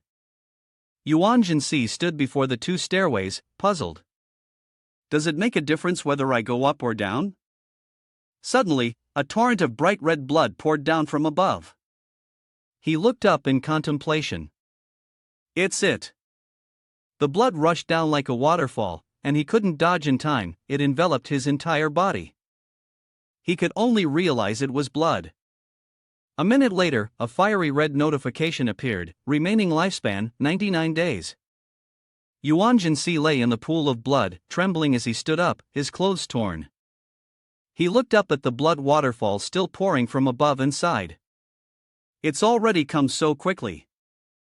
The path upwards is blocked, but there are still two choices: go down the stairs or return the way I came. He turned around, stepping through the pool of blood, rushing quickly toward the door. The door appeared before him, but as he reached out, a blinding light spread from his arm, enveloping his entire body. Suddenly, Yuan Si's eyes snapped open, sitting up abruptly. He was in the hospital room. Looking at the doctors who were preparing their instruments, he shouted, "What are you planning to do?" He tried to sit up, but his body remained motionless. He attempted to activate his abilities, but it was futile. His mind raced, knowing that his powers could not break through. They were now restricted by the rules of the anomaly. As soon as he tried to escape through the door, he would be immediately forced back onto the operating table for surgery. Yuan Si furrowed his brow, silently concluding, "So, I've fallen into the rules of the anomaly." When he woke up, all the doctors simultaneously turned their heads, their eyes fixed on him. As he looked at them, an uneasy feeling crept over him. Why did these people look exactly like the doctors from before? They surrounded him, the lights on the ceiling blindingly bright. One doctor, holding a surgical instrument, activated the device, and coldly said, "We will open your chest," preparing to cut into his ribcage. Sweat dripped down Yuan Si's forehead, his face twisted in tension. He tried to sense what was happening, only to suddenly realize they were still human, still alive. Suddenly, the world turned into two colors, black and white, and a sound echoed everywhere. His chest was slashed open, fresh blood gushing out. Inside, a giant eye stared straight at him, blood spilling from his chest onto the cushion, flowing out of his mouth. Yuan Si panicked, thinking to himself, "What's happening? Has my heart been taken out?" A line of bright red text appeared, lifespan reduced by 98 days remaining. The red light from his necklace flashed, and he jolted upright in shock. Gigantic eyes appeared on his body, scanning the surroundings. Seeing that he was still intact, he sighed in relief, raised his hand to his face, and exhaled softly. In the hallway, a figure silently approached, heading towards his room. The door cracked open, revealing a face peeking in. Yuan Si activates his power, one of his eyes shining brightly red. He gritted his teeth and shouted loudly, "Hey, nurse!" The one in front screamed in terror, dropping the objects in her hands all over the floor. A ghost! He jumped up, staring at her and the people behind her, silently observing. Sighing in relief, he thought to himself, "It's just a person." The angry nurse pointed at him and scolded, "How did you get in here? Patient, stop hiding here and scaring people, get out now." The man in the bed next to him weakly spoke to the doctor, "Doctor, it seems my illness was scared away, it doesn't hurt anymore." The doctor calmly responded, "That means the cancer cells have shifted." Yuan Si stepped out of the room, the nurse still huffing and letting out a cold snort.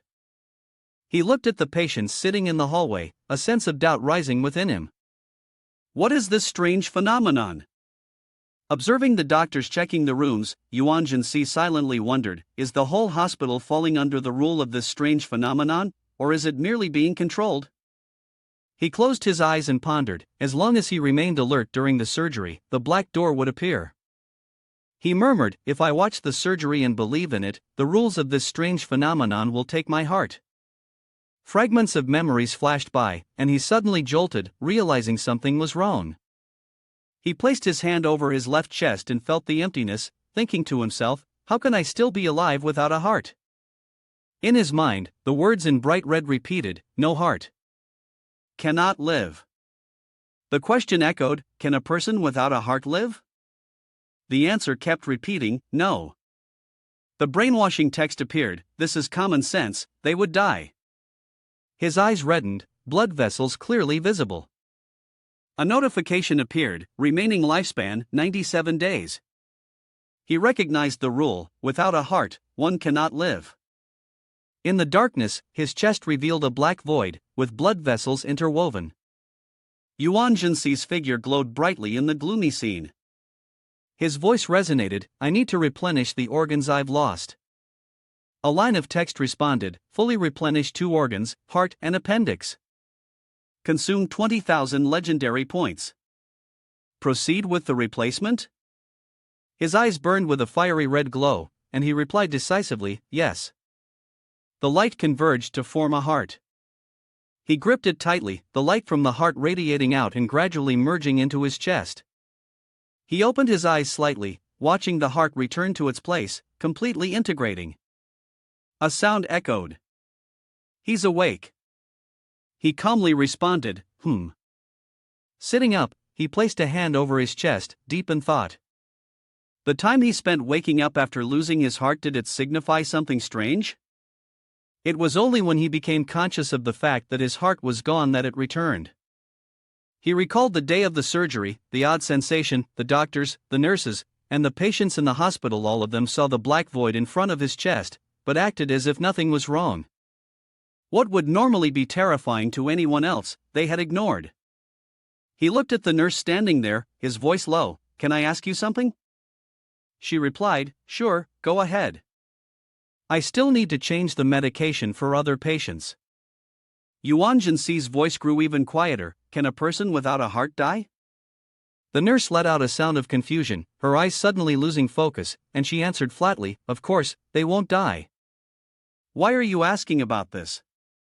After hearing the two responses, he continued, there's one more thing. Did I just have heart surgery? The nurse raised her voice, no. The hospital never recorded your heart surgery appointment. How could we do it for you? Dr. Lam had been in the office earlier. He chuckled softly, sorry, I must have imagined it. The nurse stepped out, sighing, you should rest. She muttered to herself, could it be that his mind is really broken? Should I report it to the director? The light from the crack in the door shone in, and Yuan Si squinted his eyes, silently concluding that everything had changed. These people were not only manipulated by the bizarre forces of perception, but their bodies were also deceived. The image of him coughing up blood, lying on the bed, flashed in his mind. He thought to himself that the surgery at this hospital would steal his heart, but if the heart was taken, the body would be subjected to the bizarre hypnosis. He wondered, is the heart the key to this anomaly? Both he and the dead had not undergone heart surgery, so why did they see that door? Ordinary people couldn't see it. The pendant around his neck flickered with a red light, and a line of text appeared, activating the perception of the bizarre architecture. On the hospital image, the text continued to trigger the rule of death. Once one knows that humans do not have hearts, they cannot live.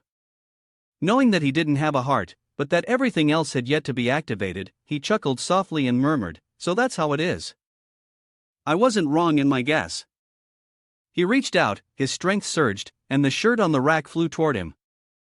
Yuan Si fell into deep thought. The bizarre perceptual architecture controlled everyone in the hospital, making their actions strange. The sound of wheels scraping against the floor echoed. He fastened his belt, walking slowly, one hand untying the bandages while the other draped the shirt over him. In his mind, he was plotting to find the weakness of this anomaly. Suddenly, his hand, which was putting on the shirt, froze. He thought to himself, if I don't act, this entire hospital will be manipulated. He pushed open the door and looked outside. An elderly man, wearing a patient's gown, his face lined with wrinkles and eyes bloodshot, suddenly collapsed onto the floor. The nurse was startled by the fall, while Yuan Si watched the scene intently. The nurse screamed, "This is bad, hurry, doctor." The patient's breathing was weak, and immediate resuscitation was needed. Hearing this, he muttered to himself, "Why is it respiratory failure?" Standing in the hospital's main hall, Yuan Si took out his phone and called the director, his voice deep, "Director, I want to observe the latest case of respiratory failure." A girl sitting in a nearby wheelchair smiled brightly at him, "Honey, I think I'm in love." The guy, pushing the wheelchair, looked at his wife with a puzzled expression. The director on the other end of the line replied, "Mr. Yuan, the hospital is cooperating fully with your investigation, but saving other people through surgery when it comes to life and death, I cannot agree." In the emergency room, the doctors rushed the patient in. Yuan Si listened to the phone call, thinking that the person could no longer be saved. But strangely, why the respiratory system? It shouldn't be this way. He asked again, then, "Can someone arrange for me to observe a lung surgery?" The director immediately responded, "All right, I'll arrange it right away." A female patient lay in bed, connected to a ventilator. Yuan Si activated his Shaoyan ability, and information appeared in his mind: female, 47 years old, pulmonary tuberculosis, normal soul, never treated at this hospital. Suddenly, his eye on his hand glanced in a particular direction. He was puzzled. Has it gone outside? Narrowing his eyes, he looked to the side, where a dark door appeared next to him. He thought, "It's here." He rushed in immediately, his protective suit falling to the ground before the door. He raised his hand to his mouth, biting down on the glove, then yanked hard, tearing it apart. Stepping through the door, he immediately saw a cascade of bright red blood pouring down from the stairs above. He was startled and rushed down the stairs below, filled with astonishment, thinking, "It's already here so quickly?" As he ran, his eyes suddenly widened in surprise. The stairs ahead had vanished. Yuan Si silently thought, "A dead end." He glanced at the torrent of blood rushing toward him from behind, clicked his tongue, and with no time left to think, an idea flashed in his mind. He leaped down. The light of power enveloped his body. He felt the surroundings, realizing that this was not suspended in mid-air but rather like a sloping incline. Looking down at the ground, he pondered, the distance wasn't far, and the depth wasn't great. He landed safely inside in relief. Ahead, a door appeared, with the word liver flickering. He fell into deep thought, considering that each part of the body corresponded to a door. The organs in the human body were interconnected, and each door represented an operating room in a hospital. He recalled that last time it was the heart, and this time, it was the liver. He thought to himself, after enhancing my 5 senses, I can explore options that lead to death. If I don't open this door, can I find the next one to avoid death? He remembered the news he had once read about kidney selling and muttered to himself, the kidney is the only organ that can survive after being removed, but is it really that simple? The blood behind had already spilled over. He clicked his tongue, deciding to quickly find other doors to explore. Worst case scenario, he would be dissolved in the blood once again. He rushed forward, his eyes scanning the doors on either side, confirming, spleen dead, stomach dead, kidneys alive, colon dead, small intestine dead. Suddenly, a wave of exhaustion hit him, and his steps slowed. He stopped, raised his hand to wipe the sweat from his brow, and wondered, is this a side effect of exploring too many times? Behind Yuan Si, eyes appeared, and his own eyes glowed red. He silently thought, with his body enhanced to the 4th stage, how could he be this tired? Either continue to probe downward, or find a way upward. He looked up, thinking that above must be the brain. The ground beneath his feet gradually crumbled, and strange sounds echoed from somewhere. He was puzzled, what is that sound? Suddenly, he fell, startled, and exclaimed that it was the sound of a heartbeat. Unable to see anything, there was nothing to stop his fall. The space seemed to collapse infinitely, and the sound of blood flowing to the ground reverberated. He pushed himself up after the fall, coughing. The smell of blood was thick and pungent. What kind of space is this? Yuan Si looked at the message on the door and wondered, again, the heart. Suddenly, he noticed a stack of paper lying in a pool of blood. He furrowed his brow, whose notebook is this? He picked it up, thinking it resembled a notebook, but couldn't read anything. It seemed that someone else had been here.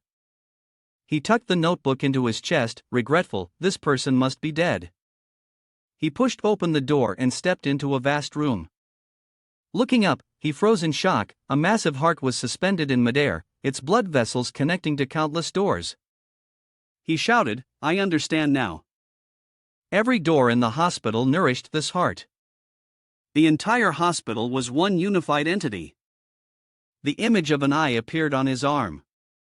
He stared at the heart and gave a command. The enormous heart beat violently, resonating with his own. He clutched his chest and cursed inwardly, damn it, it's sucking my heart. He ripped his shirt open, one hand gripping his chest, struggling to suppress the heart that was trying to escape. But he grimaced, his face contorted in a fierce expression as he realized he couldn't hold it in. He fell to his knees, his hands slack, as his heart burst through his ribcage, sucked away into the air. Beneath the massive heart, Yuan Si lay motionless in a pool of blood. Closer still, words appeared on his body, Yuan Si deceased. Remaining lifespan, 96 days. A bright red notification repeated, remaining lifespan, 96 days. In the darkness, a pair of sharp eyes flickered. Yuan Si let out a sigh, filled with doubt. What is this? A voice replied, you've seen it. The organ fragment, do you want to avoid it and choose a new path? He thought to himself, again with this Mosaic localism. He breathed heavily and responded, yes. Then he sprang up and rushed forward. He told himself, if such writing has appeared, this must be the purple branch gate. Moreover, he had discovered that this heart was the true essence of the anomaly. Yuan Si stopped in front of a large purple door, puzzled. What is the organ fragment? Turning around, he saw the ground behind him cracking open, moving closer. He made a decision, never mind, I'll go outside first. He stepped through the door, and the city landscape appeared. He was surprised, I really made it out. This was the hospital gate, and it was late at night, the campus lights shining brightly. He sat down on a bench, deep in thought, the organ fragment, so that's what it means. But why call it the purple branch gate? Is it because it represents reproductive hope, or is it because I was born without the organ? He placed his hand on his left chest, and under his clothes was a notebook. He was startled. Almost forgot, I picked this up in the purple branch gate. Opening the notebook, he furrowed his brows. The blood was soaked through, but why did it feel so familiar? It resembled Tian Wu Bai's style. As he read, he thought to himself, too much content was missing. He closed the notebook and speculated, if it's December, then less than 6 months ago, the third private hospital's medical records vault was burned down, all the documents, including the electronic backups, were completely destroyed. So, I can only check the records from the last 6 months. He stood up and walked away, thinking as he moved. After last month, Tian Wu Bai came to this hospital at Purple Branch Gate and escaped. But this diary was found at Purple Branch Gate, the place where Tian Wu Bai nearly died. Such an unintended rule, how did she survive? If she hadn't entered that door, how could she have washed off the blood? Was it thanks to a lucky coin? In that case, at the very least, she must have used some ability, paying the price of a month's worth of memories. He silently decided that he needed to ask her. Yuan Si took out his phone and called Tian Wu Bai. She was in the middle of a shower and answered quickly, her voice full of cheer, "Village chief, did you need something?" His tone was serious, "Is now a good time? I need to meet with you." At the coffee shop, Yuan Si took a sip of water and asked, "Did you go to the third private hospital at the end of last year?" Tian Wu Bai was too busy staring at him and didn't hear the question. When he called her again, she snapped back to reality, startled. He repeated, "I asked, did you go to the third private hospital at the end of last year?" She hesitated, I'm sorry, Mayor, I was a bit absent-minded just now." He stared at her intently, silently suspecting, could it be that she got involved in something strange? Tian Wu Bai blushed under his gaze, lowered her head, her mind in chaos, not wanting the mayor to notice that she had been absent-minded from staring at him. She slowly began to explain, "I don't know, there was something very strange at the end of last year. I don't remember anything from that time, not even where I put my diary. Moreover, my parents said they had a car accident at the end of last year. When my father went for a checkup, the doctor asked and found out that although their bodies were fine, neither of them remembered anything about the accident." Yuan Si listened, silently speculating that Tian Wu Bai's parents' accident didn't happen at the third private hospital, because at that time, the hospital had been struck by a fire, a bizarre fire. Tian Wu Bai's memory loss, the lucky coin, her parents' accident, none of it seemed to be a coincidence. He suddenly stood up, preparing to leave. Tian Wu Bai was surprised, "Is something wrong?" He nodded slightly, It's not a big issue, just a few things I need to investigate." Yuan Si smiled, the meal today is on me, you can go home now. They both stepped outside. Tian Wubai hesitated, her voice quiet, I can't be of any help this time, can I?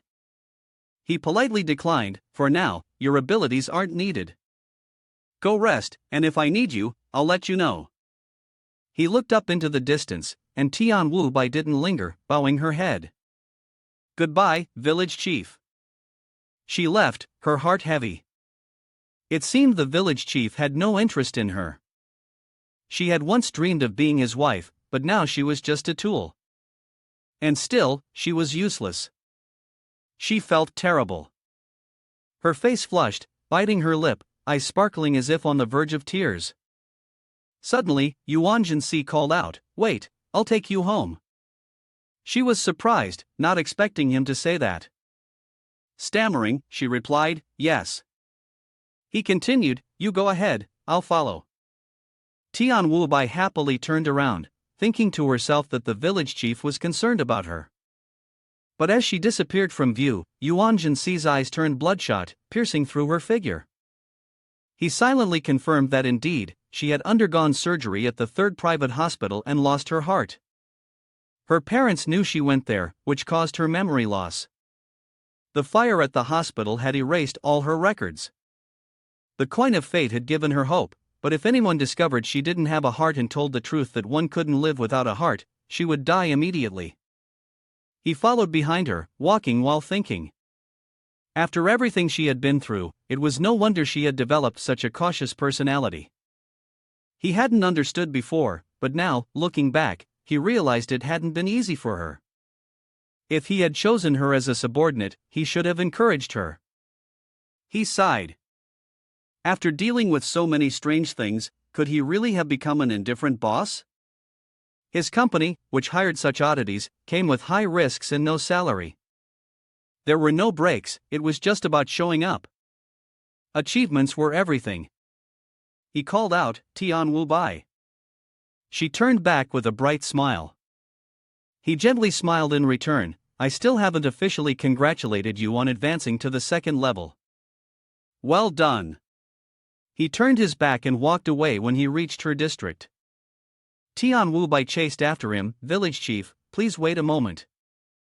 He turned his head and asked, is there something else? She gently slipped her hand into her coat pocket and pulled out a small object, her gaze soft as she looked at him. Recently, many people have had to be hospitalized. She spoke in a gentle tone, the village chief is investigating the hospital, and this talisman can protect your health. Please accept it as a gift in return. Tian Wubai blushed and hesitantly handed the green talisman to him. Yuan Si took the gift without hesitation. He thought to himself, a strong constitution, so this is what it's like? He suddenly realized that the mortality rate among the elderly was high because their bodies were no match for those of the young.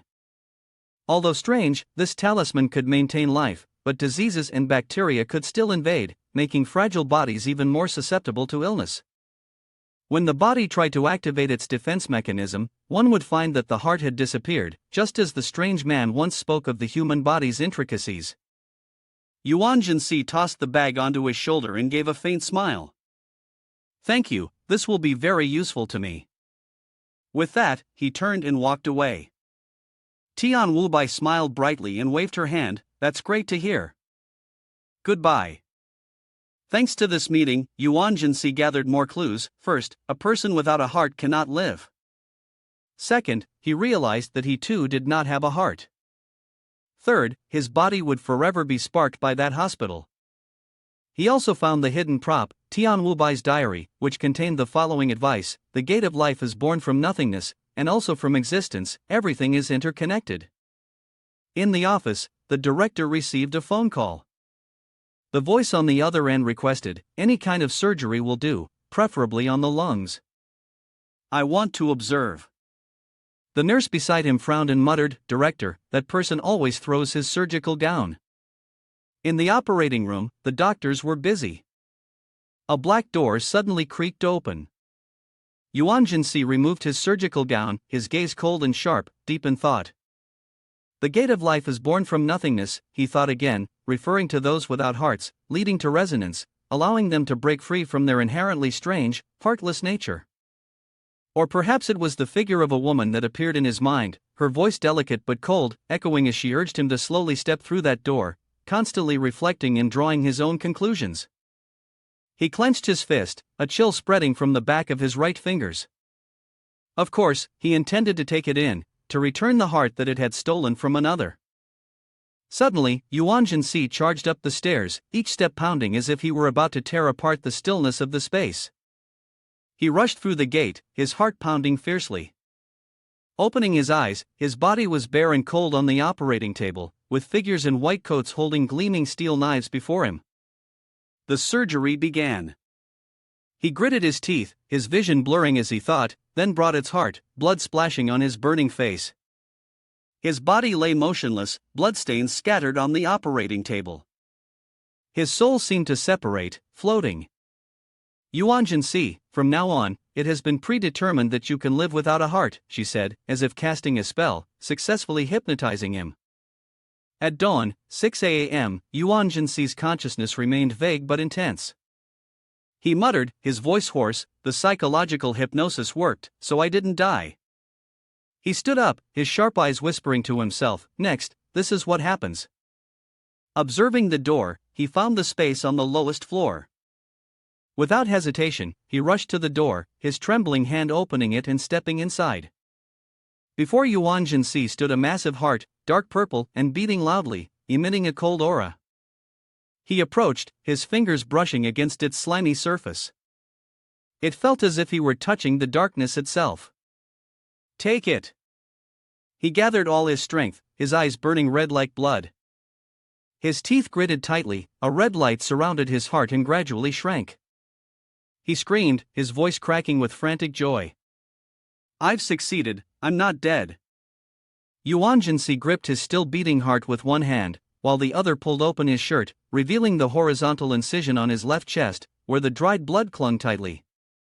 He removed his shirt, his gaze resolute, his trembling hand digging deep into the wound, tearing it wide open to expose the pale white bone beneath. Yuan Si gritted his teeth, the sharp pain felt like it was ripping apart his chest. His hand quivered as he decisively shoved the dark purple heart into the empty space on his left chest. The heart suddenly swelled and beat powerfully, causing the wound to close as if by magic. The force exploded violently, throwing him to the cold ground.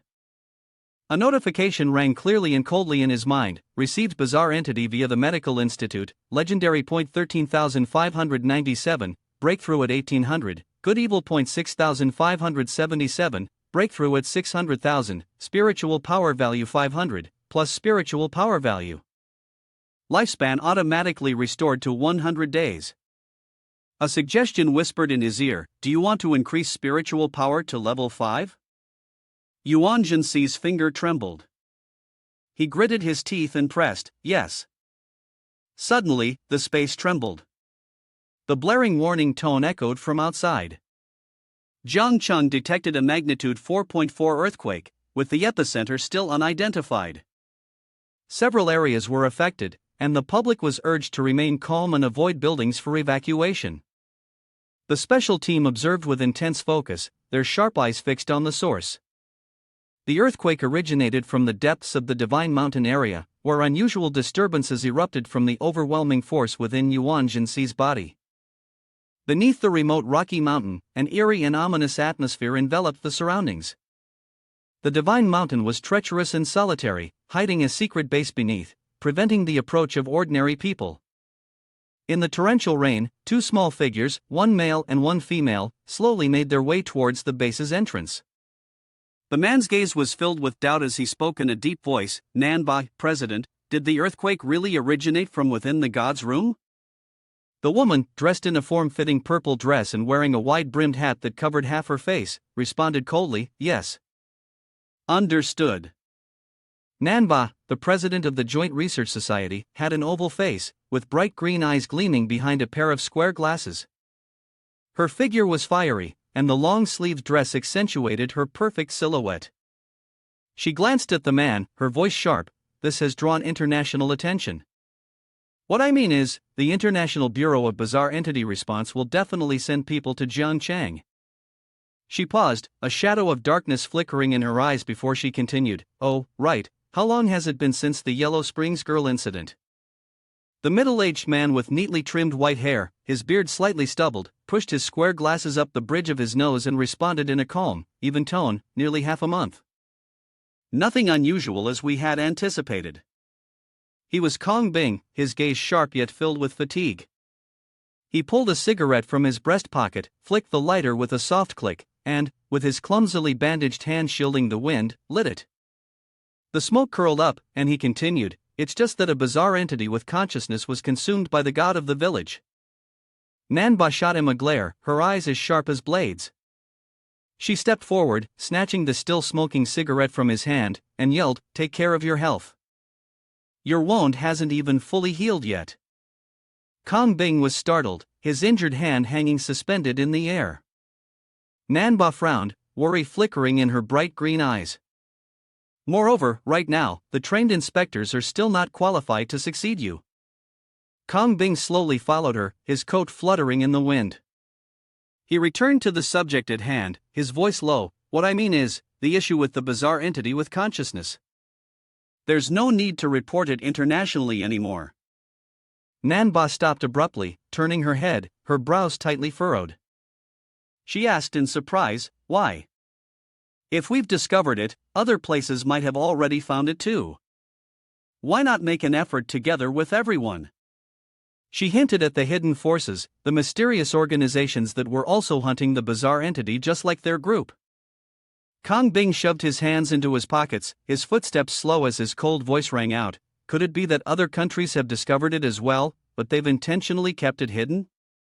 Nanba turned around, her eyes wide, flashing with a hint of caution. Kong Bing looked her straight in the eye and continued, "Yellow Springs girl is very likely not under the control of this person. Her responses are deceiving us. I've been thinking very carefully these past few days. Yellow Springs girl, a bizarre entity with consciousness, might be hinting at something to us." Under the pale moonlight, Kong Bing imagined the image of the towering divine mountain, a place that concealed two opposing figures. One side was red like blood, a symbol of humanity, while the other was a sinister, dark purple, with sharp, venomous teeth. The two figures faced off, gripping each other's hands tightly, pushing against each other with all their strength, as if in a tense wrestling match. Kong Bing furrowed his brows, a glint of madness in his eyes as he boldly proposed the thought, a bizarre entity with a mind. Is that any different from a human with a mind who could turn into a monster? Nanba cut him off, her voice sharp and cold, echoing beneath the foot of Divine Mountain. "No way, how could the International Research Association never have thought of this?" She stood facing Kong Bing, cold wind sweeping past, tossing her violet hair into the air. If humanity were chosen by the rules to become vessels for a bizarre entity, then such vessels would not be capable of thought. Her voice lowered, her gaze sinking into shadow. Between bizarre entity and bizarre entity, how could one be certain of unity? Kong Bing let out a sigh, no longer stubbornly defending his stance. He shifted, his tone deep and edged with warning. "Chairman Nanba, even if this is a failure, we must still deal with the god who has already begun to transform elsewhere." Far away, inside a hospital waiting room, Yuan Si suddenly awoke. His hazy violet eyes shimmered with confusion. Clutching his chest tightly, he groaned in pain as his dark purple heart surged violently, veins burning like fire throughout his body. He silently assessed himself, whispering faintly. His body felt no discomfort, yet his memories of what had happened after the heart implant were gone. Could it be that everything simply ended after the implantation? Sinister, eerie voices echoed within his mind. The so-called bizarre entity of the hospital seizes the chance, the human heart is lost, yet the living heart continues. Is this acceptable? This was a hospital that overturned the very perception of humankind. When you step into this hospital, you have crossed into the boundary of death. Yuan Si was startled to realize that he had not yet failed. This heart was a reminder. Suddenly, a tangled row of bright red characters appeared beneath his feet. A deep red vortex formed, pulling him toward its center. From the position of his heart, streaks of purple light shot out, spreading across the space. He mumbled, his eyes filled with confusion, carefully considering, "It's not what I think it is, right?" Other vessels with the appearance of a bizarre entity were not necessarily related to hospitals. They could be a building or a form never seen before. A mysterious rule, merging from multiple other rules, created an entirely new bizarre entity. The heart was a fragment of a rule, it replenished itself while killing others. Other rule fragments were doing the same. The pinkish-purple light, carrying vague characters, flew across the city, spreading more and more, as if signaling the birth of a new bizarre entity. Yuan Si held his head, beads of sweat on his forehead, mumbling, "This is really troublesome." The system in his mind displayed new data: legendary points 15,870,000, good and evil points 6,577, spiritual power value 500, 5th stage, lifespan 100 days. Images of Tian Wu Bai and the doctors with chest marks flashed through his mind. Like a warning from the realm of the dead, Yuan Si stood motionless, his anxious gaze sweeping through the darkness. His mind spun, wondering whether the legendary points would be enough to quell the insatiable hunger of the demon on the other end of the line. Is it only those who have lost their hearts who need to do such things? He glanced at the nurse beside him, gently holding a bottle and soothing a baby, her hands trembling slightly with the rhythm of the traditional drum. He silently thought to himself in a low voice, "Fortunately, the hospital only alters the perceptions of doctors and nurses, borrowing their hands, not taking their lives. When a bizarre entity is collected, their consciousness will return to normal, it is not the cause of their deaths." The private hospital number 3 continued to operate smoothly, as if the darkness had never invaded. Stepping out of the hospital gates, Yuan Si pulled out his phone and quickly swiped across the screen. A low, hoarse voice came from the other end of the line. "Hello, Lord Yuling." He responded immediately, his voice sharp, "The cause of Sima Feng's death has been investigated and resolved." On the other end, an old man with snow-white hair and round glasses slipping down his nose silently waited. Yuan Si continued, "It was all due to the bizarre entity. I will send the bizarre entity report to the Special Operations Department in the next 2 days. Have them come to collect it internally when the time comes." The person on the line was Mr. Su. Sitting in the luxurious living room, next to him were 2 women and 2 male servants. He slightly curled his lips, his voice deep and low. "Ah, is it really due to the bizarre entity? I truly thank you." He waved his hand to signal the servants, but doubt began to stir in his heart. It only took 2 short days to capture a bizarre entity. Could it be that he possesses some kind of artifact with rules? Under the bright full moon, Yuan Si tucked one hand into his pocket, his voice cold as it rang out, "The remaining soul orbs, I will have someone deliver them to you." He hung up the phone, his eyes flashing with determination. "All right, time to move on to another place." At that moment, the clock struck 2:22 a.m. The Tian Internet CAF was brightly lit, with a glaring red sign that read Welfare CAF. All the items sold directly in LOL were free to use. A voice echoed through the loudspeakers in the CAF. "Congratulations to the player war god lurking in the bush on machine number 38, you have been transported." There was only one man in the CAF. He was playing while cursing, his hands clacking on the keyboard, and his mouth shouting, "Let's hide in the bush and kill him." Suddenly, his eyes widened, his body slumped back into the chair, snoring loudly. The computer screen continued to blare with a series of curse-filled sounds. Where did he go? Did the piece of trash die? Damn, the furnace on the other side has leveled up. In a hospital room, a girl hugged her pillow, sleeping soundly with steady breaths. Suddenly, a cold voice rang out, "Patient in bed 1, time's up." She snorted lightly, keeping her eyes closed, thinking she had misheard. Yu Ming'ai and Xiao Sun, dressed in nurse uniforms with their faces covered by masks, stood quietly, doing something. Yu Ming'ai was taking notes, her voice dry and hoarse.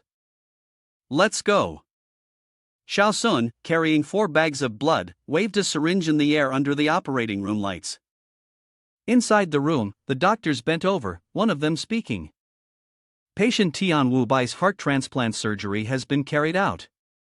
Tian Wubai opened her eyes, her gaze frantically scanning the blurry strangers, a sense of unease rising in her chest.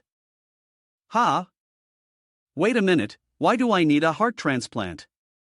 This is so strange, they all look so unfamiliar, like something out of a nightmare. Tian Wubai widened her eyes, lying motionless on the hospital bed, the strange neon white blue light flickering from her chest. Around her, four doctors, each performing a different task, moved smoothly like shadows. She whispered, her voice faint. But this place feels so safe, it's so warm. Two gloved hands of the doctors rose, touching her chest, where bizarre, serpentine-shaped marks resembling the letters bizarre entity surfaced, twisting and curling like snakes, spreading through the air, crossing vast, distant lands. In a mysterious realm of souls, whispers of sound echoed. It's time for the surgery. A man closed his eyes tightly, his chest emitting a faint green glow. His cold voice announced, the heart transplant will take place today. A series of other individuals were undergoing similar surgeries. When the operation concluded, a voice rang out dry but clear, the surgery was a complete success. We wish you good health and a prosperous life. The source of the glowing lights came from a book, red and fiery as if it contained ancient legends.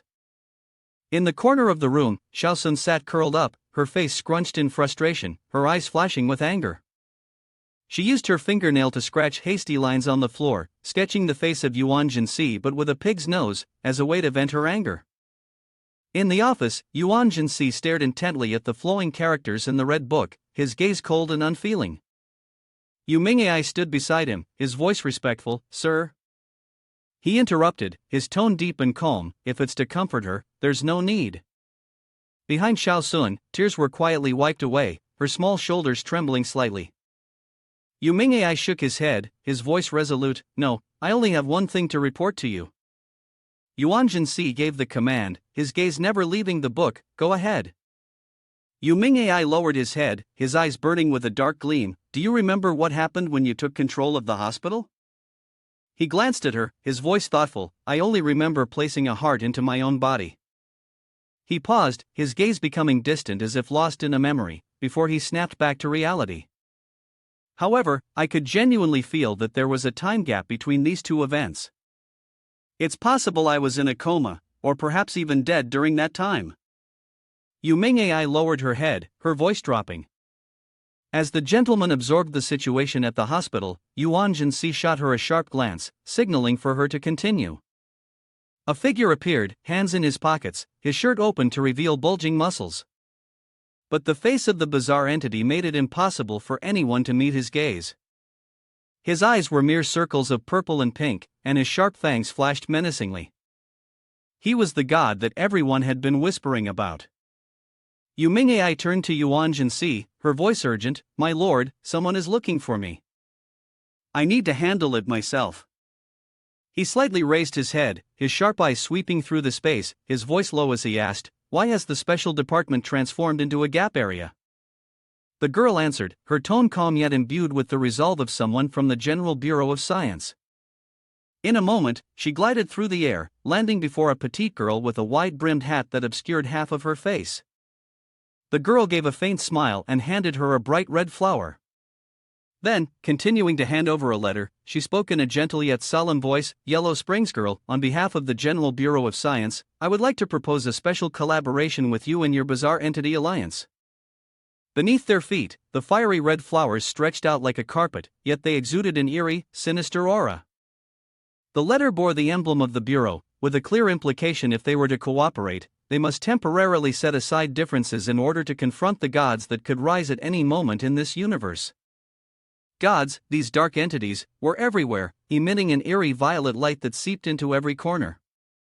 Simply looking directly at them, imagining them, or even approaching within 100 meters would instantly bring death. Sitting in the enclosed room, Yuan Si placed his hand over his chest, where his heart beat fiercely, as if facing a one-way mirror, clearly listening to and observing the conversation between the two girls.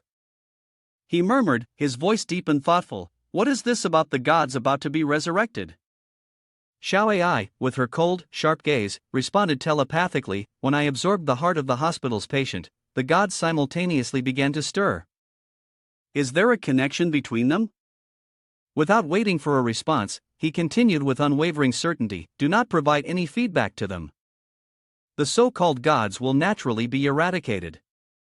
Moreover, the special department can also take advantage of this, borrowing their methods to gain more legendary points and better the balance between good and evil.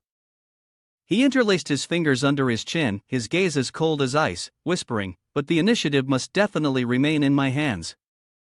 Reassuring himself, he frowned, aware of the precarious situation. I am absolutely no match for this god right now, I must act more urgently. Yuan Si silently swore, I will never allow myself to be killed by a god. The next morning, at school, Yuan Si returned as an ordinary student. Dressed in his uniform, one hand in his pocket, he walked across the schoolyard with a calm demeanor, yet exuding an undeniable aura. Around him, curious glances and excited whispers from other students surrounded him. A male student, envious, furrowed his brow and wondered aloud, isn't that Yuan Si? That's him, for sure. A female student nearby responded, her eyes sparkling. With looks like that, who wouldn't recognize him? I heard the school gave him special permission not to attend class or take exams. I can't believe the real deal is here today. The male student pouted, his tone full of suspicion. What's the deal with that? Is it just because he's good looking? The female student shook her head and chuckled softly. I remember back then, he was so gloomy. I think he even started some weird club called Yuling or something. Yuan Si glanced briefly at the two people, his sharp gaze carrying a hint of suspicion. The girl next to him covered her face, her voice squeaky with excitement. Ah, he's looking at me, he's so handsome and cool, I'm so shy. The boy beside her pushed up his glasses and smirked, complimenting in a laid-back manner, he's really masculine, but still only about a quarter as good as me. It turned out Yuan Si's gaze wasn't random. He had caught the faint mention of the Yuling Club and froze for a moment, silently reminding himself, almost forgot. It's been a while since I've been to school. I wonder if the Yuling Club's activity room is still intact, or if it's been reclaimed. The sparkling eyes of the girls around them began to whisper again. One girl covered her mouth, her voice dreamy, oh my god, I thought he was going to kill me, I really can't resist his gaze. Another girl giggled, add me to that. But I'd love to be killed by him. Yuan Si paid no attention to the lively gossip. His mind was focused on a single thought, I've already signaled to the special department, but I wonder if those people are as cautious as they say they are. Suddenly, a sharp voice called out from behind, Yuan Si, wait a moment.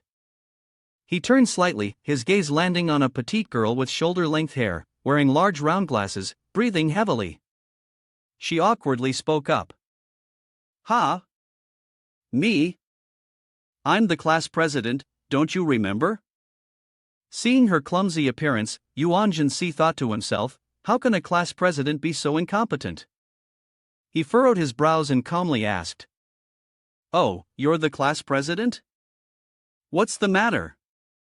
By this point, she had regained her composure, standing tall, her eyes bright with enthusiasm. The school festival is coming soon, so could you come and help? Yuan Si slightly raised his brows, surprised by the sudden request.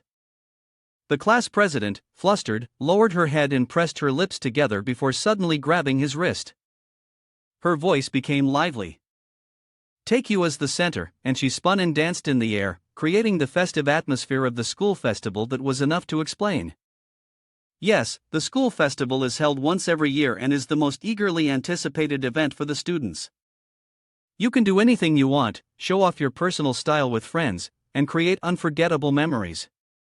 The corner of Yuan Si's mouth curled into a faint smile. He nodded decisively. All right, I'll help. The class president was overjoyed, her round eyes wide with astonishment. You agreed so quickly? Just like that? Your words are so quick, let me introduce something to you first, the boys need to move quite a bit of equipment. He suddenly interrupted her, his gaze flashing with a sharp gleam. What are you doing? He asked. I just thought of something, wait for me a bit. With that, he turned and walked away, his posture proud, leaving the class monitor standing there in a daze, his expression downcast. She lowered her head and muttered in disappointment, "Sigh, I really failed this time." The surrounding students immediately began whispering among themselves. One curious person asked, "What's wrong with that girl? Did her confession fail?" But Yuan Si, who was striding ahead, paid no attention to these words. A thought suddenly flashed in his mind. I wonder if those thugs from before have been punished yet. Maybe I should teach them a lesson and make them clean the classroom. After walking a short distance, he suddenly turned around, his cold gaze aimed at the class monitor. "By the way, monitor, let me ask you, where are those thugs now?" A moment later, Yuan Si walked leisurely with his hands in his pockets, heading straight toward the department. He could see shadows, but the loud, boisterous laughter had already echoed from within. A group of students, some standing and some sitting, were holding sticks and bragging about their exploits. One of them smugly spoke up, "Yesterday, we robbed a useless guy. He was so angry, he pissed himself right in front of me." Xiaoshan, with an excited voice, chimed in, "A lot of money. Yesterday, I made 150 right away, tonight I'll treat you all to KFC chicken." Suddenly, with a loud crash, the warehouse door was kicked open, wooden splinters flying from the impact. One of the men in the crowd exclaimed in awe, "Wow, is she really that fierce? The boss truly is the king of hell in the underworld." But right after, everyone simultaneously furrowed their brows, their eyes turning cold as they looked at the newcomer. The foot that had just shattered the door lightly touched the ground, revealing the cold face of Yuan Si. He stepped inside, his deep voice ringing out, "Hey, everyone's here?" Standing before the group, he scanned the room and asked casually, "What are you doing?" "Festival hall, you guys come help." Looking at the thugs, Yuan Si slightly curled his lips, thinking to himself, "A dozen or so people, not bad, at least no one's dead." His gaze swept across the room, stopping on a figure with long golden hair in the far corner. No one spoke, just glaring at him with hostile eyes. Yuan Si shrugged, muttering to himself in a tone laced with sarcasm, "Seems like borrowing money isn't enough to satisfy you anymore, huh?"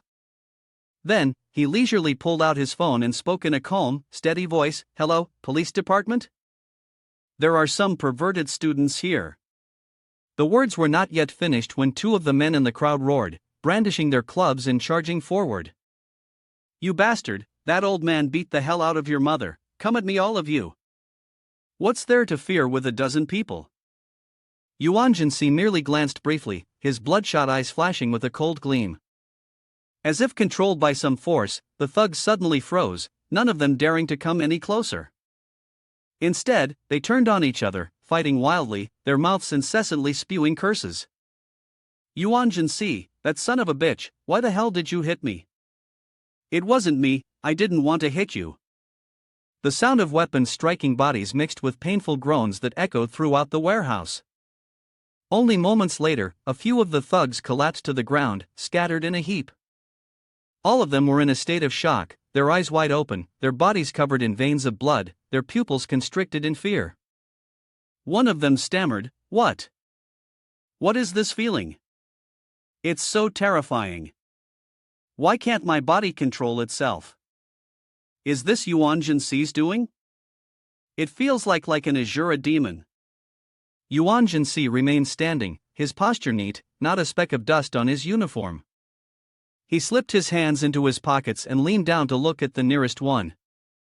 One of his eyes gleamed blood red like the king of hell. His voice was low and deep. "Finally quiet, huh?" Then he smiled, a cold, authoritative smile. "Order, from now on, you must obey the discipline at school as well. Be honest and come with me to the police station." The nearest person, panicking, crawled backward, trembling as he pointed at the blonde-haired figure, stammering, wait, he's not a girl, he's Wang Jianren." Wang Jianren suddenly blushed, pouted, and spoke awkwardly. "Yes, that's right." He shyly ran his fingers through his golden hair, looking strangely delicate, muttering, "I only woke up today and turned into a girl." One of the beaten men on the ground, despite the pain, couldn't help but exclaim, "Wang Jianren turned into a girl and is still beautiful." Yuan Si frowned slightly, repeating the name with suspicion. "Wang Jianren? He silently searched his memory, trying to find a clue. Suddenly, an image flashed in his mind: the blonde-haired man fiercely swinging his hand to strike another student. But that face, he hadn't bothered to pay attention to, just like all the other students in this school who weren't worth his remembrance. He blinked, his voice filled with astonishment. "You changed your gender?" Wang Jianren growled in anger. "You bastard, don't insult me. Even if I turn into a girl, my heart as a man hasn't changed." He sorrowfully recounted, his voice filled with frustration. "A few days ago, I discovered that something was wrong with my body, and when I woke up today, I had turned into this." He cupped his swollen chest with both hands, cursing the damn thing. A guy standing next to him suddenly had a nosebleed and stammered, "Mr. Ren's chest is still as impressive as before." Yuan Si quietly observed, his cold eyes assessing each word from Wang Jianren. He thought to himself, he's not lying. If that's the case, it could very well be due to the bizarre entity. He turned to the remaining thugs, his voice firm. "You guys, go work in my class." Only Wang Jianren stayed behind. Hearing the order, Wang Jianren widened his eyes, astonished, and stared at him. His friends around him shot him looks full of hidden meaning. A few of them, looking uncomfortable, stood up and left one by one, leaving Wang Jianren alone facing Yuan Si. He crossed his arms over his chest, clutching his body tightly, and shouted, full of caution, What do you want to do?" "I won't submit, you know." Then he turned to his friends, yelling desperately, "Hey, you guys, take me with you, aren't we brothers?" But the thugs just hesitated, turned their heads, and thought to themselves, "So sorry, Miss Ren, we didn't expect this thug to like this kind of thing." How unfortunate for Mr. Ren. Yuan Si, with a face as cold as ice, stood staring fixedly at Wang Jianren. He blushed, his lips trembling, struggling to utter a fearful "you." Suddenly, Wang Jianren lunged forward, swinging his fist at him, shouting, "You're a damn fool, stop acting all high and mighty." As if it were nothing, Yuan Si easily caught the incoming fist. He slightly furrowed his brows, silently assessing, sure enough, when the gender changes, the body's strength weakens. Wang Jianren's eyes widened, unable to believe that Yuan Si had effortlessly subdued him. Panicking, he screamed, "No, this can't be happening." But immediately after, a strong throw from Yuan Si sent him crashing to the floor, howling in pain. "How dare you not even care about Cheng Ho's precious gem?" At that moment, it seemed that Wang Jianren had come to terms with his new gender, no longer aggressively clinging to the idea of masculine will. Yuan Si held him firmly down with one hand, his eyes cold and filled with disdain. "I'm tired of talking to you. The day before, you started feeling something was off, right? Since then, tell me everything." Suddenly, a voice interrupted the conversation. "Finally found you. Are you Wang Jianren?" The newcomer, seeing the odd posture of the two, frowned and asked, "What are you two doing?" Like a drowning man reaching for a lifeline, Wang Jianren lay on the floor, raising his hand to beg for help. Help me." But Yuan Si showed no mercy, stepping a foot onto his face, forcing him into silence. He turned around, his cold gaze falling on the person who had just arrived, asking, "Who's that?" The man answered calmly, "Oh, my name is Yuan Ba, I work at the police station." He stepped forward, handing over a business card, while also warning, "Don't touch my skin." Suddenly, Yuan Si bent down, noticing a strange mark appearing on the back of his hand. A circle with a cross inside, the symbol of the female gender. Yuan Ba saw it and sighed lightly. "It's too late." "So, before touching me, you two had already made physical contact with each other, hadn't you?" Yuan Si raised his hand, his eyes filled with curiosity mixed with suspicion. "What does this mean? You're not from the special division, are you? A supervisor or an assistant?" Yuan Ba smiled and explained, "This bizarre entity case has been taken over by my club. I've already reported it to the Special Science Department." Yuan Si studied him closely, realizing that Yuan Ba seemed to be enveloped in a green energy aura. He thought to himself, this guy's energy is no different from Tian Wu Bai's. Could he be a demon?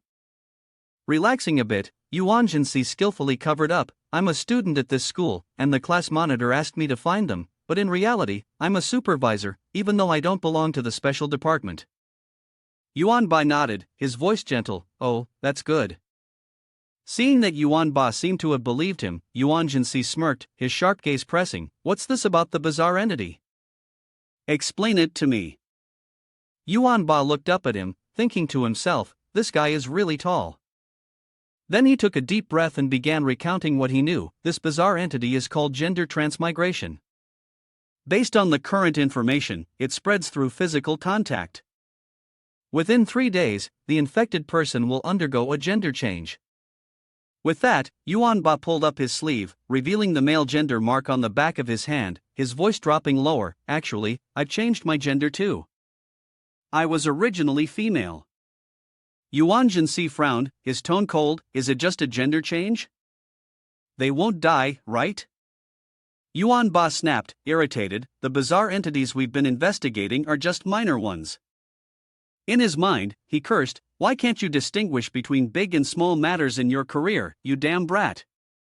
But forcing himself to stay calm, Yuan Ba reminded himself, I'm supposed to be a diligent gardener after all. However, the way this guy talks really annoys him. Taking a deep breath, Yuan Ba continued, his voice calmer. The bizarre entity is as small as its name suggests, with no significant dangerous traits. Like this transgender bizarre entity, they only mark humans. When they die naturally, they will devour the soul. They follow the rule of having to die. Yuan Si nodded silently, not offering any further judgment. He spoke in a calm tone, so that's how it is. This is the first time I've heard this kind of explanation. In his mind, memories of the bizarre entities he had encountered rushed back. With his knowledge, any bizarre entity that adhered to the rules was extremely dangerous, but this person didn't seem to think so. Suddenly, he remembered the name Mr. Yuan, the one with a mouth as wide as a cave and eyes that glowed bright green. Compared to the bizarre entities he had faced, the smallest bizarre entities only caused strange disturbances, and some rule-bound items were even more friendly than usual. He looked at Yuan Ba, his voice low as he reminded, if you've taken charge of this, you should notify the school immediately. Gather the data and isolate those who've been infected. Yuan Si's gaze was sharp, his voice low as he issued orders, contact the police department and have them send people to coordinate with you. While it may not be life-threatening, it could still cause social unrest. Saying that, he grabbed Wang Jianren by the collar and dragged him along like a piece of luggage, continuing, if anyone refuses to cooperate, just come to me. This bizarre entity probably hasn't been around for long, it's still manageable. Yuan Ba raised a hand to stop him, her voice filled with doubt. Excuse me, may I ask for your ID number? She curled her lips, thinking to herself, you little brat, just wait, daring to teach me how to work? It felt like being pacified. Yuan Ba deliberately asked so she could have a chance to retaliate later. Without turning around, Yuan Si responded indifferently, oh, I forgot. Then he calmly revealed, I am Yu Ling, and the Yu Ling Club is mine. Yuan Ba froze, her eyes wide, unable to speak properly. Ha? You. Are you Ling? The famous substitute supervisor? She was stunned as she recalled the numerous cases he had dealt with efficiently. In just one short month, this rookie had used the power of Yellow Springs Girl to subdue a notorious neighbor, and more recently, continued to punish the bizarre entity with the codename Hospital. Mr. Yu Ling, a mysterious and renowned figure. The next day, Yuan Si lay on the bed, his body exhausted, sweat pouring from him. He rested his hand on his forehead, silently cursing, damn. Why is there this kind of minor illness again? How long has it been since I last got sick? Beside the bed, Yuming Ai and Xiao Sun were hopping around non-stop. Yuming Ai looked worried, her voice full of concern. For now, we can't really help. Do you need me to cheer you on? Yuan Si furrowed his brows, annoyed, and waved his hand dismissively, no need. Xiao Sun, on the other hand, propped her chin up, kneeling by the bed, and chuckled mischievously, teasing, Xiaoyan, you really have no sense. Then she shouted, Mom. Yuan Si felt even more exhausted, his voice deepened, Xiao Sun, I really don't want to hear that word lately. Alright, give me some rest. After saying this, he shooed both of them out, slammed the door shut, leaving only a quiet space for himself. Outside the living room, the three little troublemakers gathered together, their eyes fixed on the closed bedroom door of Yuan Si. For a moment, their faces showed a strange expression, their lips curling up as if they were amused by someone else's misfortune. Xiaoyai whispered softly, her voice full of delight, seems like this look isn't too bad either. In the bedroom, Yuan Si tossed and turned in the blanket, his breath heavy, sweat pouring out as if he had just taken a bath. Suddenly, he opened his eyes wide, his red pupils turning into a vibrant green. His masculine hands gradually shrank, becoming slender and delicate. The ginseng boots, once bulky, were now delicate and slender. In the realm of dreams, he saw himself standing without clothes in front of a little demon who was reaching up to touch his hair. The little demon squinted its eyes, joyfully speaking. But as soon as his hand swung up to grab it, the demon shattered, turning into thin smoke, laughing in delight before vanishing. Startled awake, Yuan Si sprang up from his bed, but now he was no longer himself. His appearance had completely transformed into that of a woman, with long, lustrous black hair and a full chest. The shirt he had worn before going to bed now hung loosely on his female body, sagging down. Sitting in a daze on the bed, his gaze drifted toward the window as Yuan Si quietly adjusted to his new body. His bare feet gently touched the cold floor, his small, oval face framed by full red lips, illuminated in the dim light. He opened a drawer, took out a small mirror, and faced his reflection. He muttered, his voice full of disbelief, "Is this really what I look like as a girl?" His long hair fluttered, and his eyes remained as sharp as before. He sighed, letting out a soft hiss, then tried to channel his spiritual energy into his palm. A surge of power erupted, shattering the mirror. He marveled, his voice low, "The strength is not diminished." Gathering his spiritual energy, his gaze swept over the bottle of medicine on the table, and he suddenly thought of another issue. But the troubling problem had arisen: euthanasia drug. He recalled the moment his body began to change, comparing it to the conditions of Wang Jianren and Yuan Ba. At first, he had thought the painful side effects of the transformation process were due to his spiritual energy being raised to level 5. But according to Wang Jianren and Yuan Ba, both only felt unwell, like they had a mild illness. Yuan Ba even mentioned a slight headache, but it was bearable. Their symptoms were much milder, perhaps because they either had no spiritual energy or their spiritual energy was too weak.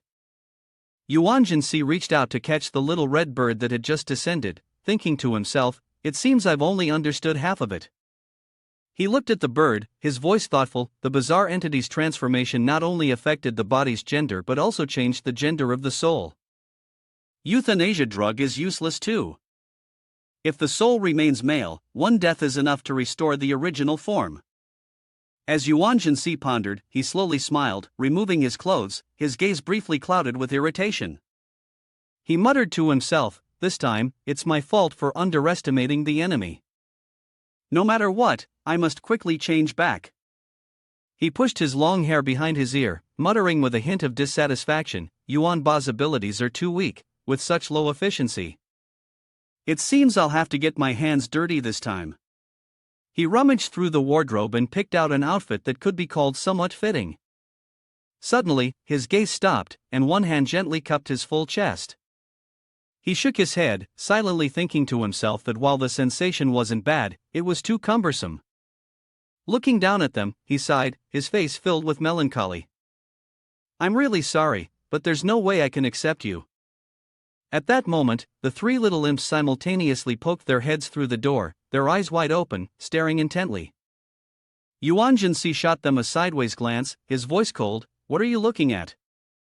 The three rushed in, some examining him closely, others grabbing his hand, and one holding him tightly, constantly calling out, "Mommy, mommy." Yuan Si broke into a cold sweat, helplessly thinking about calling for special department assistance, but then decided, "Forget it, I'll just go find them directly." Without hesitation, he immediately dialed the special department's office in the high-rise building. When the call connected, he spoke, "Hello, this is Yu Ling." On the other end, the person who answered hesitated, a tone of suspicion in their voice. "Yu Ling, what's wrong with your voice?" Yuan Si briefly explained, his tone calm, "It's because of a bizarre entity changing its sex." "Have you received the information from your side yet?"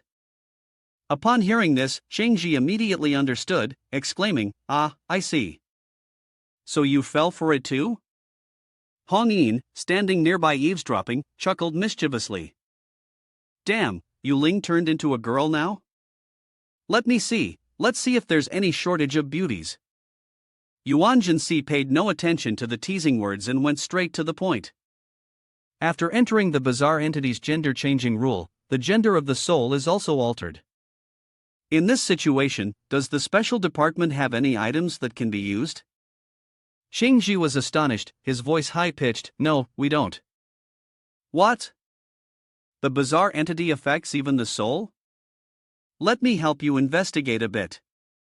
For now, it's unclear whether there's any artifact targeting the nature of the soul. Hong Yin, on the other hand, was amused, laughing at the misfortune of others. Yuan Si was enjoying life. Yu Ling could experience two kinds of life in one lifetime, definitely a profit, no loss. How about this? Let me come find you. I also want to try turning into a woman myself. He excitedly shouted, turning on the video. Yuan Si simply smiled faintly, then really started the video call. When his new interface appeared, Hong Yin's face turned bright red, staring wide-eyed and stammering. You. Shengji, however, still maintained a calm expression on the screen. Yuan Si rested his elbow on his knee and curled his lips. Don't try to act calm. Are you satisfied now? Nosebleed? Drooling? Hong Yin completely forgot about the teasing from earlier and shouted out in excitement, fulfilling her dream. Absolutely amazing, Yu Ling. Then she turned to Qingji after helping him check a series of props to see if any were usable. Qingji spoke up, his tone firm. Perhaps we can try the wish dice. The black dice, with green numbers, emitted a swirling aura of the same color. She explained clearly, the dice have 6 sides, and the user rolls them twice. If the first roll lands between 1 and 3, they die immediately. If it lands between 4 and 6, they enter the second phase. In the second phase, one side will show the user's wish, while the other side will show death, but for you, that shouldn't be a problem. Yuan Si covered his face with his hand, his gaze filled with suspicion. Can any wish be granted? What if my wish can't be fulfilled? Shengji replied, her voice calm but sharp. If it can't be fulfilled, all 6 sides will show the word death. Yu Ling, from now on, all of your prop requests will be given priority approval. I'll send someone to bring them to you. Yuan Si furrowed his brow, examining her with caution. So now I can request props without having to do any tasks? I don't need to go directly to the special department anymore? Shingji smiled coldly, like a death god threatening. If you go, everyone might surround you. Yuan Si looked at her eyebrows, saying nothing further. He sat with his leg crossed in the armchair in the living room, holding a disconnected phone in his hand, silently pondering, perplexed, truly perplexed. After the gender change, why is even the elite of the special department so much easier to talk to? He muttered, but in the end, whether he could revert things or not, he had to find the true form of this bizarre entity. Around Xiaoai, Xiao Sun, and Xiao Yin gathered, their eyes sparkling as they stared at him. Xiao Sun, in particular, rested her chin on her hand, gazing at him as though he were a goddess, making him furrow his brows slightly.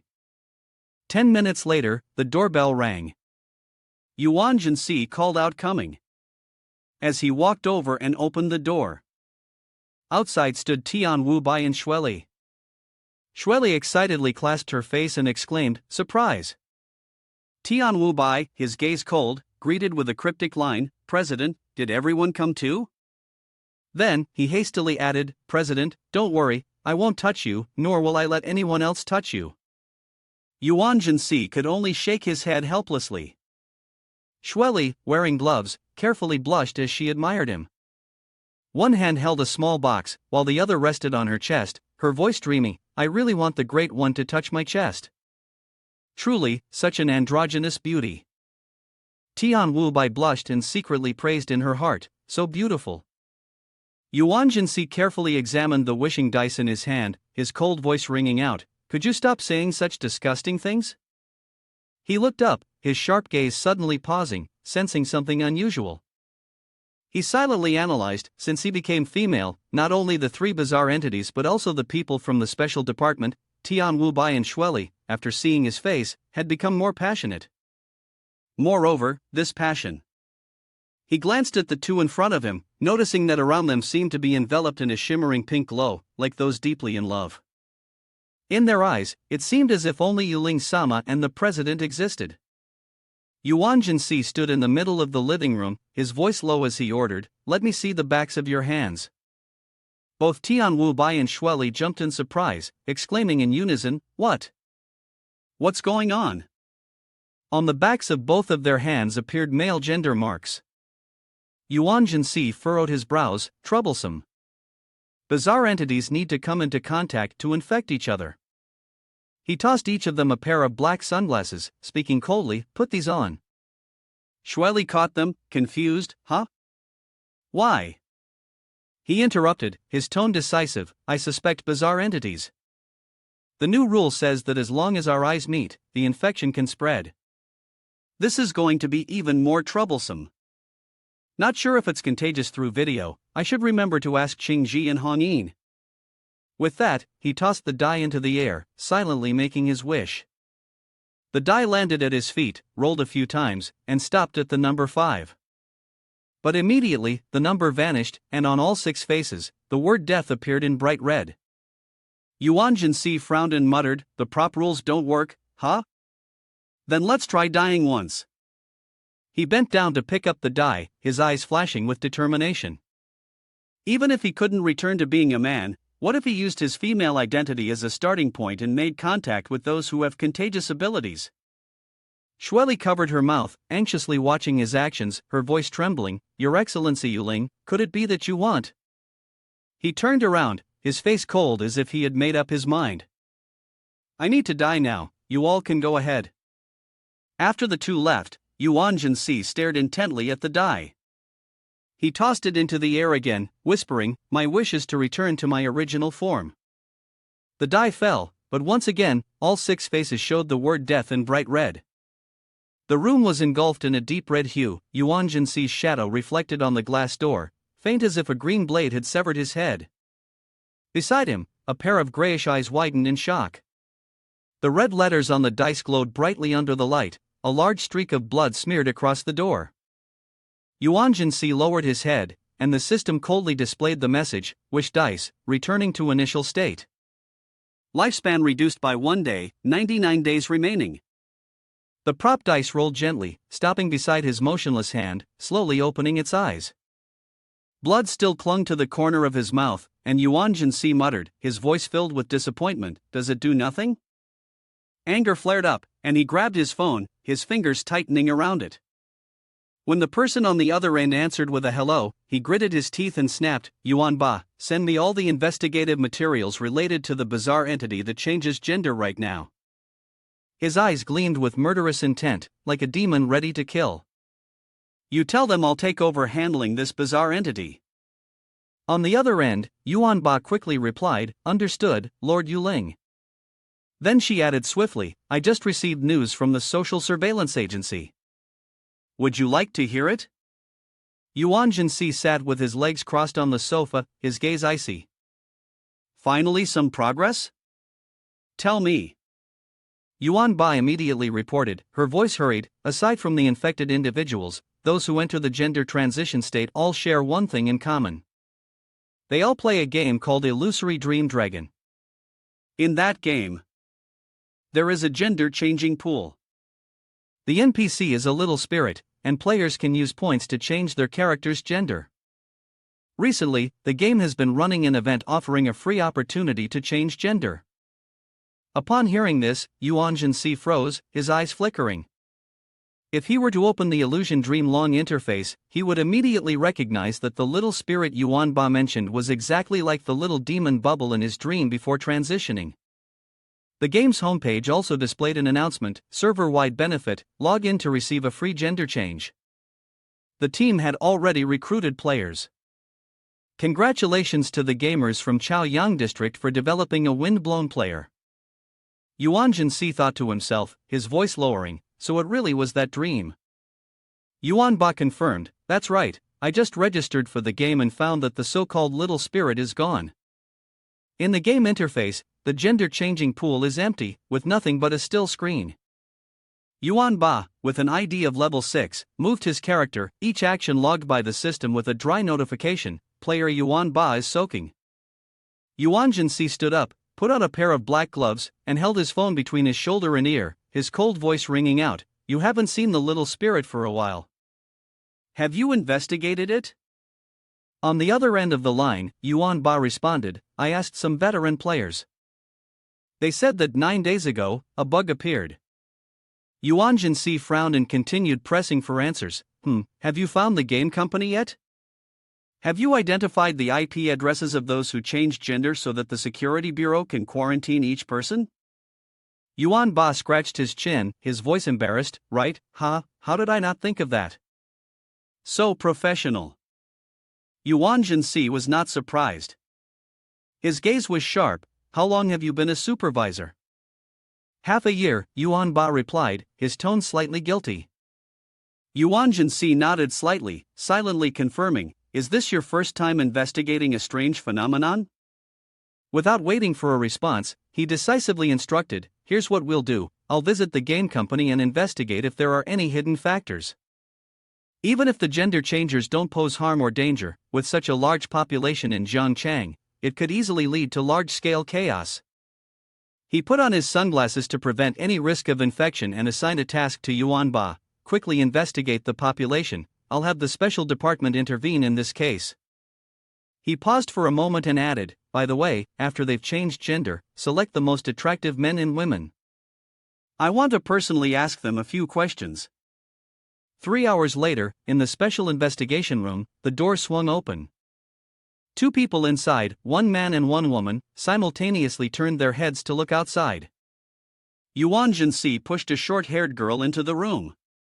Her gaze was as cold as ice. The girl was pushed off balance. "Please, sister, go easy on me." He shouted in a sharp tone, "Shut up, get into the room."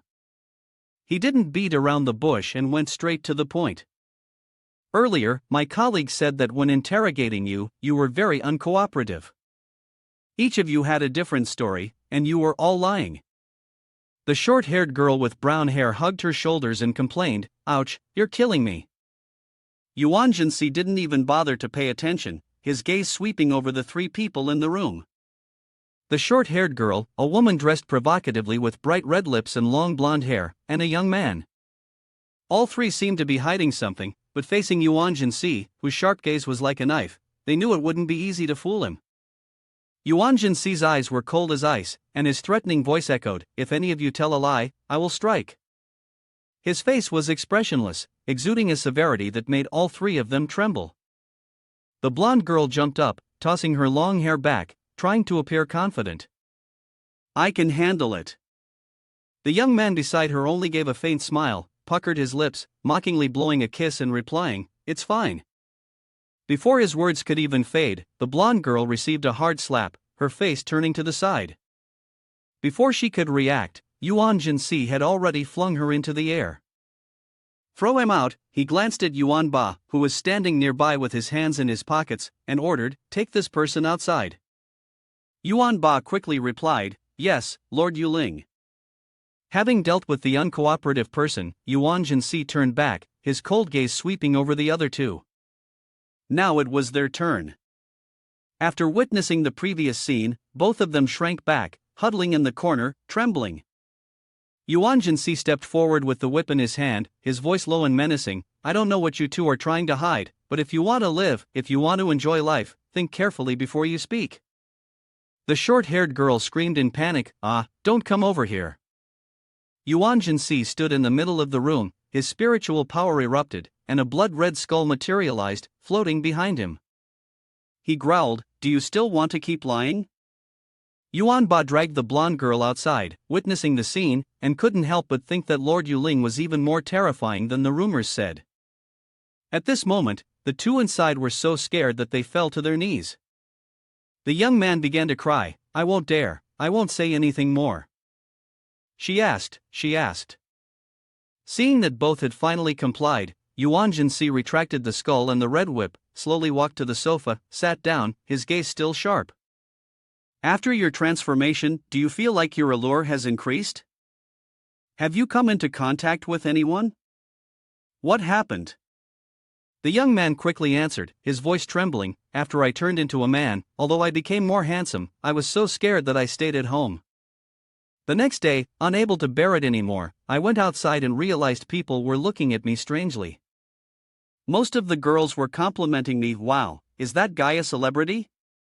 He's so handsome, really charming. He paused, his face pale, then continued, it didn't stop there. After turning into a guy, it wasn't just the girls who were attracted, but even a bunch of ugly men, who looked like gangsters, came up trying to make contact. Hey bro, leave your contact info. The young man curled up in the corner of the bed, tears streaming down his face as he continued, tonight, let's play a game together. A shooting game, the more people, the better. He cried, his voice trembling with fear. I told my best friends about it, but they treated me like I was crazy. In the small room, traces of intimacy were scattered across the young man's body. Around him, a fat man lay on his back, limbs spread wide, snoring loudly. A person in a dress, after looking in the mirror, muttered, I've turned into an old man. Another person, wearing a 2-second shirt, suddenly realized and cried out in horror, here, the whole group has turned into boys. The young man, crying, recounted, originally, they wanted to do something outrageous to me, but for some reason, they suddenly became normal again, no longer crazy. Yuan Si listened, his face expressionless. The short-haired girl immediately added, oh my god, I'm the same. Knowing that she was a senior programmer of the gender transformation pool, Yuan Si furrowed his brow and asked, isn't the gender transformation pool you're doing? Then did you let little spirit run off? The short-haired girl knelt in front of him, placing her hands on her knees, her voice trembling as she explained, sir, I'm just a programmer. I don't know how everything happened, it's already gone. She recalled the men in suits, who looked respectable, but their faces betrayed a twisted nature. What had they done to her? Tears streamed down her face as she sobbed louder, I was treated the same way by my colleagues. They had harassed her, saying, after work, come to the office, let's discuss a little about a raise. I just bought a treadmill, come over to my place next weekend and train a bit. Senior, there's something I want to wait for you to discuss. The worst thing is, after they turned into girls, they lost interest in me. Yuan Si observed, his sharp gaze evaluating as if everything being said was truthful, no lies. He asked further, this happened a few days ago, right? The young man, still kneeling, quickly replied, the event from before? Then, after 2 days, everything returned to normal. The short-haired girl continued, it was 6 days ago, and 3 days later, everything went back to normal. Yuan Si nodded slightly, having gathered enough necessary information. He stood up, coldly uttering, so that's how it is. Both of them were confused, not understanding his meaning. He waved his hand and, in a calm tone, said, you've worked hard. Now you may leave. Both spoke in unison, still stunned. Is that really true? The short-haired girl stammered, unable to believe it. Thank you, sir. We'll leave now. Suddenly, the young man hesitated, his gaze fixed intently on Yuan Si, his fingers nervously touching each other. The short-haired girl had already stepped outside, but turned back out of curiosity. She saw the young man's face flushed with embarrassment. He awkwardly took out his phone and, his voice trembling, said, before we go, may I ask for your contact information, to stay in touch with you? The short-haired girl was struck, frozen in place. She looked at him over her black sunglasses, her expression one of astonishment. Yuan Si erupted in anger, shouting, leave.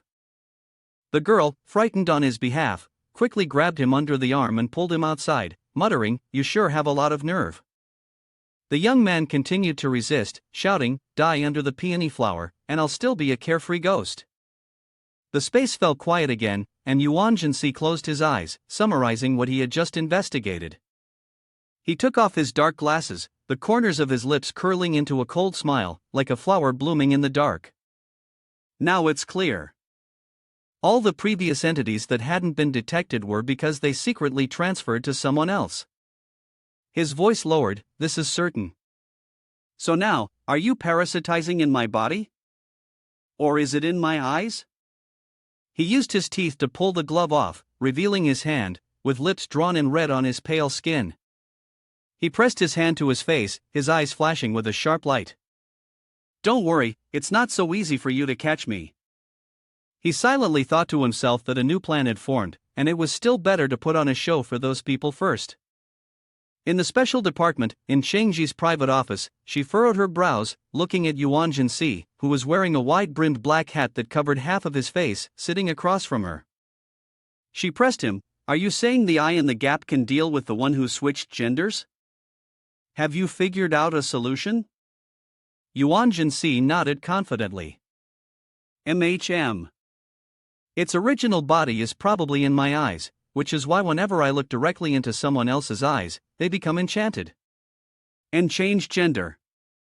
He continued with a decisive tone, find a death row inmate and link my household registration to him. In the prison cell, Yuan Si relentlessly lashed a whip at a bespectacled man, Tianzhong, a death row prisoner. He curled up, clutching his head, crying and shouting, wow, who the hell are you? What right do you have to beat me? Yuan Si didn't stop, responding coldly, I'm your older brother. Zhongjai retorted, his voice trembling, but you're clearly a woman. Yuan Si paid no attention, continuing to outline the plan, I'll give him a good beating, then let me look through the slit in the eye. Enter its rule, Yellow Springs girl once restricted evil spirit bizarre entity like the eye in the slit. Dealing with a transgender person might not be a problem. Shengji pondered, his eyes flashing with contemplation over Yuan Si's bold scheme.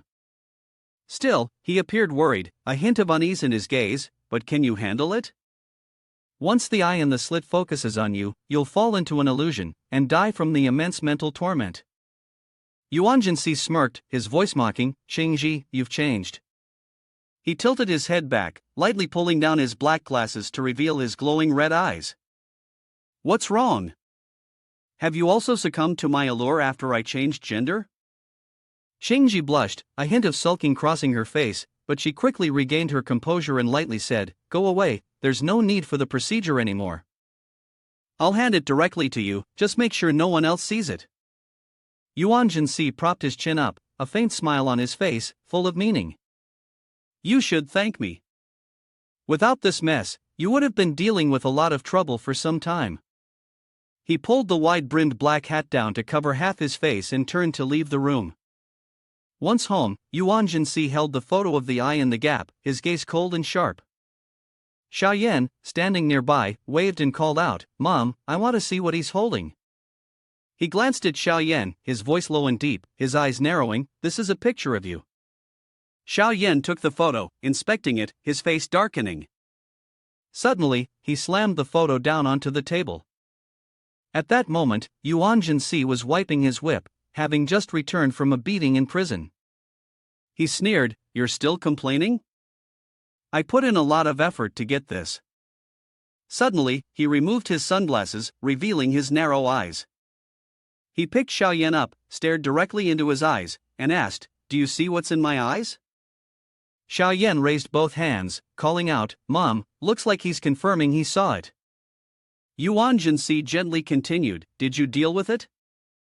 Xiaoyan turned out to have thousands of eyes covering his head, and in each of their black pupils was the imprint of both male and female, flickering with a green glow.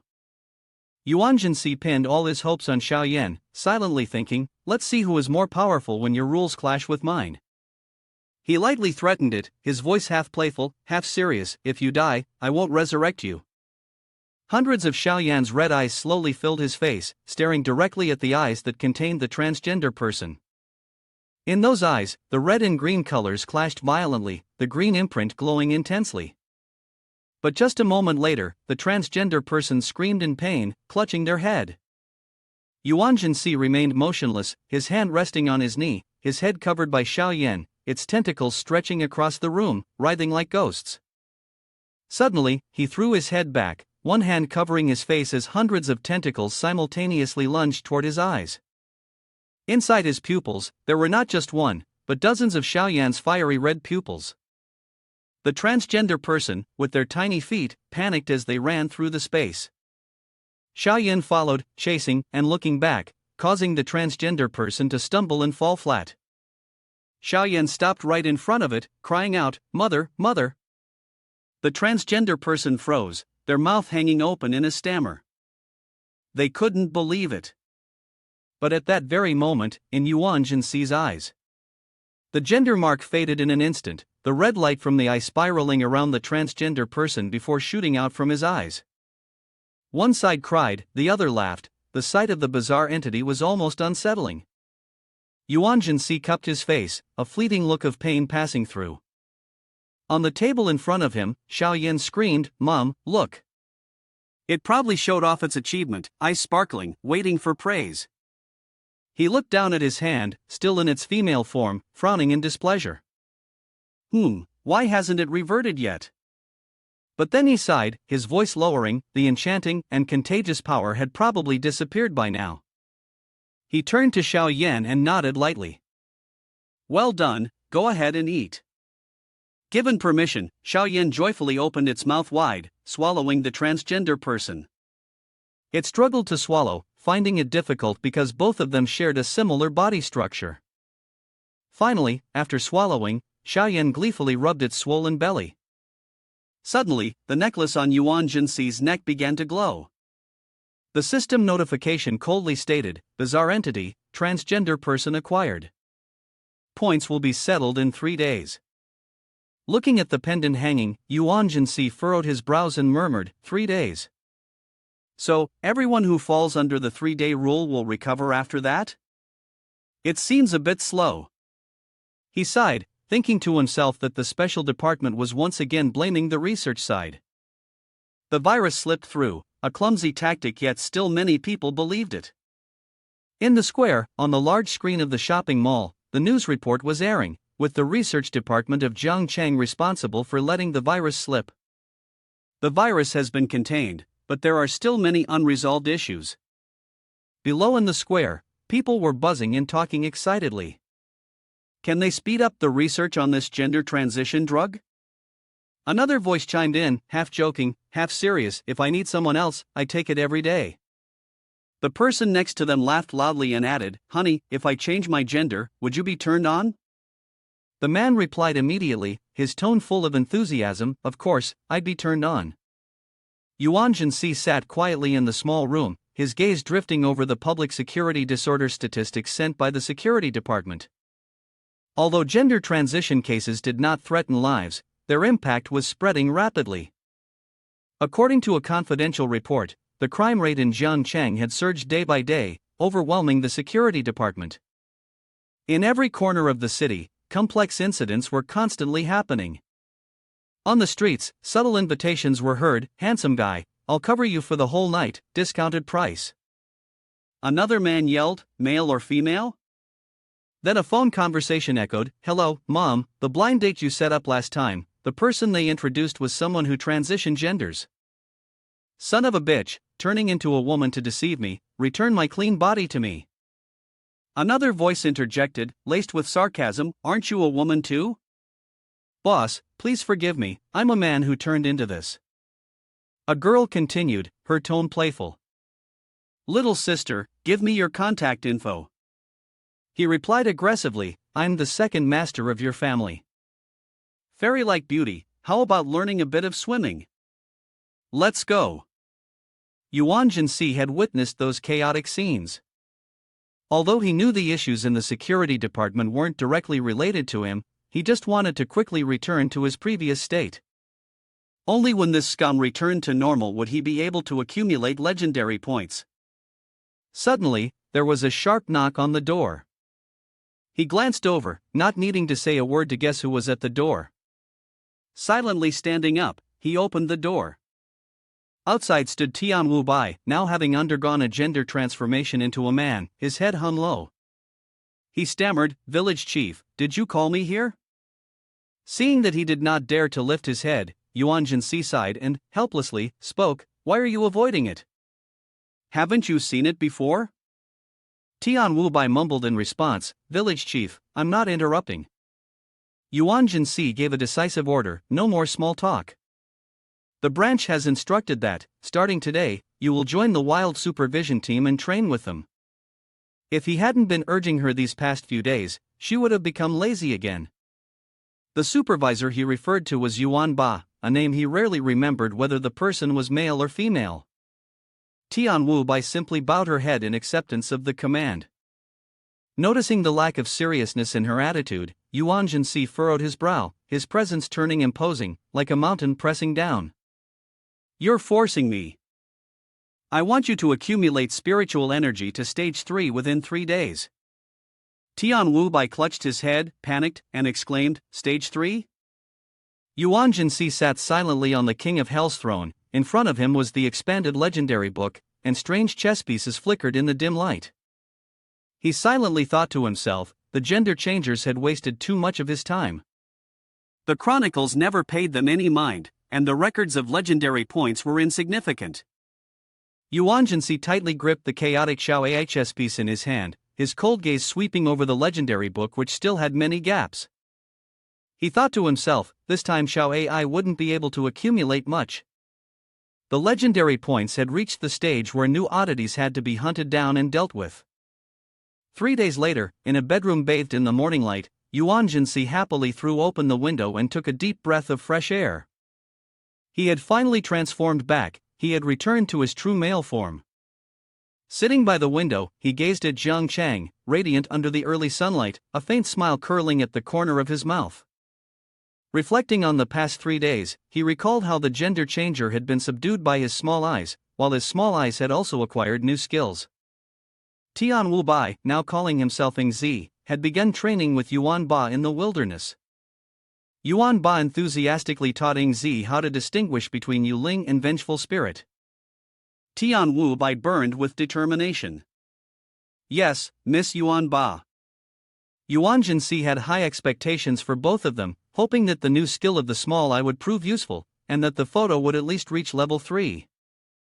The boss was really cruel. He rested his chin on the windowsill, smiling as he savored the rare moment of peace. But before the joy could last, a sudden phone call cut through. He answered the phone. "Hello." On the other end, the class monitor's voice sounded frantic. "Is this Yuan Si?" He responded in a low voice. "I'm the class monitor, what's the matter?" The class monitor quickly replied, "The principal asked me to contact you, saying you should come to the school. There are a lot of people gathered here." The blaring sound of police sirens mixed with the bustling voices of the crowd. The small class monitor stood in the midst of the chaotic boundary, immediately announcing that something had happened in the school auditorium. "Our class and the next class are doing an escape room together." Yuan Si frowned and asked again, "An escape room?" The class monitor hurriedly explained, "Yesterday afternoon, 10 students in charge of the escape room activity went in to check the process and rehearse for the final preparation. But according to witnesses, none of them came out." Facing the class monitor was a dark blue-black gate, eerie like a curtain blocking everything inside. Outside, paper money fluttered in the air. The teacher went in to search, but everything had disappeared. She added, her voice trembling, standing by the window. Yuan Si clenched his fist, his gaze turning cold. He immediately shifted into investigative mode and quickly left the house, heading straight to the school. Yuan Si listened intently to every word from the class monitor, his sharp eyes missing no detail. The escape room event, the highlight of the school festival, was organized by 2 classes in 2 large classrooms on the 4th floor of the Western building. This building, originally for the 12th grade students, had been abandoned after the new classroom building was completed, now only serving as storage or a backup room. From a distance, the entire row of buildings was shrouded in an eerie dark purple hue, engulfing the entrance. The police had set up a cordon, forbidding unauthorized people from entering, but a crowd of curious students still gathered, whispering. The police's megaphone crackled continuously. "Please do not stand around, quickly leave." Inside the building, thick darkness swallowed the light, with only a few police officers quietly investigating the scene. As the class monitor led Yuan Si closer, they nervously provided more information. After the incident, the Western building was immediately sealed off. The security department has also intervened. Her voice trembled with fear. It's terrifying. What exactly happened? Have they gone missing? Yuan Si stepped forward, pushing aside the barrier. His face was cold, and he didn't answer. The class president, anxious, followed him, speaking in a low voice. I heard it's related to some kidnapper syndicate. He glanced at her, the corner of his mouth twitching slightly as he silently admired her sharpness, especially in containing the information. There's no kidnapper syndicate, he waved his hand dismissively, his tone firm. With a swift motion, he pulled out his phone. Across the country, there are hardly any kidnappings left. He walked directly into the building housing the escape room, then turned to reassure her. Class president, don't worry. The security department is already on it. You can head back now.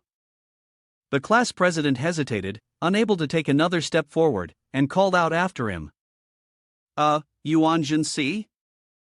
She stood from a distance, unsure, and hesitated.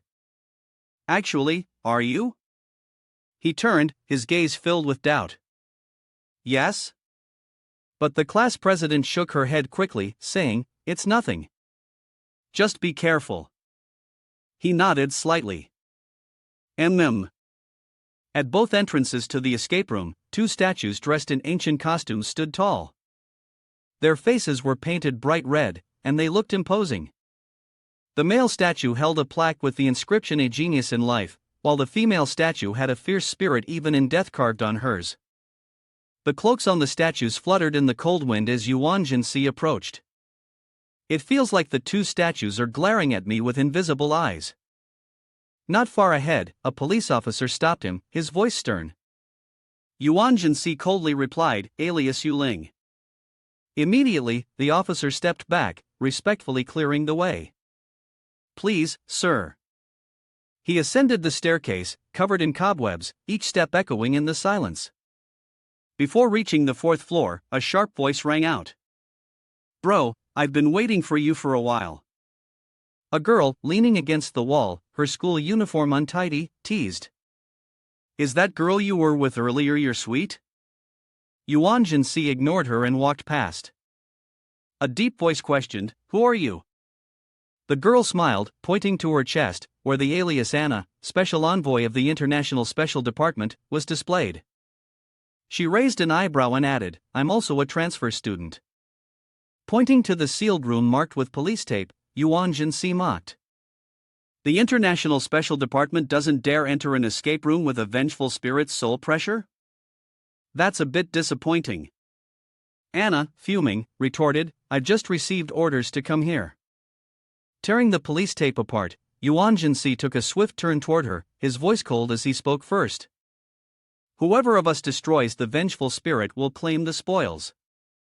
Anna folded her arms and followed behind. Yeah, I had the same idea. She added with a firm voice, furthermore, I must emphasize that I am here to investigate the God's bizarre movement. As soon as they stepped into the room, both of them suddenly felt the space warp as if they had entered a monochrome film. Anna jolted, whispering, It's blocked. Your spiritual power has been sealed.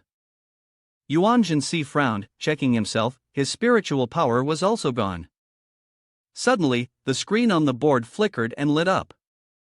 A teacher, with a fake bald head and glasses, spoke slowly, Students, it's time to start class. He pointed to the desks and chairs, inviting everyone to return to their seats. Yuan Si and Anna immediately moved and sat down. He silently calculated, this strange vengeful spirit is not really a vengeful spirit but is at least on par with the evil spirit Shaoson.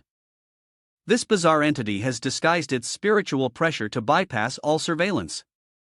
If we've entered its domain, then I must break it and capture it.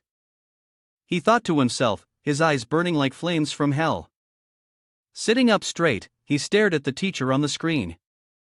The fake teacher raised both hands and smiled, but before he could finish speaking, the screen flickered, and the image distorted. The teacher, eyes half closed, spoke in a broken, fragmented voice. Yuan Si smirked, immediately guessing that the teacher was not dead. Anna glanced at him, asking with a piercing look. The image of the teacher slowly faded, replaced by a glowing red message on the screen welcoming them to Utopian Academy. The interrogation round begins now. Please listen to the question. Yuan Si and Anna both furrowed their brows, tense as they waited for the next development.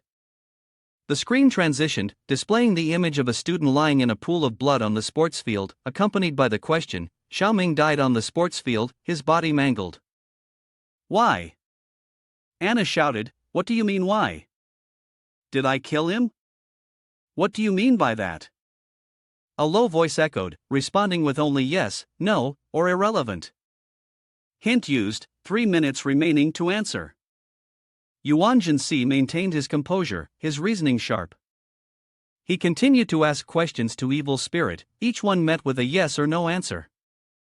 Was Xiaoming killed by someone else? No.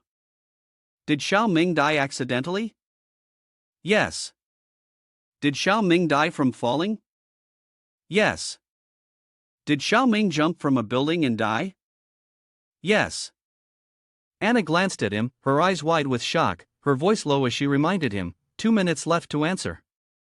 Yuan Si pressed on, his tone cold as ice, was something chasing Xiaoming from behind? Yes.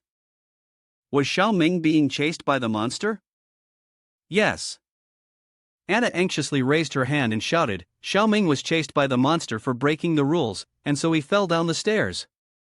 At the bottom of the stairs was the playground. For a brief moment, silence filled the room. Suddenly, a blinding red warning light flared up, flooding the entire space. A gloomy voice roared. Incomplete answer. Incomplete answer. Prepare for punishment. Prepare for punishment. The classroom ceiling split apart, cracks spreading rapidly like a spiderweb. Anna's eyes widened as she stared upward. Out of the blazing red fissure, a schoolgirl plummeted straight down, mouth agape, eyes bulging. A heavy thud echoed as her body struck the floor. Yuan Si and Anna quickly darted to either side to avoid her, but at once, the girl's body sprang upright, twisting grotesquely. Invisible strings yanked down from the ceiling, jerking her limbs like a puppet of some evil spirit. Her eyes widened, her mouth gaped open, and she lunged straight toward Anna as if to tear her apart. Anna froze for a heartbeat, but in a flash, she gripped the side of a chair, leapt upward, and used the desk as a foothold. She hefted the chair, springing back down toward the puppet lunging at her. It looked up, its gaze vacant. Anna swung the chair, delivering a crushing blow that slammed the puppet against the floor. The sound of the collision echoed loudly, her gaze blazing like golden fire, a cold, disdainful snort escaping her lips. She glanced at Yuan Si, who stood some distance away, his face emotionless, his sharp eyes observing everything from a safe distance.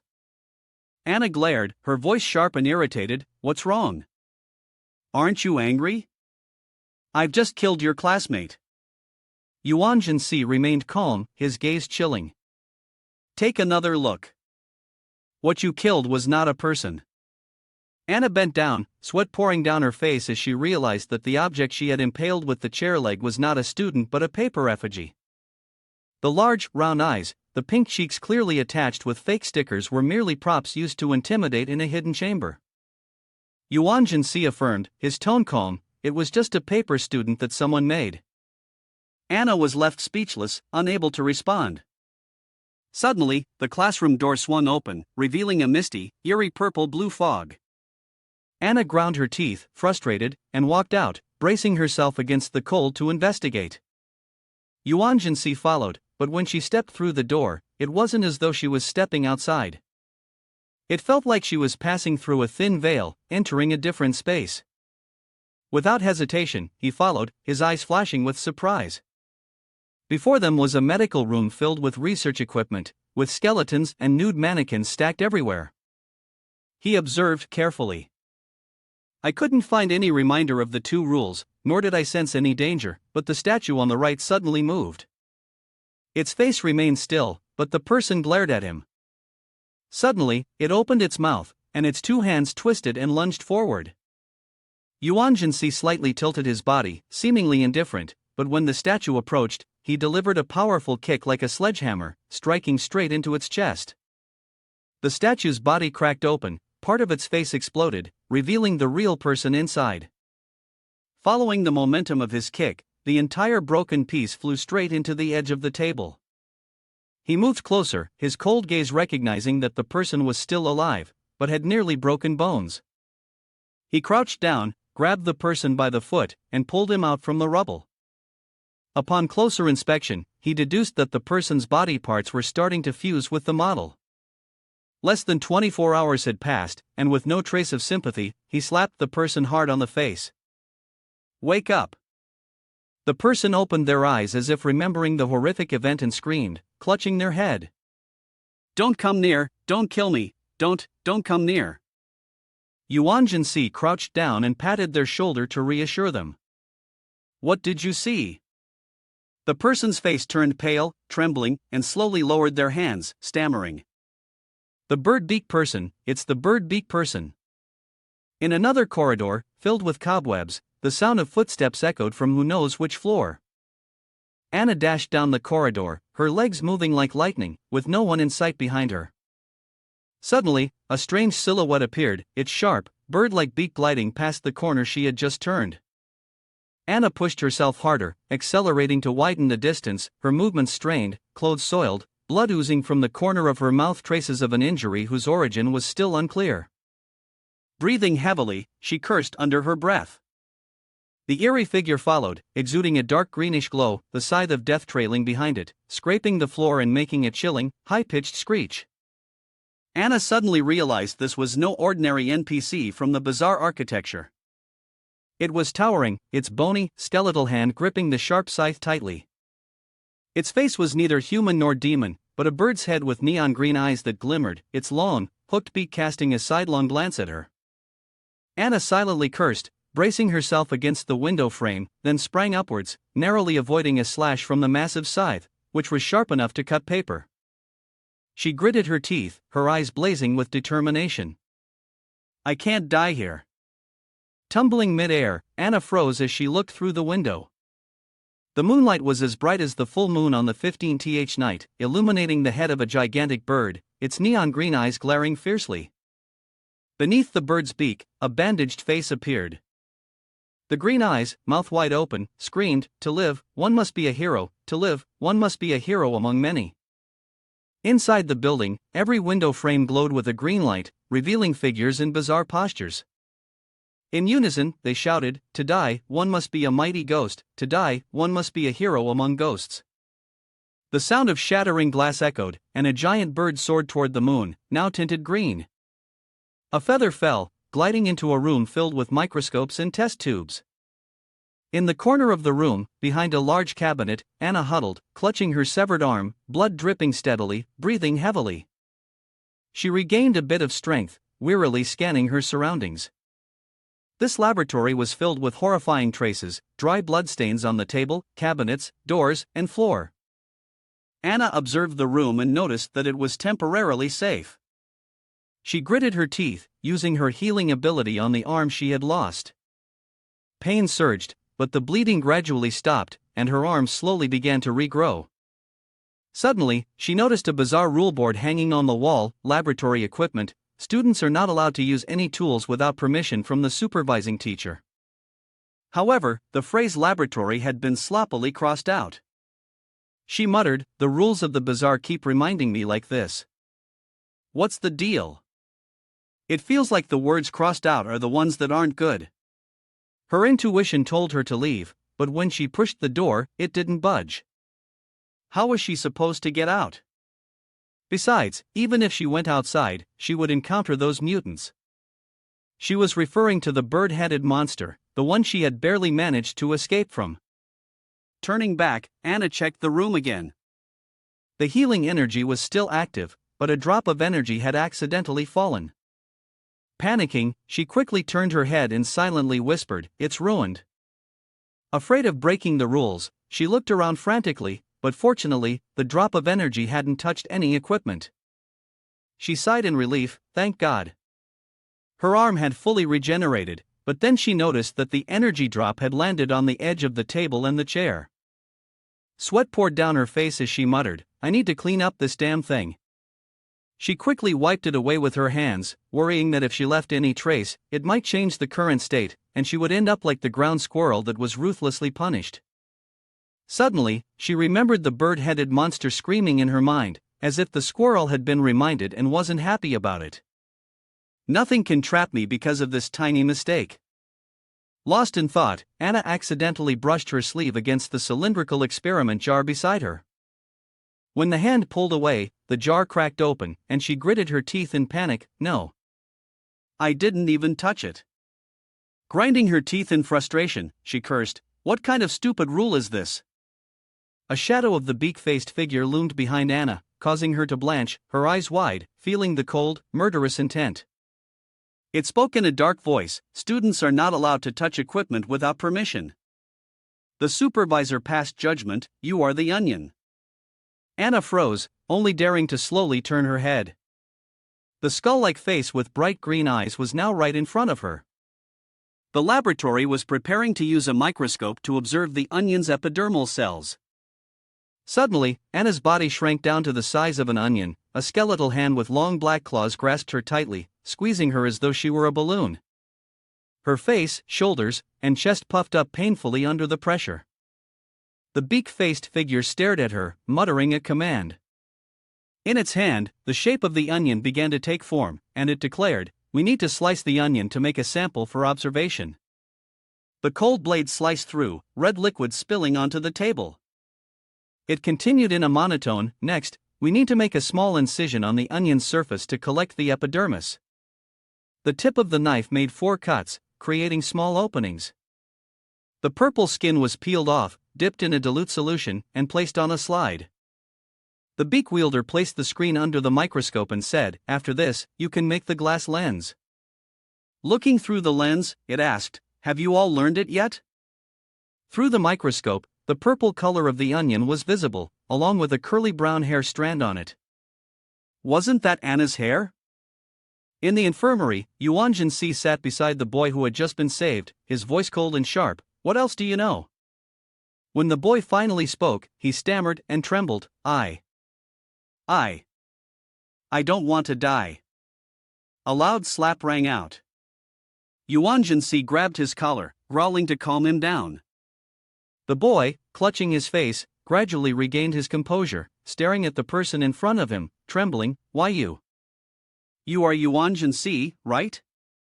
Did you save me?" The boy fell to his knees, grabbing Yuan Si's clothes, pleading, "Please save Lulu. He's my classmate, I beg you." Yuan Si narrowed his eyes, quickly processing the information and making a sharp judgment. This strange phenomenon was brutal and randomly deadly, but it didn't seem to threaten him. The malice from Cum was much heavier toward Anna. As for him, it was just a prop for intimidation. He recalled the paper puppet in the classroom and the statue containing this boy. The infirmary seemed safe, but if you hadn't come, he might have died. Could it be because I had absorbed the heart of the creature?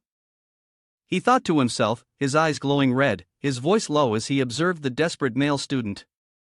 He ordered, "Tell me everything, from the beginning to the end."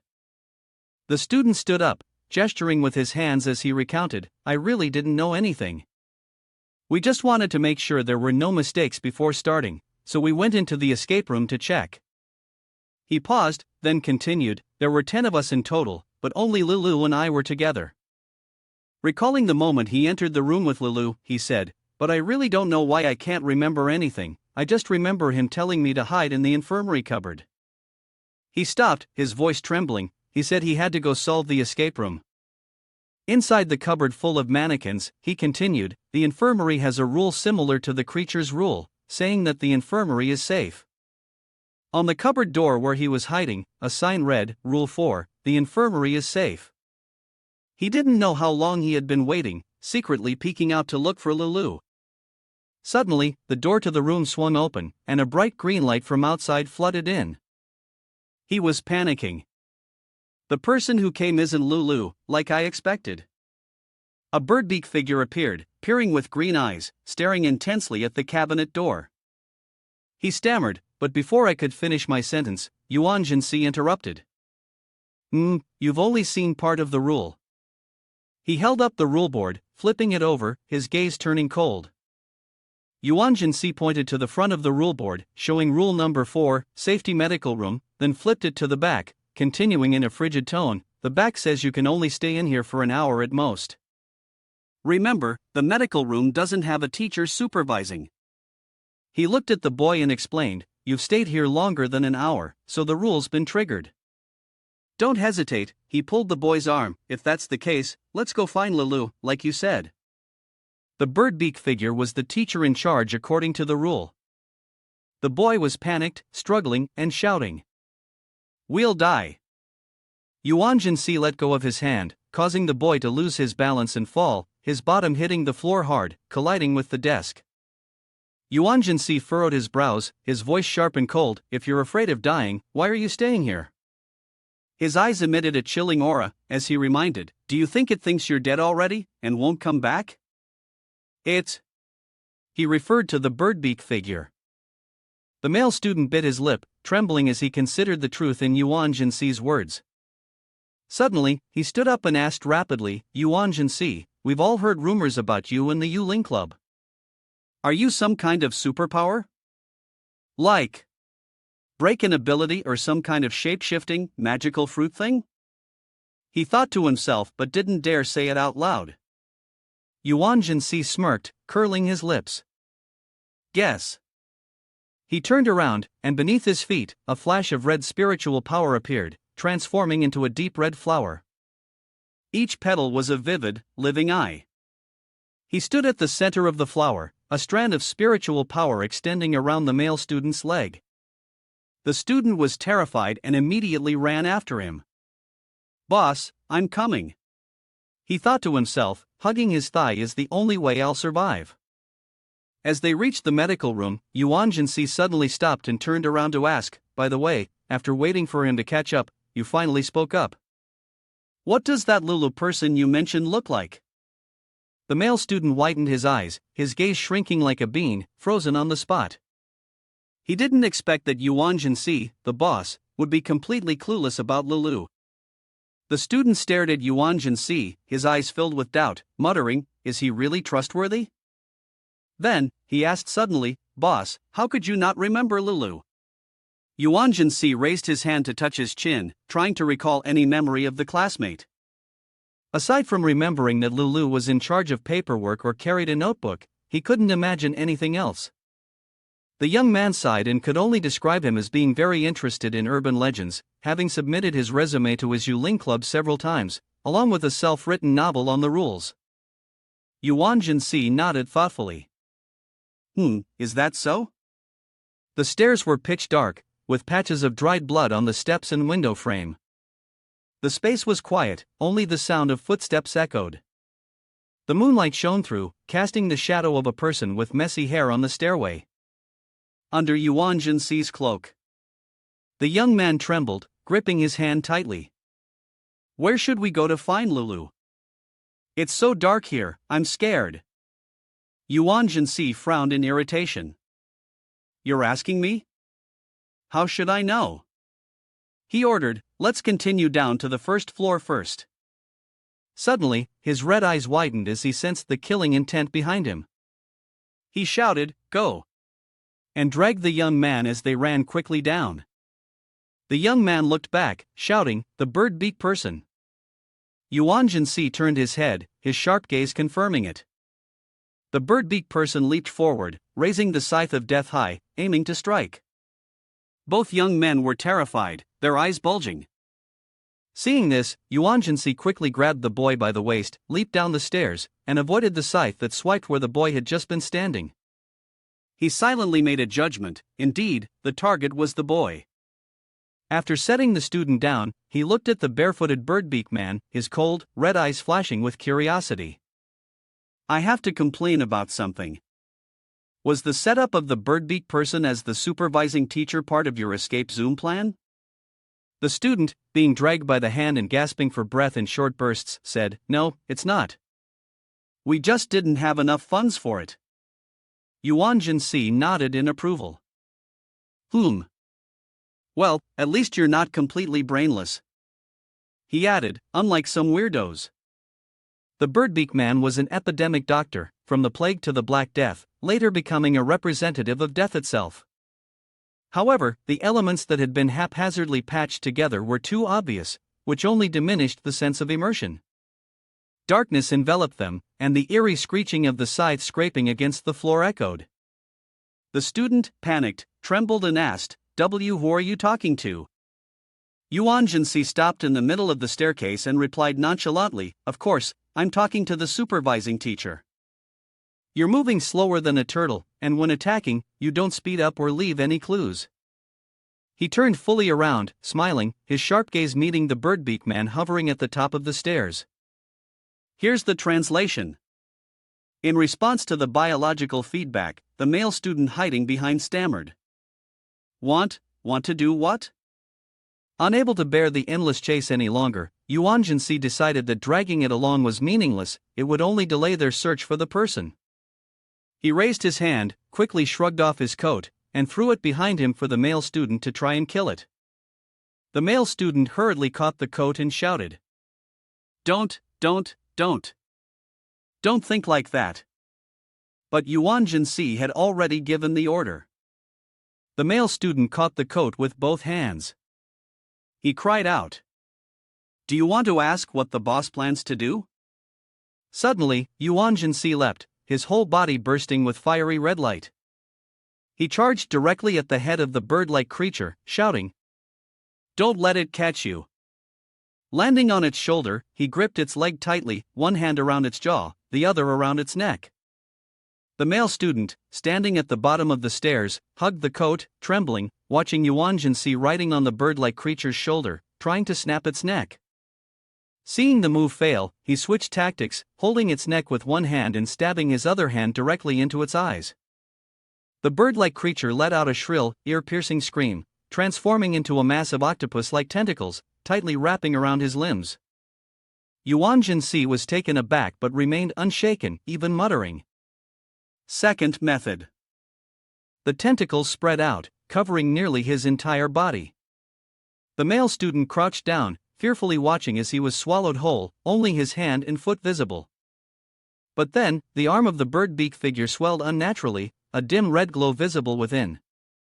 Suddenly, countless red bumps appeared under its skin, spreading across its entire body. Boom! A loud explosion rang out, and the bird-beak figure's body shattered into fragments like fireworks. The beak and its green eyes flew out, rolling across the floor. From the sticky mass, a pair of feet stepped out, cold and steady. Yuan Si, drenched in green slime, raised a hand to his chest, his gaze deep in thought. In front of him, the green slime began to rise and slowly reformed into the bird-beak figure once more. He muttered, "Can't kill it." With a flash, he vanished from his spot, grabbing the male student and pulling him as they ran desperately.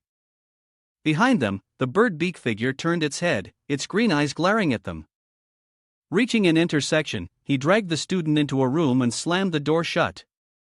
Turning around, he noticed a figure lying on the table across from him, two long streaks of blood trailing onto the floor. The bird-beak figure stood beside it, holding a knife, casting a glance at the two of them.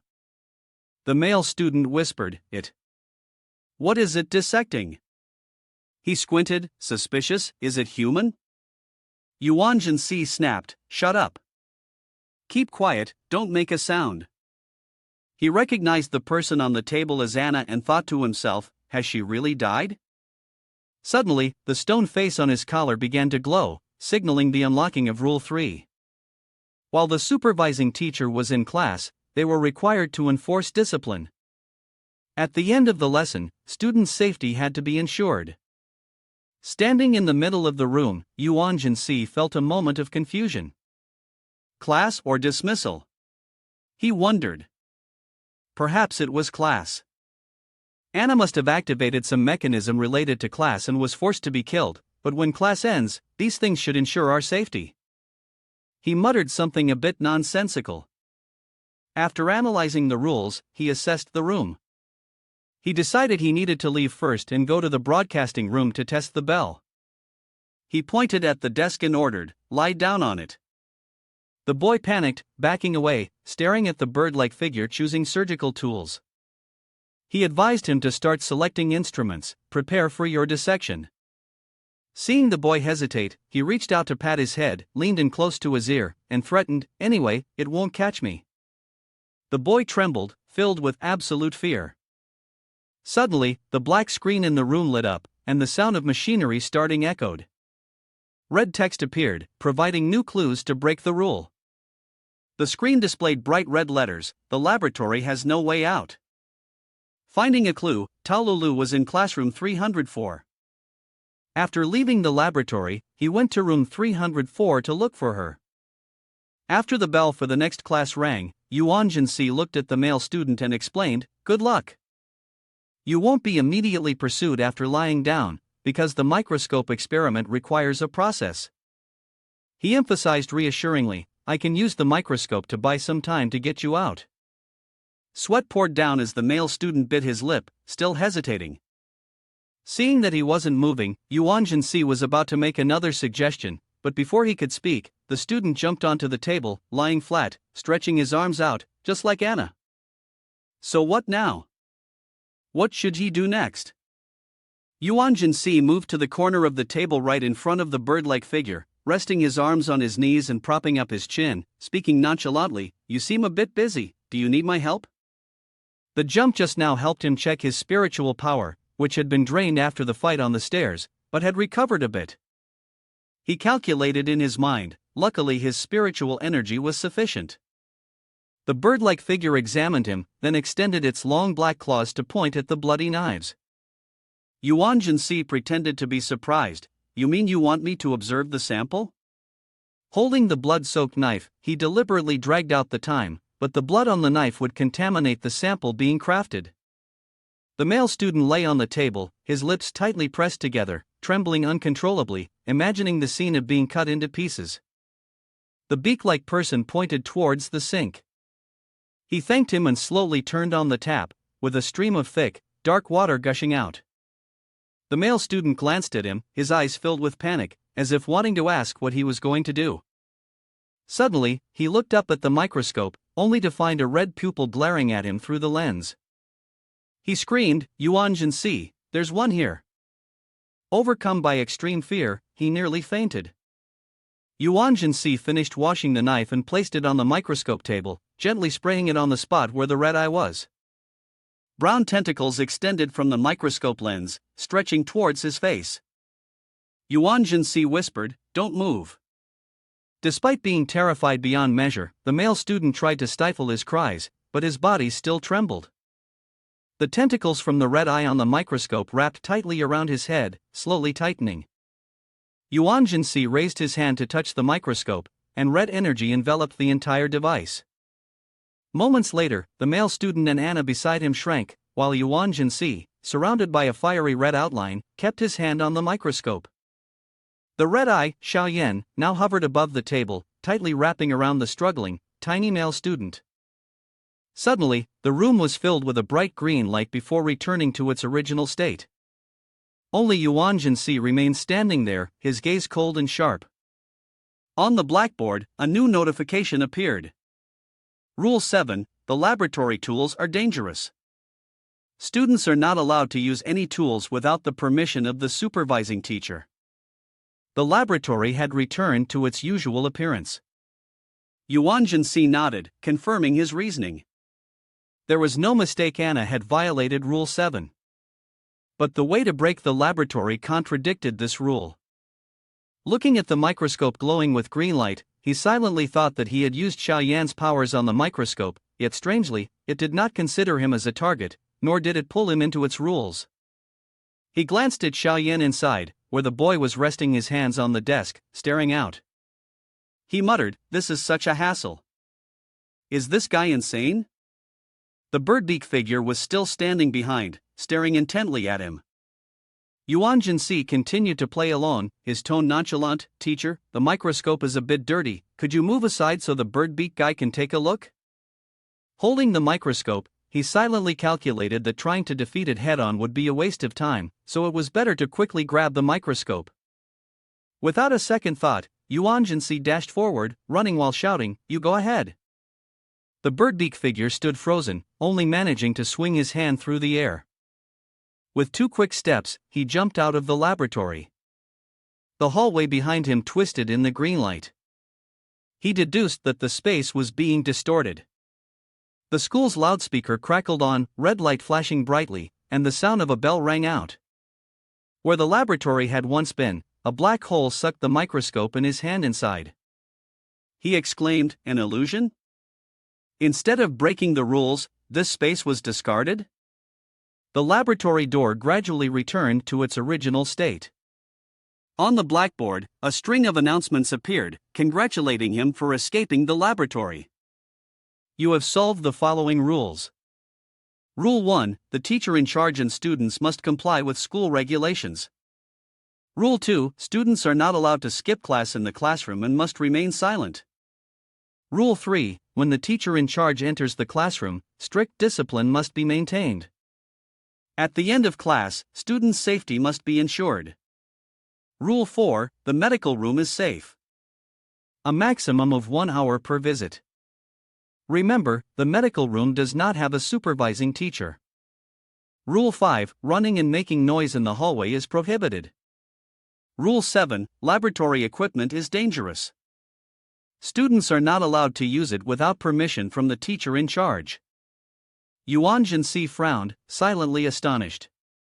6 rules have been broken. How generous. At this moment, Xiaoyan dropped the male student onto the floor with a thud.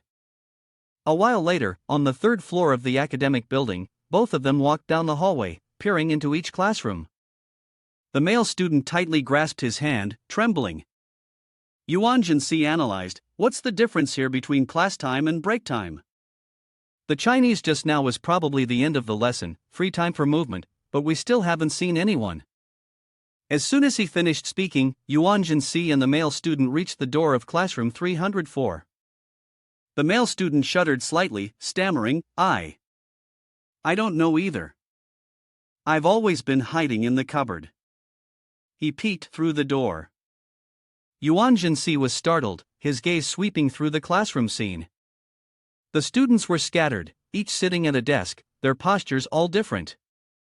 Some sat upright like statues, others had their heads down sleeping deeply, and some were lying motionless on their desks. Suddenly, his gaze stopped on a girl who had her head lowered into a familiar notebook.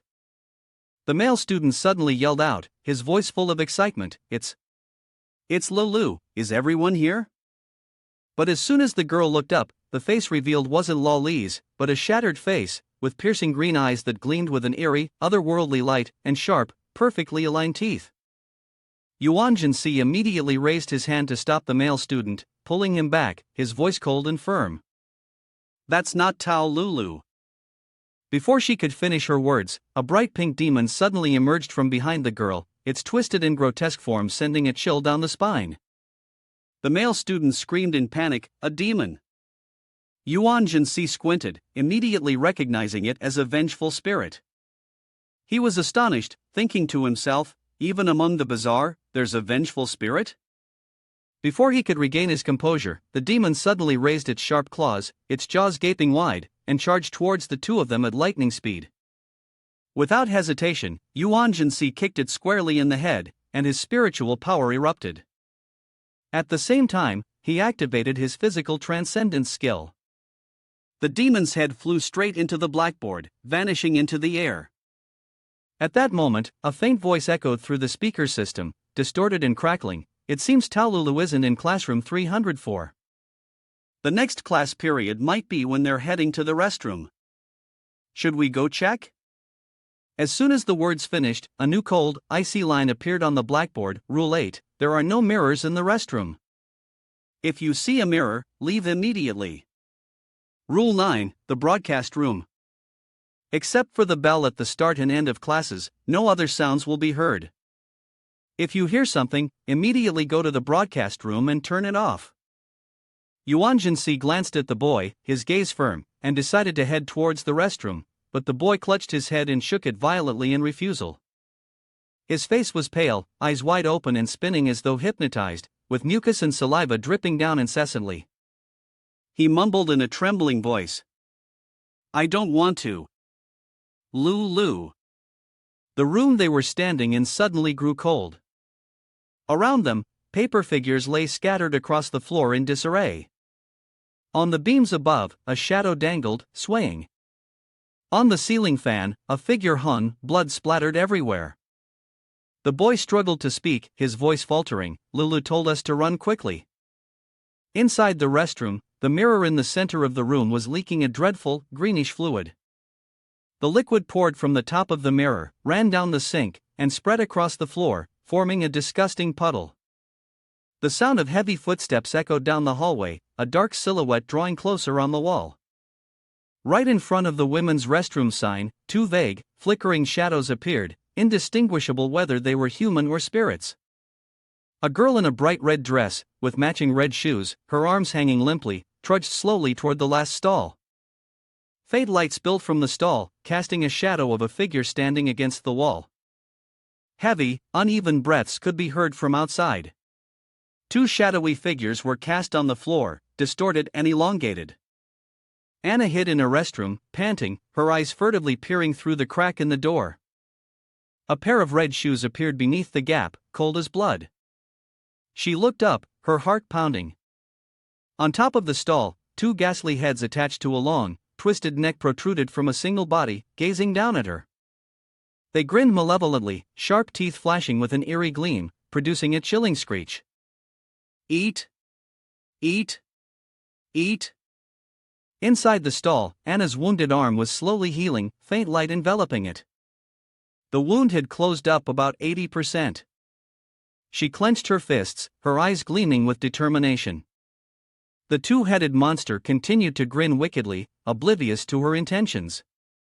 Suddenly, Anna lunged out like an arrow, crashing straight into the door. The force of the impact sent the creature flying, its two heads smashing against the wall, distorting from the blow. She roared, her voice full of fury. "Vengeful spirit, you dare to ride on my head?" Anna stomped hard on the creature's body, her hands gripping the two heads tightly. She slammed them together again and again. Each punch and kick resounded with sharp thuds, like the brutal clash of a fierce boxing match. On the brick wall, the cracked marks left behind the distorted faces of the monster. Anna laughed with delight as she struck it, as if releasing all her frustration. One of her eyes slowly turned red, and her fingers transformed into octopus tentacles, slipping into the eyes, nose, and mouth of the two heads. She curled her lips, pulling them closer, her voice cold. "You truly are a gift from God." The monster's spiritual energy was sucked out, forming a bright yellow vortex that spiraled into Anna's palm. The creature's body disintegrated, leaving only its tie, which fell limply to the floor. She tilted her head back, exhaling deeply, beads of sweat dotting her forehead. Suddenly, a knock on the door echoed, and Yuan Si walked in, carrying a male classmate over his shoulder. Seeing Anna tying her tie, he smirked slightly, his voice deep and warm. "It's been a while." Yuan Si silently observed, his gaze sharp. Anna's regenerative ability was almost on the verge of resurrection, and she could even absorb the vengeful spirit's energy to enhance her strength. He thought to himself, "This international special department is quite interesting. If everyone is at this level, it's worth watching." Anna flashed a radiant smile, her eyes gleaming with pride. Delivering it right to the door would be a waste not to accept. She said this while adjusting the black tie around her neck, her movements leisurely. She nodded, her voice filled with satisfaction. Indeed, black suits my temperament even more." Hearing her self-satisfied tone, Yuan Si furrowed his brow slightly, thinking to himself, "Bullies the weak, fears the strong, a typical stereotype of Westerners." Seeing that there was nothing further related to him, he spoke in a calm tone. "Let's go, follow me." Anna hurriedly followed, her eyes flashing with curiosity. She took the initiative to speak, her voice full of enthusiasm. "What rules have you obtained?" "We need to exchange some information now." Without waiting for him to respond, she continued, her tone confident. "I have Rule 7. "Ah, Rule 8.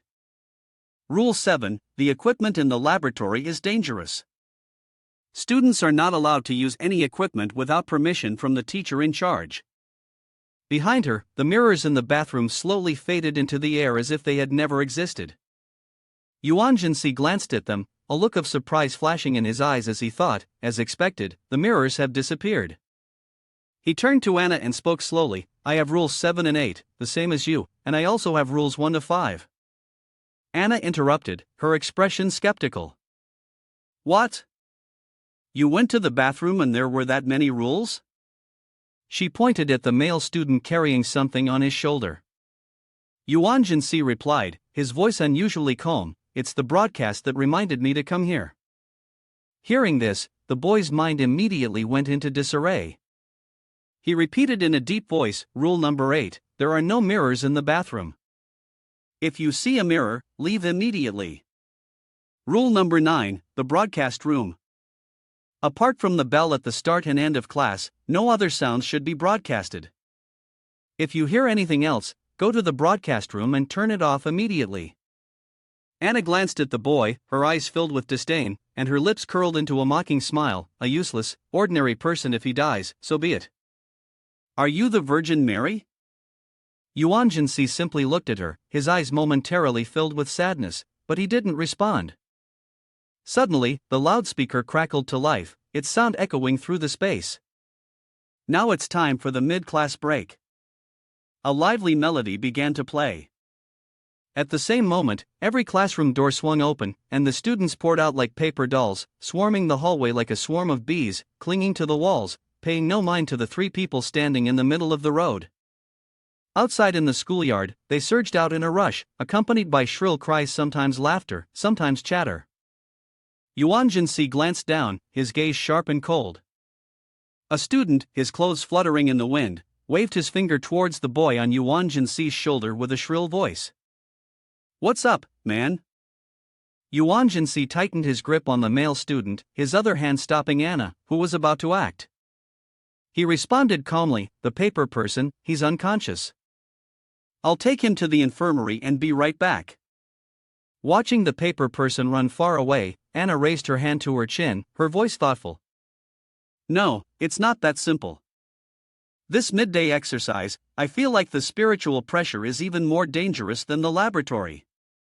Yuan Si set the male student against the wall, his gaze still fixed on the schoolyard. He replied coldly, only now do you realize? Under the blood-red sunlight, the group of paper people had gathered. The chanting continued, eerie and enchanting, all the worries, all the sorrows, everything seemed to float away. Yuan Si spoke softly, his deep voice reminding Anna, we're here, pay attention. From the main hall of the building, a group of people silently carried an unmoving figure, slowly descending the stairs. Around them, a strange greenish force radiated, swirling like a ghostly mist. Suddenly, the loudspeaker blared, a monotonous voice announcing, the flag-raising ceremony begins, music is now playing. It was at that moment that Anna realized what the group was doing. She exclaimed in horror, it's a corpse. Under the guise of 4 bird-beaked figures, a female student was carried out, her body motionless. From above, Anna tightened her grip. Oh my God, I'm lucky I managed to escape. Otherwise, would I have been publicly executed like this? Yuan Si responded calmly, his eyes sharp and cold. Execution, or perhaps it could be called, killing to scare the monkeys. He quietly observed, his mind spinning. Is someone dead already? Whoever it is, anyway, they were used to poison the minds of the surviving students. The twisted preference of the strange is to slowly torment. The 2 of them, along with another male student, were locked in a cold iron cage, surrounded by a greenish mist that closed in like shadows. Behind them, the male student began to wake, shaking his head in confusion. Below, at the flagpole, the rope used for raising the flag had been replaced by a noose. The bird-beaked figure tied it around the neck of the female student who had just been carried out. The loudspeakers blared once more, cold as the wind blowing over the river. As the words ended, the female student was swiftly pulled upward. The bird-beaked figures stood beneath the flagpole, staring up with lifeless eyes.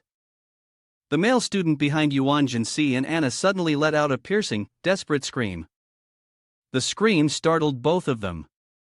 Yuan Si hurriedly raised his hand to cover the boy's panicked eyes, while Anna gritted her teeth and muttered angrily, "Why is this lump of muscle waking up now?" The female student had been hung at the level of the sun. She turned her head, tears streaming down her face, but still managed to smile brightly. The loudspeaker continued to blare, its tone monotonous, like a curse. As soon as the words finished, her head was severed. The necklace with the gold pendant dropped to the ground, glinting under the sunlight. Suddenly, the male student forcefully shoved Yuan Si's hand away, his tear-filled eyes peering through the gap. His face was ashen, filled with horror. He screamed, "Lulu!" and rushed outside. Tears poured from his eyes, and in an instant, he collapsed to the ground. The crowd below shouted in unison, "Watch the person fall from the building." Anna looked down, her voice trembling, "She's dead." Yuan Si shook his head, his gaze pensive, knowing that the situation was not easy to explain. Anna exclaimed in surprise, "What?" Yuan Si calmly raised his hand. In the palm of his hand, a strange eye opened, gleaming with a cold light. "I don't sense the presence of any living beings. Actually, what I mean is that no living beings have ever existed here." Anna was stunned, unable to see that eye. She muttered, her voice full of confusion. "Wait, do you mean all of them are corpses, and there's even a female student with you?" Yuan Si exerted his strength, his sharp gaze piercing through every corner of the eerily quiet school.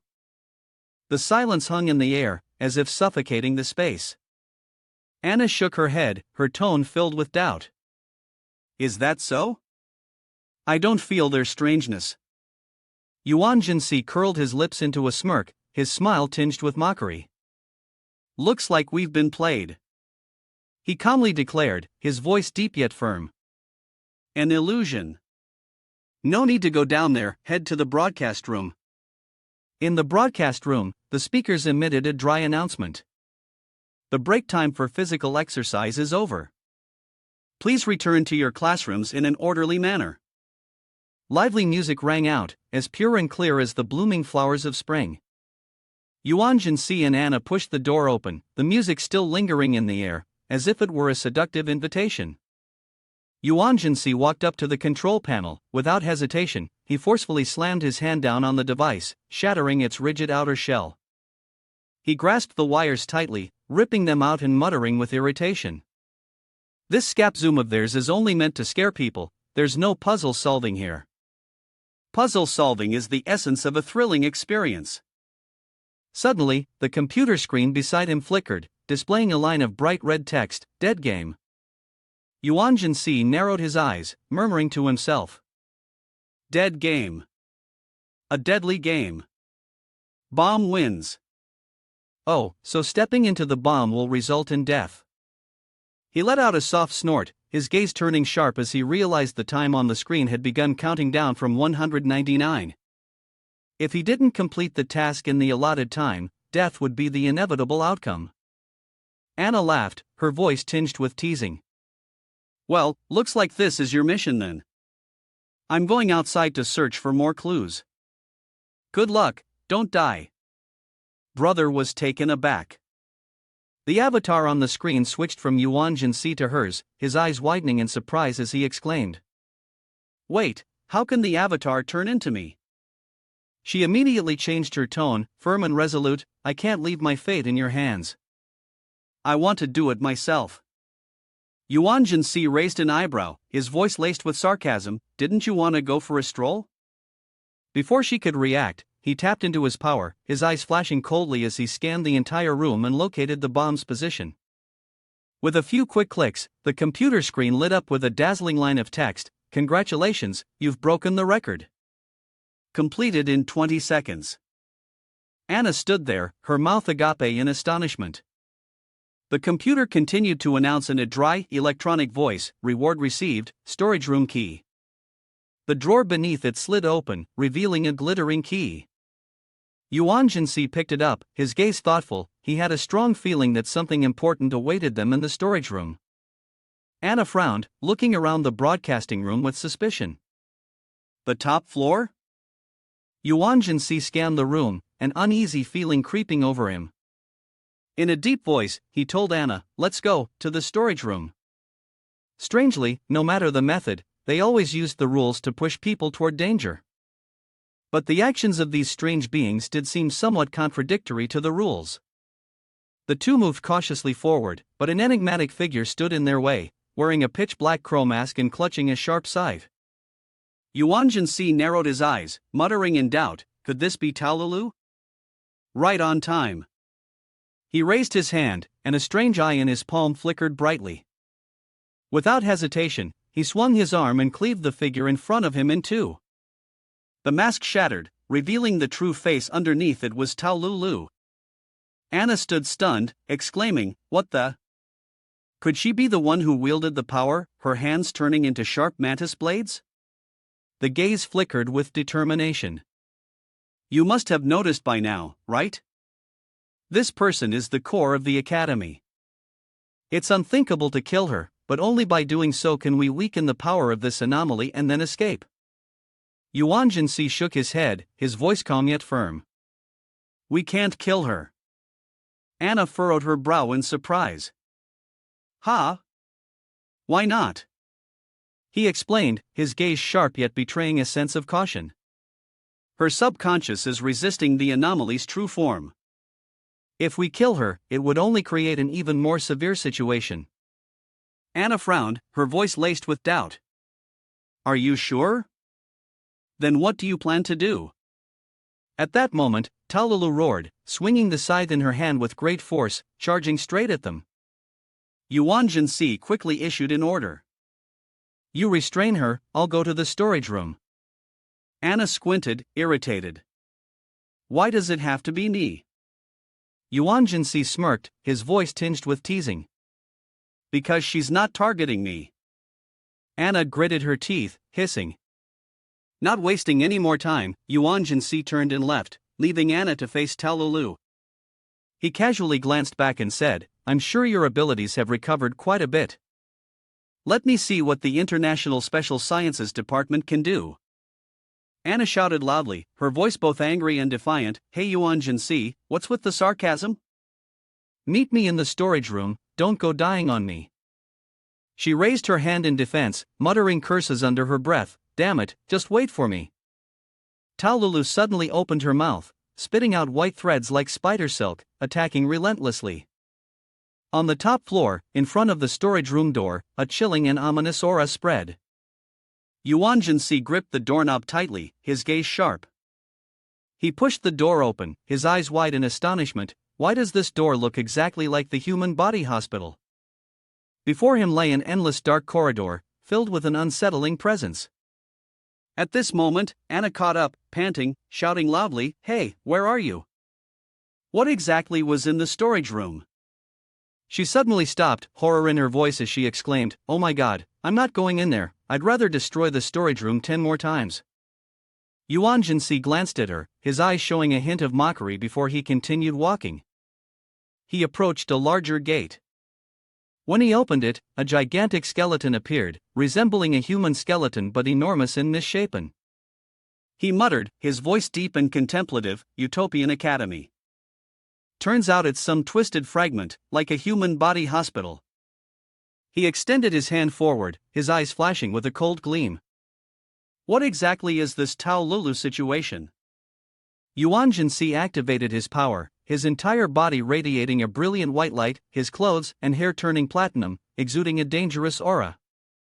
The explosion of power was so intense that he spat out a mouthful of blood, staining the hem of his clothes. The book in front of him trembled, displaying a line of fiery red text, "Utopian Academy, Original Level Disaster, temporarily borrowed the escape room of Jiang Cheng's Second Academy and Tao Loli's student notebook to form a bizarre architectural anomaly. The strange fragment was lost, lung region, dependent on and enhanced to the level of rampant chaos, expanding the scope of the anomaly. Specially exploiting the student notebook, merging the school's rules, forming the Utopian Academy's unique chaotic rules at the rampant chaos level." The book flashed brightly and continued listing, Utopian Academy rules, bizarre architectural anomaly, rampant chaos level. Rule 1, teachers and students are required to comply with the school's regulations. Rule 2: students are not allowed to skip classes. Silence must be maintained during lessons. Rule 3: when the teacher is teaching, strict discipline supervision is mandatory. Upon the end of classes, the safety of the students must be ensured. Rule 4: the infirmary is a safe place, but you can only stay for a maximum of 1 hour each time. Remember, there is no teacher supervising the infirmary. Rule 5: running and making noise in the hallways is prohibited. Rule 6: after school, students are not allowed to stay in the classroom. Rule 7: the equipment in the laboratory is dangerous. Students are not allowed to use any equipment unless permitted by the supervising teacher. Rule 8: there are no mirrors in the restroom. If you see a mirror, leave immediately. Rule 9: the public address room. Other than the bell for the start and end of classes, no other sounds will be broadcasted. Rule 10: in case of danger, you may go to the office to hide, but you must be polite to the teacher. Rule 11: if you find the school key, you may leave the school. Yuan Si squinted, the light from the book reflecting off his bloodied face. He murmured, his voice thoughtful, "So that's it, no wonder I felt such a strong sense of contradiction." The rules of the anomaly depend on Tao Luli's thoughts.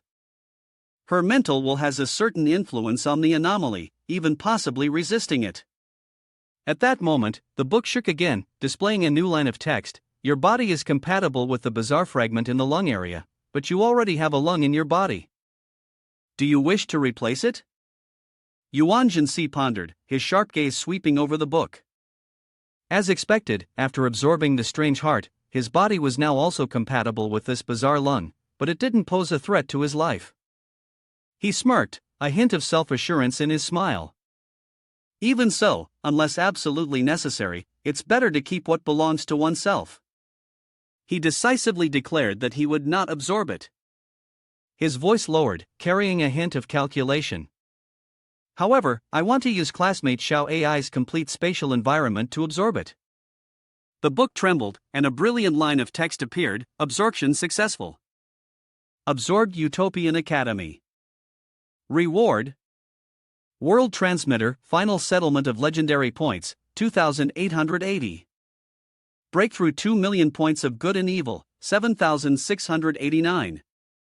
Breakthrough 700,000 value of spiritual power, 500. Lifespan extension, 100 days. Yuan Si muttered to himself, his eyes gleaming. 2 million legendary points are enough to create the next bizarre being, but first, I'll craft an illusory fantasy. He took the construction key from the storage room, his fingers tightening around it, forming a layer of eerie, mist-like energy. Escape hasn't been absorbed yet, he whispered, his voice full of calculation. Anna hurriedly ran over, anxiously asking, "How is it? Have you cracked it yet?" Yuan Si glanced at her, his tone calm yet tinged with regret. "It's just that unfortunately, 2 rules haven't been unlocked and can't be fully absorbed." He inserted the key to open the gate with a decisive motion. Anna frowned, her voice urging, "What? Did it escape? What about the casualties?" Yuan Si shook his head, his gaze thoughtful and unclear. "We'll investigate in detail later, after we get out."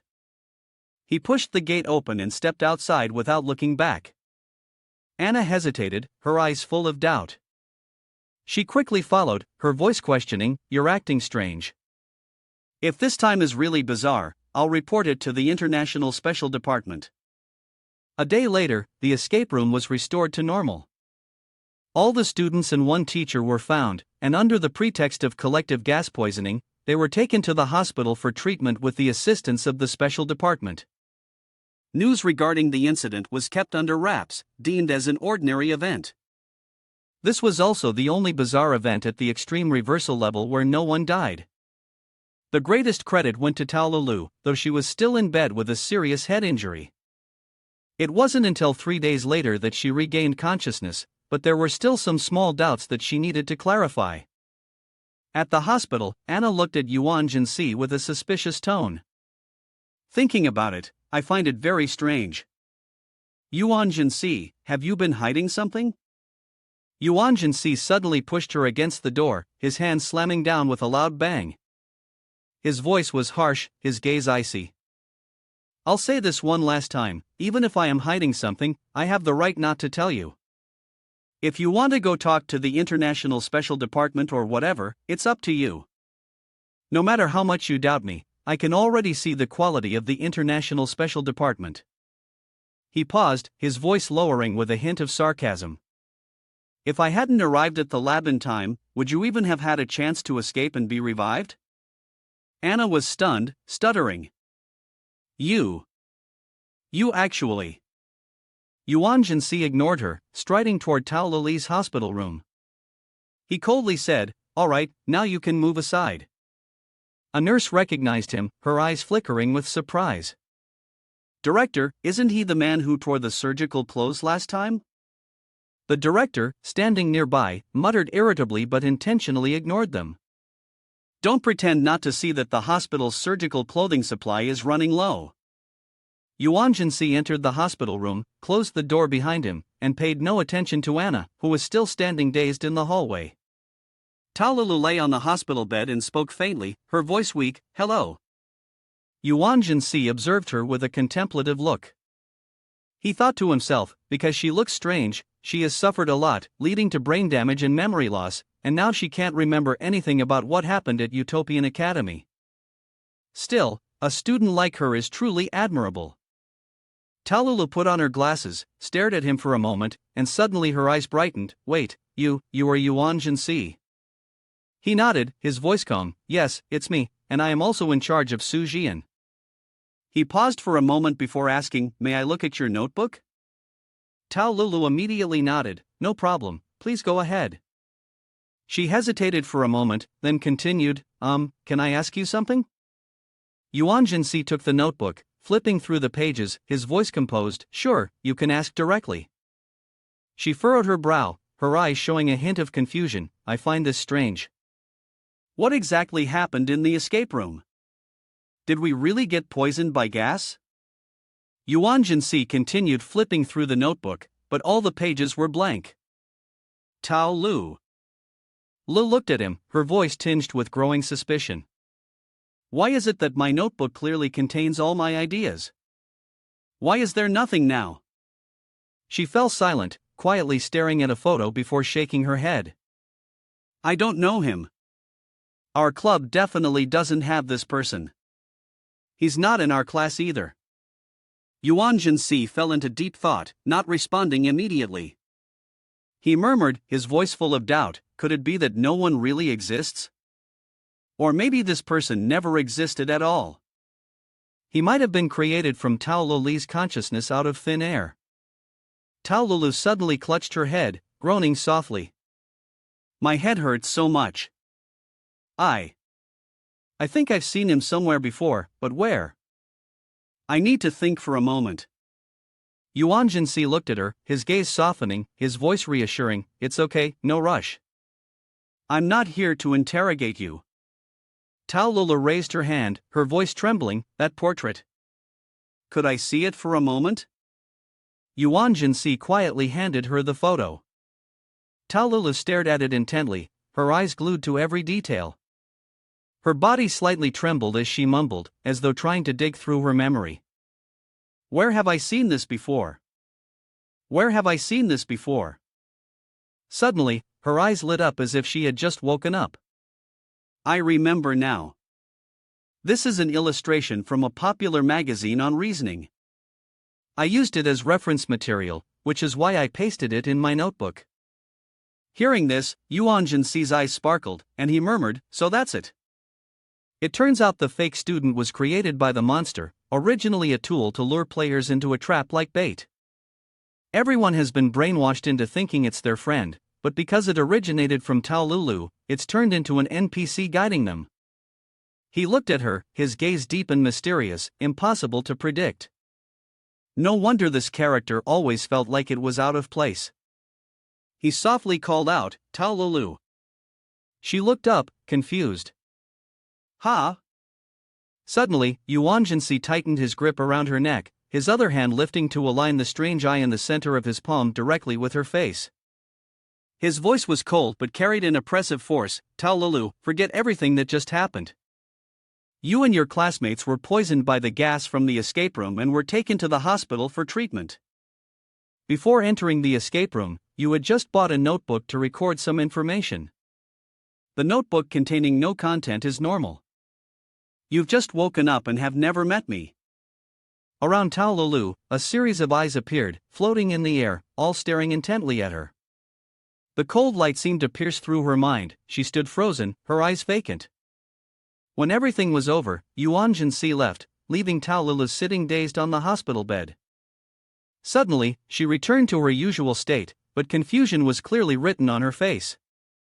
She muttered, "Why am I here?"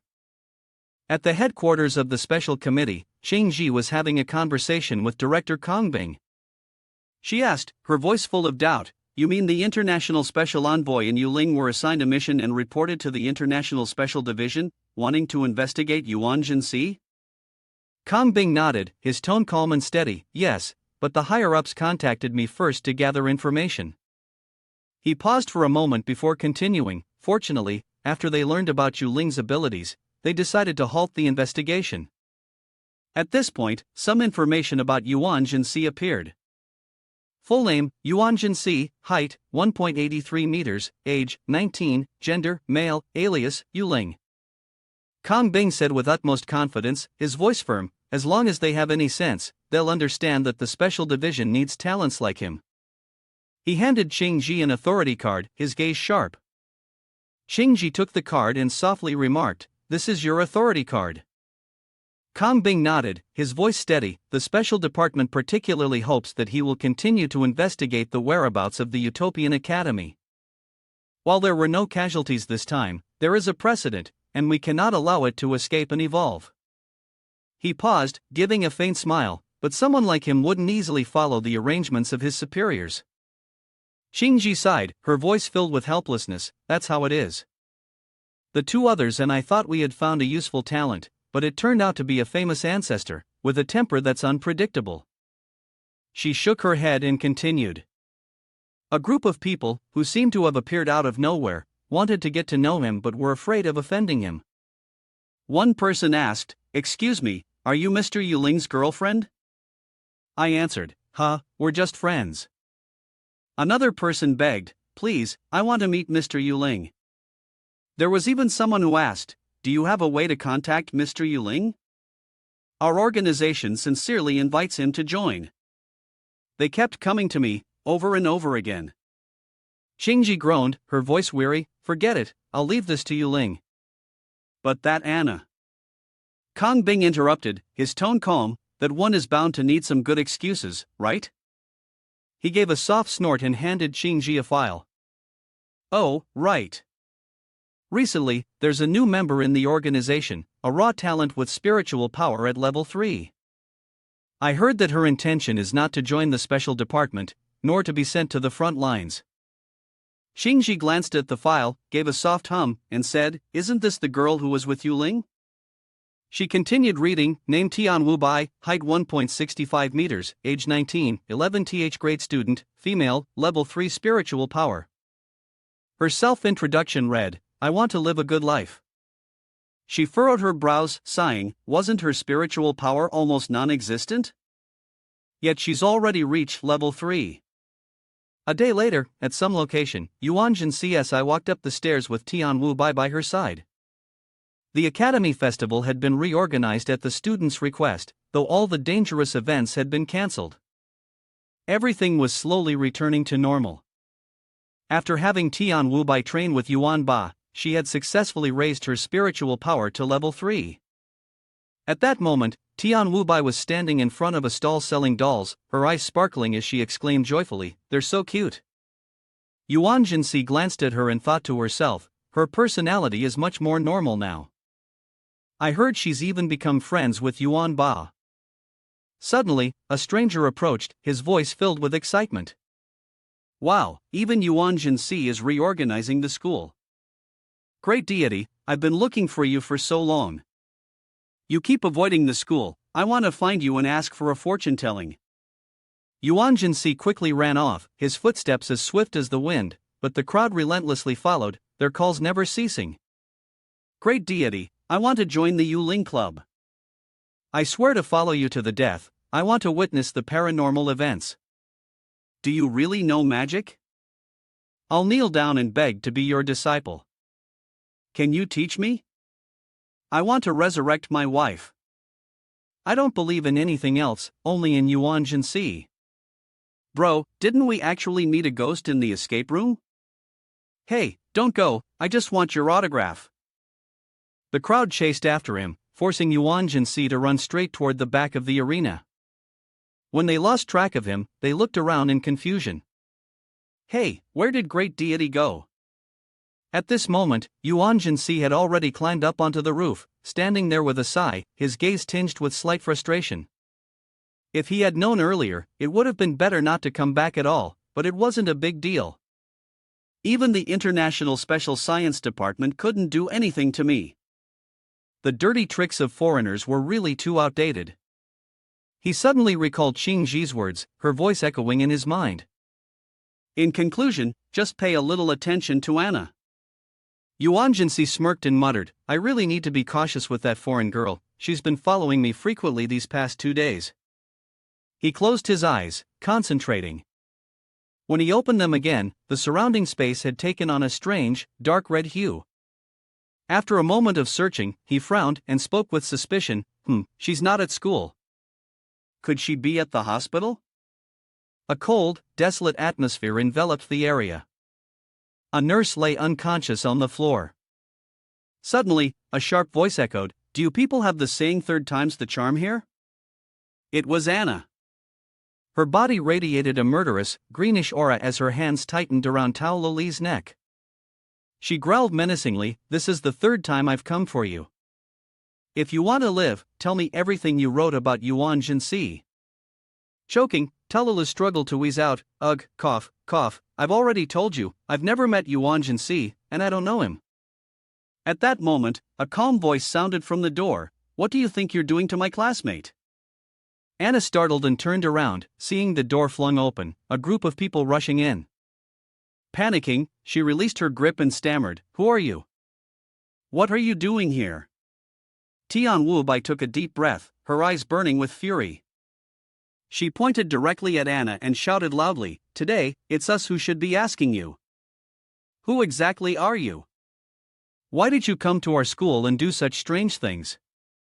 The people behind Wu-bai simultaneously raised their phones and began filming Anna. One person shouted, I have to post this online. And Gon raised her phone, her voice sharp as she accused, She's recording herself and uploading it online. Despite being caught red-handed, Anna still tried to maintain her composure, her eyes flashing with defiance. Do you have any evidence? Tao Lulu, after catching her breath, trembled and spoke up, Just now, she tried to kill me because of Yuan Si. Exposed by Tao Lulu, Anna gritted her teeth, her face twisting with resentment. Hearing this, Tian Wu-bai immediately shouted in anger, You're still not admitting it? You've been stalking Yuan Si, and many classmates have caught sight of you at different times. You've been aggressively prying for information about him from other students, disrupting the learning environment, sneaking around the Yuling Club's activity room, even smashing the club's windows, and barging into the school's campus to harass Tao Lulu. Now, so many of us are expressing dissatisfaction and opposition toward you, and yet, what do you still want to do with us? Will you continue using violence? The people behind her simultaneously stepped forward, shouting in unison, Get out, protect our Yuan Si. Tao Lulu was not to be outdone, her eyes cold with a threatening glare, Anna, Zhangcheng is not a place for you to act arrogantly. I want to contact Su Jian. Amidst the crowd's fury, Anna angrily growled out, Get out of the way, move aside. My God, just wait for me. But as she stepped forward, Anna collided hard with someone's firm chest.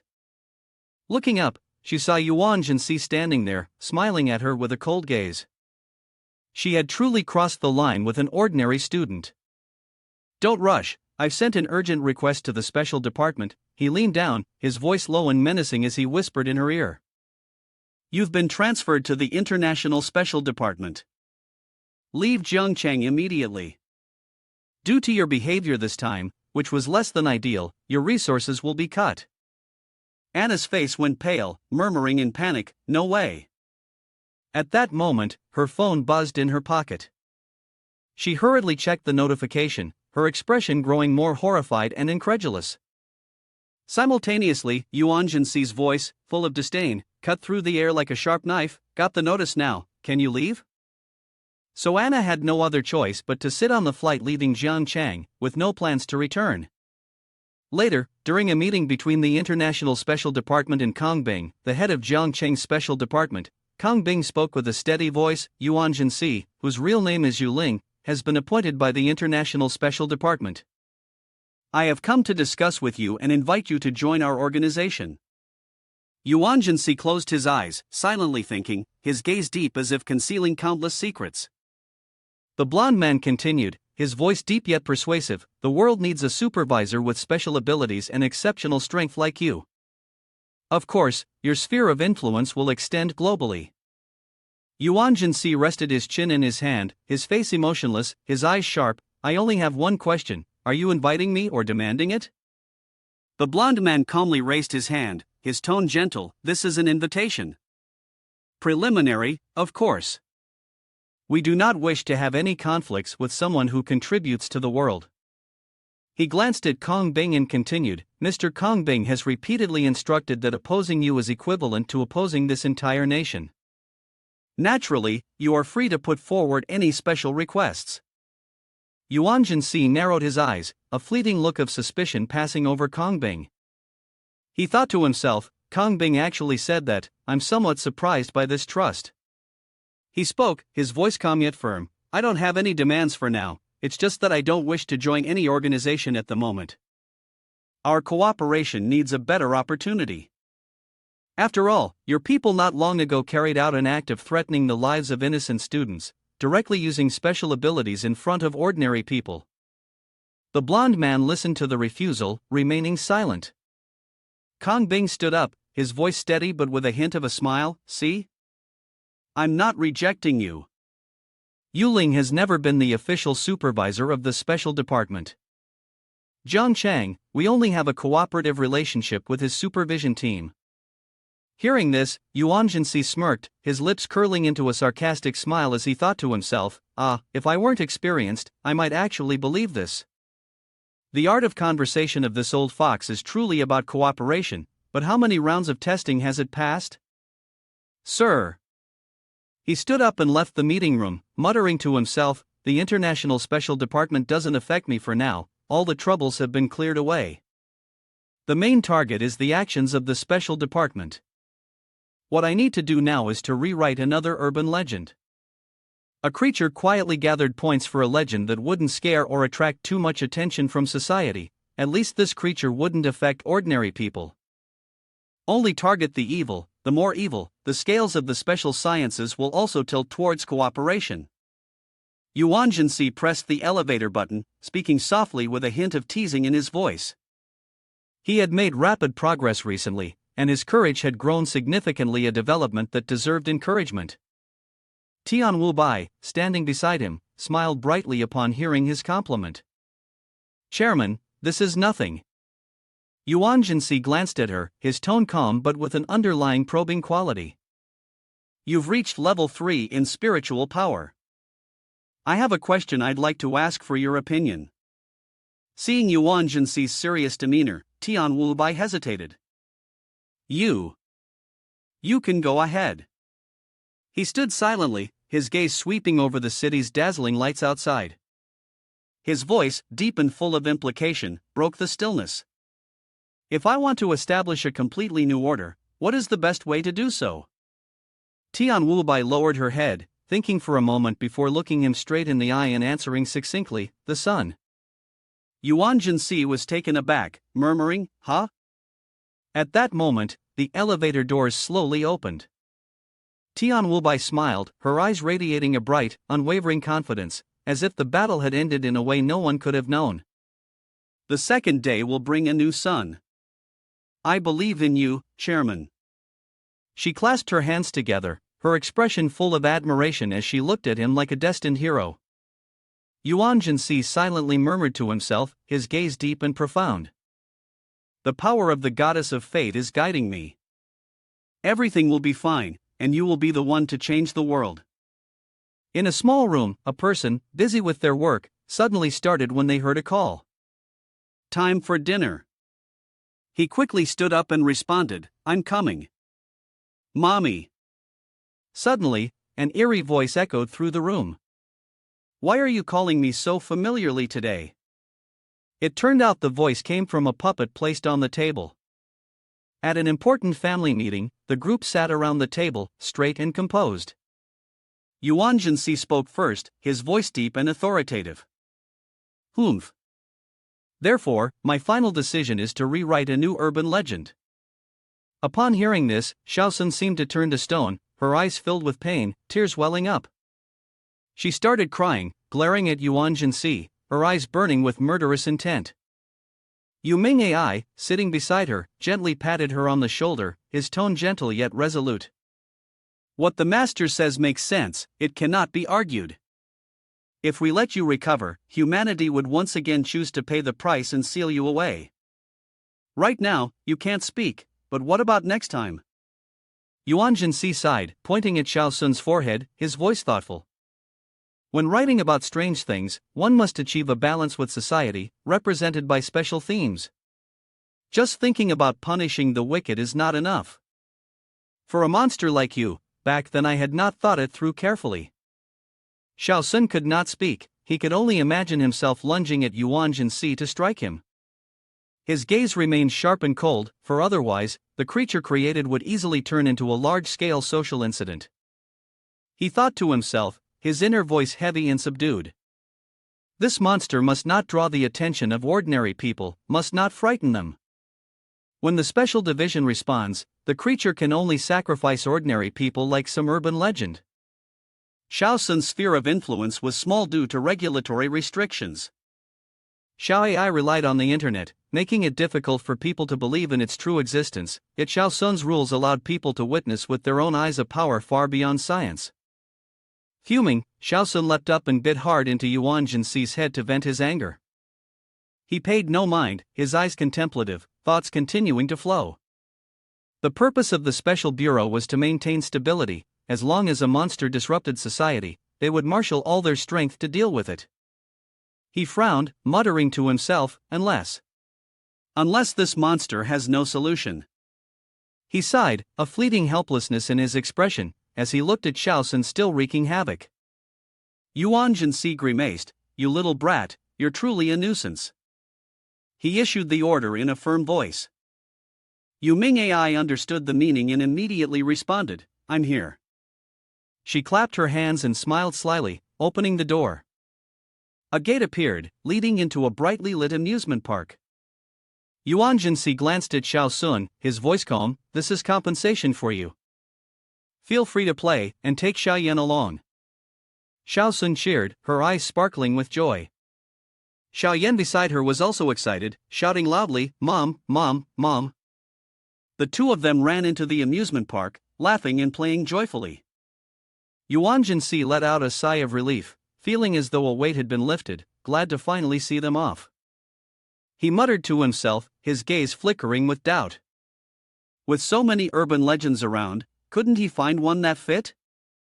Suddenly, his necklace glowed, emitting a strange stream of information. Yuan Si furrowed his brows, his voice turning deep, Ryu Station, I think I've heard this legend before. Ryu Station, an urban legend about something unsettling, a non-existent phantom station. He remembered now, his eyes sharpening. That's right, 20 years ago, a girl boarded a train late at night. He muttered under his breath, his mind racing. The main mode of transportation for people today was the train. Electric tramlines and subways had expanded everywhere, meeting the travel needs of all social classes. The entire flow of the city's population was covered.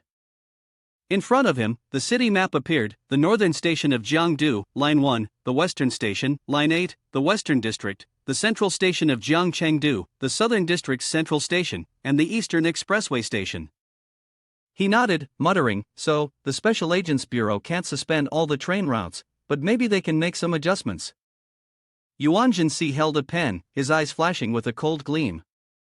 He began to write, each stroke filled with calculation, starting from the city of Jiangchengdu. The Ruyu train emerged between reality and illusion. Boarding this train would lead to something truly terrifying. Departing from Jiangdu, within a 24-hour journey, the train would pass through the most densely populated cities with the highest crime rates. Yuan Si continued to write, each sharp stroke carving into reality. The Ruyu train circled the globe, eventually returning to its final station in Jiangchengdu. If criminals used the transport, they would be pulled onto the Ruyu train and disappear into another dimension. Meanwhile, in Jiangdu, the only teacher who had ever entered Utopian Academy had been discharged from the hospital. He was dedicated to his profession, often working late into the night. When colleagues and students were moved by his determination, despite the objections from the school and his family, he immediately returned to teaching, even adding extra study hours. A tired student sat at his desk, crying bitterly. "Teacher, I really can't finish this big test." In front of him was an enormous exam, 450 multiple-choice questions, 260 equation-solving problems, and 120 trigonometry questions. After recovering, the students gradually returned to school. Though no one remembered clearly what had happened at Utopian Academy, they unintentionally mentioned the secret chambers and urban legends. Some were restricted by their parents, while others threw themselves into their studies or discovered new hobbies. In the schoolyard, a group of students excitedly showed off their toys. "Look, this can be taken apart. Wow, it looks so real. What's so special? Mine can even cut." They were enthusiastic, but no one could explain why they were so obsessed with those things. Talula sat silently, sighing before her sketchbook where she was drawing a portrait of Yuan Si. She mumbled, her eyes distant. "Yuan Si truly lives up to his name, he's really amazing. What could such a mysterious person actually be? It feels like a god from another world. It's such a pity, there's a chance I might never get to see him again." At the same time, at the secret base of the International Specialized Science Department in Nation A, the snow covered the entire landscape. A helicopter landed on the cold, icy ground. Anna stepped down, her face darkened. A man stood waiting, his voice stern. This time, she had failed in her mission, brought back here, and now had to face either a warning or punishment. The blonde-haired man standing beside her spoke, reminding her, "Control your temper a bit." Anna exploded, her eyes blazing with fury. "Enough! What did I do wrong? I'm the successor of the head of the International Specialized Department. Those people are blind, they completely disrespect me." The blonde-haired man remained calm, but his voice held a hint of sarcasm. If she didn't reconsider herself, Anna grabbed his shirt tightly and growled, her voice sharp with menace, "If you dare say another word, I might just cut your tongue out and feed it to the dogs."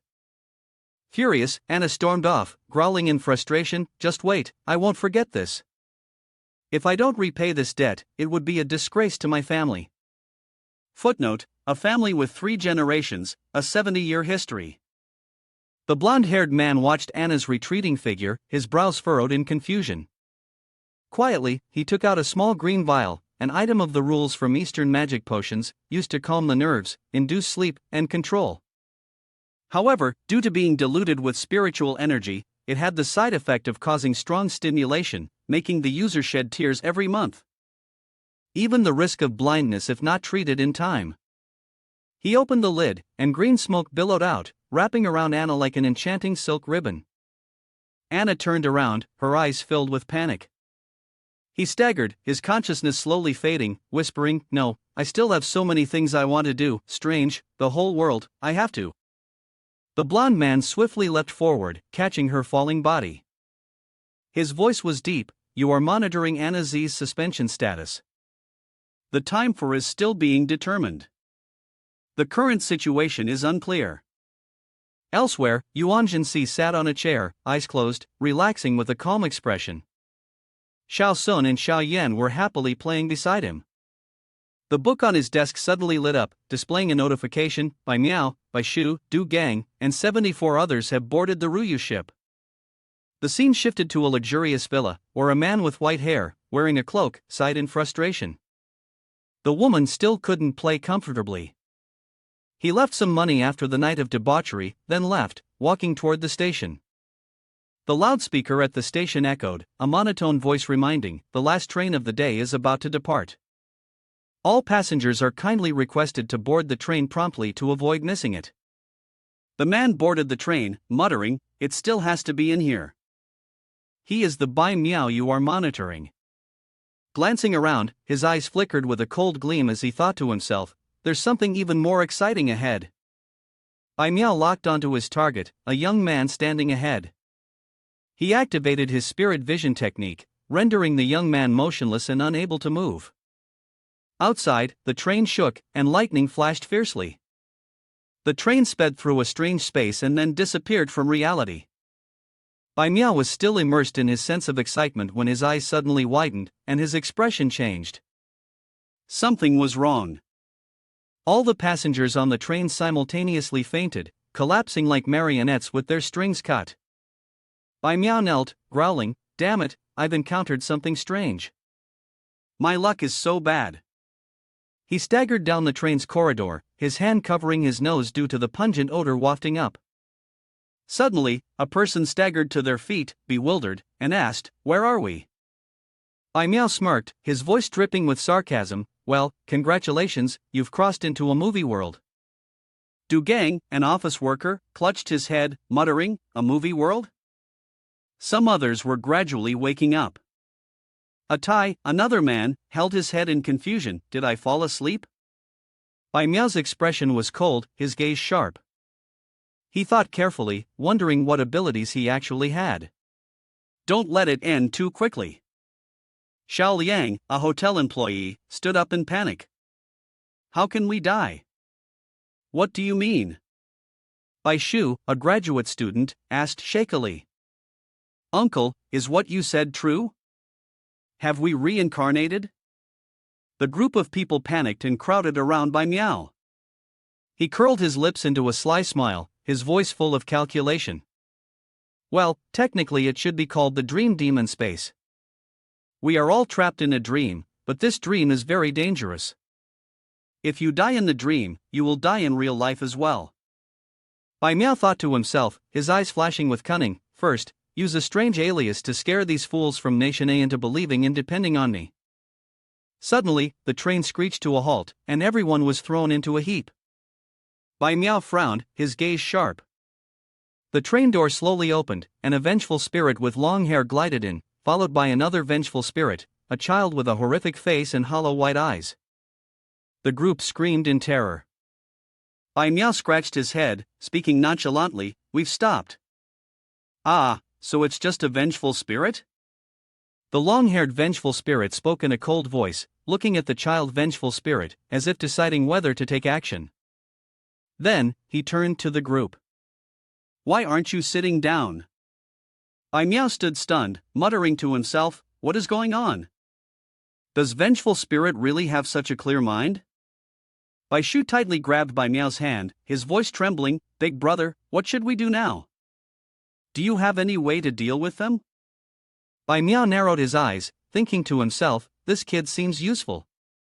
He snorted lightly, his voice calm, "You're saying that we're in a movie world, named Yuling Train."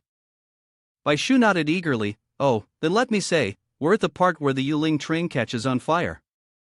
Bai Miao furrowed his brows, muttering, always feeling that something wasn't quite right. But this kid really had no sense of intuition. The little vengeful spirit suddenly screeched, "Mom, I'm hungry." Mother vengeful spirit replied, her voice eerie, "Humph, do you want to eat something?" Everyone was startled and frightened upon hearing this. The little vengeful spirit pointed at a person, screaming, "I want to eat him." The scene shifted to Yuan Si, who sat silently, flipping through a book, his eyes pensive. Bai Miao, Bai Shu, Du Gang, only mentioned their full names. He questioned the book, his voice full of doubt, "What's going on? Do they have something special? Or is there some anomaly on the train?" The book shook, displaying the text, "Because of the rules of like moon fierce wind." He cannot directly check the specific situation inside the ship from the outside world. Would you like to check a small hint? Yes or no? Yuan Si responded immediately, his voice firm, yes, check. Yuan Si looked through the hint and saw a long line of people, each wearing a strange device around their necks. He muttered, his gaze cold, what does this mean? The scene shifted to the train, and a monster lunged forward, its mouth wide open, screaming, I want to eat him. The crowd panicked, screaming in terror. Bai Miao shouted loudly, is there anything in your bag? The man, pale as a ghost, screamed while throwing the bag towards the monster for him. The monster caught it, laughing joyously like a child with a treat, then greedily chewed on the bag. A hand with a ring emerged from its mouth, gleaming with metallic light. Bai Miao narrowed his eyes and asked the man in a cold tone, you are the murderer. The man collapsed, trembling, his hands clutching his head, stammering, it's all because of that woman. Since we got married, she has humiliated me, trampled on my dignity. I endured for 10 years, but I couldn't take it anymore. Bai Miao turned to the others, his eyes probing, you too. A Tai quickly denied, no. Xiao Liang also shook his head. It's not that. Bai Miao pondered quietly, wondering what the rule was. Previously, the special department had recorded a strange case related to domestic violence. This train was similar, if it were that simple. Suddenly the train shook violently, the entire carriage swayed wildly, and everyone tumbled. A person screamed, stop, stop the train. The other vengeful spirits began flooding in, attacking the passengers. A man, grabbed by the legs, screamed in fear, help. No, don't take me, please save me. Bai Miao gritted his teeth, his helpless gaze fixed on the man being dragged away. A vengeful spirit appeared in front of a Tai and Xiao Liang, its voice eerie, you too come with us. Both were startled, their faces ashen. Bai Miao tensed, thinking to himself, I can't wait any longer. Other vengeful spirits continued flooding onto the train, and he muttered, isn't it my turn yet? Bai Miao's fingers began to transform, his claws flashing with a cold, gleaming light. If we go out the door, we might die. Since we've been brought onto this train, we should at least resist until the last stop and then counterattack. He swung his claws, attacking the vengeful spirit. The people in the train were stunned, shouting, superpowers. Bai Miao held 2 blue gemstones, murmuring, what is the rule of the vengeful spirits when they take someone? Why pull people off the train?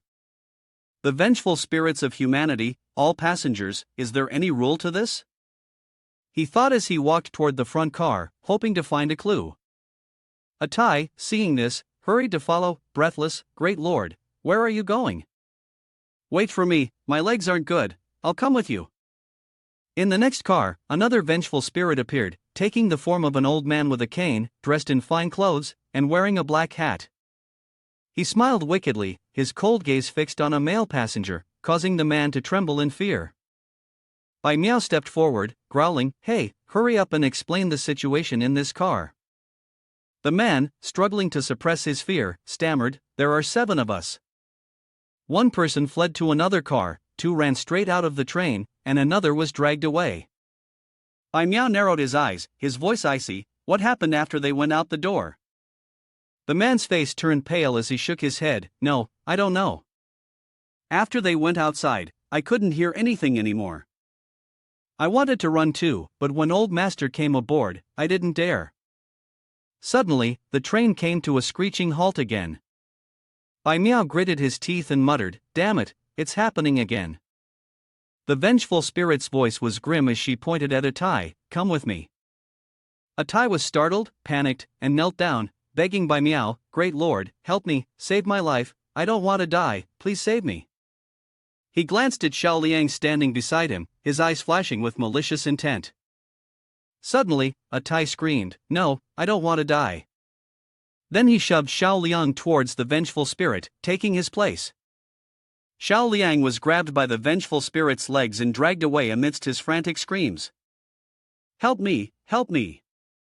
She turned, her eyes burning with fury as she cursed, a Tai, I hate you.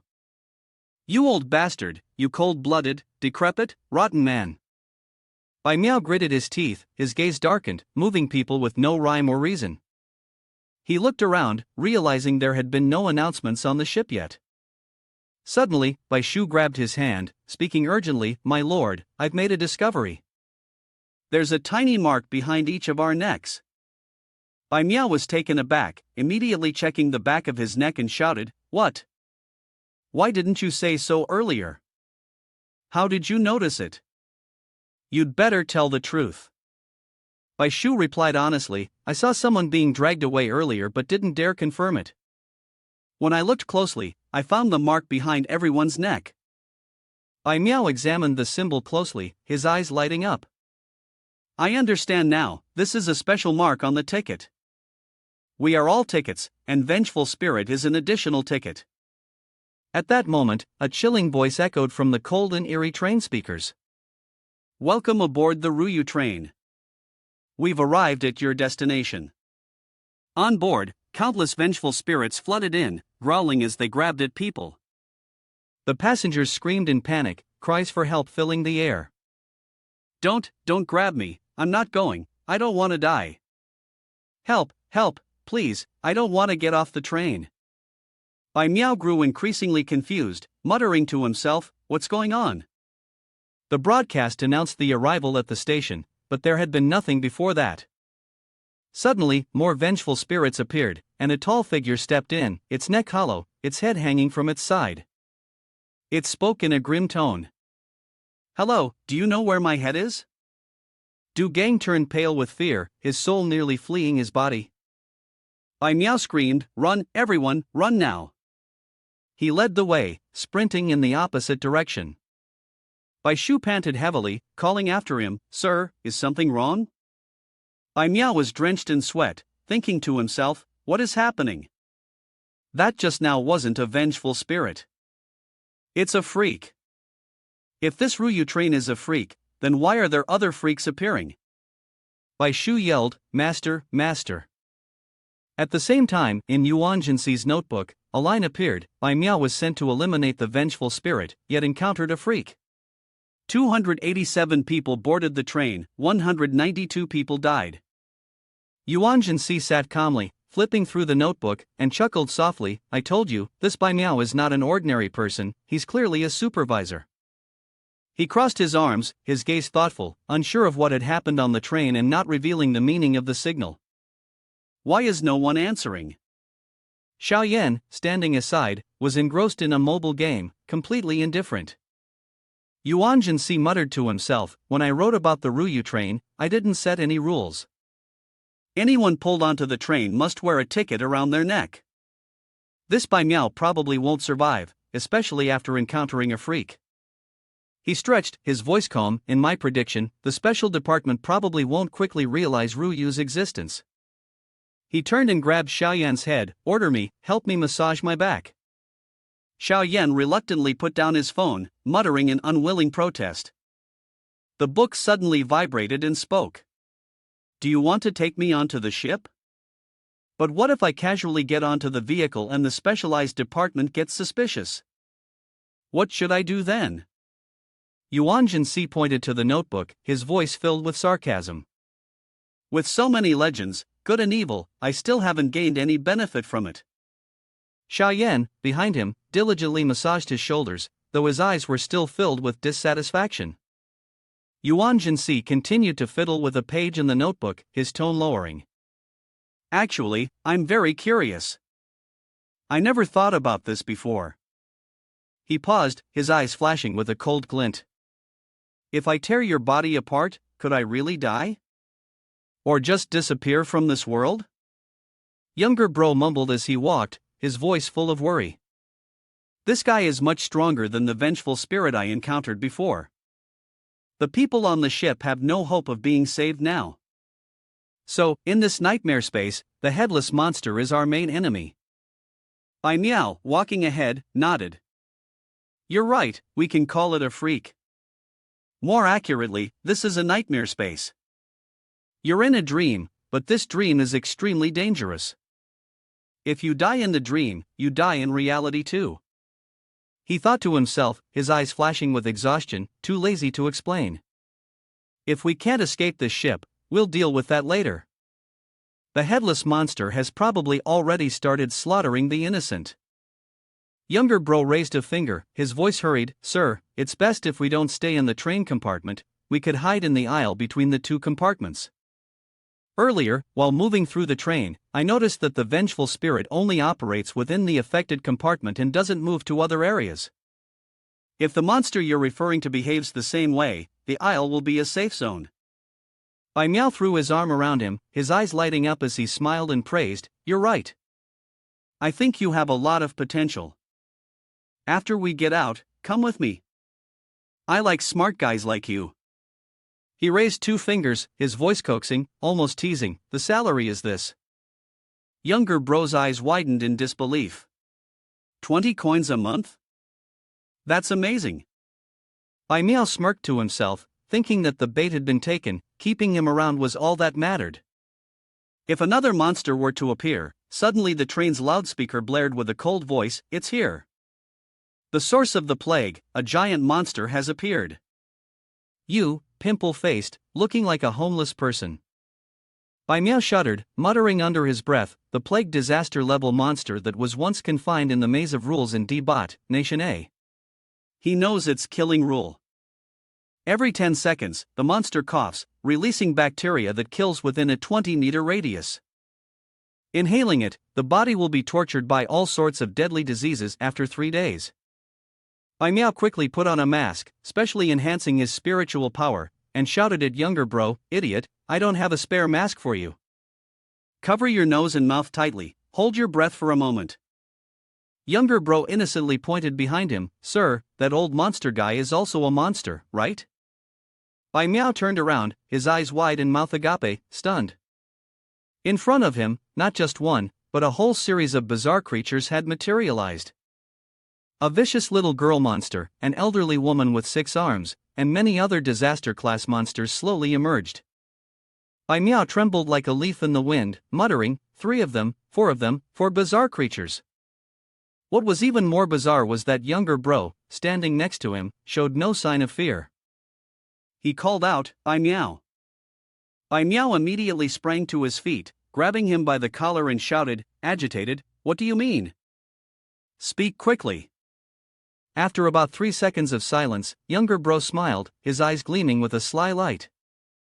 Younger bro replied calmly, but with hidden meaning, I want to borrow your body, is that okay? Bai Miao stood stunned, unable to believe his ears, growling, what did you say? Say that again. The younger brother raised 1 finger, calmly repeating, I have a way, but I need to borrow your body. We just escaped safely.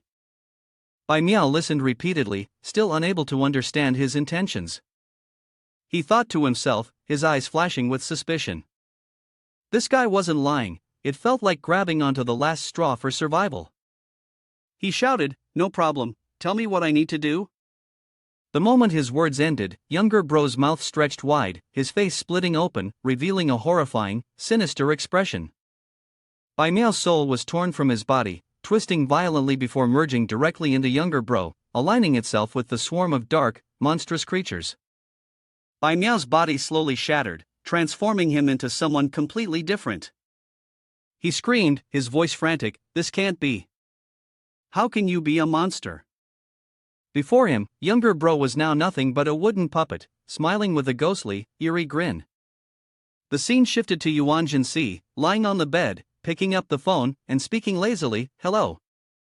On the other end, Xingji's voice came through, Yuling, it's me, long time no see. I was originally planning to wait until after the meeting to tell you, but then I thought it's better to inform you sooner. Yuan Si rubbed Xiaoyan's head, Alright, enough with the formalities. Let's get to the point. Xingji's tone turned serious as he announced, last night, a supervisor boarded a monster called the train monster of the moon forest and escaped. The bizarre train will travel to locations around the world, attracting anomalies from all corners of the globe onto the train. Yuan Si frowned slightly after hearing this, murmuring, is it that serious? What are you planning to do? He thought to himself, his tone tinged with sarcasm. 5 slaughters clicked his tongue. He had thought that Bai Miao would last no more than 24 hours, yet it turned out that he managed to reach the final station and get off the train. Next time, they would have to amend the rules to close this loophole. Xingji continued, an international meeting needs to be organized to discuss this. I'm turning off the phone now. I'll update you once there's any new information. Yuan Si hung up the phone, his gaze thoughtful as he muttered, international conference. This indicated that the special committee, though more aware of the Moon Forest train's existence than he had anticipated, still didn't know how to contain the anomalies, or more accurately, didn't dare to try. From a practical standpoint, not only in Chengdu but globally, public transportation systems had an enormous passenger flow. If, for any reason, this system were to collapse, even for a single day, the consequences would be disastrous. Let alone if the collapse were to continue indefinitely. Special agencies worldwide, just getting bogged down in endless procedural debates, would be stuck in an unending cycle of discussions. From another perspective, everyone understands that the danger posed by the Ruyu train is immeasurable. No side wants to hold this hot potato. Suddenly, Yuan Si was startled and exclaimed, "Hey, let me check my phone, there's a news flash about an urban legend of a ghost train traveling through time." The insider revealed that they saw it a few months ago. He froze, unable to believe his eyes, muttering, "How could this be?" His gaze turned cold as he thought to himself, "Looks like I have to board the train. I need to confirm whether this monster is still within my control." It was impossible to know the specific situation inside, only receiving a few vague hints. It was quite troublesome. He remembered last night, when he had dozed off strangely. Could it have been because he provoked the Book of Life and Death yesterday? But it should have known that he wouldn't touch it. What does it actually want? Thinking of this, Yuan Si summoned the Book of Life and Death and coldly questioned, "Did you make me fall asleep last night? Was it pure revenge or is there another meaning?" The system remained silent. He frowned and snapped, "Still playing dead? Now, I want to directly board the Ruyu train. There shouldn't be a problem with that, right?" The book trembled and finally spoke, not aloud. "The host needs to go to the ticket station and board the train. Only then can you directly enter the train." Yuan Si was deep in thought, calculating in his mind. Indeed, it was clear that the strange creature he had created was now beyond his control. According to the information from the White Cat supervisor, the first stop would be at the International Conference Room. In the International Conference Room, the elite of the Huaxia nation were engaged in a lively discussion about the newly emerged anomaly, the Ruyu train. After much debate, a preliminary conclusion was reached: the source of the anomaly originated from Jiangcheng City. Some suggested that the Jiangcheng Special Committee should form an urgent investigation team to quickly contain this eerie train. An elderly man from the United Nations Committee spoke up, his voice firm, "I have received reports. The source of the epidemic in D-Bot has infiltrated our territory. I demand that D-Bot return the source of the disease and contain it." He continued, his gaze sharp, "Let's be clear, it escaped because of the Ruyu train. Where did this train originate? That place must bear primary responsibility. Jiangcheng is the place where it was rumored that the Ruyu train first appeared several months ago. Other places only started noticing abnormalities since last night." The director of the special committee, Nation H. Kongbing, responded in a deep voice, having called the global meeting, "Minister, you must think this issue concerns everyone. Why demand Jiangcheng conduct an independent investigation? I'm sorry, I find this unreasonable and unfair to us." The bald-headed department chief interrupted, irritated, "All right, enough arguing. Given the current situation, the strange beings on the Ruyu ship won't stay on board forever. They'll disembark at any random location across the world." The bald man cut in sharply, his voice harsh, "Therefore, we need to contain them as soon as possible." The blond man adjusted his glasses, his tone helpless, "I'm sorry, we don't want this either. Honestly, I can't think of any item or rule that could accomplish that."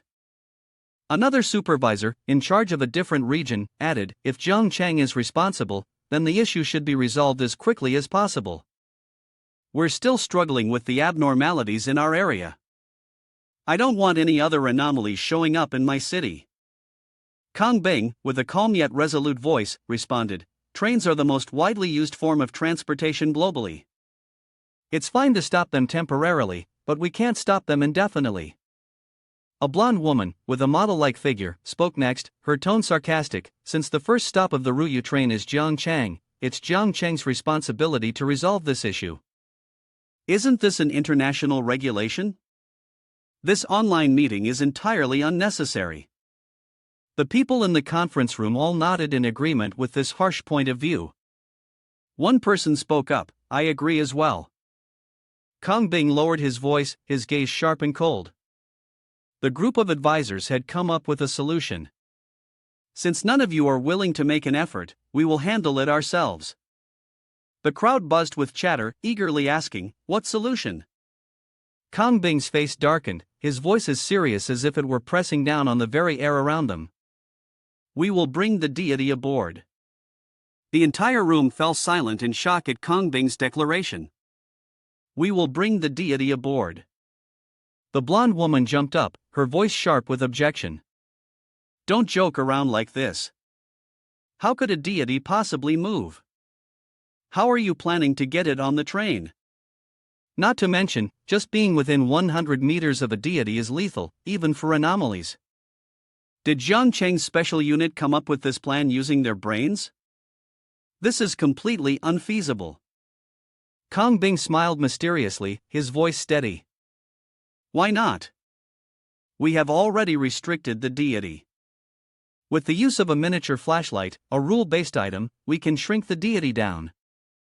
Through the use of a surveillance proxy carrying the flashlight, we will bring the deity onto the Ruyu train.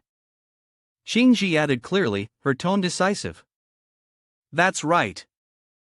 According to the report from the surveillance proxy by Miao, the anomalies aboard the Ruyu train do not collide with one another, maintaining a state of peace. Clearly, there are some rules on the train that keep the anomalies in check. If the deity boards the train, we won't have to worry anymore. The blonde woman sneered. Shaking his head, this is absurd. Getting within 100 meters of a deity means certain death. Fine, hasn't Jiangchang recently had a fake supervisor rising to prominence? Let him go instead. After the debate, the draft of Jiangchang, represented by Director Kang Bing and Deputy Director Qing Ji, was passed by the United Nations. On the streets of Jiangchang, the loudspeakers rang out, their tone monotonous, attempting to calm public opinion. Recently, videos of unclear origin circulating on the internet are products of synthesized AI effects. Please do not panic. At the subway station, the crowd murmured among themselves. He's progressing too fast. I still can't find a job, and it turns out it's all AI. This director is cutting corners again. Yuan Si walked calmly to the ticket counter, swiped his card, his gaze cold. The station's loudspeakers continued broadcasting the news. On line 1 of Jiangchangdu, a post-production studio has experienced a leak. Please remain calm. He spoke in a low, yet commanding voice, calling the system. I want to board the ghost train. Suddenly, the sky outside rumbled with thunder, and dark lightning blazed everywhere, signaling an impending fiery confrontation. Yuan Si's eyes, deep as though they contained the entire universe, slowly stepped onto the train. The oppressive, lifeless space enveloped him. The corpses lay scattered throughout the compartments, the smell of blood pungent and overpowering. Yuan Si's gaze was suddenly drawn to something, though it seemed there was nothing of particular note. He quickly made up his mind, his voice low, let's head to the cockpit first. He thought to himself, his eyes cold and sharp, when I wrote this urban legend, I deliberately set up a surveillance system for the entire ship. He raised his hand and touched the back of his neck, swiftly erasing the tracking mark with a decisive motion. Pushing open the control room door, he murmured, accessing previous surveillance records is impossible, the rules don't allow for loopholes. We'll have to wait the full 24 hours. In the meantime, let's check if there's anything unusual in today's surveillance footage. In front of him, a set of rules appeared cold and clear. Ruyu train, the person with the ticket mark on their neck loses their human identity, becoming the ticket itself. The vengeful spirit is the passenger. When the vengeful spirit disembarks, it will randomly choose one person to disembark with. The train randomly attracts anomalies at each station stop. They are the staff members. Those killed by the anomalies, their souls belong to those anomalies. The legend points and the morality points belong to Yuan Si. How to avoid death: remove the mark on the neck, changing from the status of a ticket to a passenger, in order to disembark. Suddenly, the system's voice rang out, flat and emotionless, you are an entity outside the rules. You can get off the train at any time. Trust the monstrosity you've created. After hearing this, Yuan Si couldn't help but feel frustrated, muttering, and yet this younger bro still dares to leave his mark on her. 3 hours later, Yuan Si and Xiaoyan sat in a corner, waiting. Outside, the sound of frantic screams echoed continuously. Don't kill me, help! Someone, please save me! I'll risk my life with you guys. Xiaoyan's face turned red, confused and unsure of what was happening. Suddenly, she rushed forward, poking Yuan Si's face, calling out, Mom, Mom! Yuan Si seemed to snap back to reality, his sharp gaze turned toward Xiaoyan, who was pointing at carriage number 7.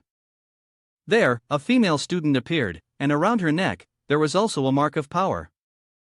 He muttered, his voice full of doubt, is she an ordinary person? No, she's still not quite normal, but at least, for the next 2 hours, she should be safe. The anomalies related to vengeful spirits or monsters won't easily drag her away. He stood up, his eyes flashing with determination. Alright then, I should go check it myself. Yuan Si furrowed his brow, thinking to himself, his voice tinged with worry, if I really drag an innocent person into this mess, they'll be doomed. He pushed the door handle and opened it, giving a firm order to Xiaoyan, ghost ship, teleport to the carriage where she is. A chilling sound echoed. A strange creature appeared, a tiny little angel, holding a bow and arrow, with wings shimmering with eerie light. Yuan Si was stunned, muttering, ah, god of greed, is this the opposite figure from mythology? As soon as the little angel saw him, it burst into laughter, its voice full of delight, ha, you're really strong. It drew an arrow, pulled the bow, and aimed directly at him. The ghost ship immediately gave a warning, its voice urgent, you have attracted the attention of the fallen god.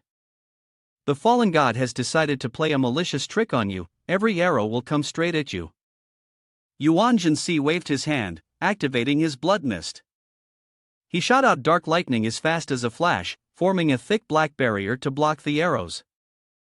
2 streams of dark energy, one red and one green, collided violently, shaking the space, but the fallen god's arrows seemed to have a will of their own, breaking through the dark lightning and charging straight at him. The ghost ship announced, its voice cold, the arrows of the fallen god possess the ability to control the emotions of the one struck, both infatuation and disgust. No one, not even gods, can escape it, regardless of their identity or power. Fail this game, set up another. Yuan Si gritted his teeth and activated Xiaoyan's power. His hand morphed, transforming into a giant version of Xiaoyan, his mouth stretching wide from ear to ear. He lunged forward, opening his mouth to snap the thread. The arrow of the fallen god was swallowed whole by Xiaoyan's mouth, but immediately Yuan Si froze, his face turning ashen, his entire body enveloped in a strange blue light. The arrow unexpectedly passed straight through his body, leaving behind a chill of energy. He jolted, horrified, mumbling, what the hell is this? The demon, bearing the name Fallen God, laughed maniacally, his voice dripping with mockery, it hit. Ha ha ha, nothing unusual? Its face was twisted in a cruel grin, the laugh eerie and distorted, eyes flashing with malevolent light. Yuan Si remained unshaken, inspecting his body and murmuring, not dead, heart still normal. He wondered if there was something strange with his heart after all. He sighed in frustration, giving a decisive order, Ruyu ship, monitor the anomaly just now, report immediately which station it descends at. The ship responded in a monotone, yes, received order. Yuan Si pulled out a red elixir box, thinking to himself, if we go by the function of the fallen god's arrow, the person who is hit will love the first person they see. He swallowed the pill, muttering, this is a pain-free tranquility pill, specially made by the Special Science Department. Immediately, he leaned back, weak and drifting, mumbling as if in a trance. See, Isn't that the female student from earlier?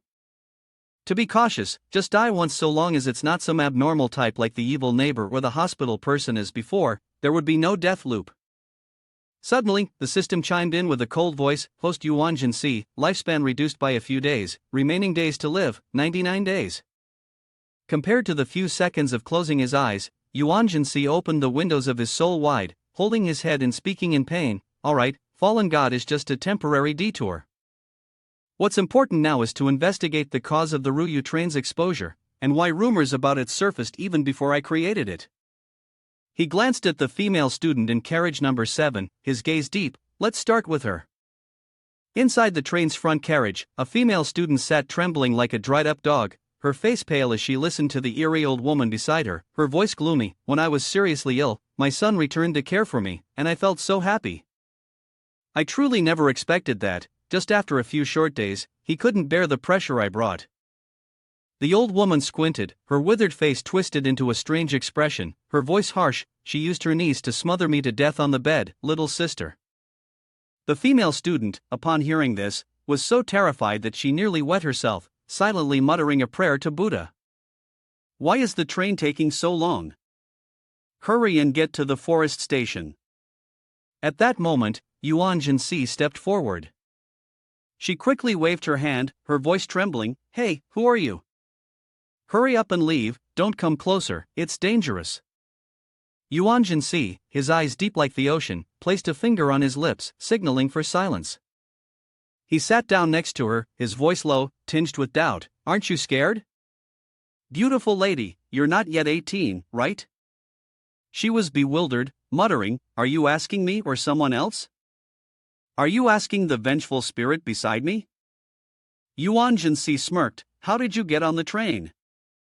She innocently replied, her voice naive, Well, I just got on the train. At the glass park. Yuan Si nodded, his gaze cold and sharp. I've been observing.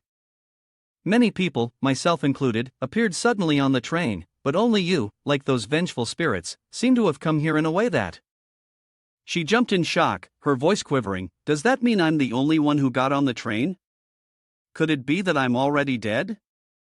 She muttered, her eyes full of panic. I once heard an urban legend. There's a story that people die but don't realize it. Yuan Si saw her looking dazed and let out a soft chuckle. Don't say that, you're still alive, but your experience has been truly unique. His tone turned serious. Think carefully now, before you got on the bus or even today, did anything unusual happen? She tilted her head back, scratching her cheek. Let's see. First, I woke up, had breakfast, then went back to sleep, had lunch, and finished school. Yuan Si cut her off, his voice firm. Alright, take a look in your bag and see if there's anything strange inside. She rummaged through her bag and suddenly pulled out a train ticket, exclaiming. Wait, this is just a one-way ticket. Yuan Si looked at the ticket, his gaze darkening as he murmured. Strange, or the product of something strange. She stared blankly, her voice trembling. I clearly bought a ticket from Yunshi to Lingchang. Her voice shook as she spoke. Throw the ticket away. But then, in a panic, she shouted. Even if I throw it away, it will come back to me. She screamed, her eyes wide with terror. Oh no, what should I do now? Yuan Si replied nonchalantly, There is indeed a way, tear it up, but you have to do it yourself. I can't help. I will also remind you, directly destroying something unhealthy like this is a gamble, and it could very well lead to something bad happening. Whether you do it or not, it's your decision. The girl trembled and muttered repeatedly, No, don't take me, I beg you. On the other side of the carriage, a man was being dragged by the monstrous figure, his neck caught, screaming in agony. Help, help, I don't want to get off the train. The female student clenched her teeth, shaking violently, her voice weak, I can't do it. Suddenly, she turned to Yuan Si, her eyes pleading. I want to ask if it's because of this ticket that I haven't encountered danger yet? I thought as long as I stay until the last station, I could get off safely, right? Yuan Si closed his eyes in deep thought, silently thinking, this is the thinking of an ordinary person. Instead of taking a risk, they naively hope for a bright outcome, but that's normal. Anyway, the stranger and the rules of murder weren't made by me. He opened his eyes, his tone calm, you make a valid point. After all, this ticket seems to be your amulet for now. Good luck. He thought to himself. His gaze was cold and sharp, and this ticket must have originated from the ticket vending machine at the train station, connected to the global ticketing system. Each one-way ticket was no different from a regular one, except that only upon boarding the train did the destination become uncertain. This concealment was so sophisticated that even the Special Bureau would find it difficult to investigate. He glanced at the girl and muttered, she's definitely not the first innocent person caught up in this pattern. And whether she's still innocent now is unclear. In his hand was a piece of online news about the urban legend of the ghost train traveling through time, with an insider revealing that they had seen it several months ago. Yuan Si nodded, his eyes darkening as he confirmed his suspicions. Two anomalies coexisted, tolerating each other. The Ryū train provided convenience and concealment for these anomalies, making it impossible to predict the rules of the killings or its weaknesses. He fell into deep thought. But if it was related to the ticketing system, then from the moment she got off the train, left the Ryū train, and swiped her ticket to exit the station, was there still a chance for her to escape? Yuan Si pondered, his eyes deep and unfathomable, not noticing when the girl had leaned her head on his shoulder and fallen into a peaceful sleep.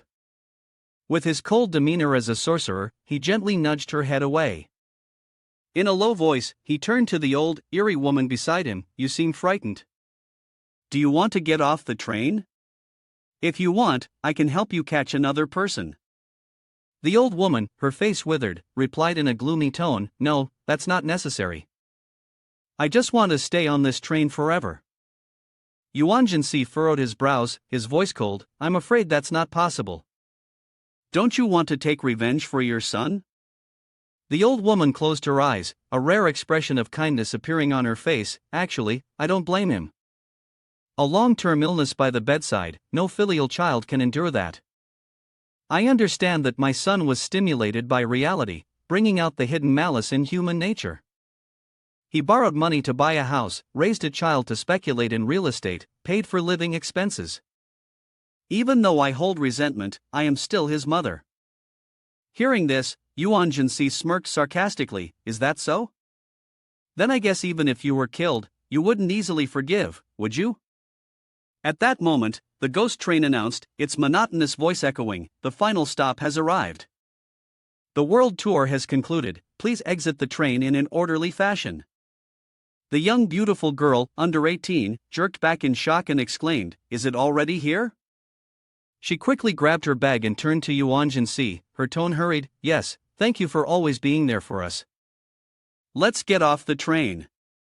Yuan Si nodded and followed her, his voice calm. Yes, I'll follow you. The female student stepped off the train, easily passing through the ghost train's boundary. Yuan Si followed, his eyes full of suspicion as he stepped outside, appearing completely normal. He mumbled, his voice filled with amazement, so all the previous assumptions I made were wrong? At the Jiangcheng Central Station, as Yuan Si stepped off the train, he let out a soft exclamation and murmured, so many people. To mitigate risks, it's better to add an extra layer of protection. He immediately activated his vision. The ability of a transgender person who had been consumed by the gap vision could transform into a protective shield for the eyes, effectively blocking the rules of this type of monster. He frowned as he noticed something unusual and muttered, the problem lies with the ticket. I need to go to the ticket office right now. But as the thought flashed across his mind, he quickly dismissed it. The calculations didn't add up. Ching Ji had mentioned recently that attention should be paid to this particular train. All the Special Bureau's eyes were focused on it. Buying a ticket at the ticket office would expose him to their surveillance. If he forcibly boarded the ghost train, it would clearly contradict their logic, and he would definitely be suspected. He reminded himself in a low voice, the Special Bureau is still useful for now, no need to turn against them. Stepping out of the station, he sighed, his eyes glinting with a trace of amusement. How interesting. Since the central station was replaced by that strange heart, this is the first time we can only deal with monsters through sheer willpower. He suddenly had an idea, curled his lips, and said, I just remembered I can disguise myself and even change genders again. Disguising my hair and face like Tian Wu Bai or Qing Ji seems possible. Haha, interesting, he said, taking out his phone, tapping it, and nodding in approval. Nice, let's try it out. On the other side, a yellow taxi sped toward them. An old man standing by the road called out, Master, which way should I go for the second immortal?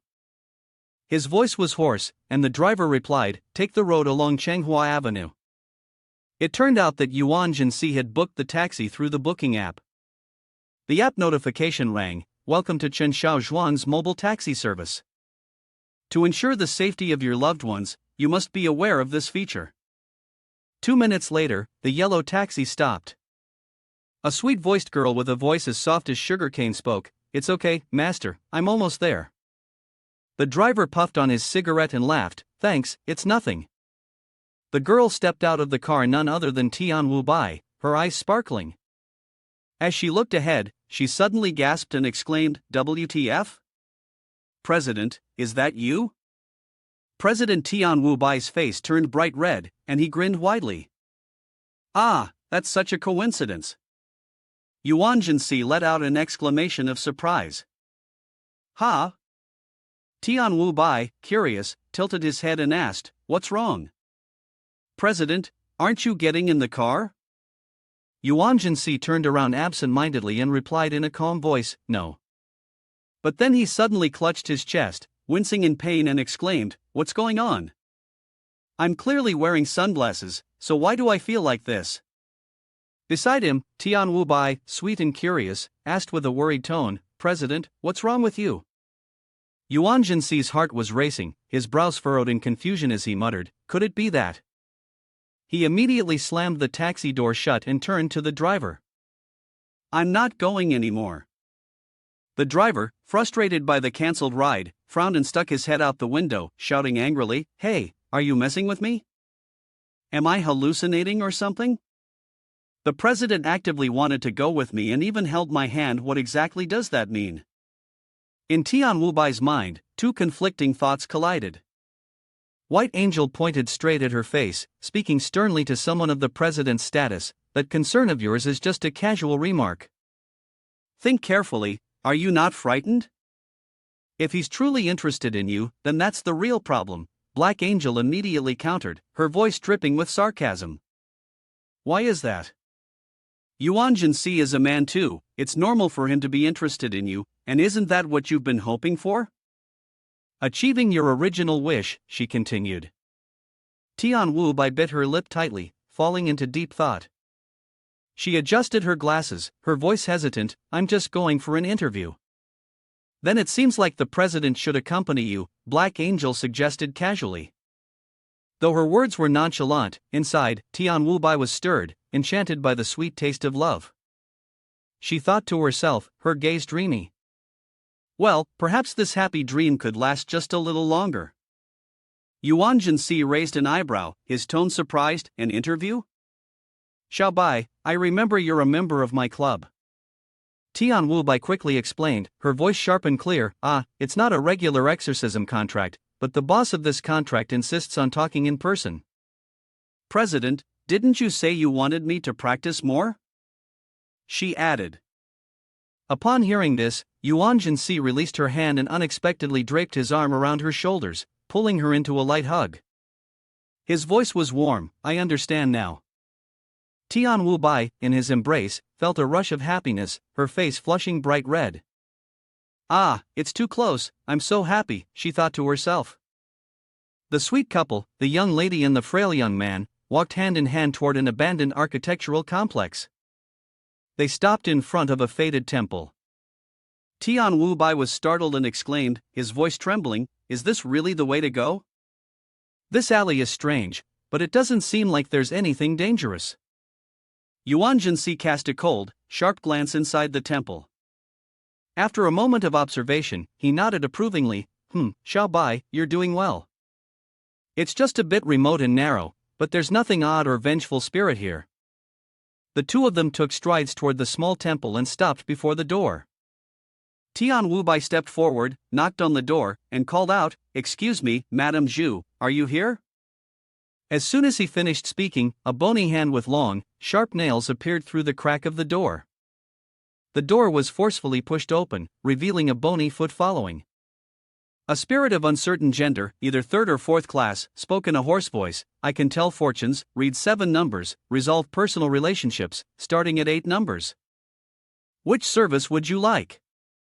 Tian Wu Bai politely presented an introduction letter, speaking softly. "Madam, I am Xiao Tian, the one Mr. Gu sent.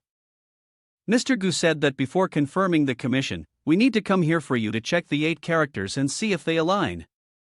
The spirit, dressed in a monk's robe, let out a grunt and said, "Oh, in that case, come inside." As soon as she stepped in, she spoke in a deep, husky voice. "Mr. Gu's guests don't pay."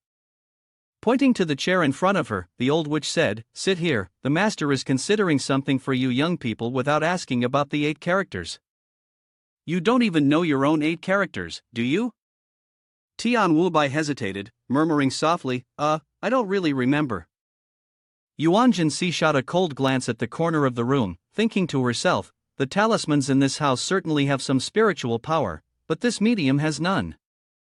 "Mu Dong, huh?"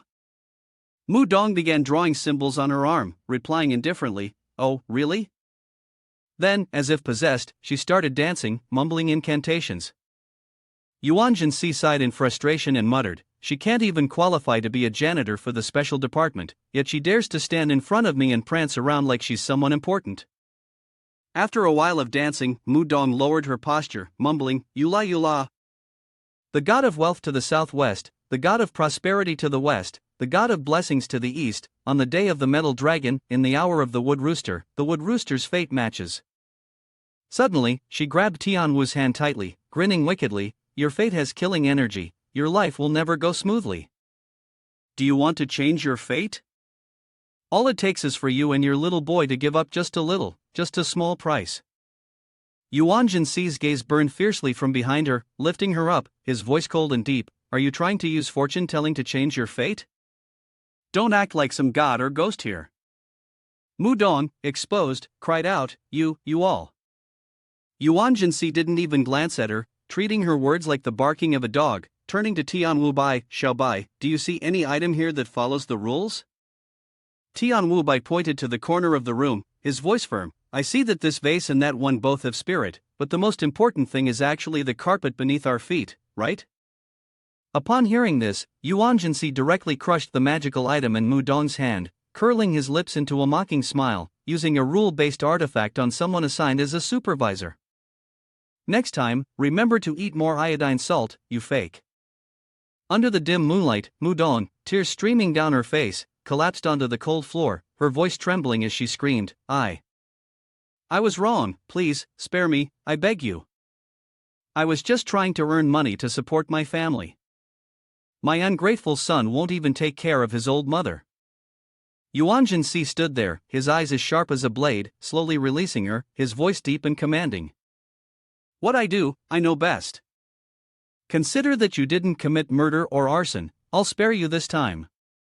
But if I catch you doing it again, don't expect any mercy. I don't have much compassion for the elderly or children. Understand?" With that, Jinsi hooked his arm around Xiao Bai's and turned, walking away with a decisive and unwavering posture. Behind them, Mu Dong repeatedly kowtowed, the sound of her head hitting the ground echoing like wood being chopped, her mouth repeating, I know my mistake, I won't dare again." Jinsi's pace remained steady as he slightly tilted his head and said to Xiao Bai, "Let's go." "You don't need to pay attention to what she said." Before they left, he threw a cold glance over his shoulder, one that seemed as if it could pierce through the heart. If she dared to touch Xiao Bai's birthday, Mu Dong continued kneeling on the ground, her body trembling, hurriedly stammering, I wouldn't dare, please trust me." Jinsi slightly curved his lips, his smile cold and sharp like a blood-red moon, "Remember what you've been told."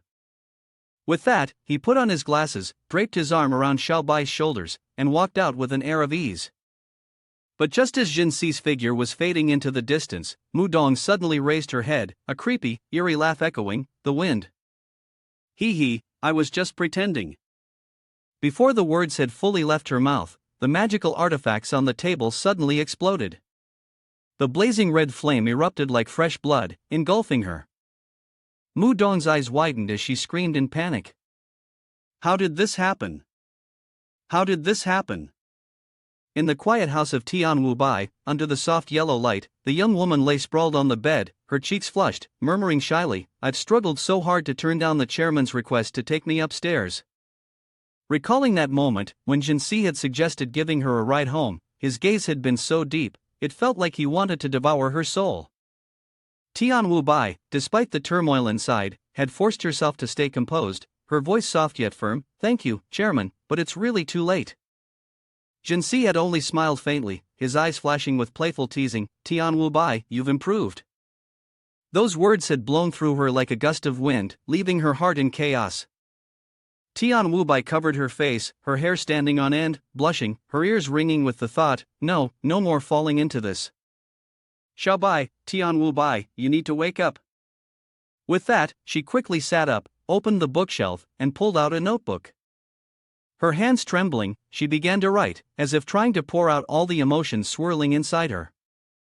Tian Wu Bai muttered, her voice full of doubt, the chairman once said, if you encounter something strange, or if someone around you falls into a rule without knowing it, don't disturb the grass and scare the snake. All this time, his topics have revolved around the bizarre, vengeful spirits, and cultivation. He's never shown interest in anything else. But when did this change begin? Hugging the notebook tightly to her chest, her heart pounded. Tian Wu Bai sighed, pressing a series of numbers on her phone, murmuring, maybe I should ask someone else?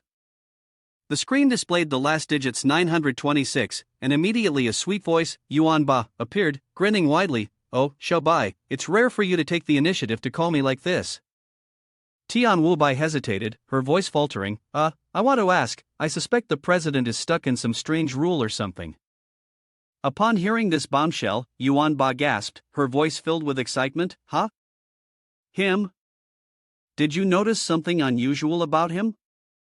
Tian Wu Bai's face turned bright red, she mumbled shyly, well, it's him, he confessed to me. Yuan Ba's eyes lit up, she screamed in excitement, What? What? How did it happen? Did you agree? How far have you two gone? Tongue. Wait, you didn't kiss, did you? How's his technique? Tian Wu Bai was bombarded with questions, unsure how to respond. Suddenly, a series of bulging eyes appeared above her head, shining with an eerie light. Beneath them, Yuan Ba's enthusiastic voice rang out, I'm so curious. Tian Wu Bai's face darkened, and he didn't say a word.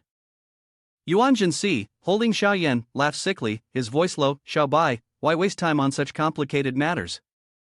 In the dimly lit room, Tian Wu Bai clenched his fist, his gaze filled with determination. Turning to Yuan Ba, his voice full of urgency, he asked, then I want to ask, do you have the contact information for any special inspectors? Yuan Ba smirked and laughed loudly, his voice teasing, I don't have any contact info, how could I possibly deserve it? Besides, if you're not sure, it's best not to reach out to them. But I have to say, you're overthinking it. Wu Bai blushed, awkwardly stammering, no. I'm not. Seeing this, Yuan Ba became even more enthusiastic, a mischievous glint in her eyes as she continued teasing, I feel like that guy suddenly changed, like an old house unexpectedly catching fire. As she spoke, she secretly tapped on her phone, looking up Yu Ling's private number, who was Jin Si, and then said, if you don't believe me, let me check for you. At home, Jin Si sat deep in thought, his eyes reflecting contemplation, when suddenly the phone rang. He picked it up, his voice steady, hello? On the other end of the line, Yuan Ba's voice rang out, full of teasing. Yu Ling, the shadow said that you've been a bit off lately, caught up in some strange things. The way you pursue girls, doesn't that scare them? Jin Si raised an eyebrow slightly, his voice calm, but his eyes glinted with a sharp insight. It seems like the pressure she's facing is similar to mine these days, overthinking everything, struggling alone, sometimes it really wears me out. And the shadow is the one who understands me best. It seems like I'm the one putting pressure on her. Over here, Tian Wu Bai, listening to Yuan Ba recount the conversation, had his face flushed bright red, his hand covering his mouth, his heart pounding. Suddenly, Yuan Si on the other end, his face turning as green as a banana leaf, unexpectedly burst out laughing. Actually, what I want to say is, if I could live a bit longer, I'd propose to her. Yuan Ba on the other end paused for a moment, his voice filled with surprise. Huh? Does the shadow know you feel that way? Actually, I'd still advise you to stop. Girls are quick to doubt your intentions. Listening to Yuan Ba relay the message, Tian Wu Bai hugged his pillow, his face as red as a ripe GAC fruit, stammering. Married already. I get it now. Yuan Ba continued conveying Yuan Si's words, at which point he had asked me, is there anything else? No more of this foolish, low-ability stuff. Yuan Ba smiled mischievously. Let's get out of here quickly. No. But you heard that, right? He has feelings for you. Don't overthink it, it's just how men are always something like this. Tian Wu Bai, although her heart was racing and her mouth almost watering, still tried to remain calm. Her voice trembled. All right, you only dare tease the president now, huh? Why don't you just tell him directly? Yuan Ba raised an eyebrow, adopting an even more teasing expression, her voice as sweet as sugar. Bye, why are you so cute? I've been helping you so wholeheartedly, and you're still saying things like that? It's so sad. How are you going to make it up to me? Hearing this, Tian Wu Bai's face turned bright red, her heart pounding. She hurriedly tried to back off, stuttering, I need to prepare for my mission, I can't talk to you anymore. After the silly phone call, the girl named Baiwa collapsed onto her bed, sighing deeply as she mumbled to herself, Haze, I really need to prepare quickly.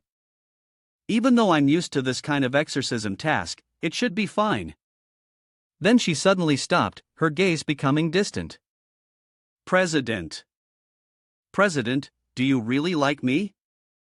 In the dim, gloomy night, when the clock struck 11:45, Tian Wu Bai held a flashlight, its faint light cutting through the hazy air.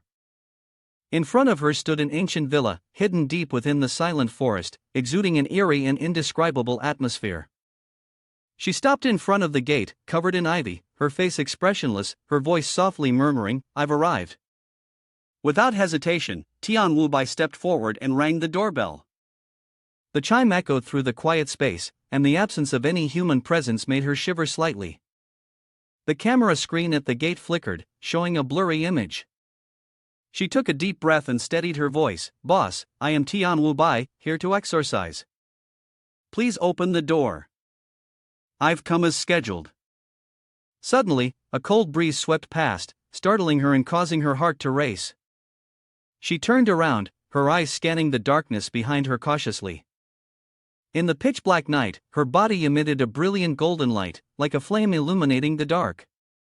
At that moment, the villa door creaked open, and an elderly man with 4 eyeglasses stuck his head out, his voice low and rumbling, Are you Tian Wu Bai? The middle-aged man, holding a flashlight, smiled warmly. Sorry to have kept you waiting. I just got my child to sleep. Apologies again. Please, come in. As she entered the quiet courtyard, Tian Wu Bai frowned slightly, thinking to herself, oh no. I should have tossed a coin first. The boss closed the door, quickly walked over, his face bright with a smile, and his voice full of apology, Master Tian, I apologize for the delay in welcoming you, I'm sorry for the delay in welcoming you. The butler has gone back to his hometown, and currently, I am the only one here. You're late. Tian Wu Bai smiled politely, his tone gentle, oh, it's fine. The boss respectfully raised his hand, his voice low and steady, please, allow me to lead the way. Tian Wu Bai stepped inside, his sharp gaze sweeping over the surroundings.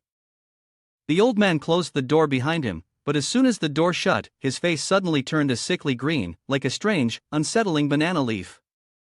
Inside the villa, the extravagant space unfolded before Tian Wu Bai's eyes. The luxurious and expensive interior featured, at its center, a golden frog statue holding a wealth ring, its golden light sparkling. The master of the house smiled, his tone polite. Master Xiao Tian, do you understand feng shui? Tian Wu Bai slightly curled his lips, thinking to himself, is he testing whether I really have any skills?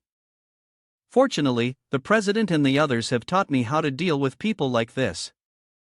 The young woman, no older than 18, spoke calmly but sharply. I'm not a professional feng shui master, so I can't say whether your house's feng shui is good or not. My duty is simply to exorcise evil. The old man seemed a bit flustered upon hearing this, quickly waving his hand. I don't mean to doubt you, but your botsy is accurate. Once the time comes, we can start the exorcism. The time is almost here. With that, the old man sighed deeply, his performance as dramatic as an actor, his voice full of sorrow. Finally, we've managed to invite you. Our house has been tormented by this evil spirit. It only appears at. Before he could finish his words, the old man suddenly exclaimed, Hey, where is she? At the same time, the golden-toed statues in front of Tian Wu Bai began to show strange signs. The gold coins in their mouths floated, emitting a brilliant golden light, as if signaling an ominous event was about to unfold. From the second floor of the villa, a crimson figure suddenly appeared, floating in mid-air. Without hesitation, Tian Wu Bai immediately gathered her energy and shot a brilliant golden lotus-shaped orb at the red figure. But at that very moment, the four-eyed boss suddenly vanished, reappearing behind her, holding a wooden chair with a wicked gleam in his eyes. Sensing a cold chill, Tian Wu Bai swiftly turned around, her sharp eyes narrowing as she shouted, This is bad. In the blink of an eye, the boss revealed his true form, a disgusting monster, its mouth gaping wide to its ears, and its sickly smile sending a chill down one's spine. Tian Wu Bai's eyes bulged, his heart pounding wildly as he cursed under his breath, Holy crap, that scared the life out of me.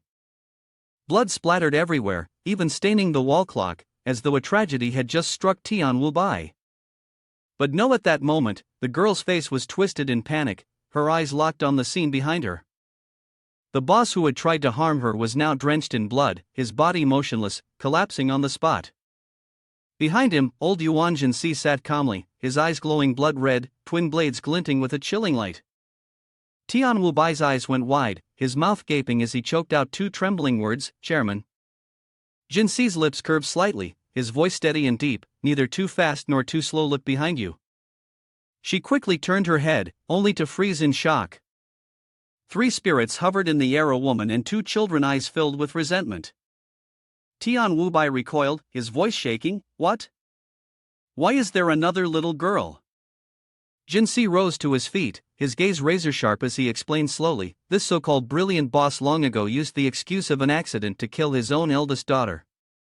He split her body in two, half placed at a special location, the other half mixed in to forge a golden corner of fortune. After that, he went on to murder his wife and son.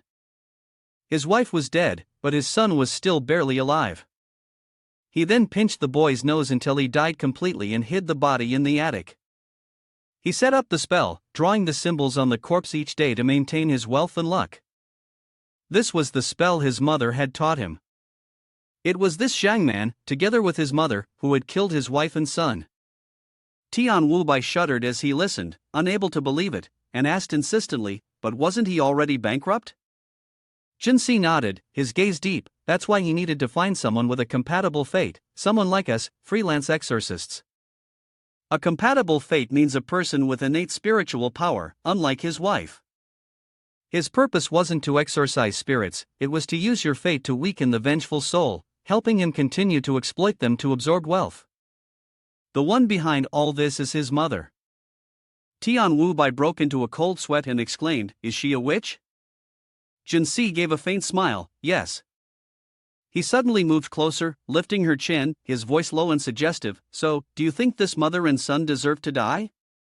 Tian Wu Bai froze, stammering, unable to respond. Jin Si said nothing more. Standing up straight, he turned to the three vengeful spirits, his voice cold, All right, now it's your turn. I'll set you free to kill him and the witch to fulfill their desires. You'd better listen well, maybe there's still a chance for rebirth. It seemed like everything had come to an end, but unexpectedly, the soul of the boy rushed towards Tian Wu Bai, muttering cryptic words. Just as its hand was about to touch her, Yuan Si suddenly unleashed his overwhelming dark aura, causing the vengeful spirit to freeze in its tracks. Before Tian Wu-bai could react, he waved his hand, shattering the soul in the blink of an eye. With a single strike, he sent half of the villa flying, dust swirling in the air. Yuan Si turned back, his gaze softening, and asked her, "Are you okay?" "Don't worry, I won't let anyone touch even a single strand of your hair." Protected by Tai, Tian Wu-bai's heart raced, but she still hesitated, stammering, I'm fine." Her innocent eyes sparkled, and her voice trembled as she asked, "Then, have they been released from their suffering?" Yuan Si glanced at the lifeless body of their boss, Mr. Zhang, lying motionless on the floor. The corner of his mouth curled into a smile, his voice low and filled with hidden meaning. "What are you trying to ask? Don't trust me? Are you asking if I killed them? But they died a long time ago, didn't they?" His face flickered with an eerie green hue, and the wicked smile on his lips made the air feel icy. He muttered to himself, his voice a whisper to the darkness, "Such insignificant vengeful spirits." However, this love, this sensation flooding his body, was truly wonderful. Seeing Yuan Si slowly walk out, Tian Wu-bai couldn't help but break into a cold sweat, her heart pounding loudly. She thought to herself, he had always maintained a cold demeanor, the president wasn't someone so extreme or sick-minded. A small vengeful spirit posed no threat, it shouldn't have stirred his killing intent. I also can't make him develop such an obsession and possessive desire. With that thought in mind, she hurriedly followed, her voice soft, "President, it's getting late. Could you give me a ride home?" Yuan Si turned around, his gaze softening as he smiled resolutely. "All right, but I still have something to take care of." Tian Wu-bai immediately nodded eagerly, as if it was a natural response. "Yes, I'll wait for you." In her heart, a clear thought emerged. It wasn't that Yuan Si had developed feelings for her, but the current situation definitely didn't allow her to anger him. She could only take it one step at a time, looking for an opportunity to make contact with the special committee. As soon as they left, the mansion behind them lit up in a blazing red flame, the intense heat consuming everything, turning it all to ashes. Yuan Si draped his coat over her shoulders as they descended the stairs, his voice suddenly turning low. "By the way, Xiaobai, lately you and Yuan Ba seem to be getting pretty close, huh?" Tian Wu-bai broke into a sweat, hurriedly stammering, "Actually, it's nothing, mainly just accepting a few tasks through her." Yuan Si curled his lips, his gaze piercing as if seeing through her very soul. "But I see the two of you often talking together." "Xiaobai, you're defending Yuan Ba again," he muttered to himself, his voice full of obsession. "The one closest to her can only be me." Then, suddenly, his expression hardened, his tone turning cold. "As friends, why would she let you take on such dangerous tasks? Yuan Ba is not a good person, cut ties with her. If you want to keep taking tasks to eliminate the left, you can just connect with me, right?" Under the intense possessiveness, Tian Wu-bai could only nod, her voice soft. "Yes, okay." In her heart, she silently thought to herself, "Endure it, don't reveal anything. Right now, everything has to go along with him, otherwise Yuan Ba might very well end up in the hands of the current president for a banana feast." Seeing her obedient, Yuan Si's face relaxed, a smile returning to his lips. "Then I can rest easy. Let me take you home, is that all right?" Tian Wu-bai nodded, walking while her heart raced. Was the president really trying to kill Yuan Ba just now? Moreover, how did he know that she and Yuan Ba often talked and became friends? Tian Wu-bai returned home, her heart uneasy like rolling waves, silently sighing. "What should I do now? Should I tell Yuan Ba to contact the special department? I'm afraid that's not a good idea. The president knows that Yuan Ba and I are in close contact, and I just remembered he has ways to monitor me. Could it be that he's even monitoring my room?" She pulled the blanket over her, her hands trembling as she searched around, her anxious gaze sweeping the entire room.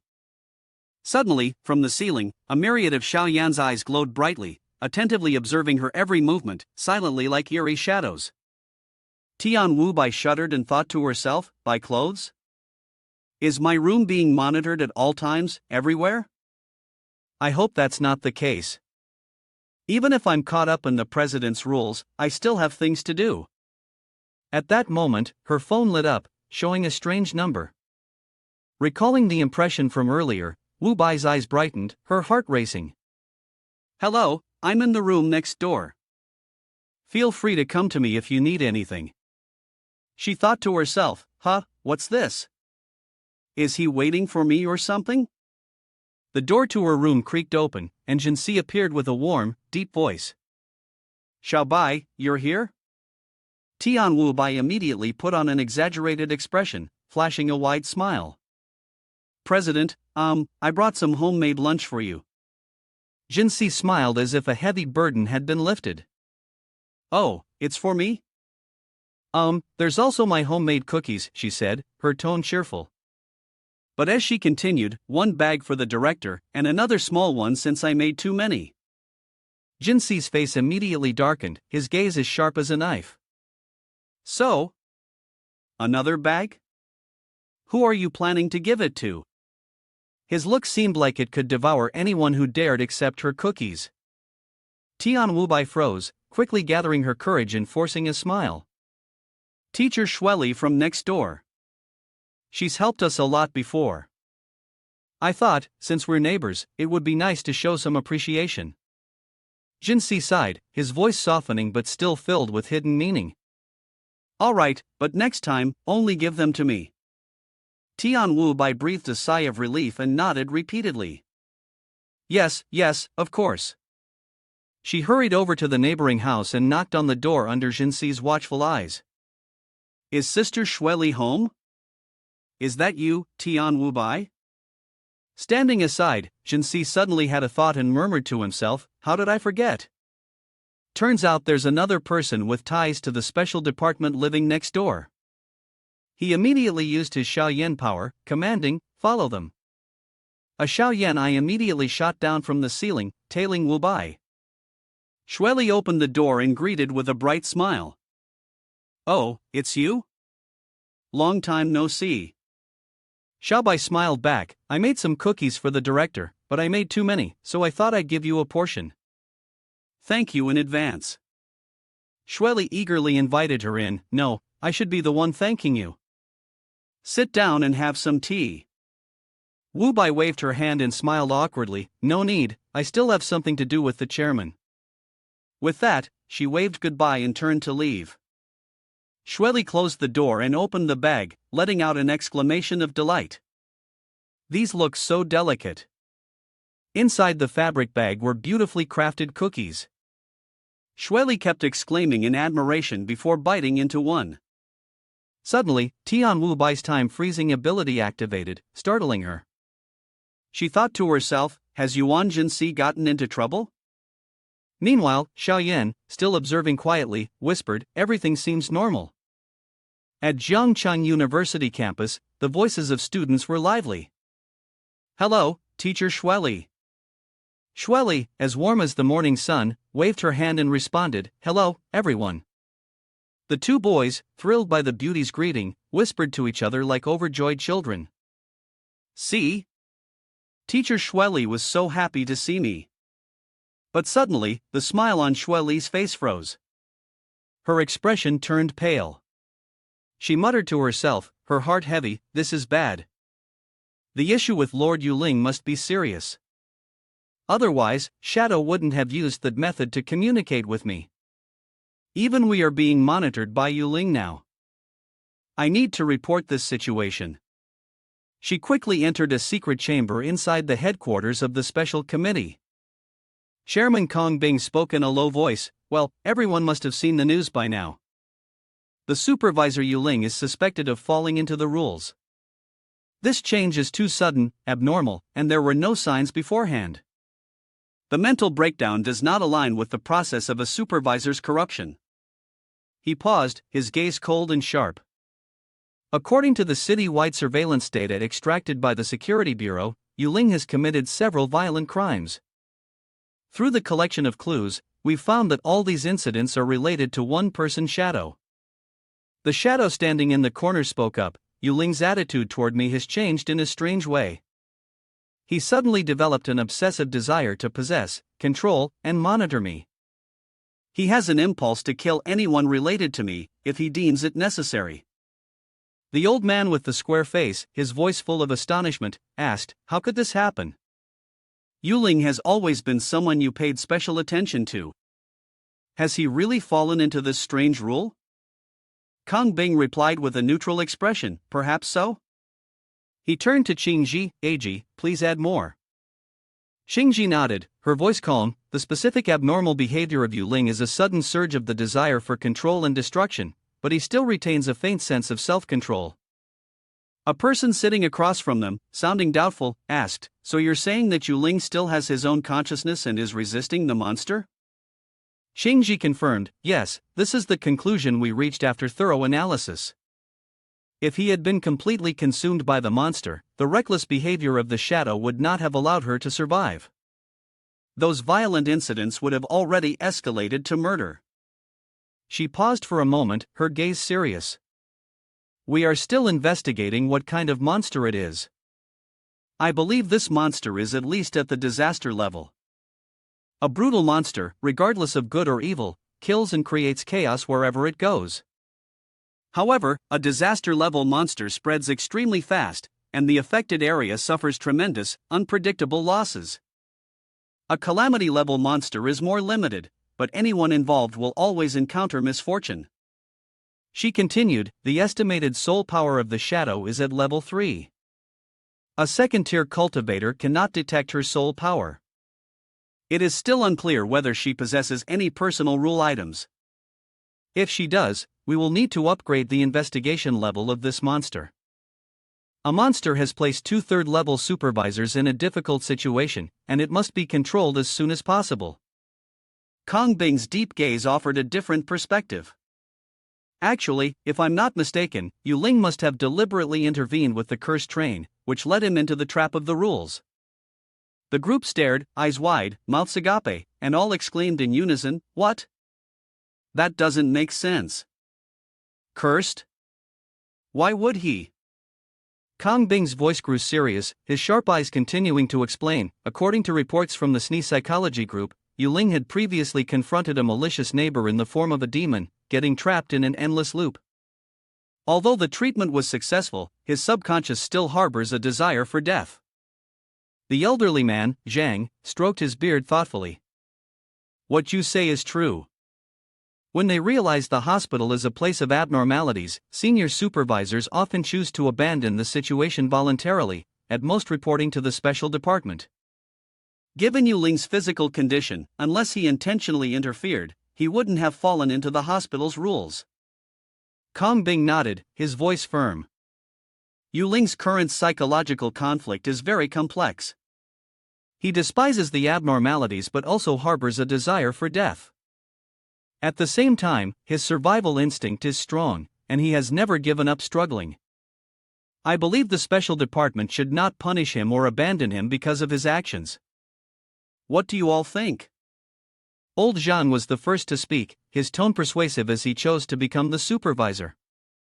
Clearly, he wanted to keep things low-key and avoid drawing too much attention, but Yuling's abilities and contributions were undeniable, truly earning people's respect. In this desperate world, a powerful supervisor like him was a treasure, and even if he did something excessive, we should turn a blind eye. Kang Bing agreed, "That's right, in a short time, he has investigated many strange cases, even using the power of other anomalies to contain them. Such abilities are irreplaceable. To succeed the position of head of the special department, the most important thing is that he possesses a rare ability, one that can replace death itself. For this alone, Yuling must be saved at all costs." Unexpectedly, a young man sitting across from them raised an objection, his voice filled with doubt. "But don't you find it coincidental? I mean, before Yuling became a supervisor, you investigated his connections with others, but the special committee didn't find anything unusual. Don't you find his luck too unpredictable? Sometimes it's terrible, sometimes it's incredibly good." Kang Bing's expression turned serious, his tone firm. "Your suspicion is not without merit, but don't let malice cloud your judgment of a supervisor who has contributed greatly to humanity." Qingji added with a sharp, analytical tone. "Yuling has fallen into a state of confusion regarding his perception, thoughts, and emotions. Our decision is to wait until tonight, when Yuling is home alone, for the death row inmate to use the death record prop. Kong Bing nodded in agreement. The death record. We will send someone to talk to Yuling so the psychological team can eavesdrop. If Yuling recovers normally, we will hold a video conference to understand the situation. If he doesn't respond, I will convene another meeting. In the meantime, no one is allowed to slack off. Think of ways to resolve the situation if the worst-case scenario happens. After giving the order, his face was grim as he stood up and left. Back in the gloomy house of Yuan Si, the protagonist stood in front of the mirror in the bathroom, coughed twice, and greenish blood spurted out, splattering his hands. He nervously touched his ear and muttered, "That damned hen, what the hell is going on?" After saying that, he struck the mirror hard, shattering it. But immediately, something eerie happened with the shards of glass. Numerous sharp green eyes glinted, reflecting his own ghostly face, cold and terrifying. The broken mirror caused Jin Si's blood to splatter. But the strangest thing was that the blood, which was once bright red, had now turned into a dark, eerie greenish-black color, chilling and unnerving. The protagonist, with a frenzied look in his eyes, held a sharp shard of glass and dragged it across his face, his features contorting in twisted pleasure. He murmured in a deep, haunting voice. "Ha, I feel like Xiao Bai is really scared when she sees my face." In his mind, the image of Tian Wu Bai, with her sweet face and seductive figure, kept flashing before him, sending him into a state of ecstasy. He whispered to the darkness, "If that's the case, then destroy." Suddenly, a sharp pain surged through him, as though his brain was being torn apart, dragging Jin Si into an inescapable abyss of darkness. He collapsed to the floor, his body trembling as though it had lost a piece of its soul.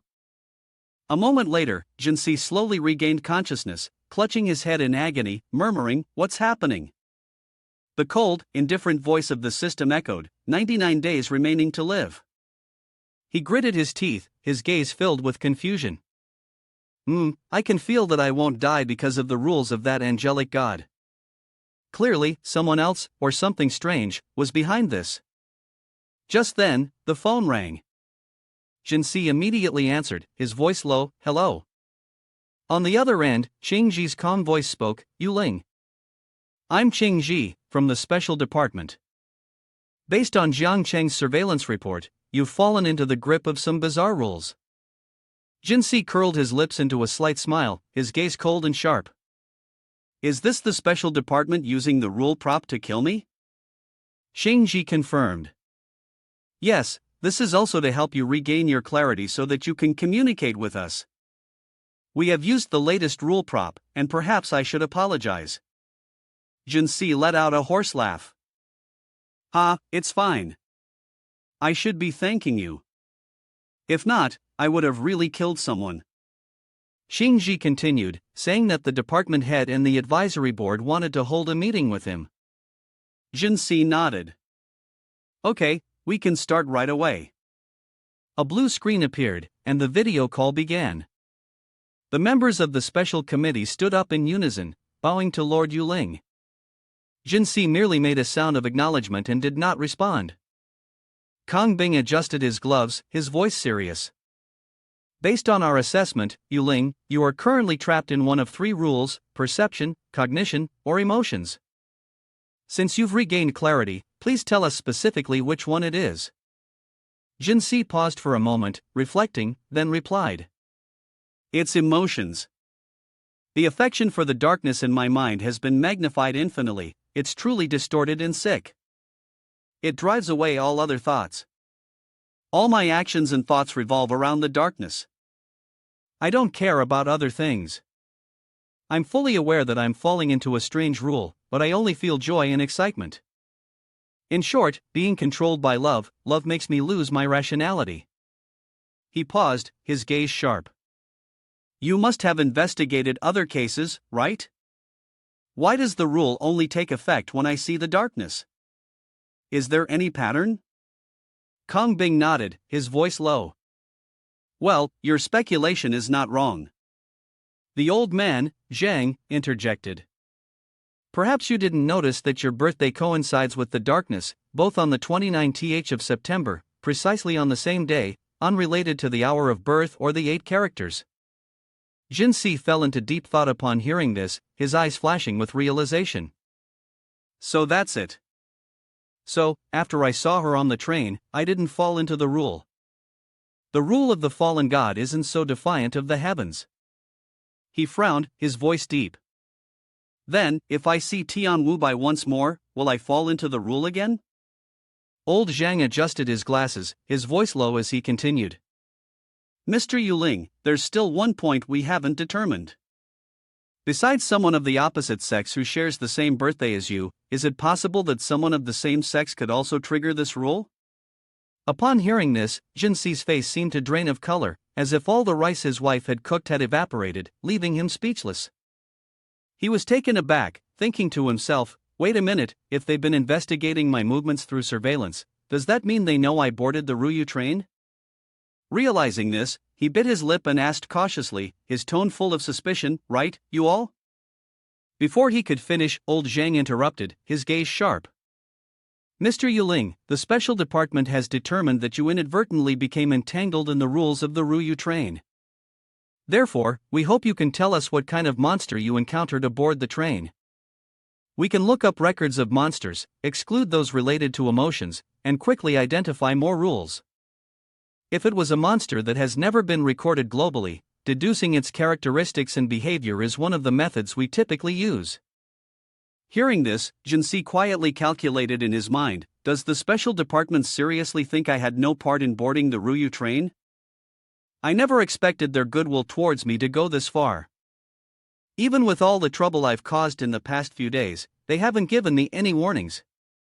He took a deep breath and honestly admitted, the creature that attacked me was a fallen god. A fallen god, the surveillance officer with a square face immediately asked eagerly, could you describe it? He quickly picked up the pen and said, I used to study drawing. Based on Yuan Si's description, he sketched the shape of the monstrous creature. It looks quite similar to the fallen god in mythology. The difference is that its pupils and the color of the arrows are pitch black, and it has many cracks on its body. Yuan Si was struck by another arrow. I have fallen into the rules. The emotions of love have been distorted, exaggerated to infinity, but not to the point of being fatal. However, I've started coughing up black, thick blood. If I don't find a way to avoid death, I will likely fall into it again in a few days. The entire special committee was stunned into silence. The one who understands of Yuan Si's caliber was too important to humanity in this world, and they would pay any price to save him. He continued, his voice deep, moreover, although I've returned to normal now and escaped the rules of the Ruyu train, I still haven't broken free from the rules of the fallen god. The people in the meeting room, all sharp-minded individuals, fell silent again, unable to come up with a solution. Yuan Si pressed on, his eyes full of worry, the effect of the fallen god's arrow hasn't worn off. I am just temporarily conscious now. Please, everyone, think quickly on how to deal with this. Otherwise, I will continue coughing up blood and die. This is detrimental to me, and also to all of you. Kang Bing remained silent from beginning to end, and for the first time, he showed a rare look of concern.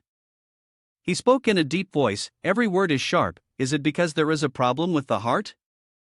Yuan Si nodded, his voice firm, that's right. Yuan Si pointed to his chest, his eyes cold, and his voice low, although this is the highest secret of the special committee, everyone here must know that my heart is a bizarre anomaly from the Human Specimen Hospital, the third private hospital. After acquiring this anomaly, I reported it clearly to the special committee. I did not hide the fact that I used it to replace the original heart in order to avoid death.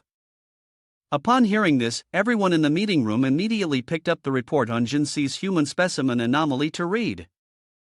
The atmosphere was tense and overwhelming. He continued, the evidence is clear, but I did not disclose that the Human Specimen Hospital might be a fragment of another anomaly. At this point, everything is clear. The Human Specimen Hospital is the third anomaly, and the heart was devoured by me. He muttered to himself, his eyes flashing with vigilance. Based on the notes and Xiao Ai's hints, this heart very likely belonged to that person, the one everyone knows, the person whom the Global Special Committee fears the most. Therefore, this secret must not be known by anyone. The first time he showed a blank expression at the overwhelming power of Yuan Si. He had been killed by the anomaly multiple times, but in the shortest time, he found the true form of the heart anomaly and boldly replaced the original organ to function. This was an extraordinary act, one that only someone with a special regenerative ability like Yuan Si could dare to perform. Previously, when Yuan Si reported this incident, Chang Ji had taken him for a thorough examination. She held the report, her tone serious, including a full body checkup in the testing room, but he needed to pass the screening by the special department before leaving. After all, using an anomaly as a heart and placing it inside the body had never been done before. Afterward, Yuan Si underwent a psychological test with the mythical microphone of the committee. The result was that he calmly declared, "I will never betray humanity."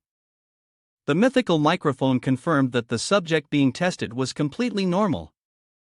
The hospital incident was thus quietly concluded. Hong Yin, another member, waved goodbye as he left. Yuling, come visit when you have time. Yuan Si silently thought that the special department's regard for him had truly soared.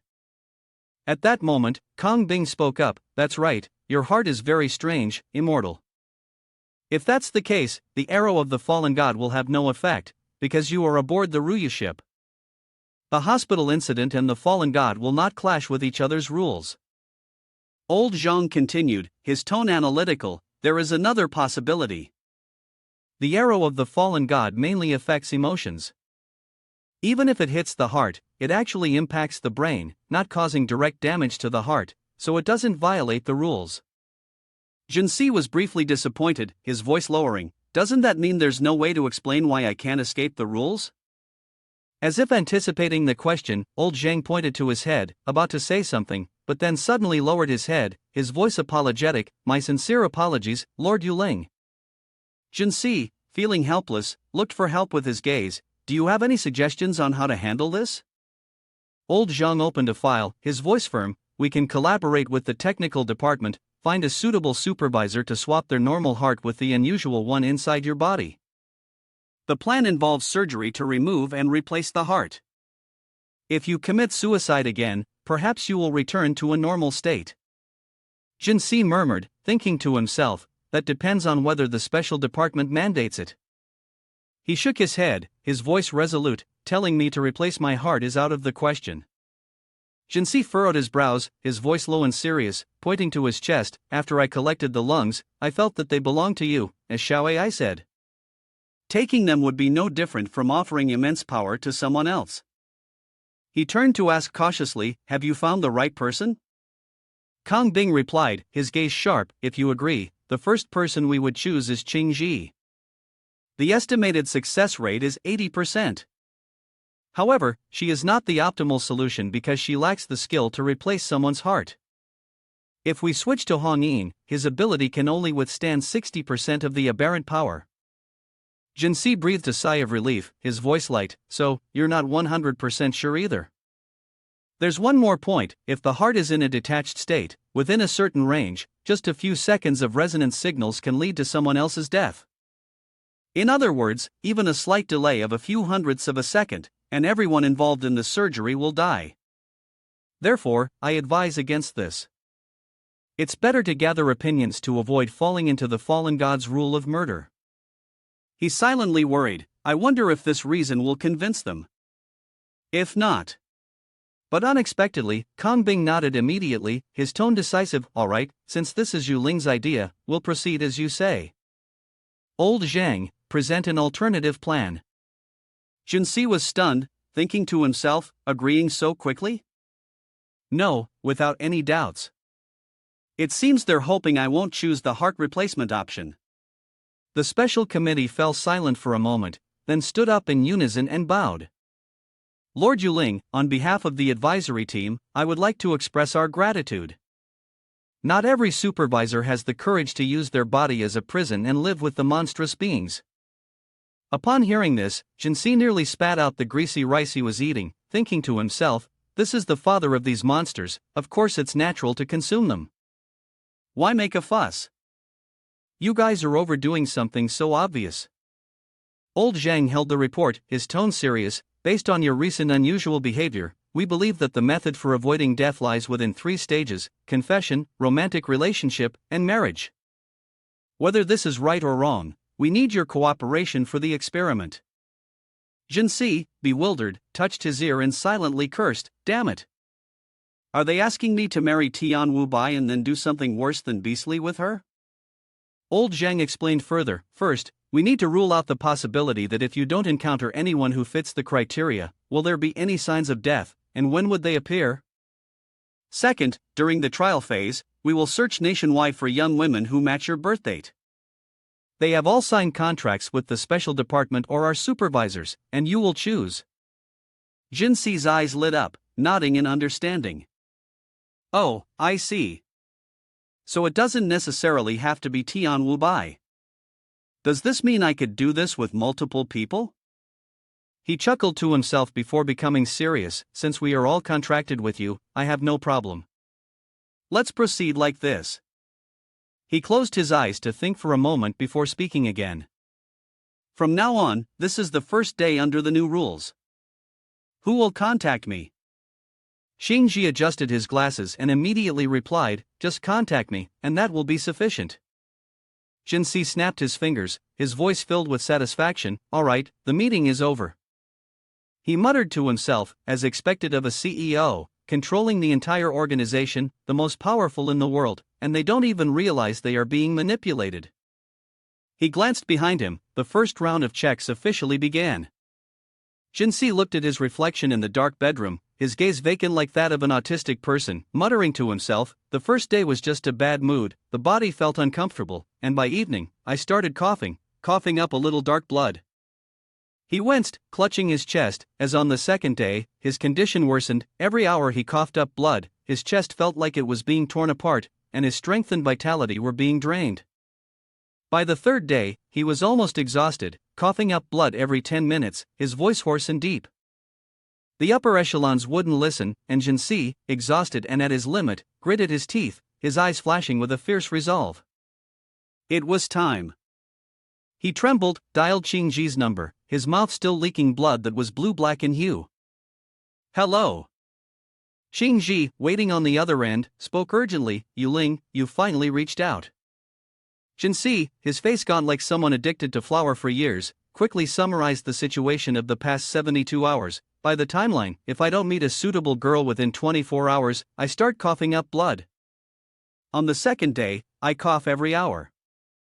On the third day, it's every 10 minutes, with pain searing through my heart and lungs. And now, I'm about to die." Xingji nodded, his voice calm. "I understand.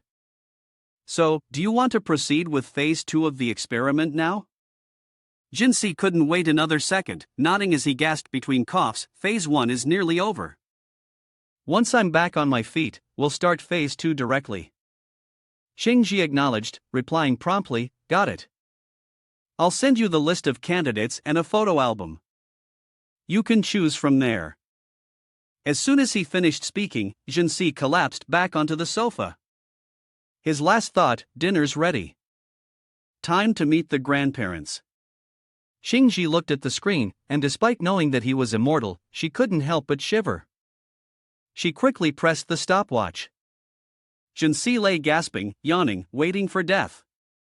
His eyes slowly closed, the life and death register around his neck glowing, announcing coldly and unlocking the rules of the fallen god. A day without meeting felt like 3 years of enmity, 3 days without meeting felt like intestines being torn apart, and the soul returned. He had 99 days left to live. The withered body on the sofa suddenly moved. Yuan Si's body quickly recovered, his consciousness returned, and his eyes opened wide. Xingji turned off the stopwatch and announced, "So you've lived for a minute?" Yuan Si groaned, stood up straight, adjusted his bones, and said in a clear voice, "Let's start the next phase." Xingji sent an image file, saying, "Here is the list of the selected advisory team. These 4 are currently the most suitable." On the projector screen appeared images of 4 bright, beautiful girls. Xingji smiled lightly. "Don't worry, the advisory team wants to win your favor, so they picked people with good qualities. They're not criminals. If you're interested in anyone, just click on their profile picture and you'll see their personal information. Yuan Si, for the first time, experienced the process of choosing a wife from a list. His gaze momentarily grew vacant, and he muttered, "Strange, isn't it? I feel like these four look alike." Not exactly. More like they all resemble one person. He frowned, his voice dropping. "I don't want to arbitrarily decide the life or death of others. You choose, but these people better have the ability to protect themselves. Once the love in my heart is twisted and exaggerated, violence will be uncontrollable.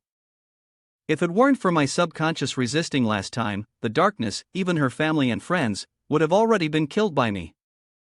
Shinji broke out in cold sweat and nodded repeatedly. "All right, I respect your opinion. Then I'll choose to let it be. She'll be here in about half an hour." Yuan Si raised his hand, his tone serious. "Wait, tell her to bring a personal surveillance camera when she comes. You'll be able to see the situation between her and me. If I want to kill her, there will still be a slim chance for survival." Half an hour later, a gentle voice rang out from outside the door.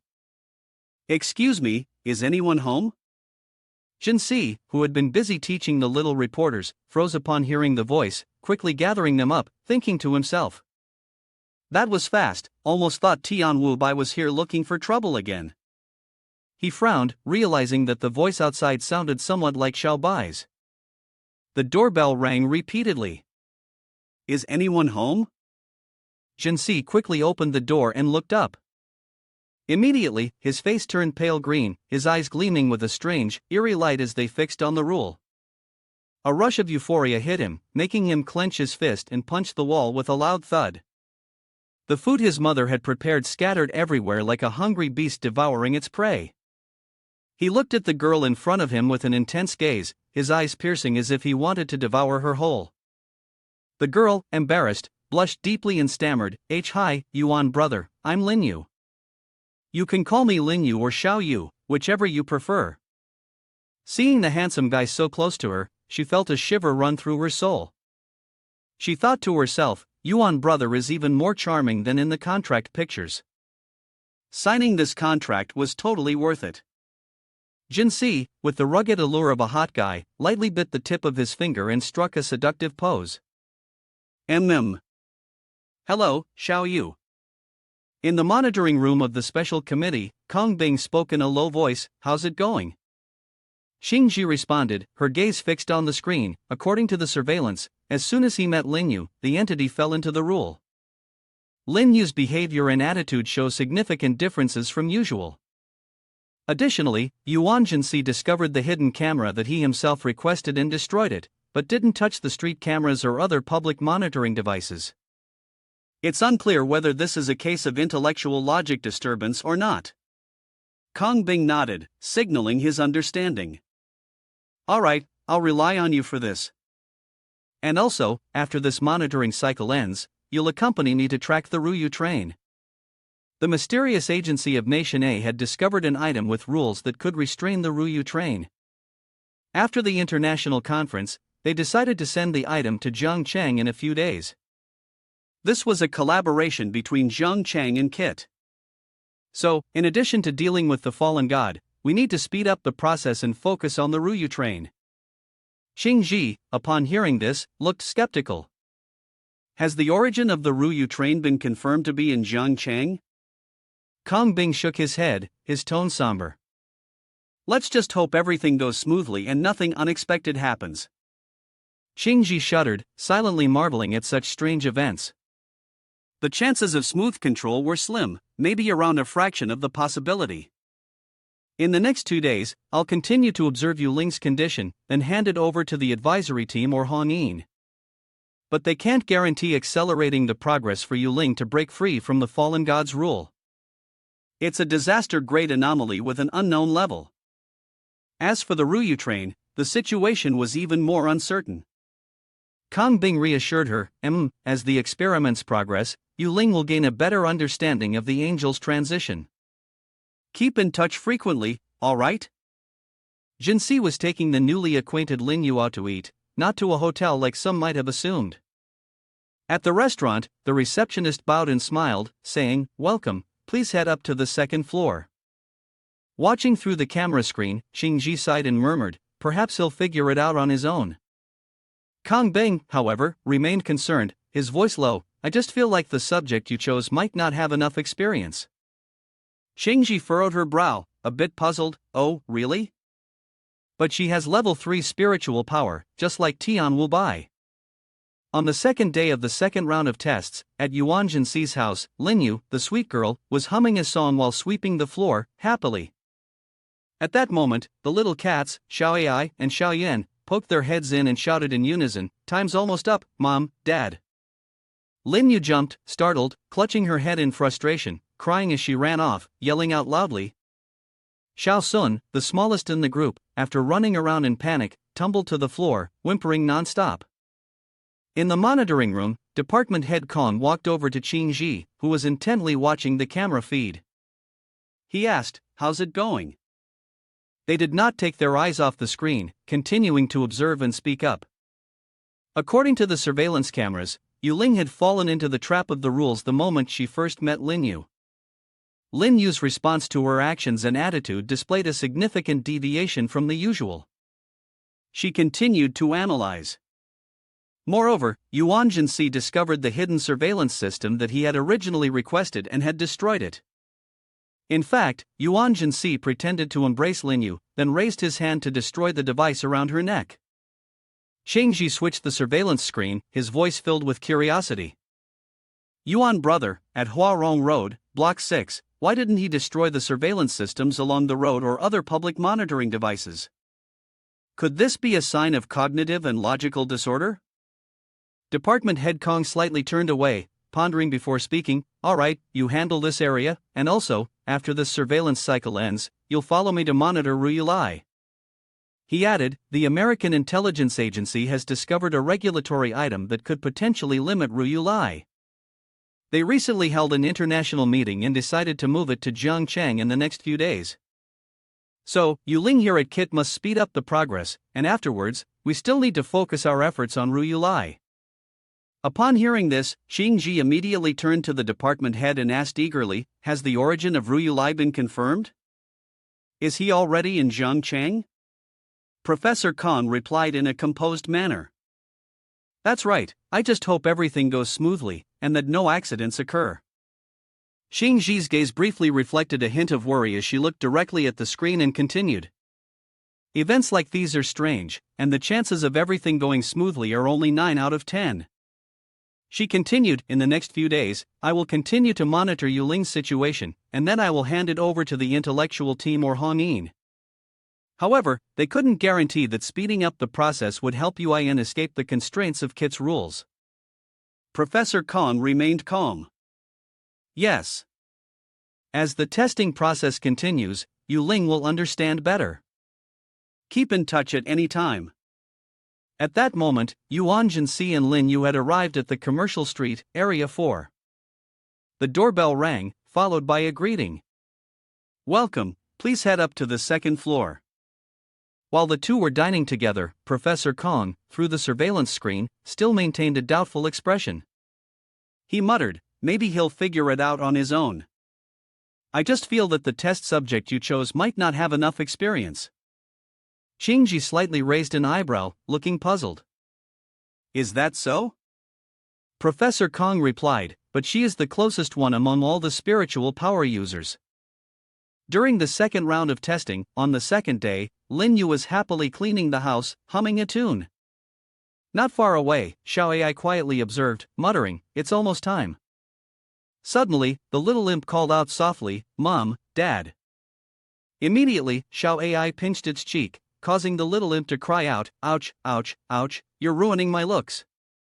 The little imp quickly ran off, crying.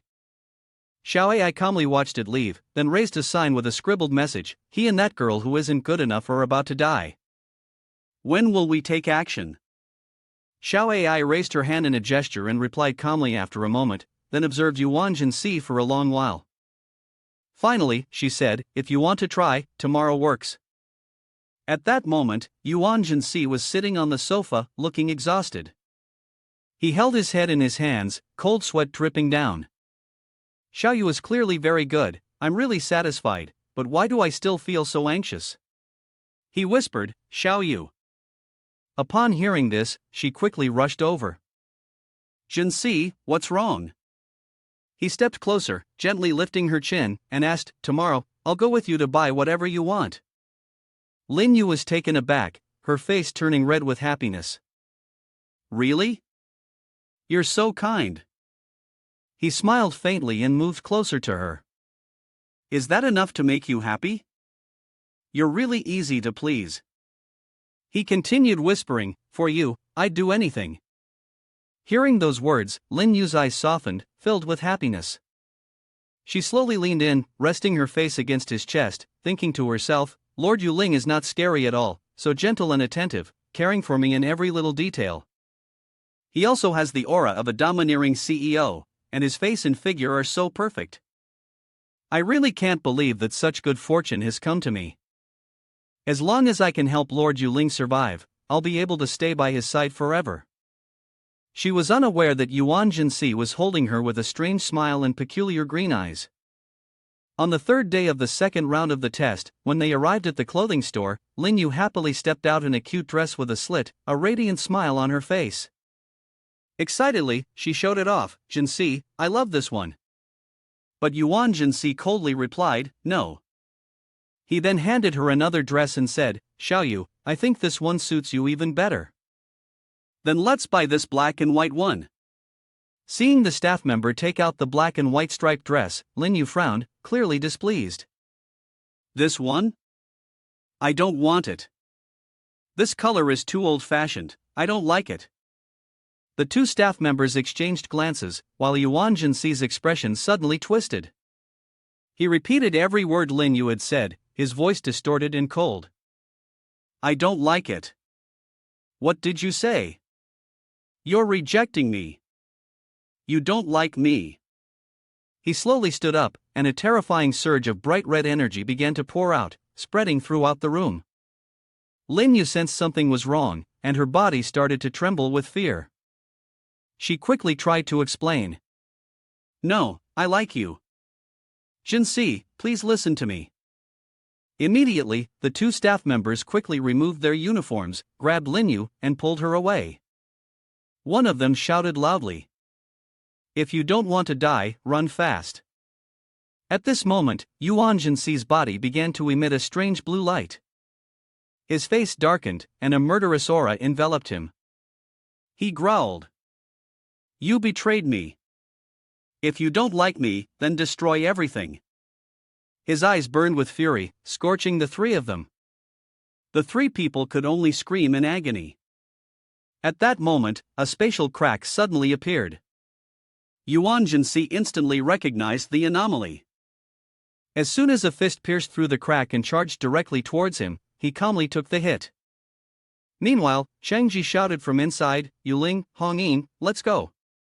Hongyin appeared from the crack, using a large roll of cloth to shield Lin Yu's group from the flames. At the same time, Yuan Si had moved behind Shangji. She quickly bent down, flipped over, and delivered a kick. The two locked eyes, their gazes sharp and cold. Yuan Si blocked the kick and coldly asked, Who are you? Shangji quickly stepped back, stood upright, and replied, I'm the one here to stop you. Yuan Si sneered, and from his body, 3 pairs of terrifying demonic eyes appeared. He said, Dream on. Yuan Si charged straight at Shangji. She widened her eyes, observing, then used her own fist to block. She raised the microphone and decisively said, The second experiment is over. Yuling couldn't awaken and triggered the forced death protocol. But before she could press the button, Yuan Si's eyes widened as if to devour her whole, causing her body to freeze. She dropped the device and instinctively raised her hand to strangle herself. Shangji stared in shock at Yuan Si's demonic form and thought to herself, has his power surpassed mine? She started coughing up blood, feeling intense pain. She muttered to herself, trying to calm down. Stay calm, there's another way. At that moment, Yuan Si had already approached her, raising his hand coldly to lift her into the air. If that's the case, then you can die in their place. But suddenly, his eyes widened in surprise. He collapsed to the ground, and Shang-Ji was released as a result. She sat down abruptly, unable to stop herself from letting out a sigh of relief. Shang-Ji raised her hand to the microphone to speak with Director Kong. "Director, I'm very sorry. I underestimated the power of Yuling when he lost control. It almost caused a major disaster." Director Kang's voice came through the line, asking her to use the props and rules. Shang-Ji calmly replied, "I'm fine. The experiment plan with Yuling requires a lot of preparation. This time, it was due to the oversight of the tester Lin Yu, which led to the incident. Fortunately, we had a group of death row inmates in the prison on time." Director Kong, from the monitoring room, responded, "If it had been someone else today, it might have been a case of losing more than gaining." Shang-Ji, full of worry, speculated, "I understand that Yuling's power has grown stronger again, so I'm concerned.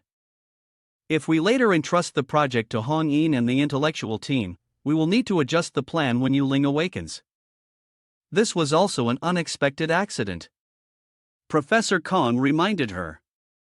"According to the original plan, you should have led the group to leave quickly so that Yuling would naturally enter the death cycle of Kit and restart. However, Yuling's condition still exceeds our predictions. Once Yuling is resurrected, we will report the data from the past few days to Yuling." But at that moment, Yuan Si's arm slightly moved, and he sat up. He walked over to the two of them and firmly said, "No need to wait. I'm awake now. I heard everything you said." Taking a few parts, Shang-Ji lifted his glasses, stared directly at Yuan Si, and said, "All right, let's begin summarizing." Professor Kang's voice came through the device. "We have contacted special agencies overseas, combined with your behavior over the past period, to find some clues and related documents." He continued, "When you interacted with the test subject, although your actions were somewhat proactive, you did not actively engage in the verbal contract, which means that the three stages we had previously speculated, confession, dating, and marriage, did not occur." Professor Kong concluded, "Although you consistently maintained a pursuit and communication attitude with the test subject throughout the experiment. But you never confessed your feelings, so we speculated that it must have been the other party who initiated the verbal contract for it to be effective." Yuan Si lifted his hand to his chin, pondered for a moment, then nodded in agreement. You're right.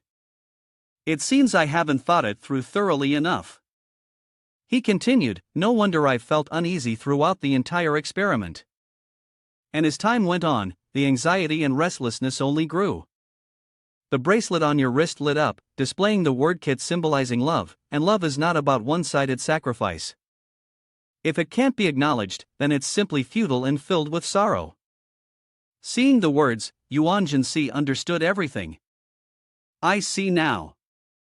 Shang-Chi turned to confirm his thoughts. "Exactly, that's also why, during the process of pursuing the test subject, you still experienced symptoms of coughing up blood. Compared to when you first inadvertently fell into the rules, your physical and emotional state has become much more unstable." Yuan Si quickly switched to another topic, asking, "Is there anything else?" "No issues, we can proceed to the next phase of the experiment." He looked dissatisfied.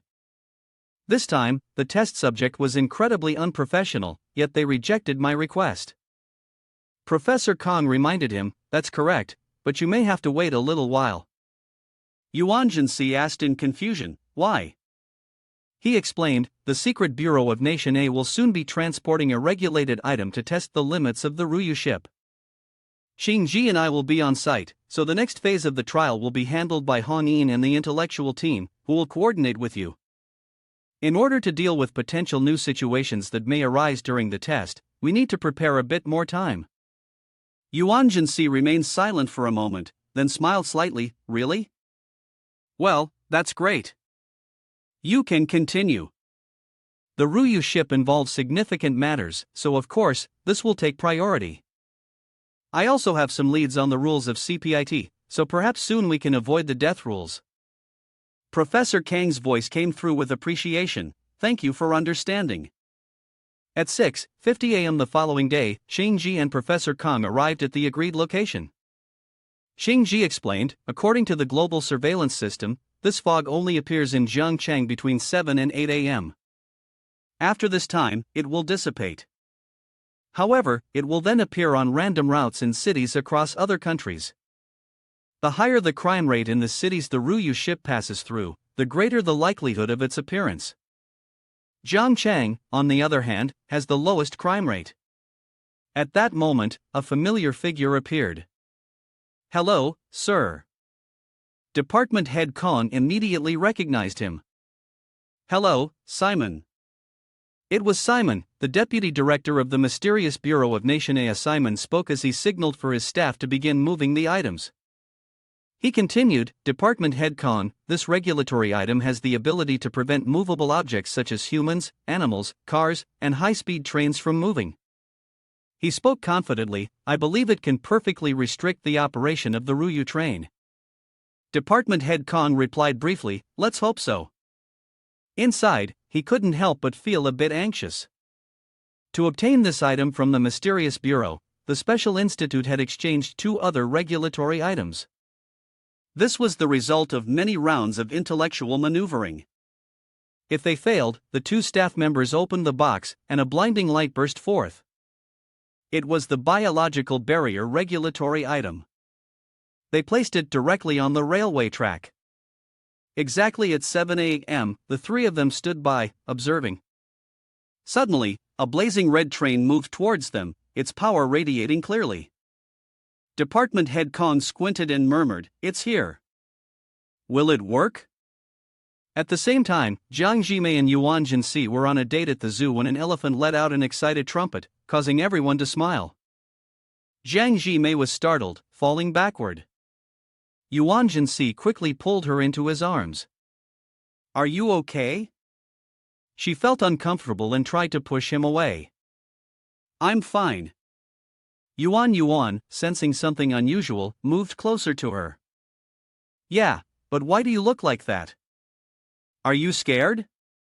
He leaned close to her ear, his whisper almost like a curse. "Scared of what?" Jiang Jimei shuddered, retreating slightly as she explained. "No, it's nothing. Just now, the elephant suddenly let out a loud noise. It startled me." Hearing this, he calmed down and looked away. "Is that so? Then we don't need to watch it anymore. What should we watch next?" She hurried to catch up, grabbing his hand. "Wait a minute." Around them, many people were watching. This was the stage in the trial process where Jiang Jimei and Yuling were about to enter the phase of confession. Before the confession, Yuling's condition had been getting worse, showing symptoms like dizziness and early-stage anxiety. The test subject could still manage these symptoms. A person disguised as a bear removed their disguise and spoke up, "Big Bear reporting, shift change surveillance received, please respond fully." The girl hiding near the tree also received the information. Everyone continued to monitor the situation, but the forecast did not look promising. Yuling's death curve was still on the rise. Suddenly, Jiang Jimei took his hand and spoke up, "I like you, can I be your girlfriend?" Upon hearing this, Yuan Si fell silent for a moment, then pulled her into a tight embrace. "Of course, I'd be happy." She forced a smile, thinking about the money she would receive. "Hang in there, we've come this far. The contract is signed, and it must be followed." Suddenly, Yuan Si's voice was filled with suspicion. "But why are your hands so cold? Your body is freezing." She shyly raised her hand and warmed it, then explained, "It's just a little bit, nothing serious." He leaned his face closer to hers. "You're lying. We're already a couple, why are you lying to me?" Realizing the tension growing in the air, she quickly stepped back and explained, "Sorry, I know it's too soon, but I didn't want you to misunderstand. I was just thinking, when can we get married?" At these words, his voice became calm again. "Am married?" Yuan Si's face turned red, and he nervously looked away. "Isn't it a bit too soon?" She draped her arm over Yuan Si's shoulder and walked forward. She said, "How could that be? Although I just confessed to you, we've actually known each other for a few days already." She continued, "I really like you, and I want to be with you. How could we not consider getting married?" The intellectuals observing this scene immediately began to speculate, "That's great. This can be seen as a new development. It seems that marriage might actually be a way to escape death." The current result was very clear. Lord Yuling had undergone a significant change, but Hong Yin remained doubtful, muttering, "Really? I feel like with the level of trouble this guy causes, isn't it a bit too simple?" He shook his head and clicked his tongue, "I just hope it's my imagination." The next day, at the marriage registration office, everyone around couldn't help but admire the couple, Yuan Si and Jiang Jimei. One person marveled, "The man is so handsome." Another responded, "The woman is also very beautiful. They look perfect together." A young man even boasted to his wife, "That guy looks like me when I was younger." In another corner, two young men were leaving while embracing each other. "Finally, we don't have to hide anymore," one of them said. At that moment, a staff member came out to greet them. "Next, please come take a photo." Jiang Jimei stood behind, observing Yuan Si, his smile still somewhat forced. This person was very handsome, but as soon as things didn't go according to his wishes, he became unpleasant to look at. Right now, he had nearly killed someone. Then, both of them stepped into the wedding photography area. The photographer began the countdown, 1, 2, 3. Just as the photo was taken, a large streak of blood shot out from Yuan Si's side. The whole crew screamed in panic, "He's dead! Someone's dead!" Suddenly, Hong Yin appeared from somewhere, holding a megaphone and shouting, "Please everyone, stop for a moment. Don't panic. We are really sorry, but we are filming a prank variety show, and the person just now was our special guest actor." Everyone froze, unable to believe their ears. What? What is this? Isn't he dead? Hong Yin continued to explain, pretending to act, "That wasn't real. Team 1, please clear the props and restore the original scene. Team 2, touch up the makeup for the actors." Suddenly, he walked over and grabbed the hand of a girl in the crew. "Would this beautiful lady like to appear on camera? The scenes we shot earlier turned out really well. You could be on TV and even get paid for acting." Meanwhile, as others were moving, Jiang Jimei left. The girl stammered, unable to speak properly. Hong Yin continued to try explaining. "Don't believe me?" Inside, he was still counting down. 59, 60. As soon as he reached 60, he pointed behind him. "Don't believe it? Then turn around and see for yourself." The group turned around once more, astonished. "Ha! What's going on?" It was Yuan Si who had stood up, wiping the blood from his mouth, calmly putting on his jacket, and exchanging glances with Hong Yin. After returning to the room, Yuan Si continued conversing with the group of intellectuals. "Failed again, do you know the reason?" The professor answered, offering his own theory. "Marriage as a method is not a bad way to escape death, but we may still be missing some key conditions." Hong Yin couldn't help but complain. "Yeah, it's really frustrating." Yuan Si raised his hand to his mouth, voicing his doubt. "The feelings aren't enough."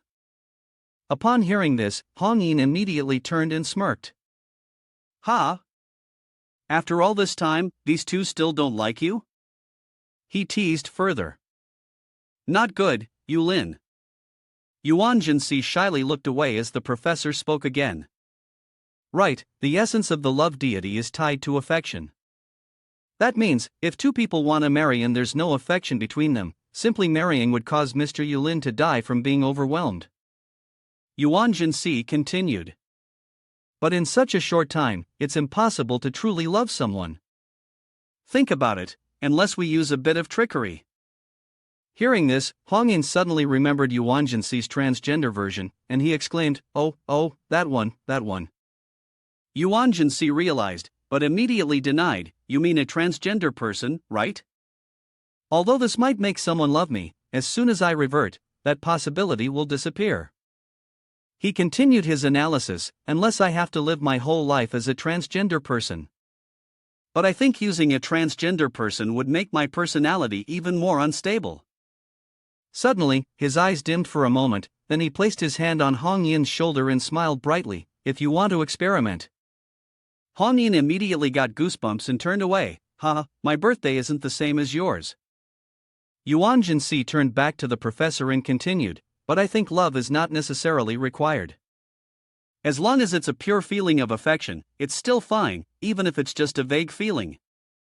As soon as Yuan Si withdrew his hand, Hong Yin quickly moved 8 meters away. In fact, looking back now, I can feel that through these 2 tests, there were some brief signs of improvement in my physical condition. Hong Yin continued his analysis, and his emotions were still controllable in the situation. I guess that at that time, the subject of the experiment must have had real feelings or love for me. But because this is an experiment, their emotions will change. Yuan Si continued to express his opinion. Lin Yu, momentarily carried away by her pride, forgot the rules and rejected me. Most of her preferences are superficial, such as appearance and strength, but not acknowledged by the god of love. As for Jiang Jimei, she tried to overcome her instinctive fear in order to complete the task. Hong Yin suddenly realized something. Oh, so does this mean we still need to bring little Shadow here? Yuan Si turned to him, confused. Shadow? Why? Hong Yin continued, the first time you activated the target rule, it was her, right? He thought for a moment. Yes, that's right. Hong Yin went on, don't you think that following the rule the first time would make the emotional aspect more stable compared to the next 2 tests? Yuan Si still didn't understand. Is that so? I didn't think there was anything special about it. Hong Yin explained, if it weren't for the department head using special props, you really could have survived for a week. That's why we feel that the vague affection Shadow has for you is at least sincere. She was the one who tried to convey disbelief to us before, so she must care about you, right? But Yuan Si immediately coldly denied it. Isn't it because of your own life? Besides, Shadow is my subordinate. Although we have a good relationship, it's also because of each person's needs. After that, you started to throw a bunch of philosophies at Hong Yin's head. In return, do you like Cheng Ji? Now that you have Cheng Ji, do you also like Kong Bing? Hearing this, Hong Yin couldn't help but doubt that Yuan Si had some abnormal CPU in his brain. Has this guy gone crazy? Suddenly, he remembered and called out, this? Right.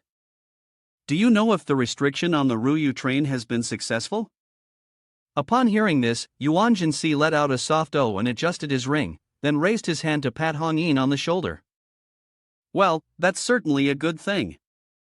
Seeing this, Hong Yin immediately felt like running away.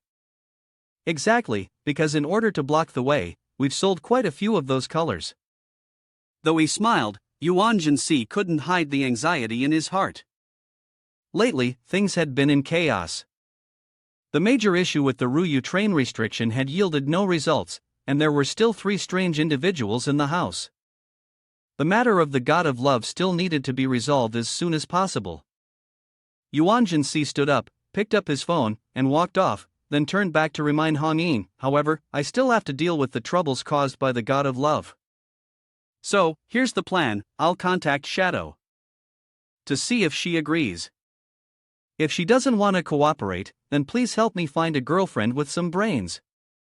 At the same time, in the bathroom, Tian Wubai was taking a shower when she received a call from Yuan Si. She quickly jumped up, answered the phone, and anxiously asked, hello, President, are you alright? She was Tian Wubai, a 19-year-old woman, 165 cm tall, currently a member of Yuling Society with the alias Shadow. She possessed the Fate Coin rule item. By nature, she was shy, afraid of trouble, lacked confidence, and hated causing inconvenience to others. The only thing that made her brave was her desire to survive. However, after joining Yuling society, the flaws in her personality had gradually started to change. Shadow asked again with concern, "President, are you still alright?" Yuan Si's voice remained cold as he leaned against the wall. "I'm fine.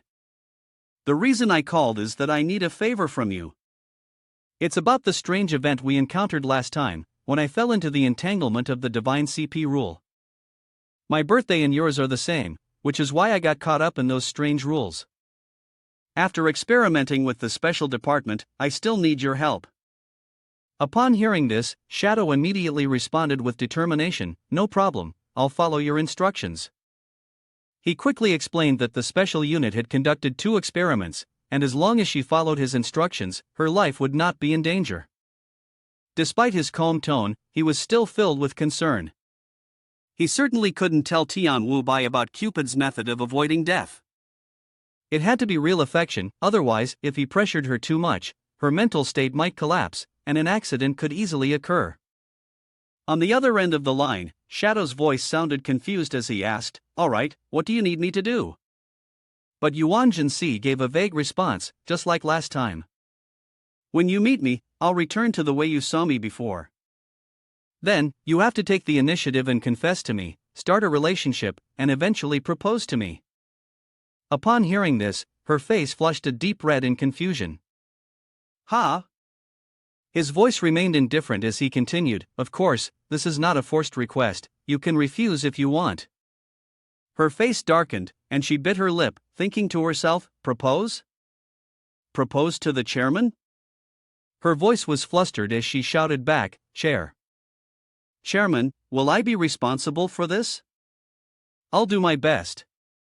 Yuan Si quickly moved the speaker away, then calmly responded, "The special unit will contact you." He then hung up and left, secretly thinking to himself, "It seems that Tianwu Bai really does have some vague feelings for me. If so, we could speed up the progress of the experiment, allocate some effort to restore the Ruyu ship to its normal condition." Although it's unclear whether this marriage step would be considered the end, and whether an immediate divorce might cause other consequences, as long as we can unlock all of its rules, imprison the fallen Cupid, and surpass the levels, we should be able to resolve the marriage ring smoothly. The only problem is that if Tianwu Bai isn't effective, it could cause trouble.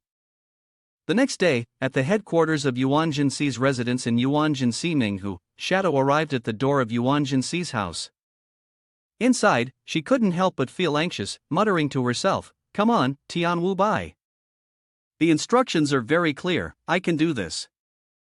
As she knocked on the door, he opened it and stepped out, his voice gentle and a smile on his lips. "Shall Bai," she blushed, embarrassed, and nervously looked away. Mr. President, I'm here to see you." She didn't notice that Yuan Si's eyes flashed with a hint of green. The following evening, he and she went to an amusement park together. Yin observed from a distance, unable to hide his excitement and satisfaction. "Oh, your advisory team is truly brilliant. This girl really cares about Yuling society, huh? The effect is miraculous, her state is completely different now." The professor next to him also nodded in agreement, clearly pleased. "That's right.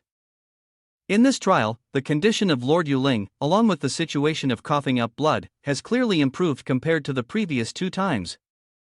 Yin, feeling frustrated, reminded, "Don't let anything go wrong again. You two should just get married already, okay?" The professor nodded in confirmation. "We've reminded Shadow to propose quickly and speed up the process. We've already scheduled their marriage registration for tomorrow morning." Yin only nodded repeatedly, his eyes glancing at the gift that Shadow was tightly holding to her chest. Yeah, it's almost time." He waved his hand and turned away, saying, "Well then, you keep waiting. I'm really not interested in these modern idol dramas. I'll go prepare for the registration first." The professor quickly nodded. "All right, leave it to me here." But Yin suddenly stopped, glanced at him with a threatening look, and reminded, "Don't report that I'm being lazy to Qing Ji, understood?" After walking around for a while, Shadow hesitantly spoke up, President, I have something to tell you." Yuan Si put his arm around her shoulder, curious, and asked, "What is it?"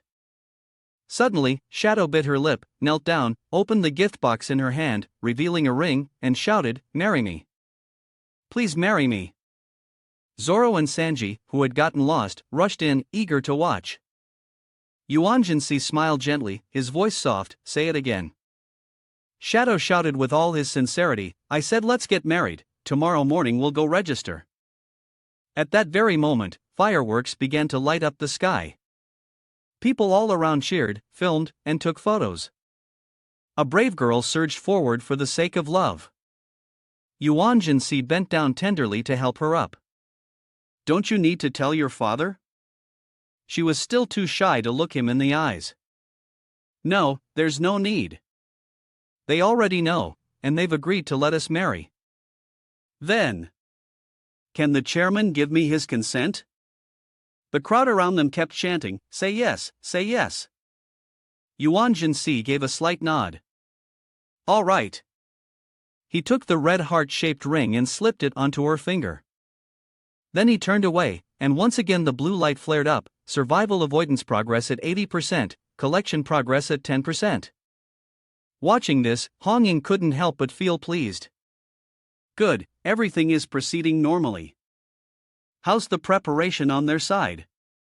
There won't be any issues, will there? The assistant beside him quickly reported, "Yes, we've completed all the procedures, established a temporary special registration point, and the special temporary contract prop has also been prepared." The assistant went on to explain about the prop, the temporary contract, and the prop's rules. As its name suggests, a contract can be established under any kind of relational condition. However, it is only valid for a limited period. The marriage registration certificate and the seal created by the temporary contract will automatically take effect as a marriage contract. The assistant continued to take notes but couldn't hide her curiosity, asking, "A marriage with a 1-week duration, exactly when Master Yuling enters his death cycle once according to the rules of the god Cupid. But why does Master Yuling have to do something so redundant? Clearly, Shadow is a very good assistant and loves him so much. For Master Yuling, marriage is beneficial, not harmful." Hong Ying turned back to look at her and complained, "These are all ideas of Master Yuling when he is in a sober state. Why are you asking so much? You've already done it, so what's the point of asking why?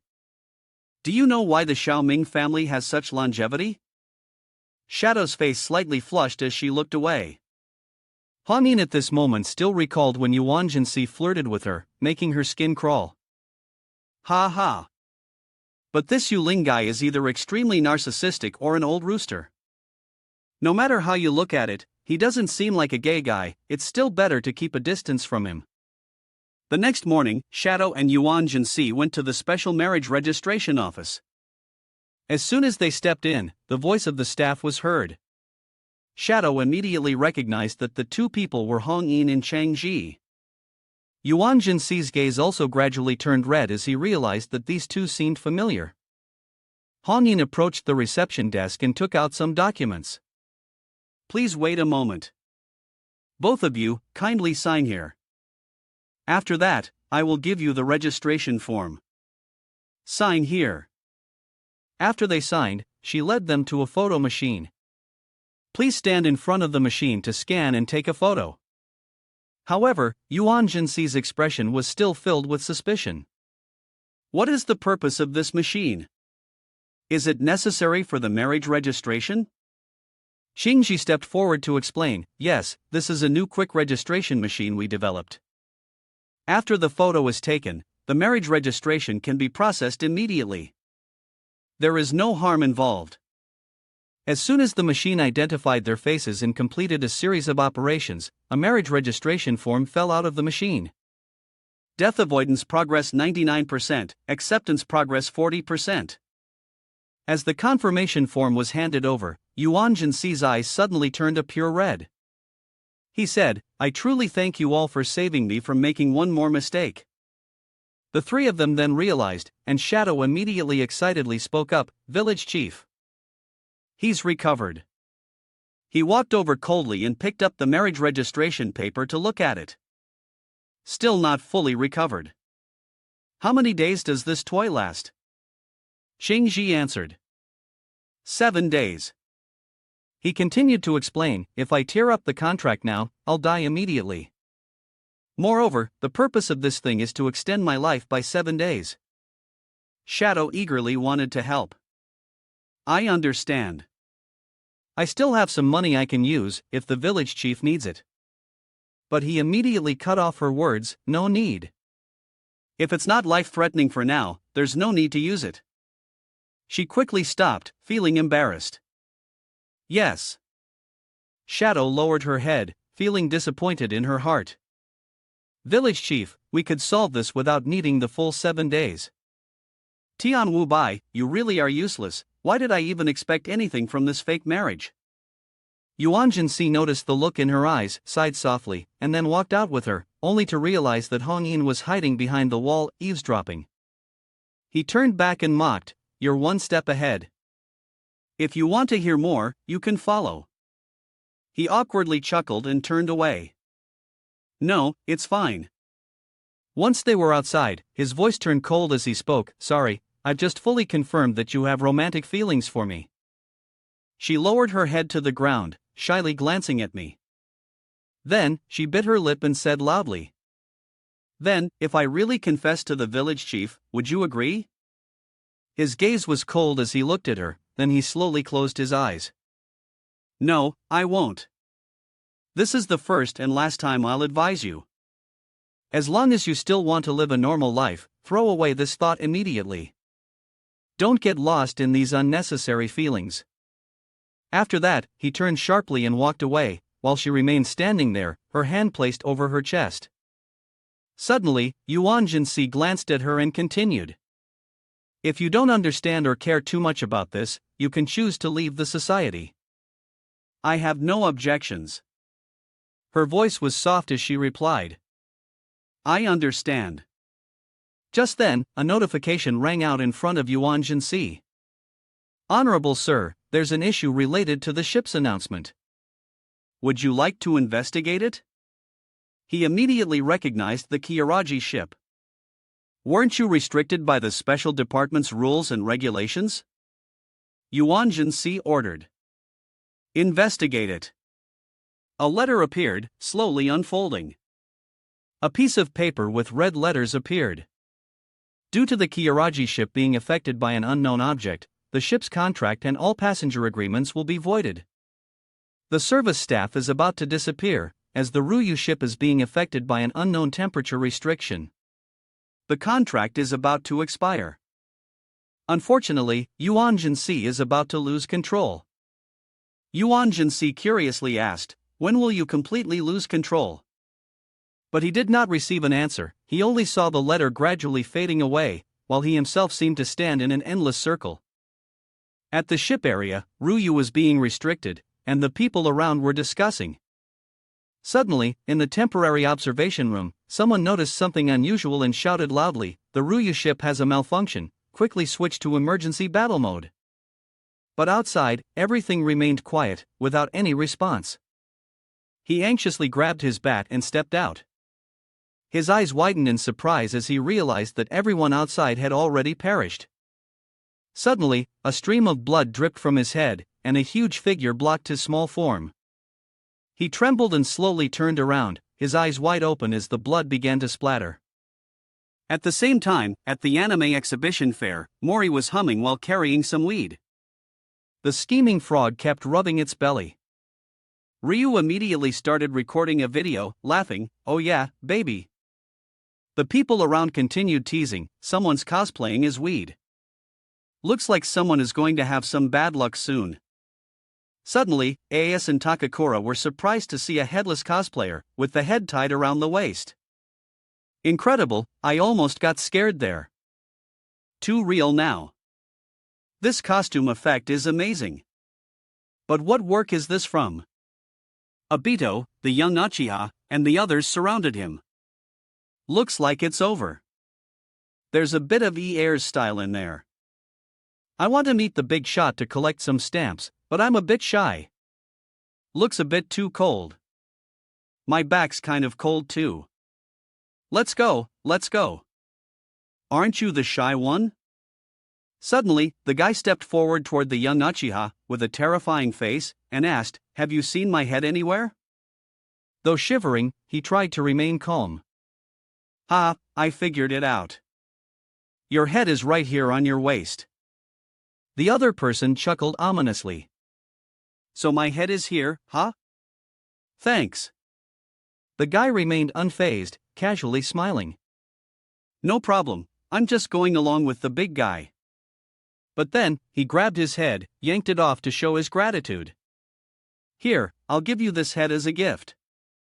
Naruto, Vegeta, and Zoro around couldn't help but admire. "That's so cool." The woman walking beside them was left stunned and surprised.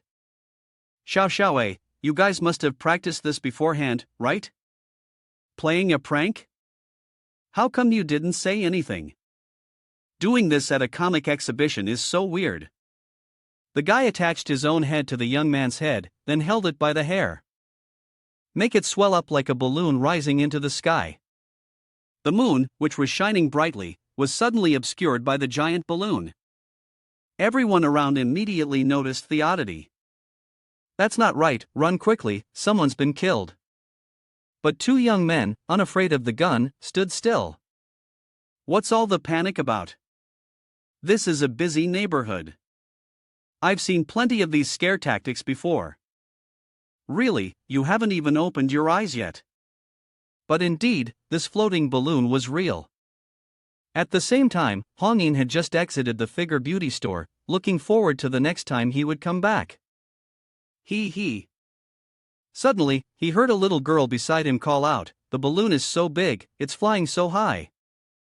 Hongyin looked over, his mind filled with doubt. A balloon. He immediately recognized that it was the heads of people floating. "What the hell is this? It's a freak show."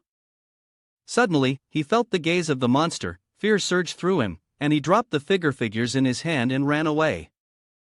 The little girl beside him couldn't help but comment, "Mom, this man is so strange." But the girl's mother quickly pulled her close and said, "Don't talk nonsense, dear." At that moment, a girl with a 90s graphic style, still devoid of color, spoke up, "This is mine." The little girl quickly denied it and eagerly pointed out, "It's not from a man who dropped it, it's over there." When the other girl didn't say anything and walked away, the little girl spoke again, "Mom, her dress is so beautiful." Hearing this, the mother shuddered and asked, "Sweetheart, who were you talking to just now? What older girl?" At that moment, Chief Kong was receiving a report from Qingji. According to the system's display, the peculiar girl with distinctly black and white features had previously appeared in the extreme East Island area. In the initial reconnaissance, she had only killed the supervisors, or rather, those with spiritual energy in their bodies. He continued, "Based on the autopsy report, some of the supervisors who died at the temporary observation station on the Ryū ship were killed because the spiritual energy in their bodies became chaotic, leading to their deaths." Qingji also confirmed when recalling the surveillance cameras in the monitoring area 40. The black and white girl on the Ryū ship killed those around her. Indeed, all the dead had looked in the direction of the strange girl. Suddenly, he remembered and anxiously asked, "How is Hongyin?" She quickly reported, "That person is quite quick, they managed to escape in time. If not, they might have used a substitute to take the fall." Chief Kong took off his outer vest and straightened himself. "She and I will take turns organizing the teams and conduct real-time monitoring. While avoiding the strange black and white girl, we will try to limit the movements of the monsters." He continued, "Although the challenges are overwhelming, we must still isolate the crowd and prioritize restricting certain monsters." Qingji quickly nodded, but then suddenly remembered, "Should we send Yuling?" "That's right. Yuling has always been sharp with information, and his top priority is probably Cupid." At that moment, Yuan Si was on the move, jumping between buildings before standing up and gazing directly at the sky. This direction was Jiangcheng University, indeed one of the best places for him to fully unleash his potential. He made his decision, in that case, let's combine Xiao Yan and Xiao Ai's abilities. He extended his hand with the eye on it, and suddenly, a powerful force surrounded him, forming a circle. Let's test the 5th grade spiritual power monitoring effectiveness. A bright light shone into the sky, and a large image of a girl appeared with eyes in the center, observing everything. He took the book next to him, and the pendant on his neck trembled. Yuan Si raised his hand to his eye, smiling softly. Focus on Jiangcheng University. Poof. Found him. His vision gradually focused on a young man in the hallway, who had been shot by the strange Cupid and collapsed. The young man mumbled, "What just happened? Did I have a blood sugar drop? Never mind, I'm about to be late for the evening self-study session." As he stepped out, a freshman happened to walk by. "Mom, look, over there, that's my dorm." He accidentally bumped into the startled girl. "Oh, I'm so sorry." But as soon as he looked up, he saw the girl's mother's face, and he immediately fell in love at first sight. He rushed toward them, causing a panic. "Hey, what are you doing?" "Mom! Where's the security guard? Where's the security?" Yuan Si, observing from above, couldn't help but sigh. He continued to watch his next target, the arrow of Cupid. Meanwhile, he wanted to contact Kong Bing. He turned away while calling department head Kong, but suddenly a worried voice came from the other side. It seemed they were having a discussion. "Department head, the headless person has been restricted by the overseer, but only for 3 more days." After 3 days, suddenly, the ring around his neck began to glow, and information appeared. On the Ruyu ship, 19 monsters had left the ship. The number of deaths caused by them is 212. Among them, the headless person had been restricted by the overseer for 3 days, and the black statue had been restricted by the blind overseer. Yuan Si was slightly surprised but didn't pay much attention. "Is it happening so quickly? Is this beyond your expectations?" On the other side, the voice of department head Kong rang out. "Yu Ling, are you currently monitoring CBIT? If you encounter a girl with an unusual appearance, entirely black and white in color, make sure to stay away." He nodded. I have to limit Cupid and figure out all of its rules." Department head Kang's voice was calm, but still contained some underlying concern. "What is your current plan?" "At the moment, we can only take priority measures and limit certain monsters. We've already begun collecting all information regarding the unsealing monsters." Suddenly, Yuan Si spoke up seriously. "I just thought of something." "What is it?" "If these monsters are the ones brought by Tu Ruyu, is that possible? Could we send all of them back to Tu Ruyu?" Department head Kong fell into an unusual silence before continuing. "All right, let's not discuss this any further. Right now, I need access to all student information from Jiangcheng University. Cupid is among them." He quickly turned to the assistant controlling the side. "No problem, I'll send you an internal access address. You can use it directly." Yuan Si casually muttered his thanks. Only then did department head Kong speak up again, regarding what Yuan Si had just said, and the words he had just spoken. But at that moment, he had already hung up. Yuan Si held the phone, reviewing the information he had just received. The highest authority of the Security Bureau, Jiangcheng Police Department, Jiangcheng Armed Forces, Jiangcheng Department of Education, and Jiangcheng Chemical Industry. He softly called out, "Xiao Yan, put the phone and the information into the eye on the palm." As he monitored in real time, he instructed to link the documents with the individuals. Then he closed his eyes, suddenly opening them wide, revealing a pair of bloodshot pupils. Looking around, surrounded by the information of the students from Jiangcheng University, everything became clear. Currently, 10 people had been hit by Cupid's arrow: 5 men, 5 women, 4 of whom had been affected, 2 men and 2 women. Leaving age aside, the 4 individuals who were affected were all of the opposite sex. Even the debauched Cupid had personal preferences, he only paired people of different genders. It seemed that the rules of Cupid could only take effect between different genders. He tapped on the file of a random person to check the details. Fan Jianshang, from Taihe County, Jiangcheng City. male, 22 years old, second-year student in the graphic design department, working in the comic book department, parents divorced. Yuan Si couldn't help but marvel at how convenient this ability was. Fan Jin Chang's memories immediately appeared before his eyes. He felt nervous among the crowd. It's ruined again, I'm so useless. Why doesn't anyone like me? Why doesn't anyone notice me? Why is it like this?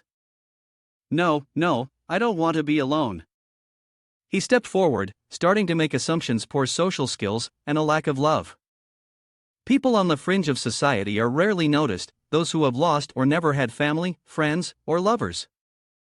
He moved toward the person kneeling on the ground, lost in thought. Hovo, my life is like a joke, no one reads it, no one laughs. Even when I die, no one will care about me. Am I any different from a grain of sand?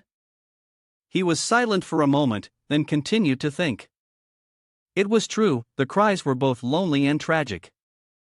However, in this world, any trace of a person left behind could eventually be found.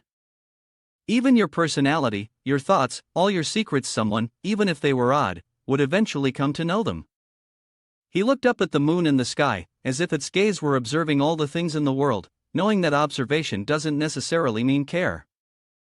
Once someone cares, it might not be a good thing after all. What's the point of thinking so much? He turned back to watch the people walking by. But is this really the condition to be chosen by the gods to be saved? No way, could it be that the oddities think I have that kind of aura about me too? He continued to reason, and moreover, the god Cupid had been discovered to be related to love. Suddenly, a person collapsed and shouted, "I will never trust love again." A flash of realization appeared in his eyes. Could it be that there was no longer any desire for love? In an instant, his body underwent a transformation. Yuan Si chuckled softly, realizing he had guessed correctly. He agreed completely with this. In this world, rather than craving love, one would be better off hoping for survival. A new notification appeared: unlock the 90% corrupt Cupid's love rule. The difficulty level was still quite high.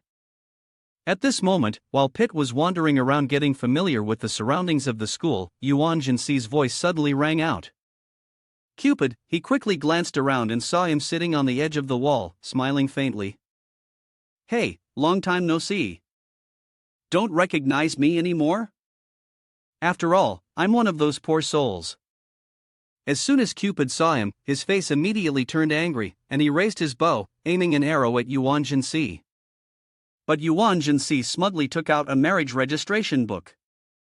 Don't be hasty, take a look at this. Right now, your arrows have no effect on me.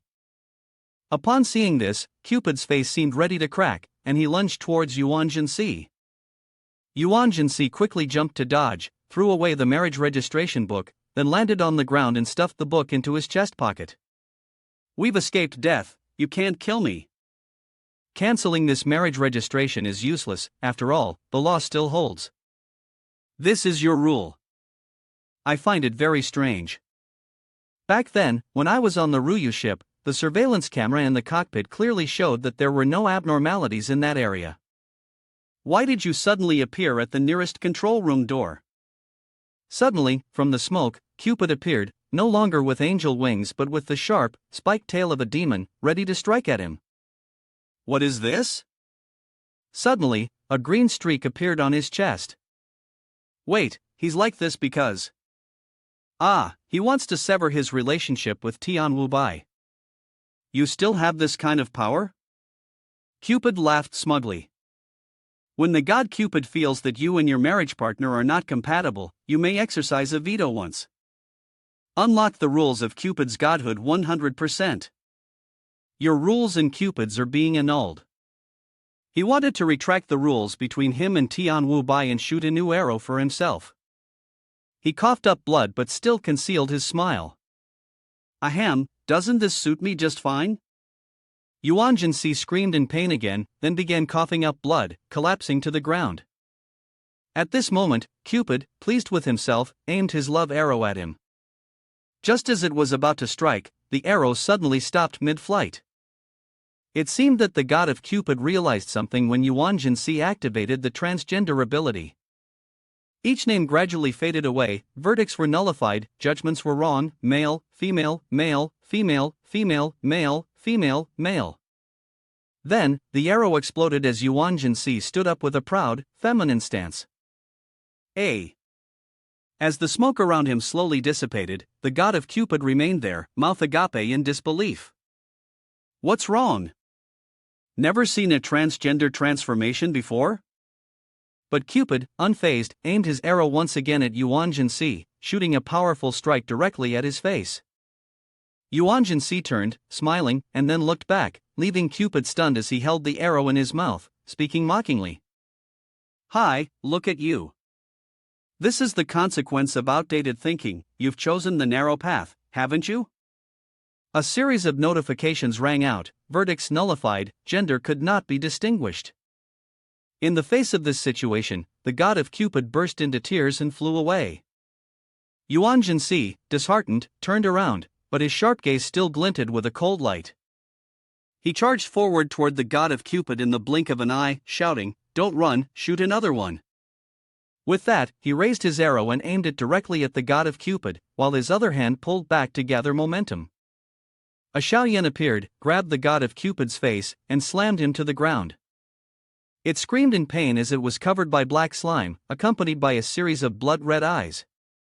The mournful cry echoed just as Yuan Si realized that the green streaks on his body were becoming increasingly dense. The announcement rang out once again, collecting the fallen Cupid's deity of love has not yet felt the bizarre fragments scattered. Total reward points for legendary breakthrough, 3 million, good evil points 1,419,681 breakthrough 1.4 million, spiritual power value 999, 5th rank, remaining lifespan 100 days. He gasped, then laughed with exhilaration. Red light surged within his body, and the green streaks immediately vanished. With this overwhelming surge of power, it felt as though he was on the verge of leveling up. Suddenly, the spiritual power value of 999, 5th rank, turned into 1000, 6th rank. A new notification appeared: you have leveled up to the 6th rank. Your ability to observe spiritual power and sense increases. You can now sense the third private hospital. He closed his eyes, then opened them wide.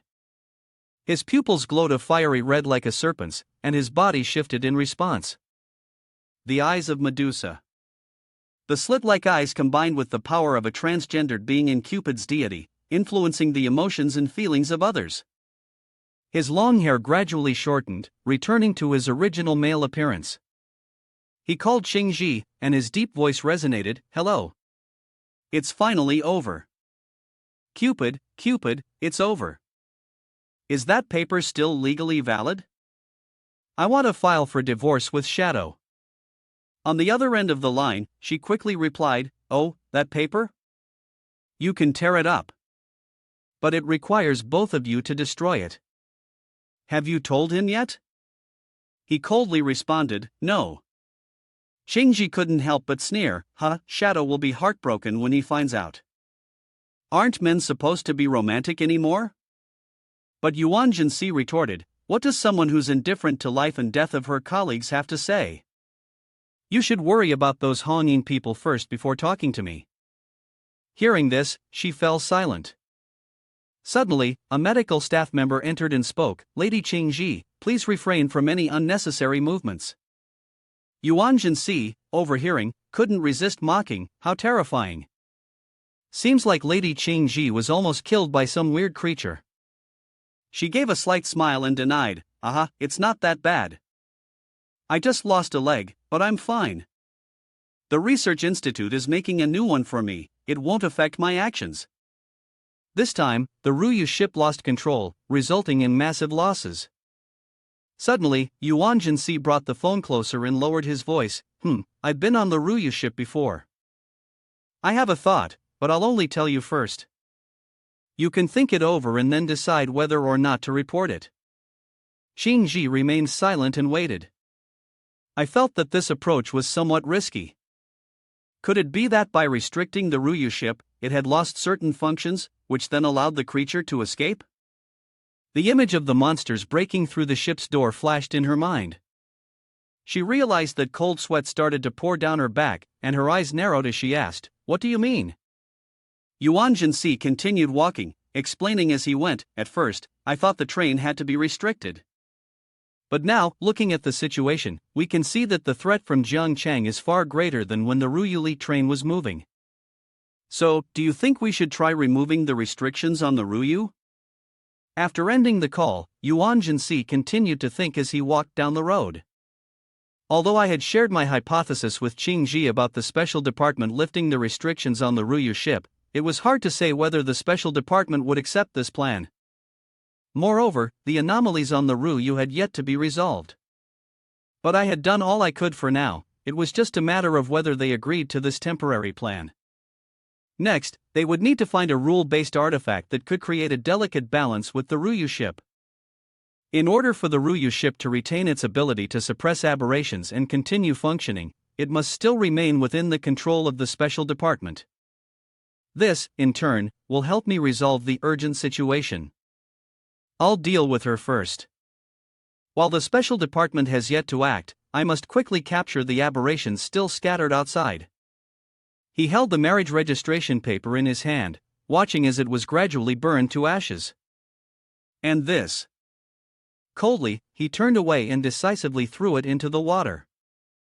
Elsewhere, Shadow had skipped meals for several days. She sat on the sofa, clutching a teddy bear tightly.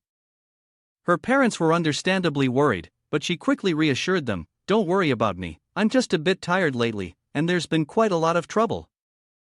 Suddenly, she sensed something strange. She hurriedly stood up. I need to go to my room for a bit." She quickly ran into her room, took out the marriage registration paper from the drawer.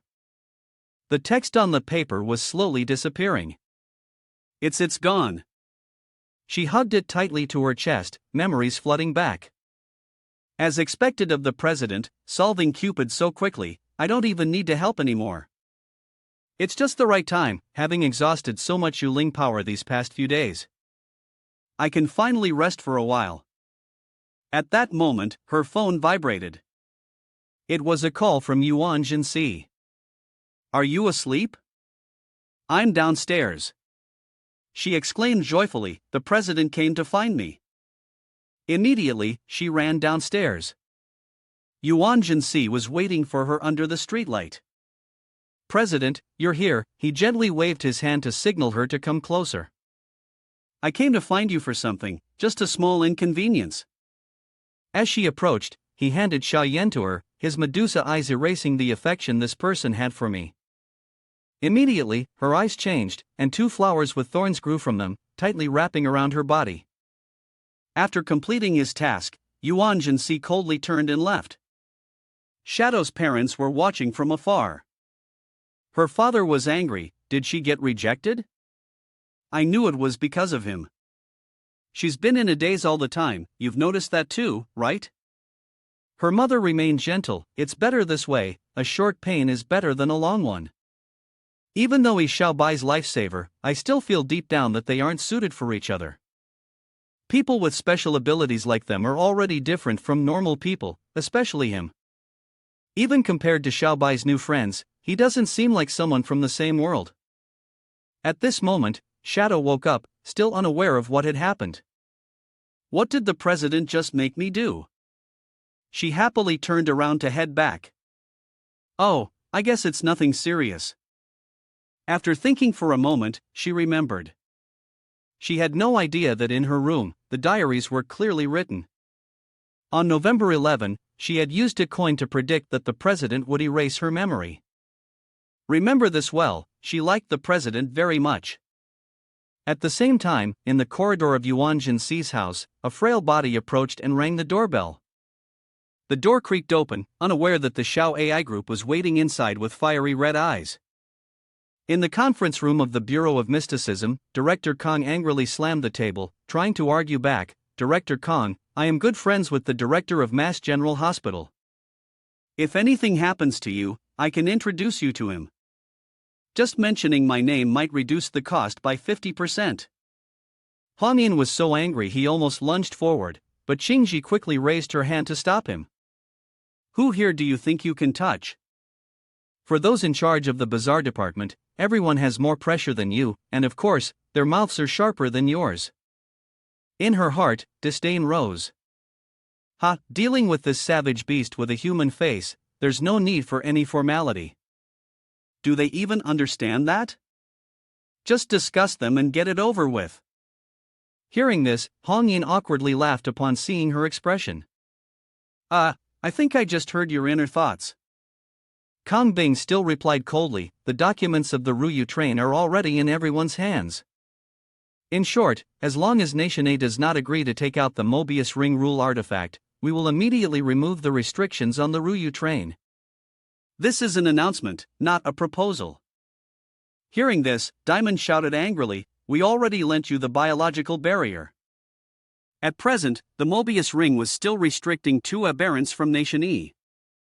Kang Bing immediately interrupted, his tone steady, if the aberrants on the Ruyu train surpass double digits, they can continuously maintain operational status at a certain location, never stopping the train.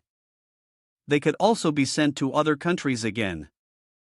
Diamond was furious but could not refute him, so he could only raise his voice, Dean Kong, this is absurd and unreasonable. Kang Bing's voice remained calm, I hold a single button in my hand. As long as I press it, the Special Science Division will release the biological barrier and restore the train's transportation. While all the council members sat in anxious silence, the H-Director of the Bureau of Mysteries of Nation A spoke up, wait. Could it be that Dean Kong doesn't know? One of the aberrants restrained by the Mobius ring is the Noble Assassin. The Noble Assassin appeared in Nation A 8 years ago. It earned this nickname because it only killed the wealthy. Therefore, this is also a common issue for us and everyone else. Nation A, being a pioneer in safeguarding global safety, has used the Mobius loop to restrict it within its capital. At this moment, Curtin, the Minister of the Special National Science Department, spoke up, saying, all right, the response to anomalies by different nations must be done with unified cooperation. I don't think Kong Bing intends to criticize the Bureau of the Mysterious. But H remained resolute, if there's no way to completely restrict the Noble Assassins, the Bureau of the Mysterious will definitely reject the threat posed by Director Kong. You can release the Ruyu ship and destroy the world. H's gaze was golden, sharp, and cold. Does Fong Bing, the department head, really want to be the leading bird in this? Suddenly, Curtin sighed and interjected, I have a solution. Internationally, there is a consumable rule item in the anomaly department known as the cloning stamp. It will clone another rule item and has a 100% ability to replicate the rule item. As a consumable item, it is used up once and disappears after use. What's more important is that using the rule item cloned by the stamp requires the sacrifice of 100 lives, a very steep price. Therefore, the smallest way to repair the loop is by using the cloning stamp to create 2 biological barriers. This type of passive rule item, such as biological barriers.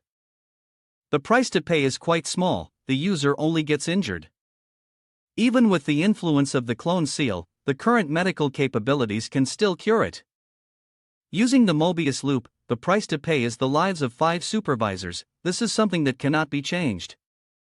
Kong Bing remained silent for a long while, then stood up, speaking calmly, I have no objections. Just as they were about to turn and leave, the ground suddenly shook. Hey, what's going on?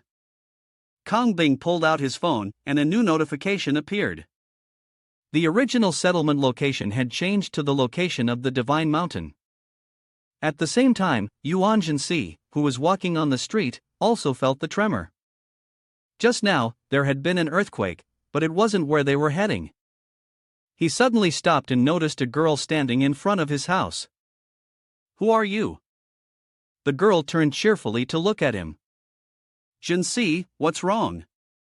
Don't recognize me? He stared at her, and memories gradually came flooding back. A year ago, the father of the original master married a new stepmother. However, they encountered a plane crash while on their honeymoon, and both of them died. The new family dissolved within a week, and the original master began to spiral, not long after which, he took over this body. The girl in front of him was probably the daughter of that stepmother, with no blood relation whatsoever to the original master. After the family fell apart, the original master naturally lost contact with her, and at most, she could only be called foster sister. Foster sister of Yuan Si, Lu Yiqi. Noticing the suspicion in his gaze, the girl was curious. Why is she here? It dawned on him, foster sister. He stepped forward and opened the door coldly. Is something wrong? She entered, closed the door behind her, and teased gently. I'm on a break, so I came to visit you first. What's up? Not welcoming me? He gave her a glance and noticed the bruise on Lu Yiqi's forehead. What's this? An injury? Aren't you hurt? But she quickly denied it. No, I just tripped on the way here. She awkwardly covered her face, blushing, and gave a light laugh. All right, let me tell you the truth.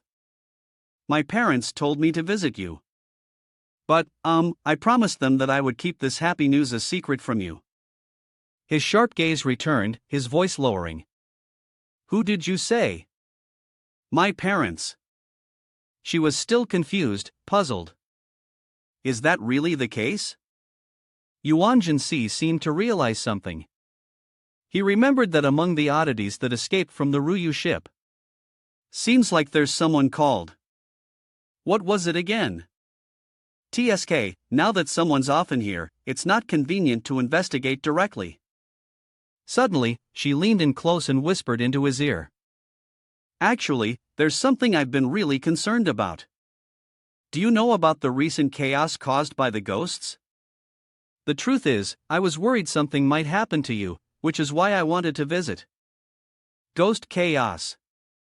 He glanced at the ghost causing chaos sitting on his couch, pretending as if nothing was wrong, then sat down. Yeah, things haven't been too peaceful lately, but don't worry, I'm still fine. Have a seat. Sis, are you saying something's happened? She sat down and began to explain. Well, that day, my place and Ajia's were not far from where the incident happened. Yuan Si looked up, curious, and asked, Ajia? She quickly explained. Ajia, Wu Jia Xiong, he's my boyfriend. I don't think I've mentioned him to you before. That day, I wasn't feeling well, so I went home earlier than planned. Ajia came back with me. On the way back, she saw a flurry of messages coming in on the group chat. When she turned her head, she saw a human head flying past the car window. Perhaps because she was so scared, she felt that something was off. Ajia asked what was wrong with her, but she felt something was wrong with him, and also with the driver, so she didn't dare say anything. Seeing Lu Yiqi holding her head in front of him, Yuan Si did not dare to act recklessly. Lu Yiqi's mental state seemed to be in trouble. It appeared that she had already been affected by the strange entity, and it had likely altered her mind. At first, Yuan Si and Lu Yiqi were almost strangers, but she had somehow managed to find his address, arrived without any prior notice, and even brought luggage with her. If she were to stay here much longer, verifying certain matters would become problematic. Suddenly, he stood up. Sister, you've come all the way here, so you must be tired. Your complexion looks bad, you should go to your room and rest for a bit. My old room hasn't been fully cleaned out yet. She looked flustered as she tried to stand up. Yeah, that's fine. Yuan Si snapped his fingers, causing her to faint in the chair. His eyes were bloodshot as he moved closer and touched her neck. I'll deal with the strange entity first. She won't wake up until I'm done. He opened a notebook and began to check the list of strange entities monitored by the Ruyu team. The entity she encountered was in the process of unlocking its records.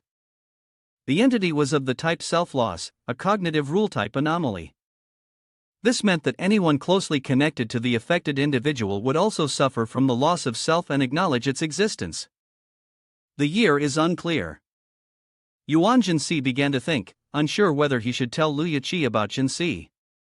If he told her, would it violate the death rule? There was also a very strange question: can a soul leave behind two deceased individuals at the same time?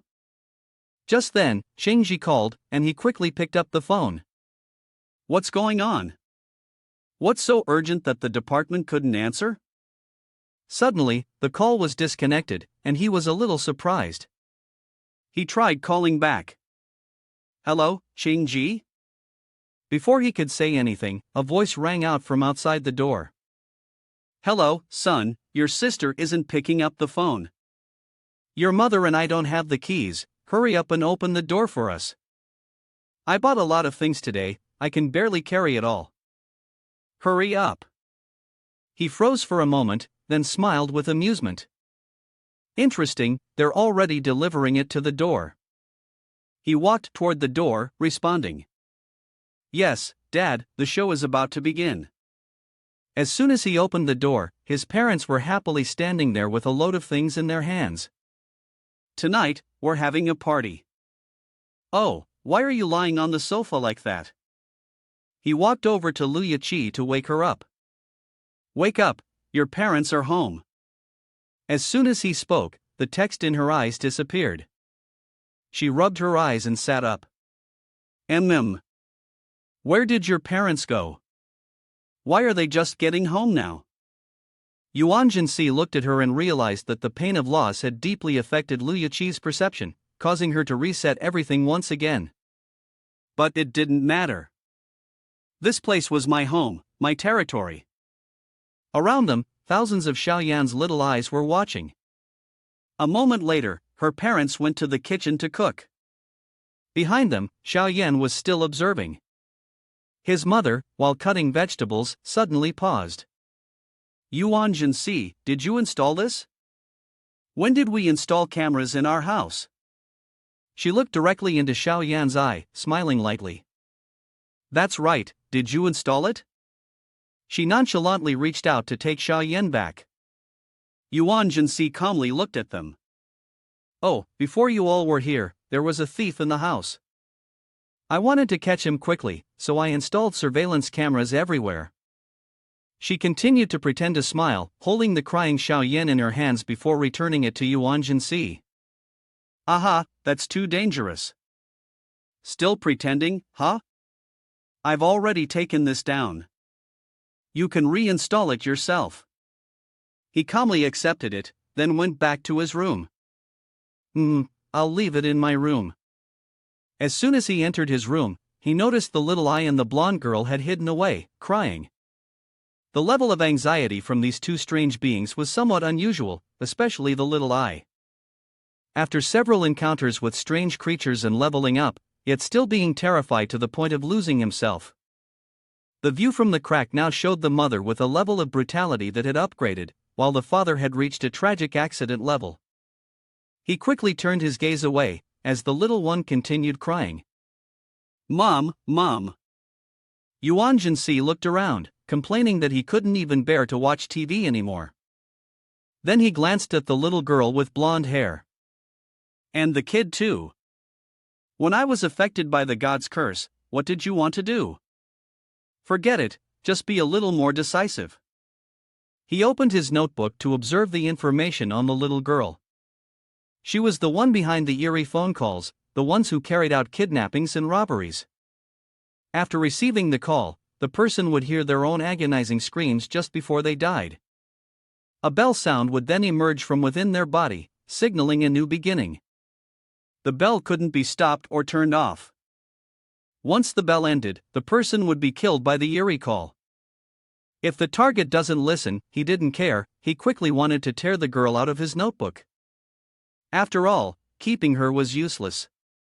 Seeing the little girl tearfully running towards him in fear, at the same time Xiao Ai appeared and reminded him, Master, please spare the girl this time. Actually, she hasn't done anything wrong. Yuan Si turned around and quickly put the notebook away. Xiao Ai, I feel that this loss of self is not quite right. She seemed to know little about it as well and merely shook her head.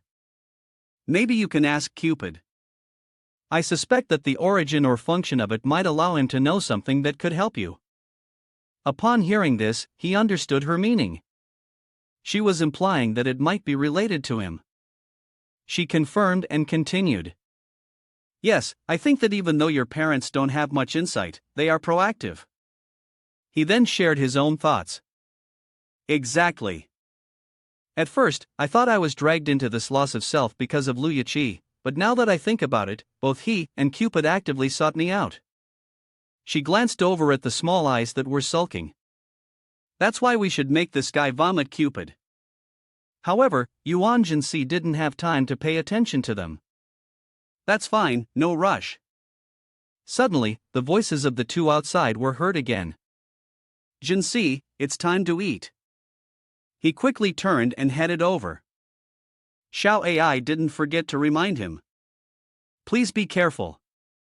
For now, my rules cannot directly conflict with them. Yuan Si paused as he realized the meaning behind her words. Them? I believe you meant them. I think I just sensed something. 2 streams of breath, I wonder if my judgment is wrong. After stepping outside, the surroundings felt warm, like a normal family, but Yuan Si remained on high alert. The colors of the food showed no flaws, but it was still unclear what exactly they had cooked. He remained silent while Lu Yiqi kept sighing in admiration. It smells so good. He glanced at her with some suspicion. If she were to eat this strange food, he wondered if his cousin Lu Yiqi could survive it. His mother proactively picked up some food for him. Si, I remember you like beans a lot, try some. Seeing this, Lu Yiqi also began serving herself. I'm eating too. Suddenly, Yuan Si cleared his throat. All eyes turned towards him. What's wrong? He remained calm and played along. Nothing, I've already eaten at school, I can't eat anymore. The two of them remained silent for a moment before his father spoke up. Si, do you have any objections to your aunt? I've already talked to you about this before. His mother also pretended to be gentle. Is that so? If you're full, then don't force yourself. Yuan Si seemed displeased with this scene, playing the role of someone with a conflicted expression. Was he pretending to have a split personality, or were there actually 2 strange creatures here? It is necessary to approach the situation differently. The most important thing right now, he turned to Lu Yiqi and asked, Sister, I bought some things. Can you come downstairs to get them with me? She immediately complained, What now? I haven't even had a bite to eat yet. But upon receiving his slight nod, she reluctantly agreed, All right, fine. I'm so hungry. After they left, the other two remained silent, continuing their act, moving quickly, and then quickly returning. He didn't respond, simply walking on without activating the death rule of the strange creatures. If that's the case, after reaching the stairs, Lu Yiqi hurried ahead, Hurry up, the food will get cold soon. But suddenly, he called out loudly, Lu Yiqi. She was startled and turned back, What is it? Why did you call me by my full name? His body seemed like a demon giving orders, Wake up. A flood of memories surged in Lu Yiqi's mind, the plane crash. I'm very sorry, Miss Lu. Please bear with the pain, as we carry this sorrow with us. Farewell to them. She immediately collapsed to the ground while he remained cold. Lu Yiqi, from now on, if you want to keep your life, you must follow my instructions and learn to revolve around the 2 things in that house. She let out a soft cry. Tears still streamed down her face as he coldly walked away. She ran into some trouble. If she wants to keep living, then I'll give her a mission. Treat them like her parents, send them a message, make up a reasonable excuse to stay outside longer, and I'll take her to a place. Inside the house, the 2 men received the message from her, but their faces remained cold and lifeless. After that, he led her to the security office. Lu Yiqi froze when she saw the security office. Just then, a young woman ran out and called him, My lord, you're here. He calmly walked inside. Where is she? Is she brought here? The woman quickly pointed the way, She's waiting for you. All right, thank you. As he entered, Lu Yiqi widened her eyes in surprise when she saw a Jia.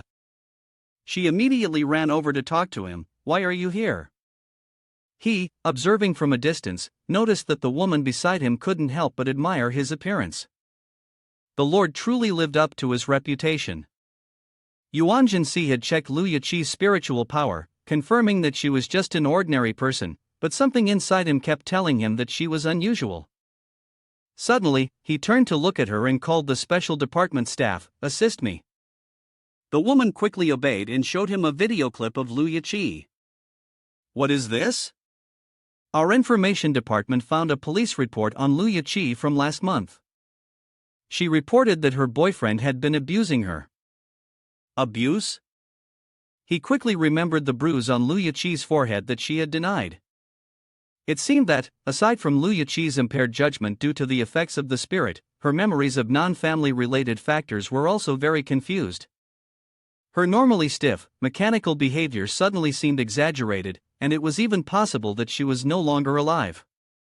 They then entered the interrogation room. Lu Yiqi curiously asked, "Did you bring me and my boyfriend here because of my parents?" He noticed the tension and hurriedly reassured her, "It's pretty much that, but it's nothing to be nervous about. We're just following the regular procedure." Ajia then became agitated and shouted, "What on earth happened that you insisted on calling me to the security bureau? Acting all mysterious like this? You're Yiqi's younger brother, right? I remember you were still a student, weren't you? What's going on? And now you're interrogating me?" But he quickly exposed him. When something happened to Lu Yiqi, it seemed like he didn't care at all about her well-being. Hearing this, he froze and awkwardly tried to explain when he noticed she seemed upset. Well, it's not like that." Yuan Si calmly explained, "Lu Yiqi's mother is alive again." Hearing this, Ajia froze, unable to believe it. "What? I was with her mother before." Then suddenly, he sat down, holding his head, muttering, "This is wrong, she's dead. She's alive, she's dead." Yuan Si continued to analyze the range of influence of the vengeful spirit. Its scope would affect the closely knit relationships of humans. If even an unmarried lover could be affected, then there was no need to mention immediate family and relatives. He had also unlocked the rules of familial bonds for the vengeful spirit. The vengeful spirit would alter humans' perceptions within the network of relationships. The larger the familial bond, the deeper and stronger the influence. Yuan Si had only read halfway when he grumbled, "What is this? Only half unlocked?" As for why it couldn't affect his own perception, like Cupid, only Lu Yiqi and Wu Jiexiong were influenced. Perhaps it was because his spiritual power level was too high. But then there was a problem. If the vengeful spirit's level wasn't high, why would the underlings be so terrified? Was it a rule that treated the underlings as family, or was there really another strange entity more powerful and closely connected to it? Perhaps both were true. Suddenly, Lu Yiqi's voice rang out. "Call him, Yuan Si." Isn't the sister going to cooperate with me? Can we make Ajia regain his composure?" The young man kept muttering like some rapper. "Dead, but still alive," he replied calmly. "Has she really lost a piece of her memory?" He still maintained a close, caring attitude toward Wu Jiexiong. As soon as he snapped his fingers, Ajia froze and fearfully said, "I remember now." "So, does that mean there really are ghosts in this world?" Lu Yiqi, who was standing beside them, explained, "Yeah, Yuan Si Ba was similar to the ghostly air balloon we almost encountered last time." Seeing that they had calmed down, Yuan Si reached into his chest pocket and took out an ID card. "If both of you have regained your memories, then let's begin. I am Yuan Si, one of the people responsible for handling strange cases in Jiangchang. You can call me the supervisor." He placed the ID card on the table and continued, "Originally, I called you here to ask for your cooperation in investigating the bizarre case of the lost souls. But from your reactions, I think I've gathered some information.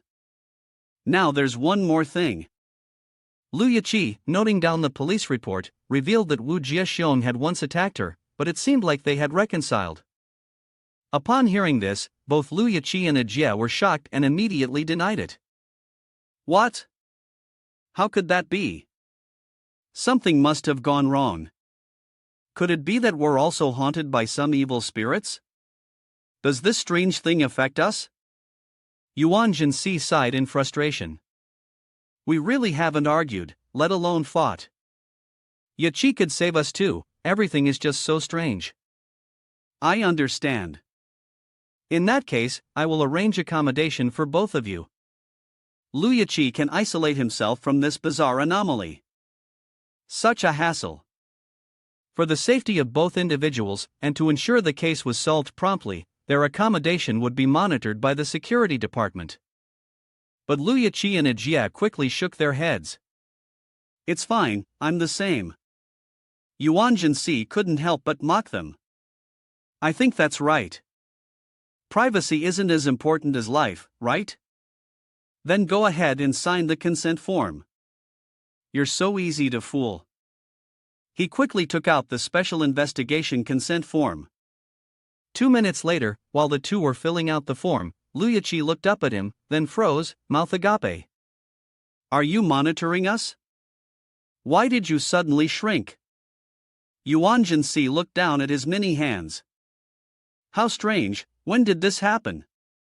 I didn't notice any major changes in my body. I'd become smaller. He looked at his body again, now resembling a baby version of Yuan Si. He quickly jumped off the chair.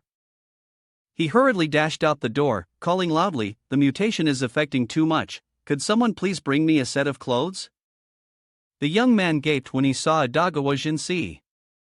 Lord Ji Yuling and Si Jing's eyes lit up when she saw him. Wow, so cute. Upon seeing this, baby Si fixed her with a sharp gaze. Warning, what are you looking at? Aren't you going to leave?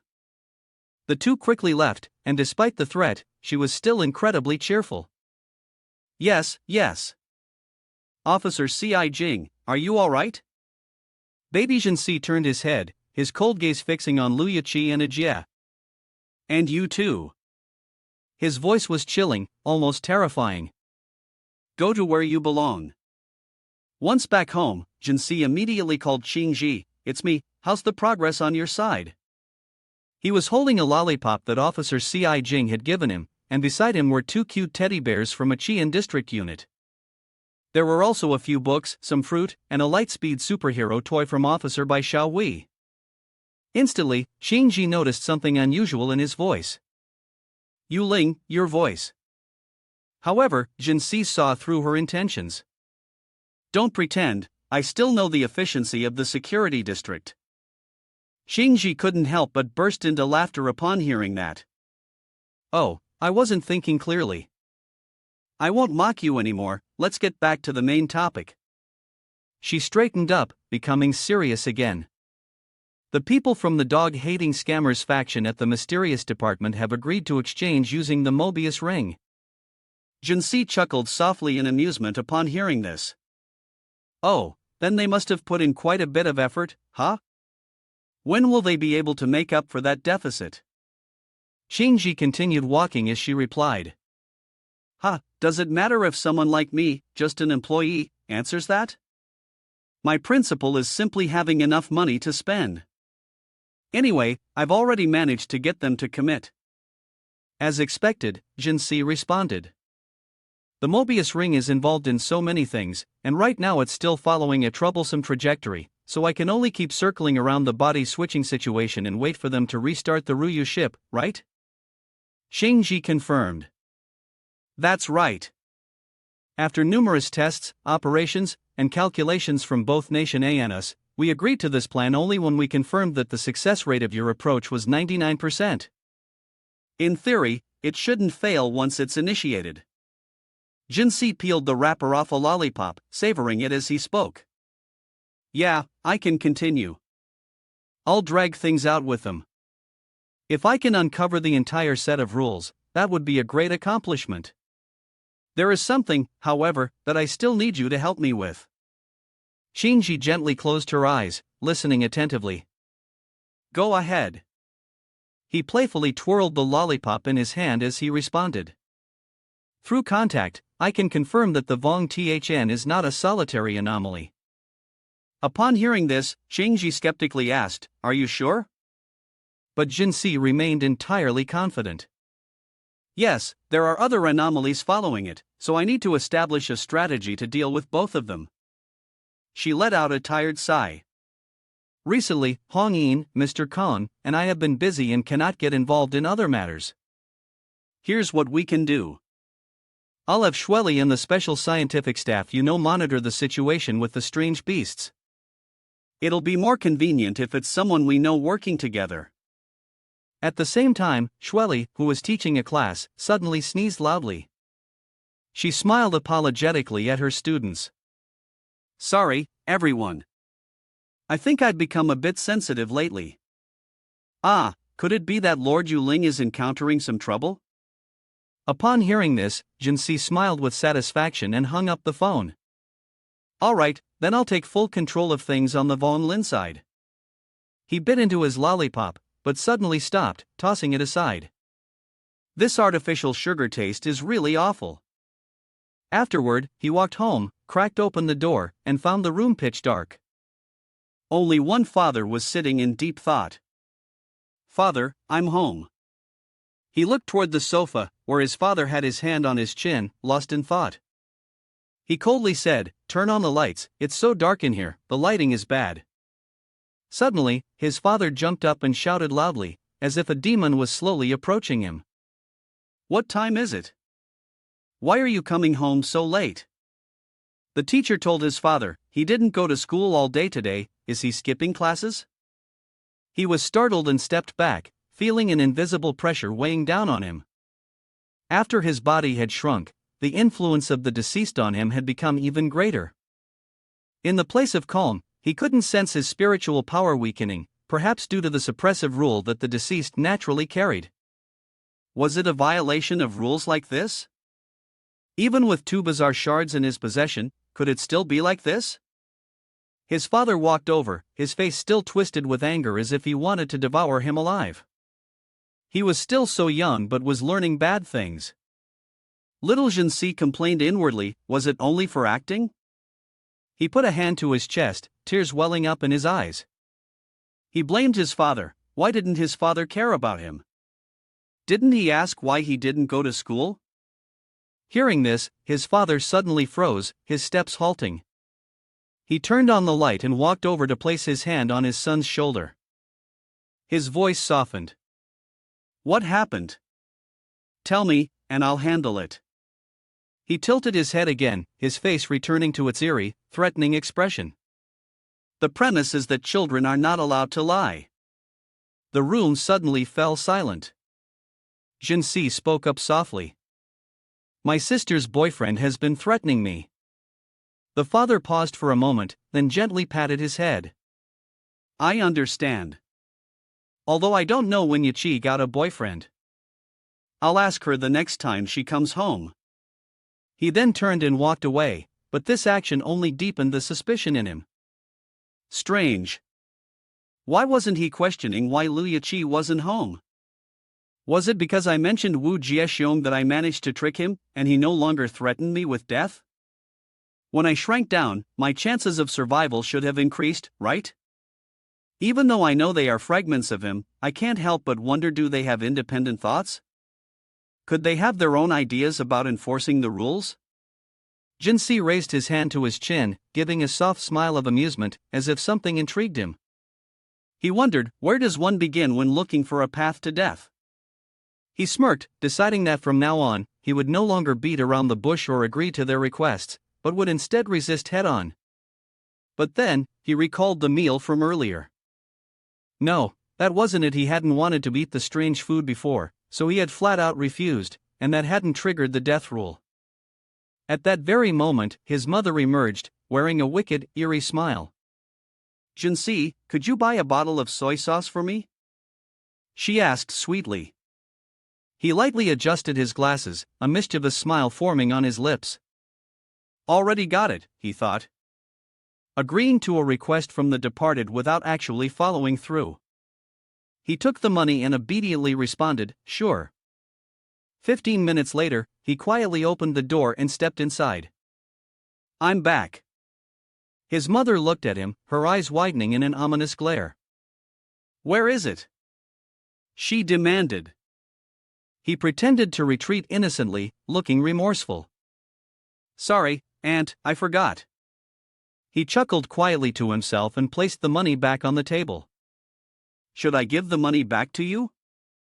The mother stayed silent for a moment before turning and walking away. Then I'll go buy it myself tomorrow. Consider this money as your pocket money. He pretended to obediently reply, Yes, thank you, Aunt. Afterward, Yuan Si returned to his room and immediately began coughing violently, spitting out blood. The bizarre and strange entities represented familial bonds. If one agreed to their request but failed to act on it, it would sadden them. He collapsed to the ground and burst into hearty laughter. Indeed, the rule has been activated, but even after the activation of the deadly rule, I'm still alive. Is it because I've collected more bizarre fragments, or is it yet another stir from him? At that moment, Shueli called, and he quickly picked up. Hello. On the other end, she was checking the surveillance cameras, her voice filled with surprise. Lord Yuling, it's Shueli. You need to check the camera right now. The strange entity is chatting normally with someone else online. Little Yuan Si asked in confusion, chatting? Both of them quickly looked at the computer screen, where the father was scrolling through social media. From my observation, it seems that it's not merely imitating humans, but actually having a conversation. What do you think? Do you think it could really develop its own thinking? Shueli asked again, her tone still filled with doubt. In the past, the strange beings imitating humans were very clumsy. It was only by guiding humans into their rules that they could captivate them.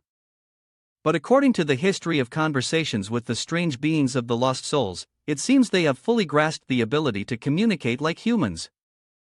My lord, I have already reported this to the advisory team. We hope you can continue communicating with the strange being of the lost souls. Yuan Si gently wiped the bloodstain from the corner of his lips. A displeased voice reminded him, that's not a problem. But you should remain calmer, don't overreact every time you discover something new. Those words felt like a knife stabbing into his pride, making Shueli quietly uncomfortable. Apart from relying on props, she couldn't think of any other solution. Sorry. He gently opened the door and stepped out. All right, I was just complaining a bit. Shueli's team continued observing. At this moment, as Yuan Si stepped out of the living room, he also began thinking and making judgments. Upon reconsideration, it wouldn't be surprising if they evolved individual thinking. After all, familial affection is a form of emotion, and once there is emotion, thinking is inevitably born. Upon reflecting, the strange entities encountered after entering the hospital were all connected to him. They were similar to spirits of the deceased, indicating that these anomalies had consciousness, which wasn't terrifying. By collecting them, the secrets behind him could be uncovered. With this thought in mind, he opened the door and walked straight into his father's room. Dad, I need to talk to you. He remained silent for a moment before slowly turning around, his cold expression locking onto Yuan Si. What's the matter? Yuan Si gently adjusted his glasses, his eyes sharp and resolute as he replied firmly. I want to move out. Upon hearing this, his father was taken aback, standing up abruptly. Yuan Si continued. There are strangers in the house that I'm not comfortable with. His father appeared confused and approached him. Is something wrong? Why are you suddenly saying this? Yuan Si's expression shifted to one of sadness as he explained. Because I can't endure it anymore. I've thought it over, and you remarried without asking for my opinion, so I'm just letting you know. Just as he turned to leave, his father quickly chased after him. You're still a minor, you have no money, how can you live on your own? But Yuan Si coldly responded. You don't need to worry about that. Suddenly, a deep voice interrupted. Wait, you can divorce her. Yuan Si looked up in surprise as his father began to nervously explain. But not now. Actually, there's something complicated about me and Aunt's marriage. He placed his hand on his chest, his face filled with sorrow as he walked towards the boy, but the boy only squinted in disbelief and turned away. Yuan Si, do you trust me? The words were hard to say. His smile began to turn sinister as he tried to persuade Yuan Si, but the boy, too, was well aware that this strange being could improvise at will. If he hadn't already known he was dealing with a freak, he might have almost believed him. But what did this statement mean? Was he preparing to separate and consult another freak? No, this was leading him to utter the death command that he wanted to hear. His smile grew even more grotesque as he repeated, "Do you trust me?" The boy gently placed his hand on his chest, chuckling as he considered testing his luck. At the same time, Shuali's group, who were observing, were equally stunned. My God, it's impossible to tell that this is a freak. He looks exactly like a human. Lord Yuling, is he really fine? Shuali turned to remind them, the freak was deeply inscrutable. But that's Lord Yuling, using infinite death as a trick. The only thing we can do right now is trust him. At that moment, little Yuan Si on the screen boldly spoke up, "I trust you, Dad." The entire group froze and looked at him, and suddenly, Yuan Si felt a tremor in his body. He looked up and noticed that his father was slowly growing larger. Have I shrunk again? No, that wasn't it. He couldn't move, and his strange heart had already left his body. Shuali quickly and anxiously reminded, "Hurry, contact the highest authority of the Special Affairs Department directly and use the emergency plan." I've already called. At that moment, Yuan Si was nothing more than a puppet lying on the ground. As the memories from the past connected, he finally realized. So the second anomaly is a puppet. After escaping from his pursuit, the other had evolved into a more complex set of rules, making it difficult for the supervisors to track. It seemed to have harmed quite a few ordinary people. As for how they supplemented each other's rules, it was highly likely that one of the rules was created by that person. That's why the anomaly that activated the rule before him was the gray-shouldered puppet, while the others were bodiless souls. The expression of the anomaly was full of greed as it moved toward him to grab his heart. It devoured Yuan Si, but its body quickly became violently agitated, trembling. However, trying to limit me isn't so easy. The message is displayed now. The lifespan is reduced by 1 day, leaving 99 days. The doll containing Yuan Si's body gradually shattered and exploded. Based on the records of this monitoring process, what caused your timely death was the special department's props the death record. You chuckled in satisfaction when suddenly your body was reborn once again, causing the strange creature to gape. Your cold voice rang out. Hey, that's enough of the show. You extended your hand straight toward the strange creature. Give me back my things. Xiao Yan stared directly at it, causing it to start distorting. The heart of the creature tried to escape, but the creature's stubbornness caused its body to be torn apart, and the heart fell directly into Yuan Si's hands. The monsters I take in will completely belong to me. You returned the heart to your own chest. Then, coldly, you walked toward it while coughing up blood. Now answer my question. My father has been dead for a long time. His true identity was actually a puppet monster. But before you could finish, you noticed something. Wait a minute. Then you collapsed, beginning to cough up blood. Hey, you don't want me to finish, do you? As you collapsed, a worried man rushed toward you. Yuan Si, what's wrong with you? Yuan Si looked up in doubt, wondering what was going on. He used his heavenly eye to point towards the man, but before he could do anything, he collapsed, coughing up blood continuously. The people in the monitoring room couldn't help but be surprised. Why is Lord Yuling vomiting blood? Kong Bing, who was observing at the time, made his own deduction. The rules of the soul's body are extremely complex and are now being further perfected. It's now more capable of dealing with Yuling revealing his true identity. The members of the special room, hearing this, began to become cautious. That's terrifying. Kong Bing quickly suggested a course of action. Yuling isn't dead yet. The soul's body will continue to play the role of the father.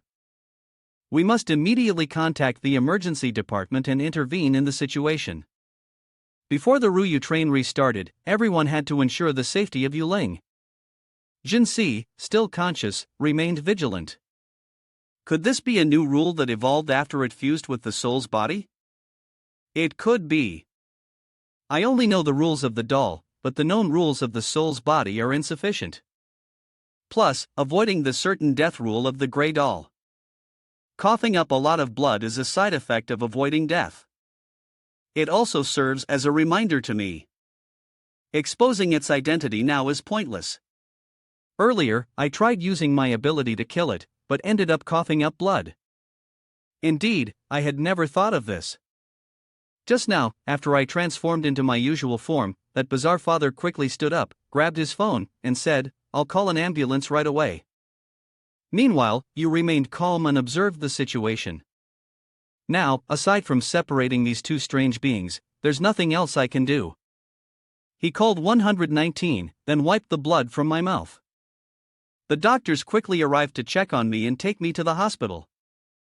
Family of the patient, there's limited space in the ambulance, please make your own way to the hospital. He watched as I was taken away. At that moment, the members of the special investigation team began removing their disguises. Sir, if you're okay, we'll have a video conference at the hospital later. Yuan Si also realized and quickly sat up. I'm fine, just lost quite a bit of blood. Can you handle things with the strange beings? A girl subtly removed her mask and continued, no problem. By the way, there's one more thing. Lord Qingji wants to inform you. I curiously turned to her, and she quickly explained. In the details of a case from the nearby city's police team, there was an unidentified body found behind the mountain at the City Art University. It happened behind the mountain of a certain university. When the special team and the guard dog began to dig the soil, suddenly, a person with a repulsive expression realized something. Here, this is. The people around them started to gather. Yeah, it's a mutilated corpse, or you could say, human flesh. The dog accompanying them also began to get agitated. It moved closer to sniff, then ran back to report. The working dog confirms the scent of strange residue. Prepare to transfer the body to the special department. We proceeded to check the DNA data. Suddenly, a sense of unease flashed through his mind. City Art University is Lu Yiqi's school. Could it be? He turned to ask, Lu Yiqi, the one who's locked up, is my sister, and her boyfriend as well. Is there something unexpected going on? Or maybe they're trying to escape? But she immediately denied, no, they're both perfectly normal. However, the others exchanged glances as she hesitated to add, that Wu Jiexionggai seems a bit too relaxed. He knows we're watching him, but he. Yuan Si still asked, curious, what about him? She was clearly frustrated as she repeated it, but when Lu Yiqi went out for a meal, he was with another girl. She clenched her fist, remembering how he had pinned her against the wall. Wanted tonight? She became even more irritated and continued speaking. The police station only conducts surveillance, not interference, but aside from the infidelity, there are no other strange changes in their behavior. Yuan Si thought for a moment. I understand. As for the unidentified corpse you mentioned, you should investigate Lu Yiqi. The whole group was surprised and puzzled. Lu Yiqi, yes. Suddenly, he turned to them as if remembering something. Oh, and there's one more thing. Later, at Zhangcheng Central Hospital, in his private restroom, Yuan Si was resting while speaking on the phone with Kongbing. I heard you've run into some trouble. He answered calmly. Yes, right now, the rules of the two anomalous spirits and the role-playing doll have merged. I want to find the key to separate them. When the other side fell silent, he continued. So I want to know, when my father and his wife's plane crashed, was there a doll on board? At this point, the other side began to voice his doubts. Role-playing doll? I remember that its soul was very weak, a low-level anomaly. He then asked in return, is there any record in the special department? He quickly recalled and sighed. At that time, Honging killed the student who was disguised by the doll, but that student had already died a long time ago. the doll was skilled in transformation and hiding. Afterwards, the special department still couldn't find any trace of its soul. The family of that student still holds a grudge against Hong-in to this day. He also suddenly remembered. That's right. Tianwu almost fell victim to this strange creature too. Once it gains the trust of a person and responds outwardly, the doll will replace them.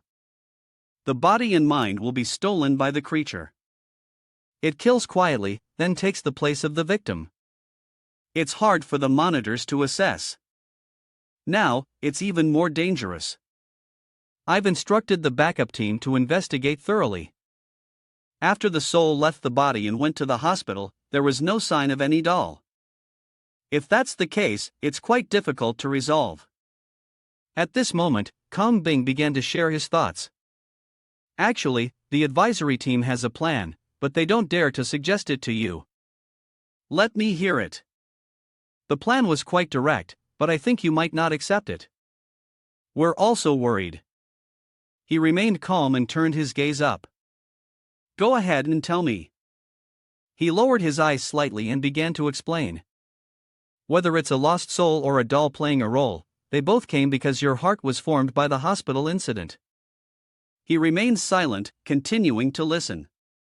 Then, the special department could help you restrict your heart to another place. You didn't hesitate and directly replied, I refuse. Kong Bing didn't seem surprised. If we are in a partnership, it's better to maintain mutual trust. But Yuan Si quickly responded, I can tell you, I can truly use the sinister heart, which is also the rule of human hospitals to counter the sinister, meaning that there is not just one power, but I hope as few people as possible know about this news. He calmly answered, that is normal, only core members should know about your abilities. However, under the table, he clenched his hands together in speculation. Indeed, Yuling could use the power of those strange rules, results that humans had been unable to verify for many years, yet he had accomplished. At that time, in the near future, the position of department head, no, even the position of global supervisor would be given to the one with the power to hold it. Truly, he was the right person for it. Just then, there was a knock at the door. Dian Yi entered. The department head turned slightly. Dian Yi stepped forward and began to report, Hello, Mr. Yuling. There was no doll on your parents' plane at all. It was nowhere to be found, either before or after the flight. Speaking of which, it reminds me of a similar incident related to the death of a relative.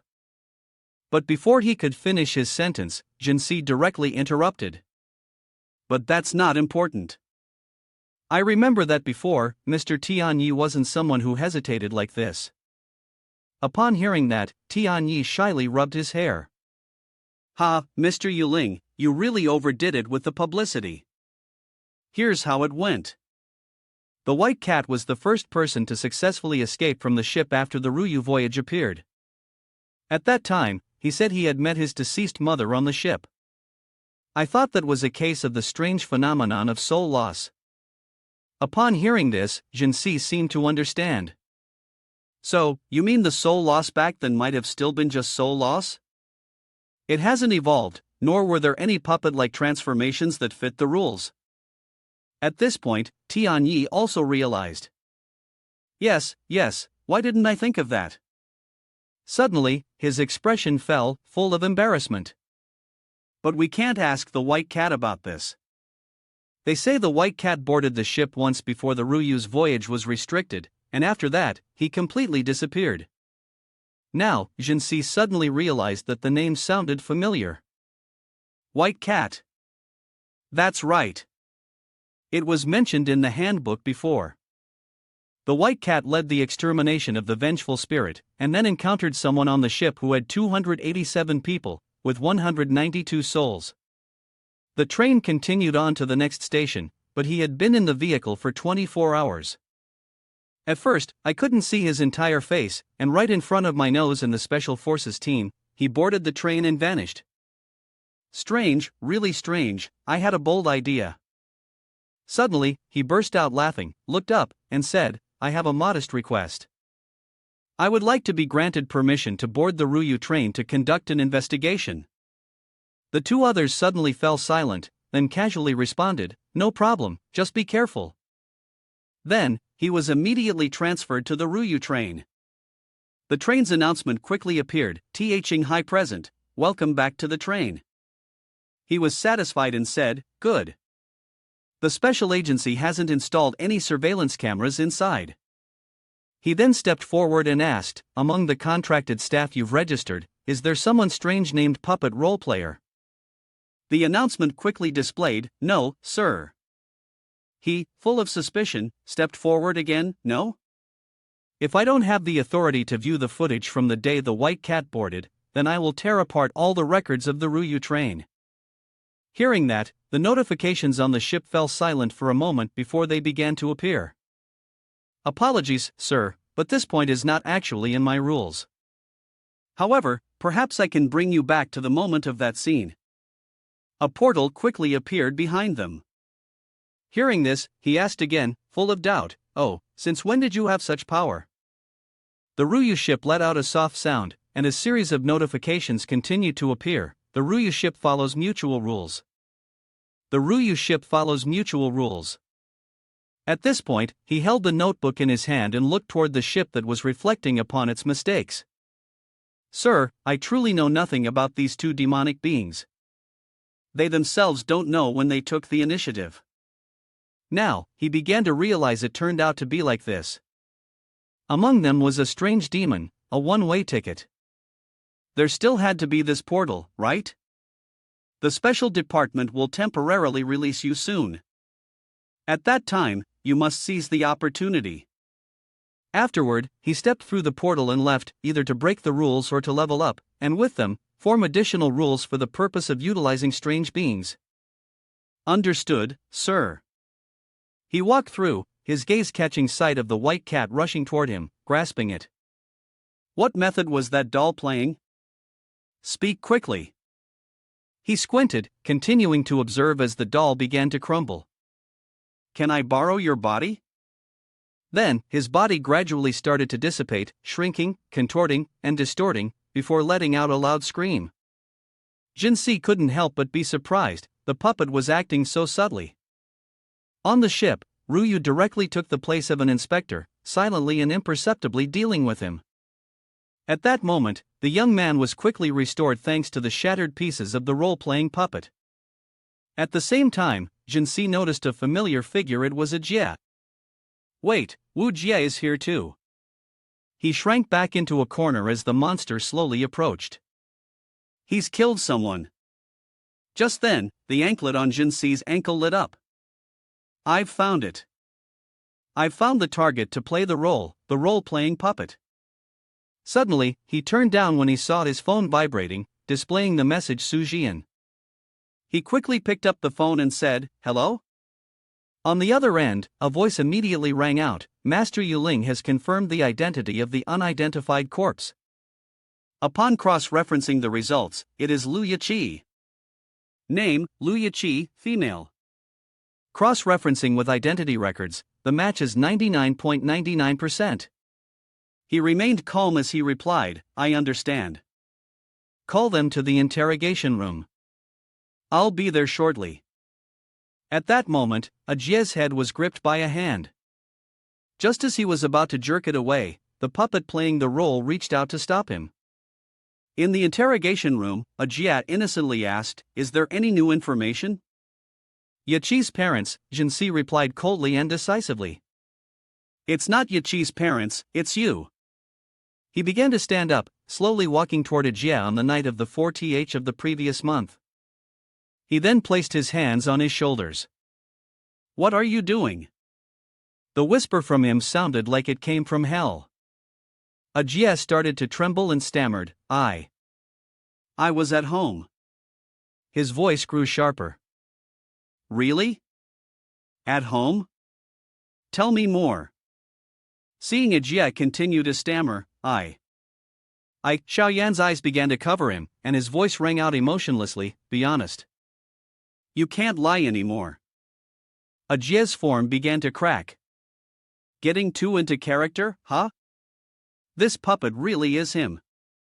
According to the usual rules of identity, Ajie's body started to shatter, trembling as he confessed, "That night I was at home, but when Yachi wasn't there, I went looking." A purple smoke rose from his head as he continued to make his statement. "But I didn't expect her to still catch on. The moment his mistress fled, the two of them had a conflict, and he accidentally killed Lu Yachi with a bottle of liquor. But I only acted in haste and had to deal with her. I still have a lot of things to do, I can't let her affect me." Suddenly, Lu Yachi's voice rang out, her eyes glaring at him. "What are you two talking about? Why can't I understand what you're saying?" At this moment, he was holding his head, crying. Looking at Wu Jiexiongwei's current form, Yuan Si also stepped back after merging the rules. As expected, the fall from grace had already occurred. If that was the case, he began to raise his hand and asked, "Then you got on the Ruyu train, right?" The puppet role play, the allure of this pigskin layer was even stronger than the white cat of the supervisor. He spoke and directed Xiaoyan toward Ajie's head. "You're not picky, huh?" Xiaoyan's eyes began to cover the entire room, with one large eye staring directly at Ajie, as if delivering a final verdict. It remained silent for a moment, then turned back to its shattered form. Its voice, full of mockery, had been exposed. Then, it began to crumble apart, its tiny legs running away, but Yuan Si quickly noticed it. He turned towards it. Xiaoyan immediately blocked the door, causing it to recoil in fear. Yuan Si extended his hand to capture it, and a red circle appeared in front of the puppet playing the role. But just before he could make contact, something suddenly blocked him, leaving him surprised. "Does it not work?" It turned back with a savage grin. As he clicked his tongue in irritation, he resorted to the same old trick. The puppet quickly broke through the door and disappeared outside. Everyone around was astonished as he calmly stepped out. The aura that had been heavy with misfortune earlier now seemed to have vanished entirely. How could there be no trace of any energy at all? Even though barriers had been set up, it seemed ineffective. Suddenly, someone spoke up, "Lord Yuling, the puppet has escaped. We will immediately send people to pursue it." He could sense that the puppet had shattered the glass door and jumped down, but he replied calmly, "There's no need. It can hide its power just like an ordinary doll.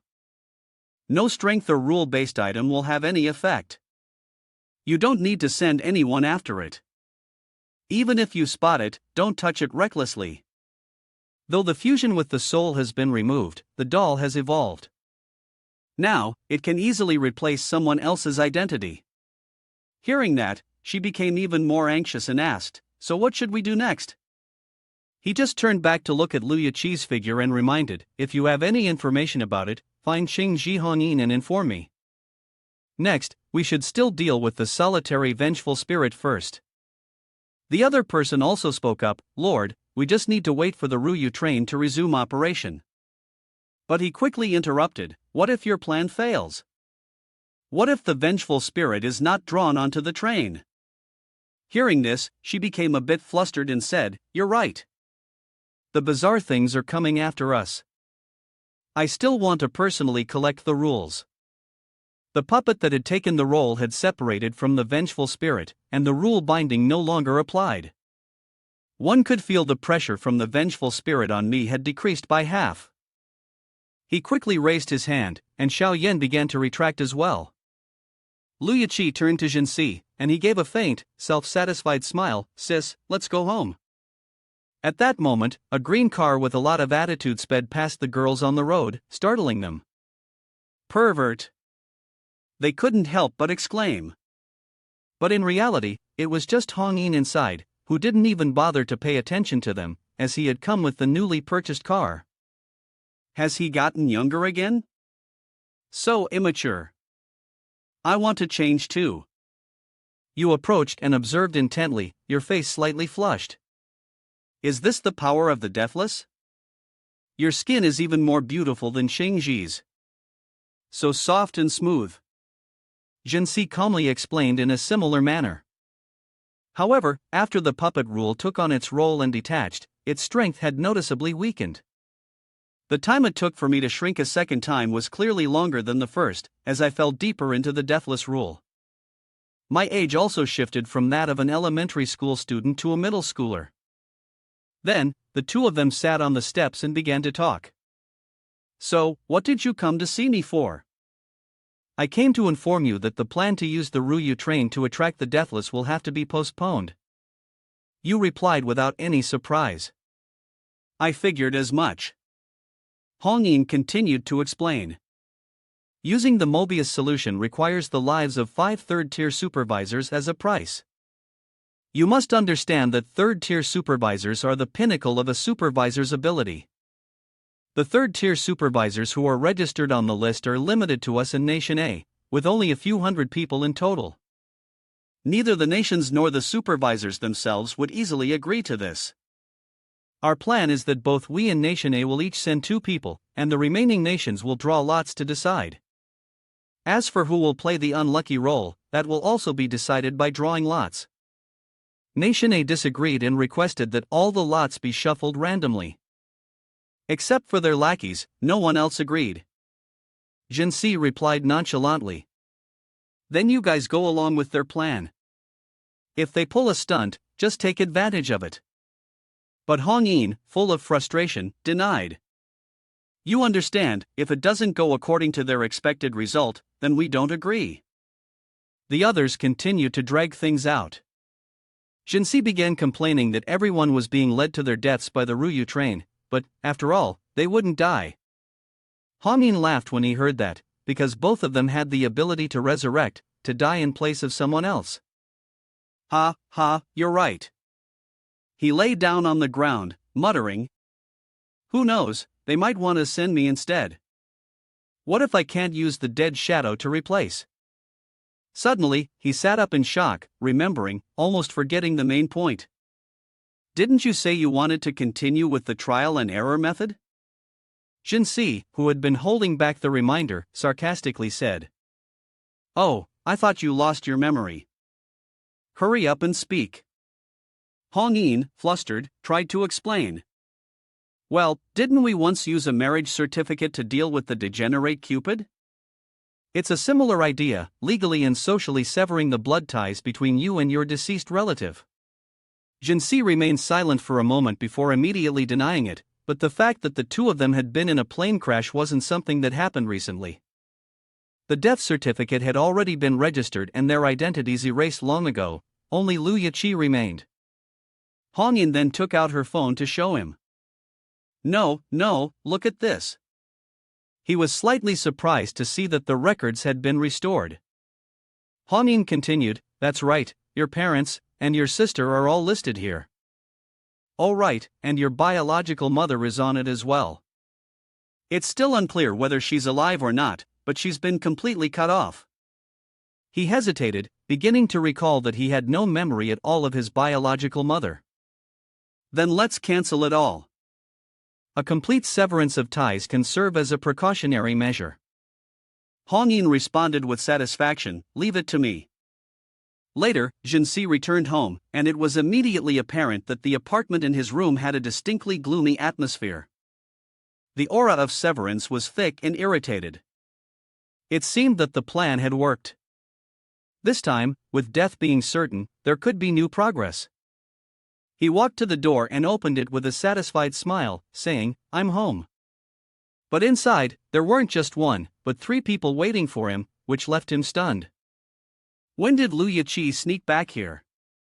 But this time, they didn't act anymore, instead, they directly became monstrous creatures, furiously lunging at him. One of them immediately bit into his neck and continued to tear his body apart into hundreds of pieces, causing his head to droop. His eyes barely opened. "Why am I not dead yet?"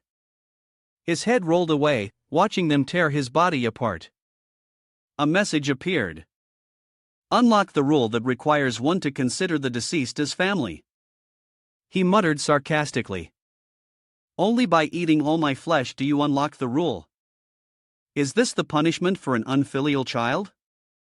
Truly deceitful." After they left, he gently closed his eyes again.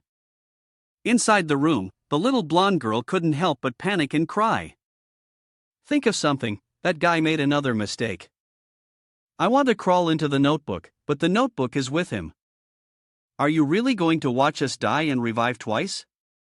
Xiao Ai calmly responded, I can take him to hide, you can stay behind and try waiting for the master to revive, then use their power to bring them back. Maybe by then, your mute effect will disappear. The little girl with small eyes continued to speak, so, if it's you guys, he will definitely be revived. But will I be revived? I don't want to gamble. At that moment, the door swung open, causing them to panic. 3 demons entered, staring hungrily at the little demon. However, by then, the little demon had already managed to flee. They circled around, beginning to search, and suddenly, their forms shifted back from demonic to human. Outside, Yuan Si's phone began to ring, the call coming from Hong Yin. His broken body slowly began to rise, but it resembled more of a soul than a living being.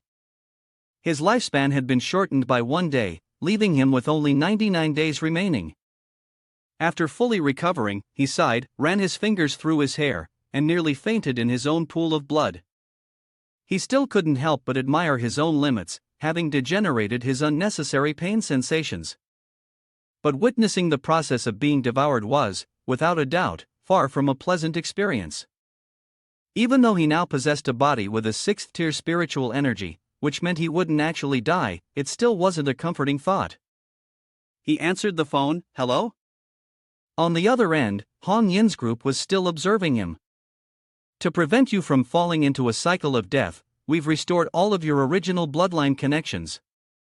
Yuan Si responded briefly, thank you. However, Hong Yin couldn't help but furrow his brow, feeling guilty. He apologized to Yu Ling, not expecting such a brutal death. However, his voice on the other end remained casual, something I hadn't expected. Where's the weird stuff? Hong Yin quickly reminded me, they came to your room, and you just turned off the device. Let's end the call for now. We'll talk again when there's new progress. Seeing his nonchalant attitude, Hong Yin couldn't help but ask, hey, have you thought of a new plan? But before he could finish, the call ended. A smile curved on my lips. There indeed was a new idea. Still, I had to thank them for that. I glanced inside, continuing to play the role of a dutiful child. I'm home. What's everyone doing in my room? At that moment, the 3 ghosts continued their act. The mother was cleaning, the father was sitting at the computer, and Lu Yiqi was lying on the bed. The mother said, Auntie is helping clean up for you. Lu Yiqi spoke up, oh, I thought this was my room. I walked over to my father, Dad's working. But this is my computer. He stayed silent for a moment, then softly said, oh, I made a mistake. Yuan Si looked at the chaotic messages on the computer with disdain. The puppet show had lost its usual sharpness, and the act of mourning the dead had suddenly become clumsy. But I still kept up the act and left the room. The whole family had worked hard today, so I'd cook tonight. You immediately started a fire, put on an apron, and rolled up your sleeves. In ancient mythology, there were stories like Journey to the West, the investiture of the gods, and Natra, who peeled the bones of his father and mother. You swung the knife, slicing once, and your own blood dripped onto the claws. From then on, you stood alone as a deity, understanding the human experience. After a while, you quickly finished cooking and brought the food outside. Here, try it. The arm where Xiao Yan was still constantly wriggling. The 3 demons observed for a moment before sighing. You narrowed your eyes when you saw them begin to charge in like zombies, tearing at the meat, even chewing on the plate. After swallowing it all, the 3 of them returned to their normal state, then suddenly vanished. A notification appeared, unlocking the rule of severing ties with the deceased by cutting flesh and blood. A friendly reminder, depending on the level of spiritual power, the amount of flesh and blood required to sever ties with the deceased may vary. You looked at the bracelet on your wrist and thought for a moment. So, that's how it works. The stronger the spiritual power, the more spiritual energy is contained in the body. If it's a level 1 or level 2 supervisor who doesn't have the ability to substitute death, this method wouldn't work. After all, if you feed the deceased all of your flesh, you'd suffocate yourself. The surveillance room couldn't help but celebrate at this moment. It's a success. Lord Yuling is so powerful, truly has found a way to avoid death. Now we can only update the new data on the death side. But he looked towards the door when he noticed something unusual. No, it's not over yet. As long as it hasn't been completely absorbed, the heart of the anomaly is still inside his body. The door outside suddenly knocked repeatedly. Hong Yin asked suspiciously, "What's going on?" He also began to be on guard as the door opened slightly, revealing the figure of a girl. "Yuan Si, I'm back." Everyone was quite stunned. Has Lord Yuling's mother passed away? He only gave her a cold glance before turning away. "Do you want to have a meal?" She quickly declined and went back to her room. "No need, I just came back from a trip, so I'm a bit tired." He couldn't help but feel bothered.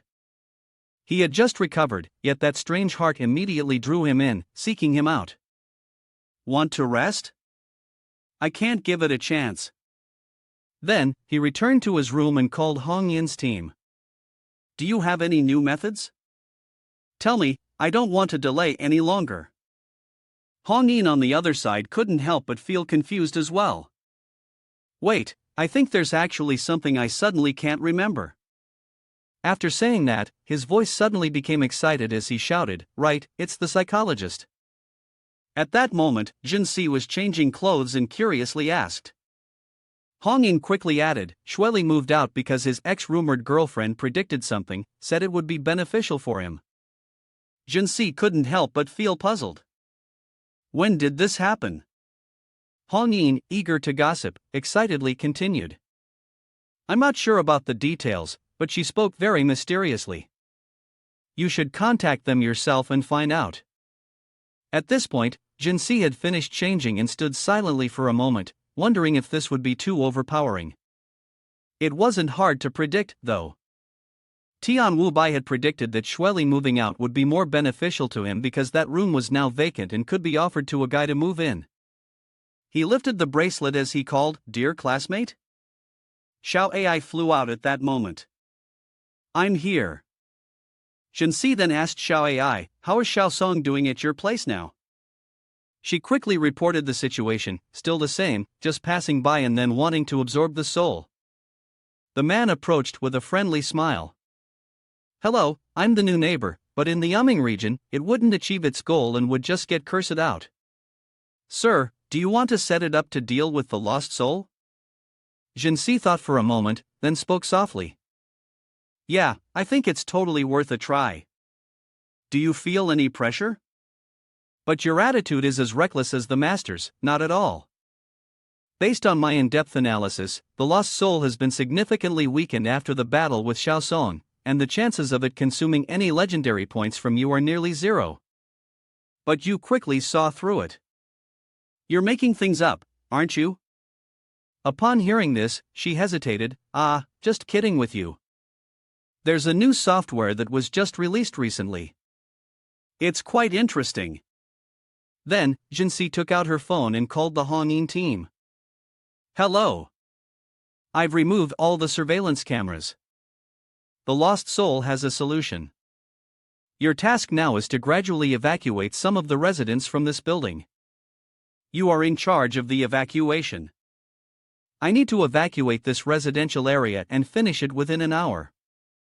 Sorry for the trouble, everyone." Upon hearing this, Hong Yin immediately understood. "No way.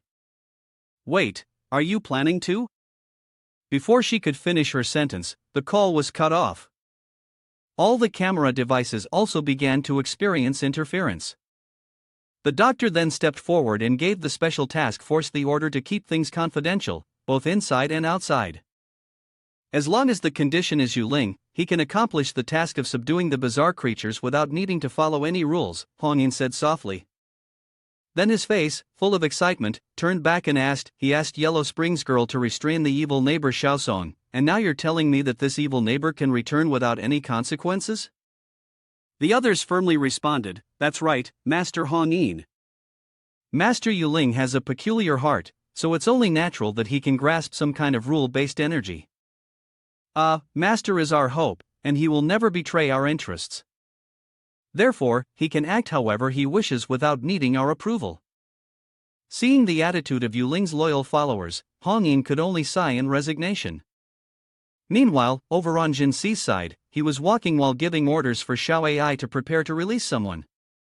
Understood. As the clock ticked, moving toward exactly 12 o'clock, a familiar tall figure appeared in the hallway. Xiao Song walked toward the Minghu rental office, then stopped with a smile, subtle yet filled with cruelty. Yuan Si happily handed him the contract. Here is your house contract. Starting today, you are a resident here. From now on, we will be neighbors, so let's live peacefully with each other. Xiao Song gladly accepted. Of course, I'll visit you tomorrow and bring you a gift. At that moment, Yuan Si was playing the role of the landlord, while Xiao Ai was the real estate agent. He smiled slightly. Well, that works. Indeed. The next day, Xiao Song brought a gift bag to Yuan Si's sister. I'm Xiao Song, I just moved into the house next door. Today, this is a small token from me. Please accept it. Xiao Song quickly knocked on the door, just like before. On the first day, the spirit of the deceased had accepted the gift but seemed still cautious, then turned back to warn Yuan Si that Xiao Song wasn't a good person. On the second day, Xiao Song borrowed something. Although the spirit of the deceased allowed him to, its anger was clearly building up. Until one day, Xiao Song knocked on the door so repeatedly that it seemed like the door might break. Excuse me, I'm Xiao Song. I'd like to borrow your bathroom for a moment. Xiao Ai was playing a game while Yuan Si sat beside her watching. This time, the spirit of the deceased directly rejected Xiao Song. I refuse. Please go back. But as soon as it finished speaking, Xiao Song stepped in naturally. Noticing the anger from the spirit of the deceased, Yuan Si couldn't help but feel a sense of satisfaction. It's starting.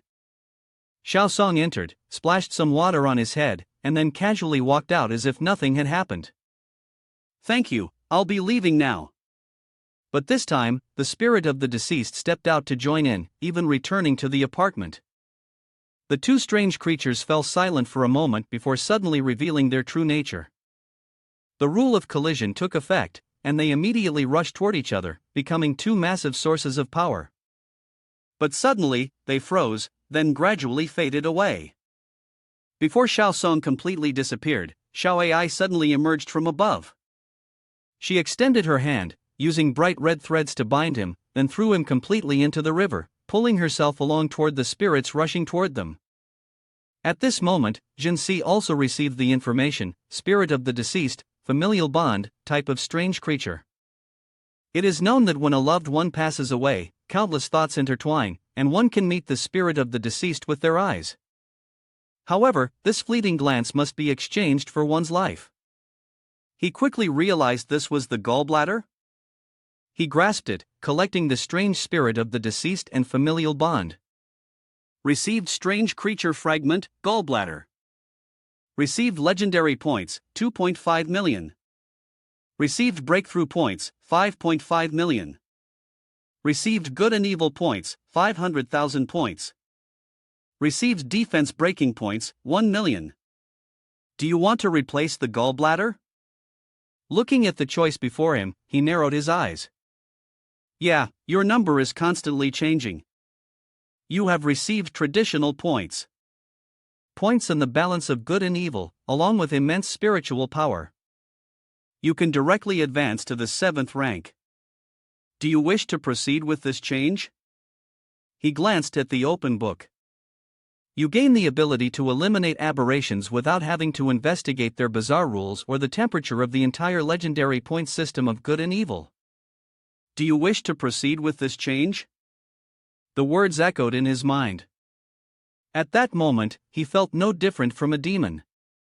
Xiao Yan's eyes seemed to envelop the entire space as he resolutely replied, No, you're getting too excited, like a multi-level marketing scammer. The book remained silent as it continued displaying information: legendary points, 567,967, good and evil points, 177,302, influence, 1,000 plus, lifespan at 6th rank, 100 days. Yuan Si continued to think. Without absorbing the fragment, to reach the 7th rank, his spiritual power points would need to break through the 10,000 mark, requiring 200 million good and evil points. In fact, replacing internal organ fragments wasn't impossible, but he still needed to be cautious of the possibility of the handbook and the bizarre fragments twisting in a direction he couldn't control. This was the first time the book had shown such a crazy situation. But perhaps it was just him overthinking, managing to grasp the ability. Increasing one's strength is the way to eliminate the entire power of forces that are paying attention to you. He walked over to the window, opened the door, and softly spoke, "After all, this heart has integrated well with me, just like Xiaoyan, Xiaoai, and the others. So, do these pieces also belong to the strange rules that I've created?" He picked up the gem in front of his neck and chuckled lightly. "I blamed you wrong. If you've chosen me, then I think you're the rule prop that doesn't want me to die the most. After all, we can be said to be life and death partners, right? Isn't that right?" The scene shifts to Detroit, Nation A. A group of people surrounded a desk, slowly lining up to sign their names. After signing the agreement, Kong Bing, Mr. H, and another person pressed the button simultaneously.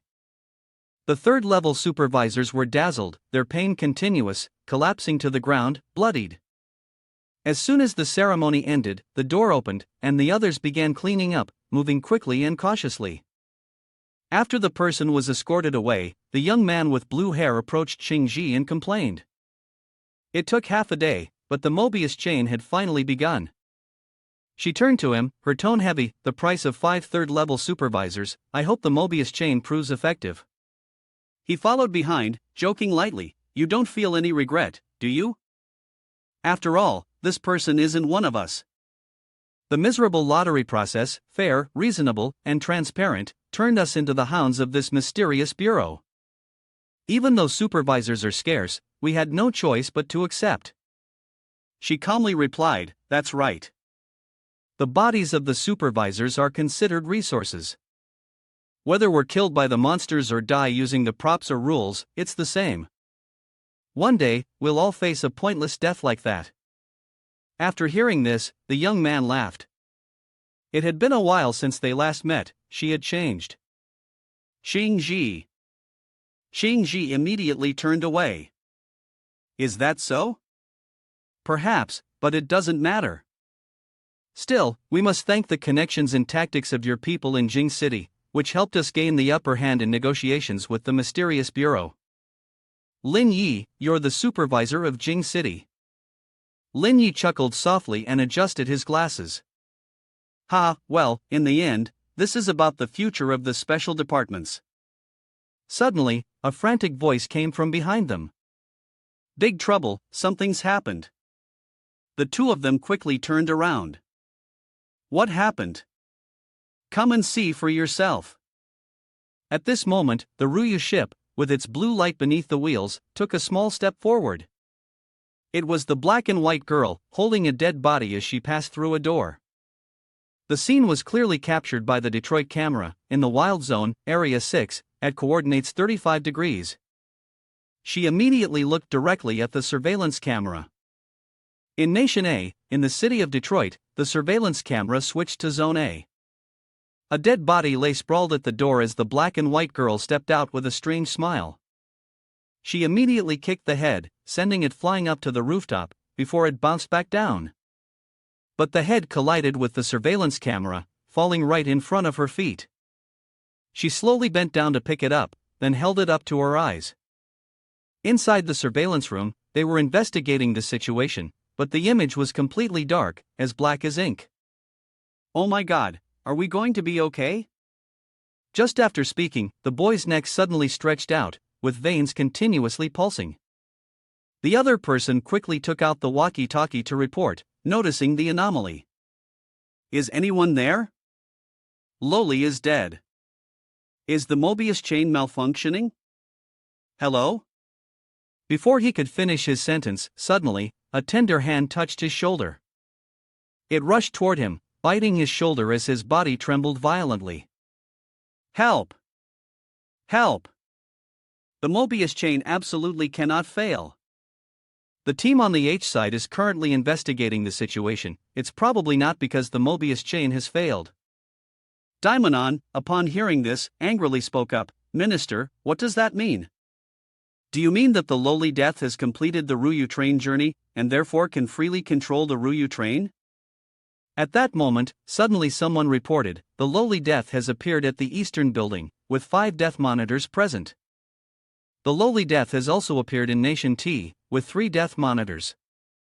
A series of notifications rang out, leaving them unable to deny it any longer.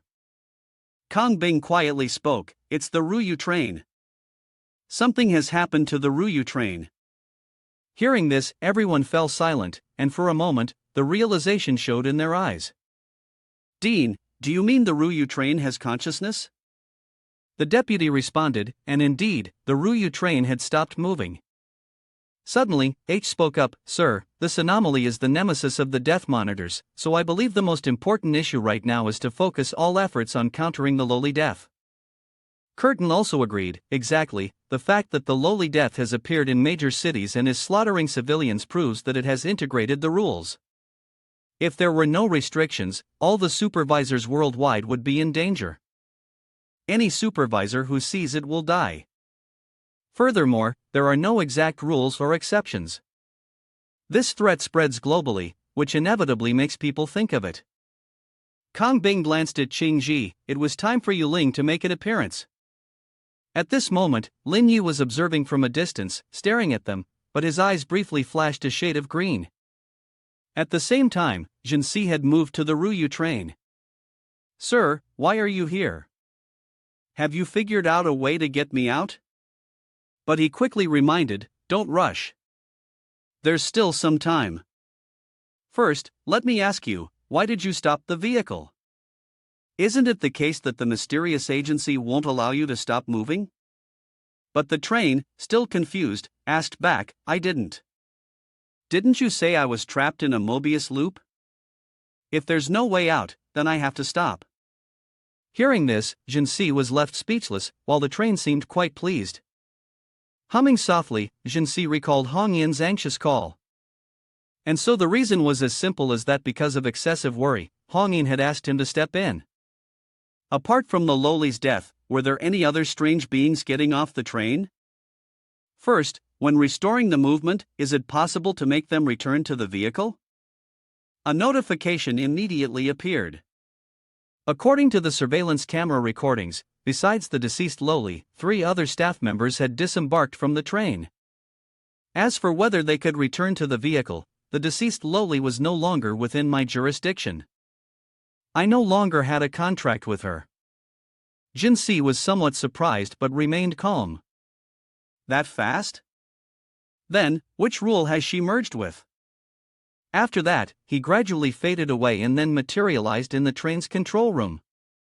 Looking at the information displayed on the notification, he asked further, have you gathered information on the deceased lowly? The train hesitated before responding. Very little. Although hiring staff for the train service required unusual criteria, there was no way to investigate the details. Hearing this, Yuan Si became a little annoyed. Who did you learn from? Based on the emergency search tool provided by the research team, it was discovered that although there were records about the deceased lowly, they had appeared more than half a month before the Ryū train's launch date. The current rule was that anyone with spiritual power, if detected by the deceased lowly and gazed into her eyes, would die. According to the ancient records of this world, the supervisors were not like ordinary people. In addition to the balance of life force, referred to as vital energy and death energy within their bodies, there was also the extremely powerful spiritual energy. The entire face of the lowly death figure symbolizes the life force of yin-yang, while the spiritual energy within a human body supervises and disrupts the balance between life and death. This will be extremely attractive to the lowly death figure. But what I don't understand is that Hong Yin once escaped the divine technique and asked to place very close to the lowly death figure. Why is that? Suddenly, he was startled, realizing could it be that I have already guessed it? Suddenly, an announcement from the ship appeared. What do you need, sir? Can I assist you? He chuckled lightly and turned away. No need. I think I need to handle this murderer supervisor myself. He gently snapped his fingers, causing a rule collision. A few days later, a flight was quickly arranged for Yuan Si to travel. Sitting on the plane, he thought, as I expected, it wouldn't be long before the special department contacted and arranged the experiment between me and the lowly death figure. In fact, it's not that I wasn't prepared for this experiment. The International Special Department is quite interesting, they dare not probe too much, and their attitude is very humble. They even said that if I couldn't solve it, they would think of a solution themselves, not daring to trouble me. As an international authority organization among various countries' anti-anomaly departments, the mission of the International Special Department is to maintain and protect the balance, safety, and cooperation between nations. When humanity faces the greatest threat from the aberration, resolving issues or disputes between nations, alleviating or preventing conflicts between the evil spirit power users, the International Special Sciences place great importance on their abilities, displaying such an attitude, and are also quite dissatisfied with how the Bureau of the Mystical, which has no knowledge of Kong Bing and Qing Ji's discussions, is handling things. It just so happens that it's time to change the cycle, continuously collecting legendary points, writing this urban legend now.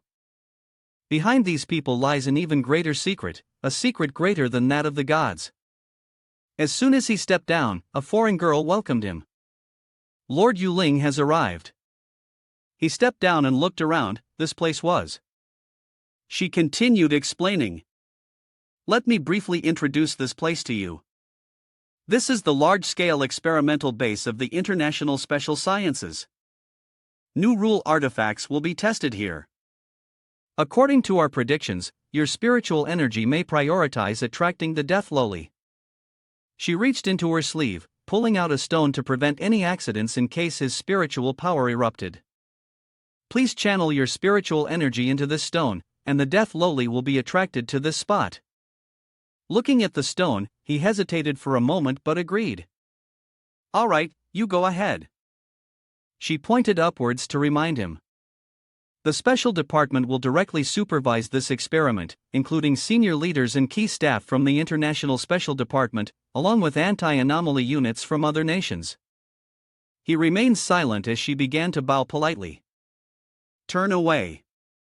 Then, Lord Yuling, I will not disturb you any longer. As soon as she left, he chuckled softly, tossing the stone into the sky before starting to walk.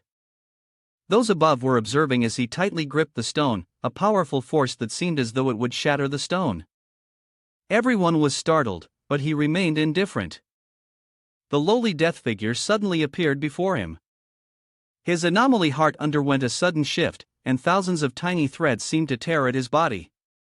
He collapsed, realizing that his body was beginning to emerge, and Xiaoyan's eyes seemed no longer as unified as before. Staring directly into the lowly death's eyes caused his body to be severed by thousands of threads. Suddenly, the small figure began to cry out, "Mommy, mommy, mommy." Xiao Ai also felt the tremor as she looked at the cracks on his body. My lord, it seems you have made your choice. In the surveillance room, suddenly, the cameras began to malfunction. People started to panic. What's going on? Why are the cameras malfunctioning? Is it Yuling or the lowly death? Kong Bing quickly denied, it's not Yuling. If he agreed with us, he wouldn't intentionally sabotage it. As for the death lowly, everyone suddenly fell silent when Kirin spoke up. It's fine, just switch to the military satellite for observation. From a distance, Lin Yi also softly muttered, it seems like Lord Yuling can't defeat the death lowly. After he revives, he probably won't agree to cooperate with us, right?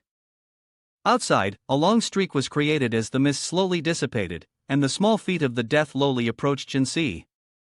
She grabbed his neck with a strange smile. She lightly sniffed him like a delicious morsel, then laughed loudly, reaching up to touch his eye. The vision rule and the gap and the strange heart rule complemented each other, automatically absorbing. Suddenly, the death lowly's arm was sucked into his eye. He remained calm as one eye slowly turned golden, while the other was being gradually invaded by Xiaoyan. He stepped back, muttering strange sounds. A golden light appeared, enveloping the Death Loli's arm, which had been separated by Xiaoyan. Soon after, he regained his consciousness as the Death Loli faded away, causing an explosion. He stood firmly in the smoke, looking at himself. What happened to me? The notification from the notebook rang out again. You have acquired the Death Loli. He slowly moved toward the bomb area. I have acquired the Death Loli. But the current situation was that his yellow eyes gradually shifted back to his usual red eyes. The black streaks on Xiaoyan also began to shrink as he cupped his face with his hands. The conflict with the Death Loli caused the rules of Xiaoyan and Xiaoai to automatically merge, with the two strange fragments supplementing each other. As a result, he could now use the rules power, and everything his eyes saw would be destroyed. However, the rules of the strange fragments would probably not affect the architecture, environment, or anything that did not belong to humanity. Yet, this area had turned into something like this. It seemed that he could no longer control the rules. He raised his hand to his chest, the bracelets seeming to be connected to him. Now, there was only one way subtracting a day from his lifespan, leaving only 99 days remaining. At this moment, the military satellite from above had observed everything. Everyone in the room was silent, stunned in disbelief. As for Kongbing, who had lived with Yuan Si for so long, probably used to many surprises, he calmly spoke up. At first, we weren't sure if Yuling could still use the strange rules without relying on the rule item he has now. According to the replay footage from the military satellite, there is no doubt anymore. He was the first one to be able to freely use the bizarre rule. Kiran remained silent for a while, then hesitantly spoke up. This is a serious matter. Kongbing, you must understand that if he cannot control this power. But Qing Ji immediately interrupted, he can control it. This experiment is a good opportunity for us to observe. It's highly likely that he discovered he couldn't freely control the bizarre rule, so he chose to commit suicide to restore his sanity.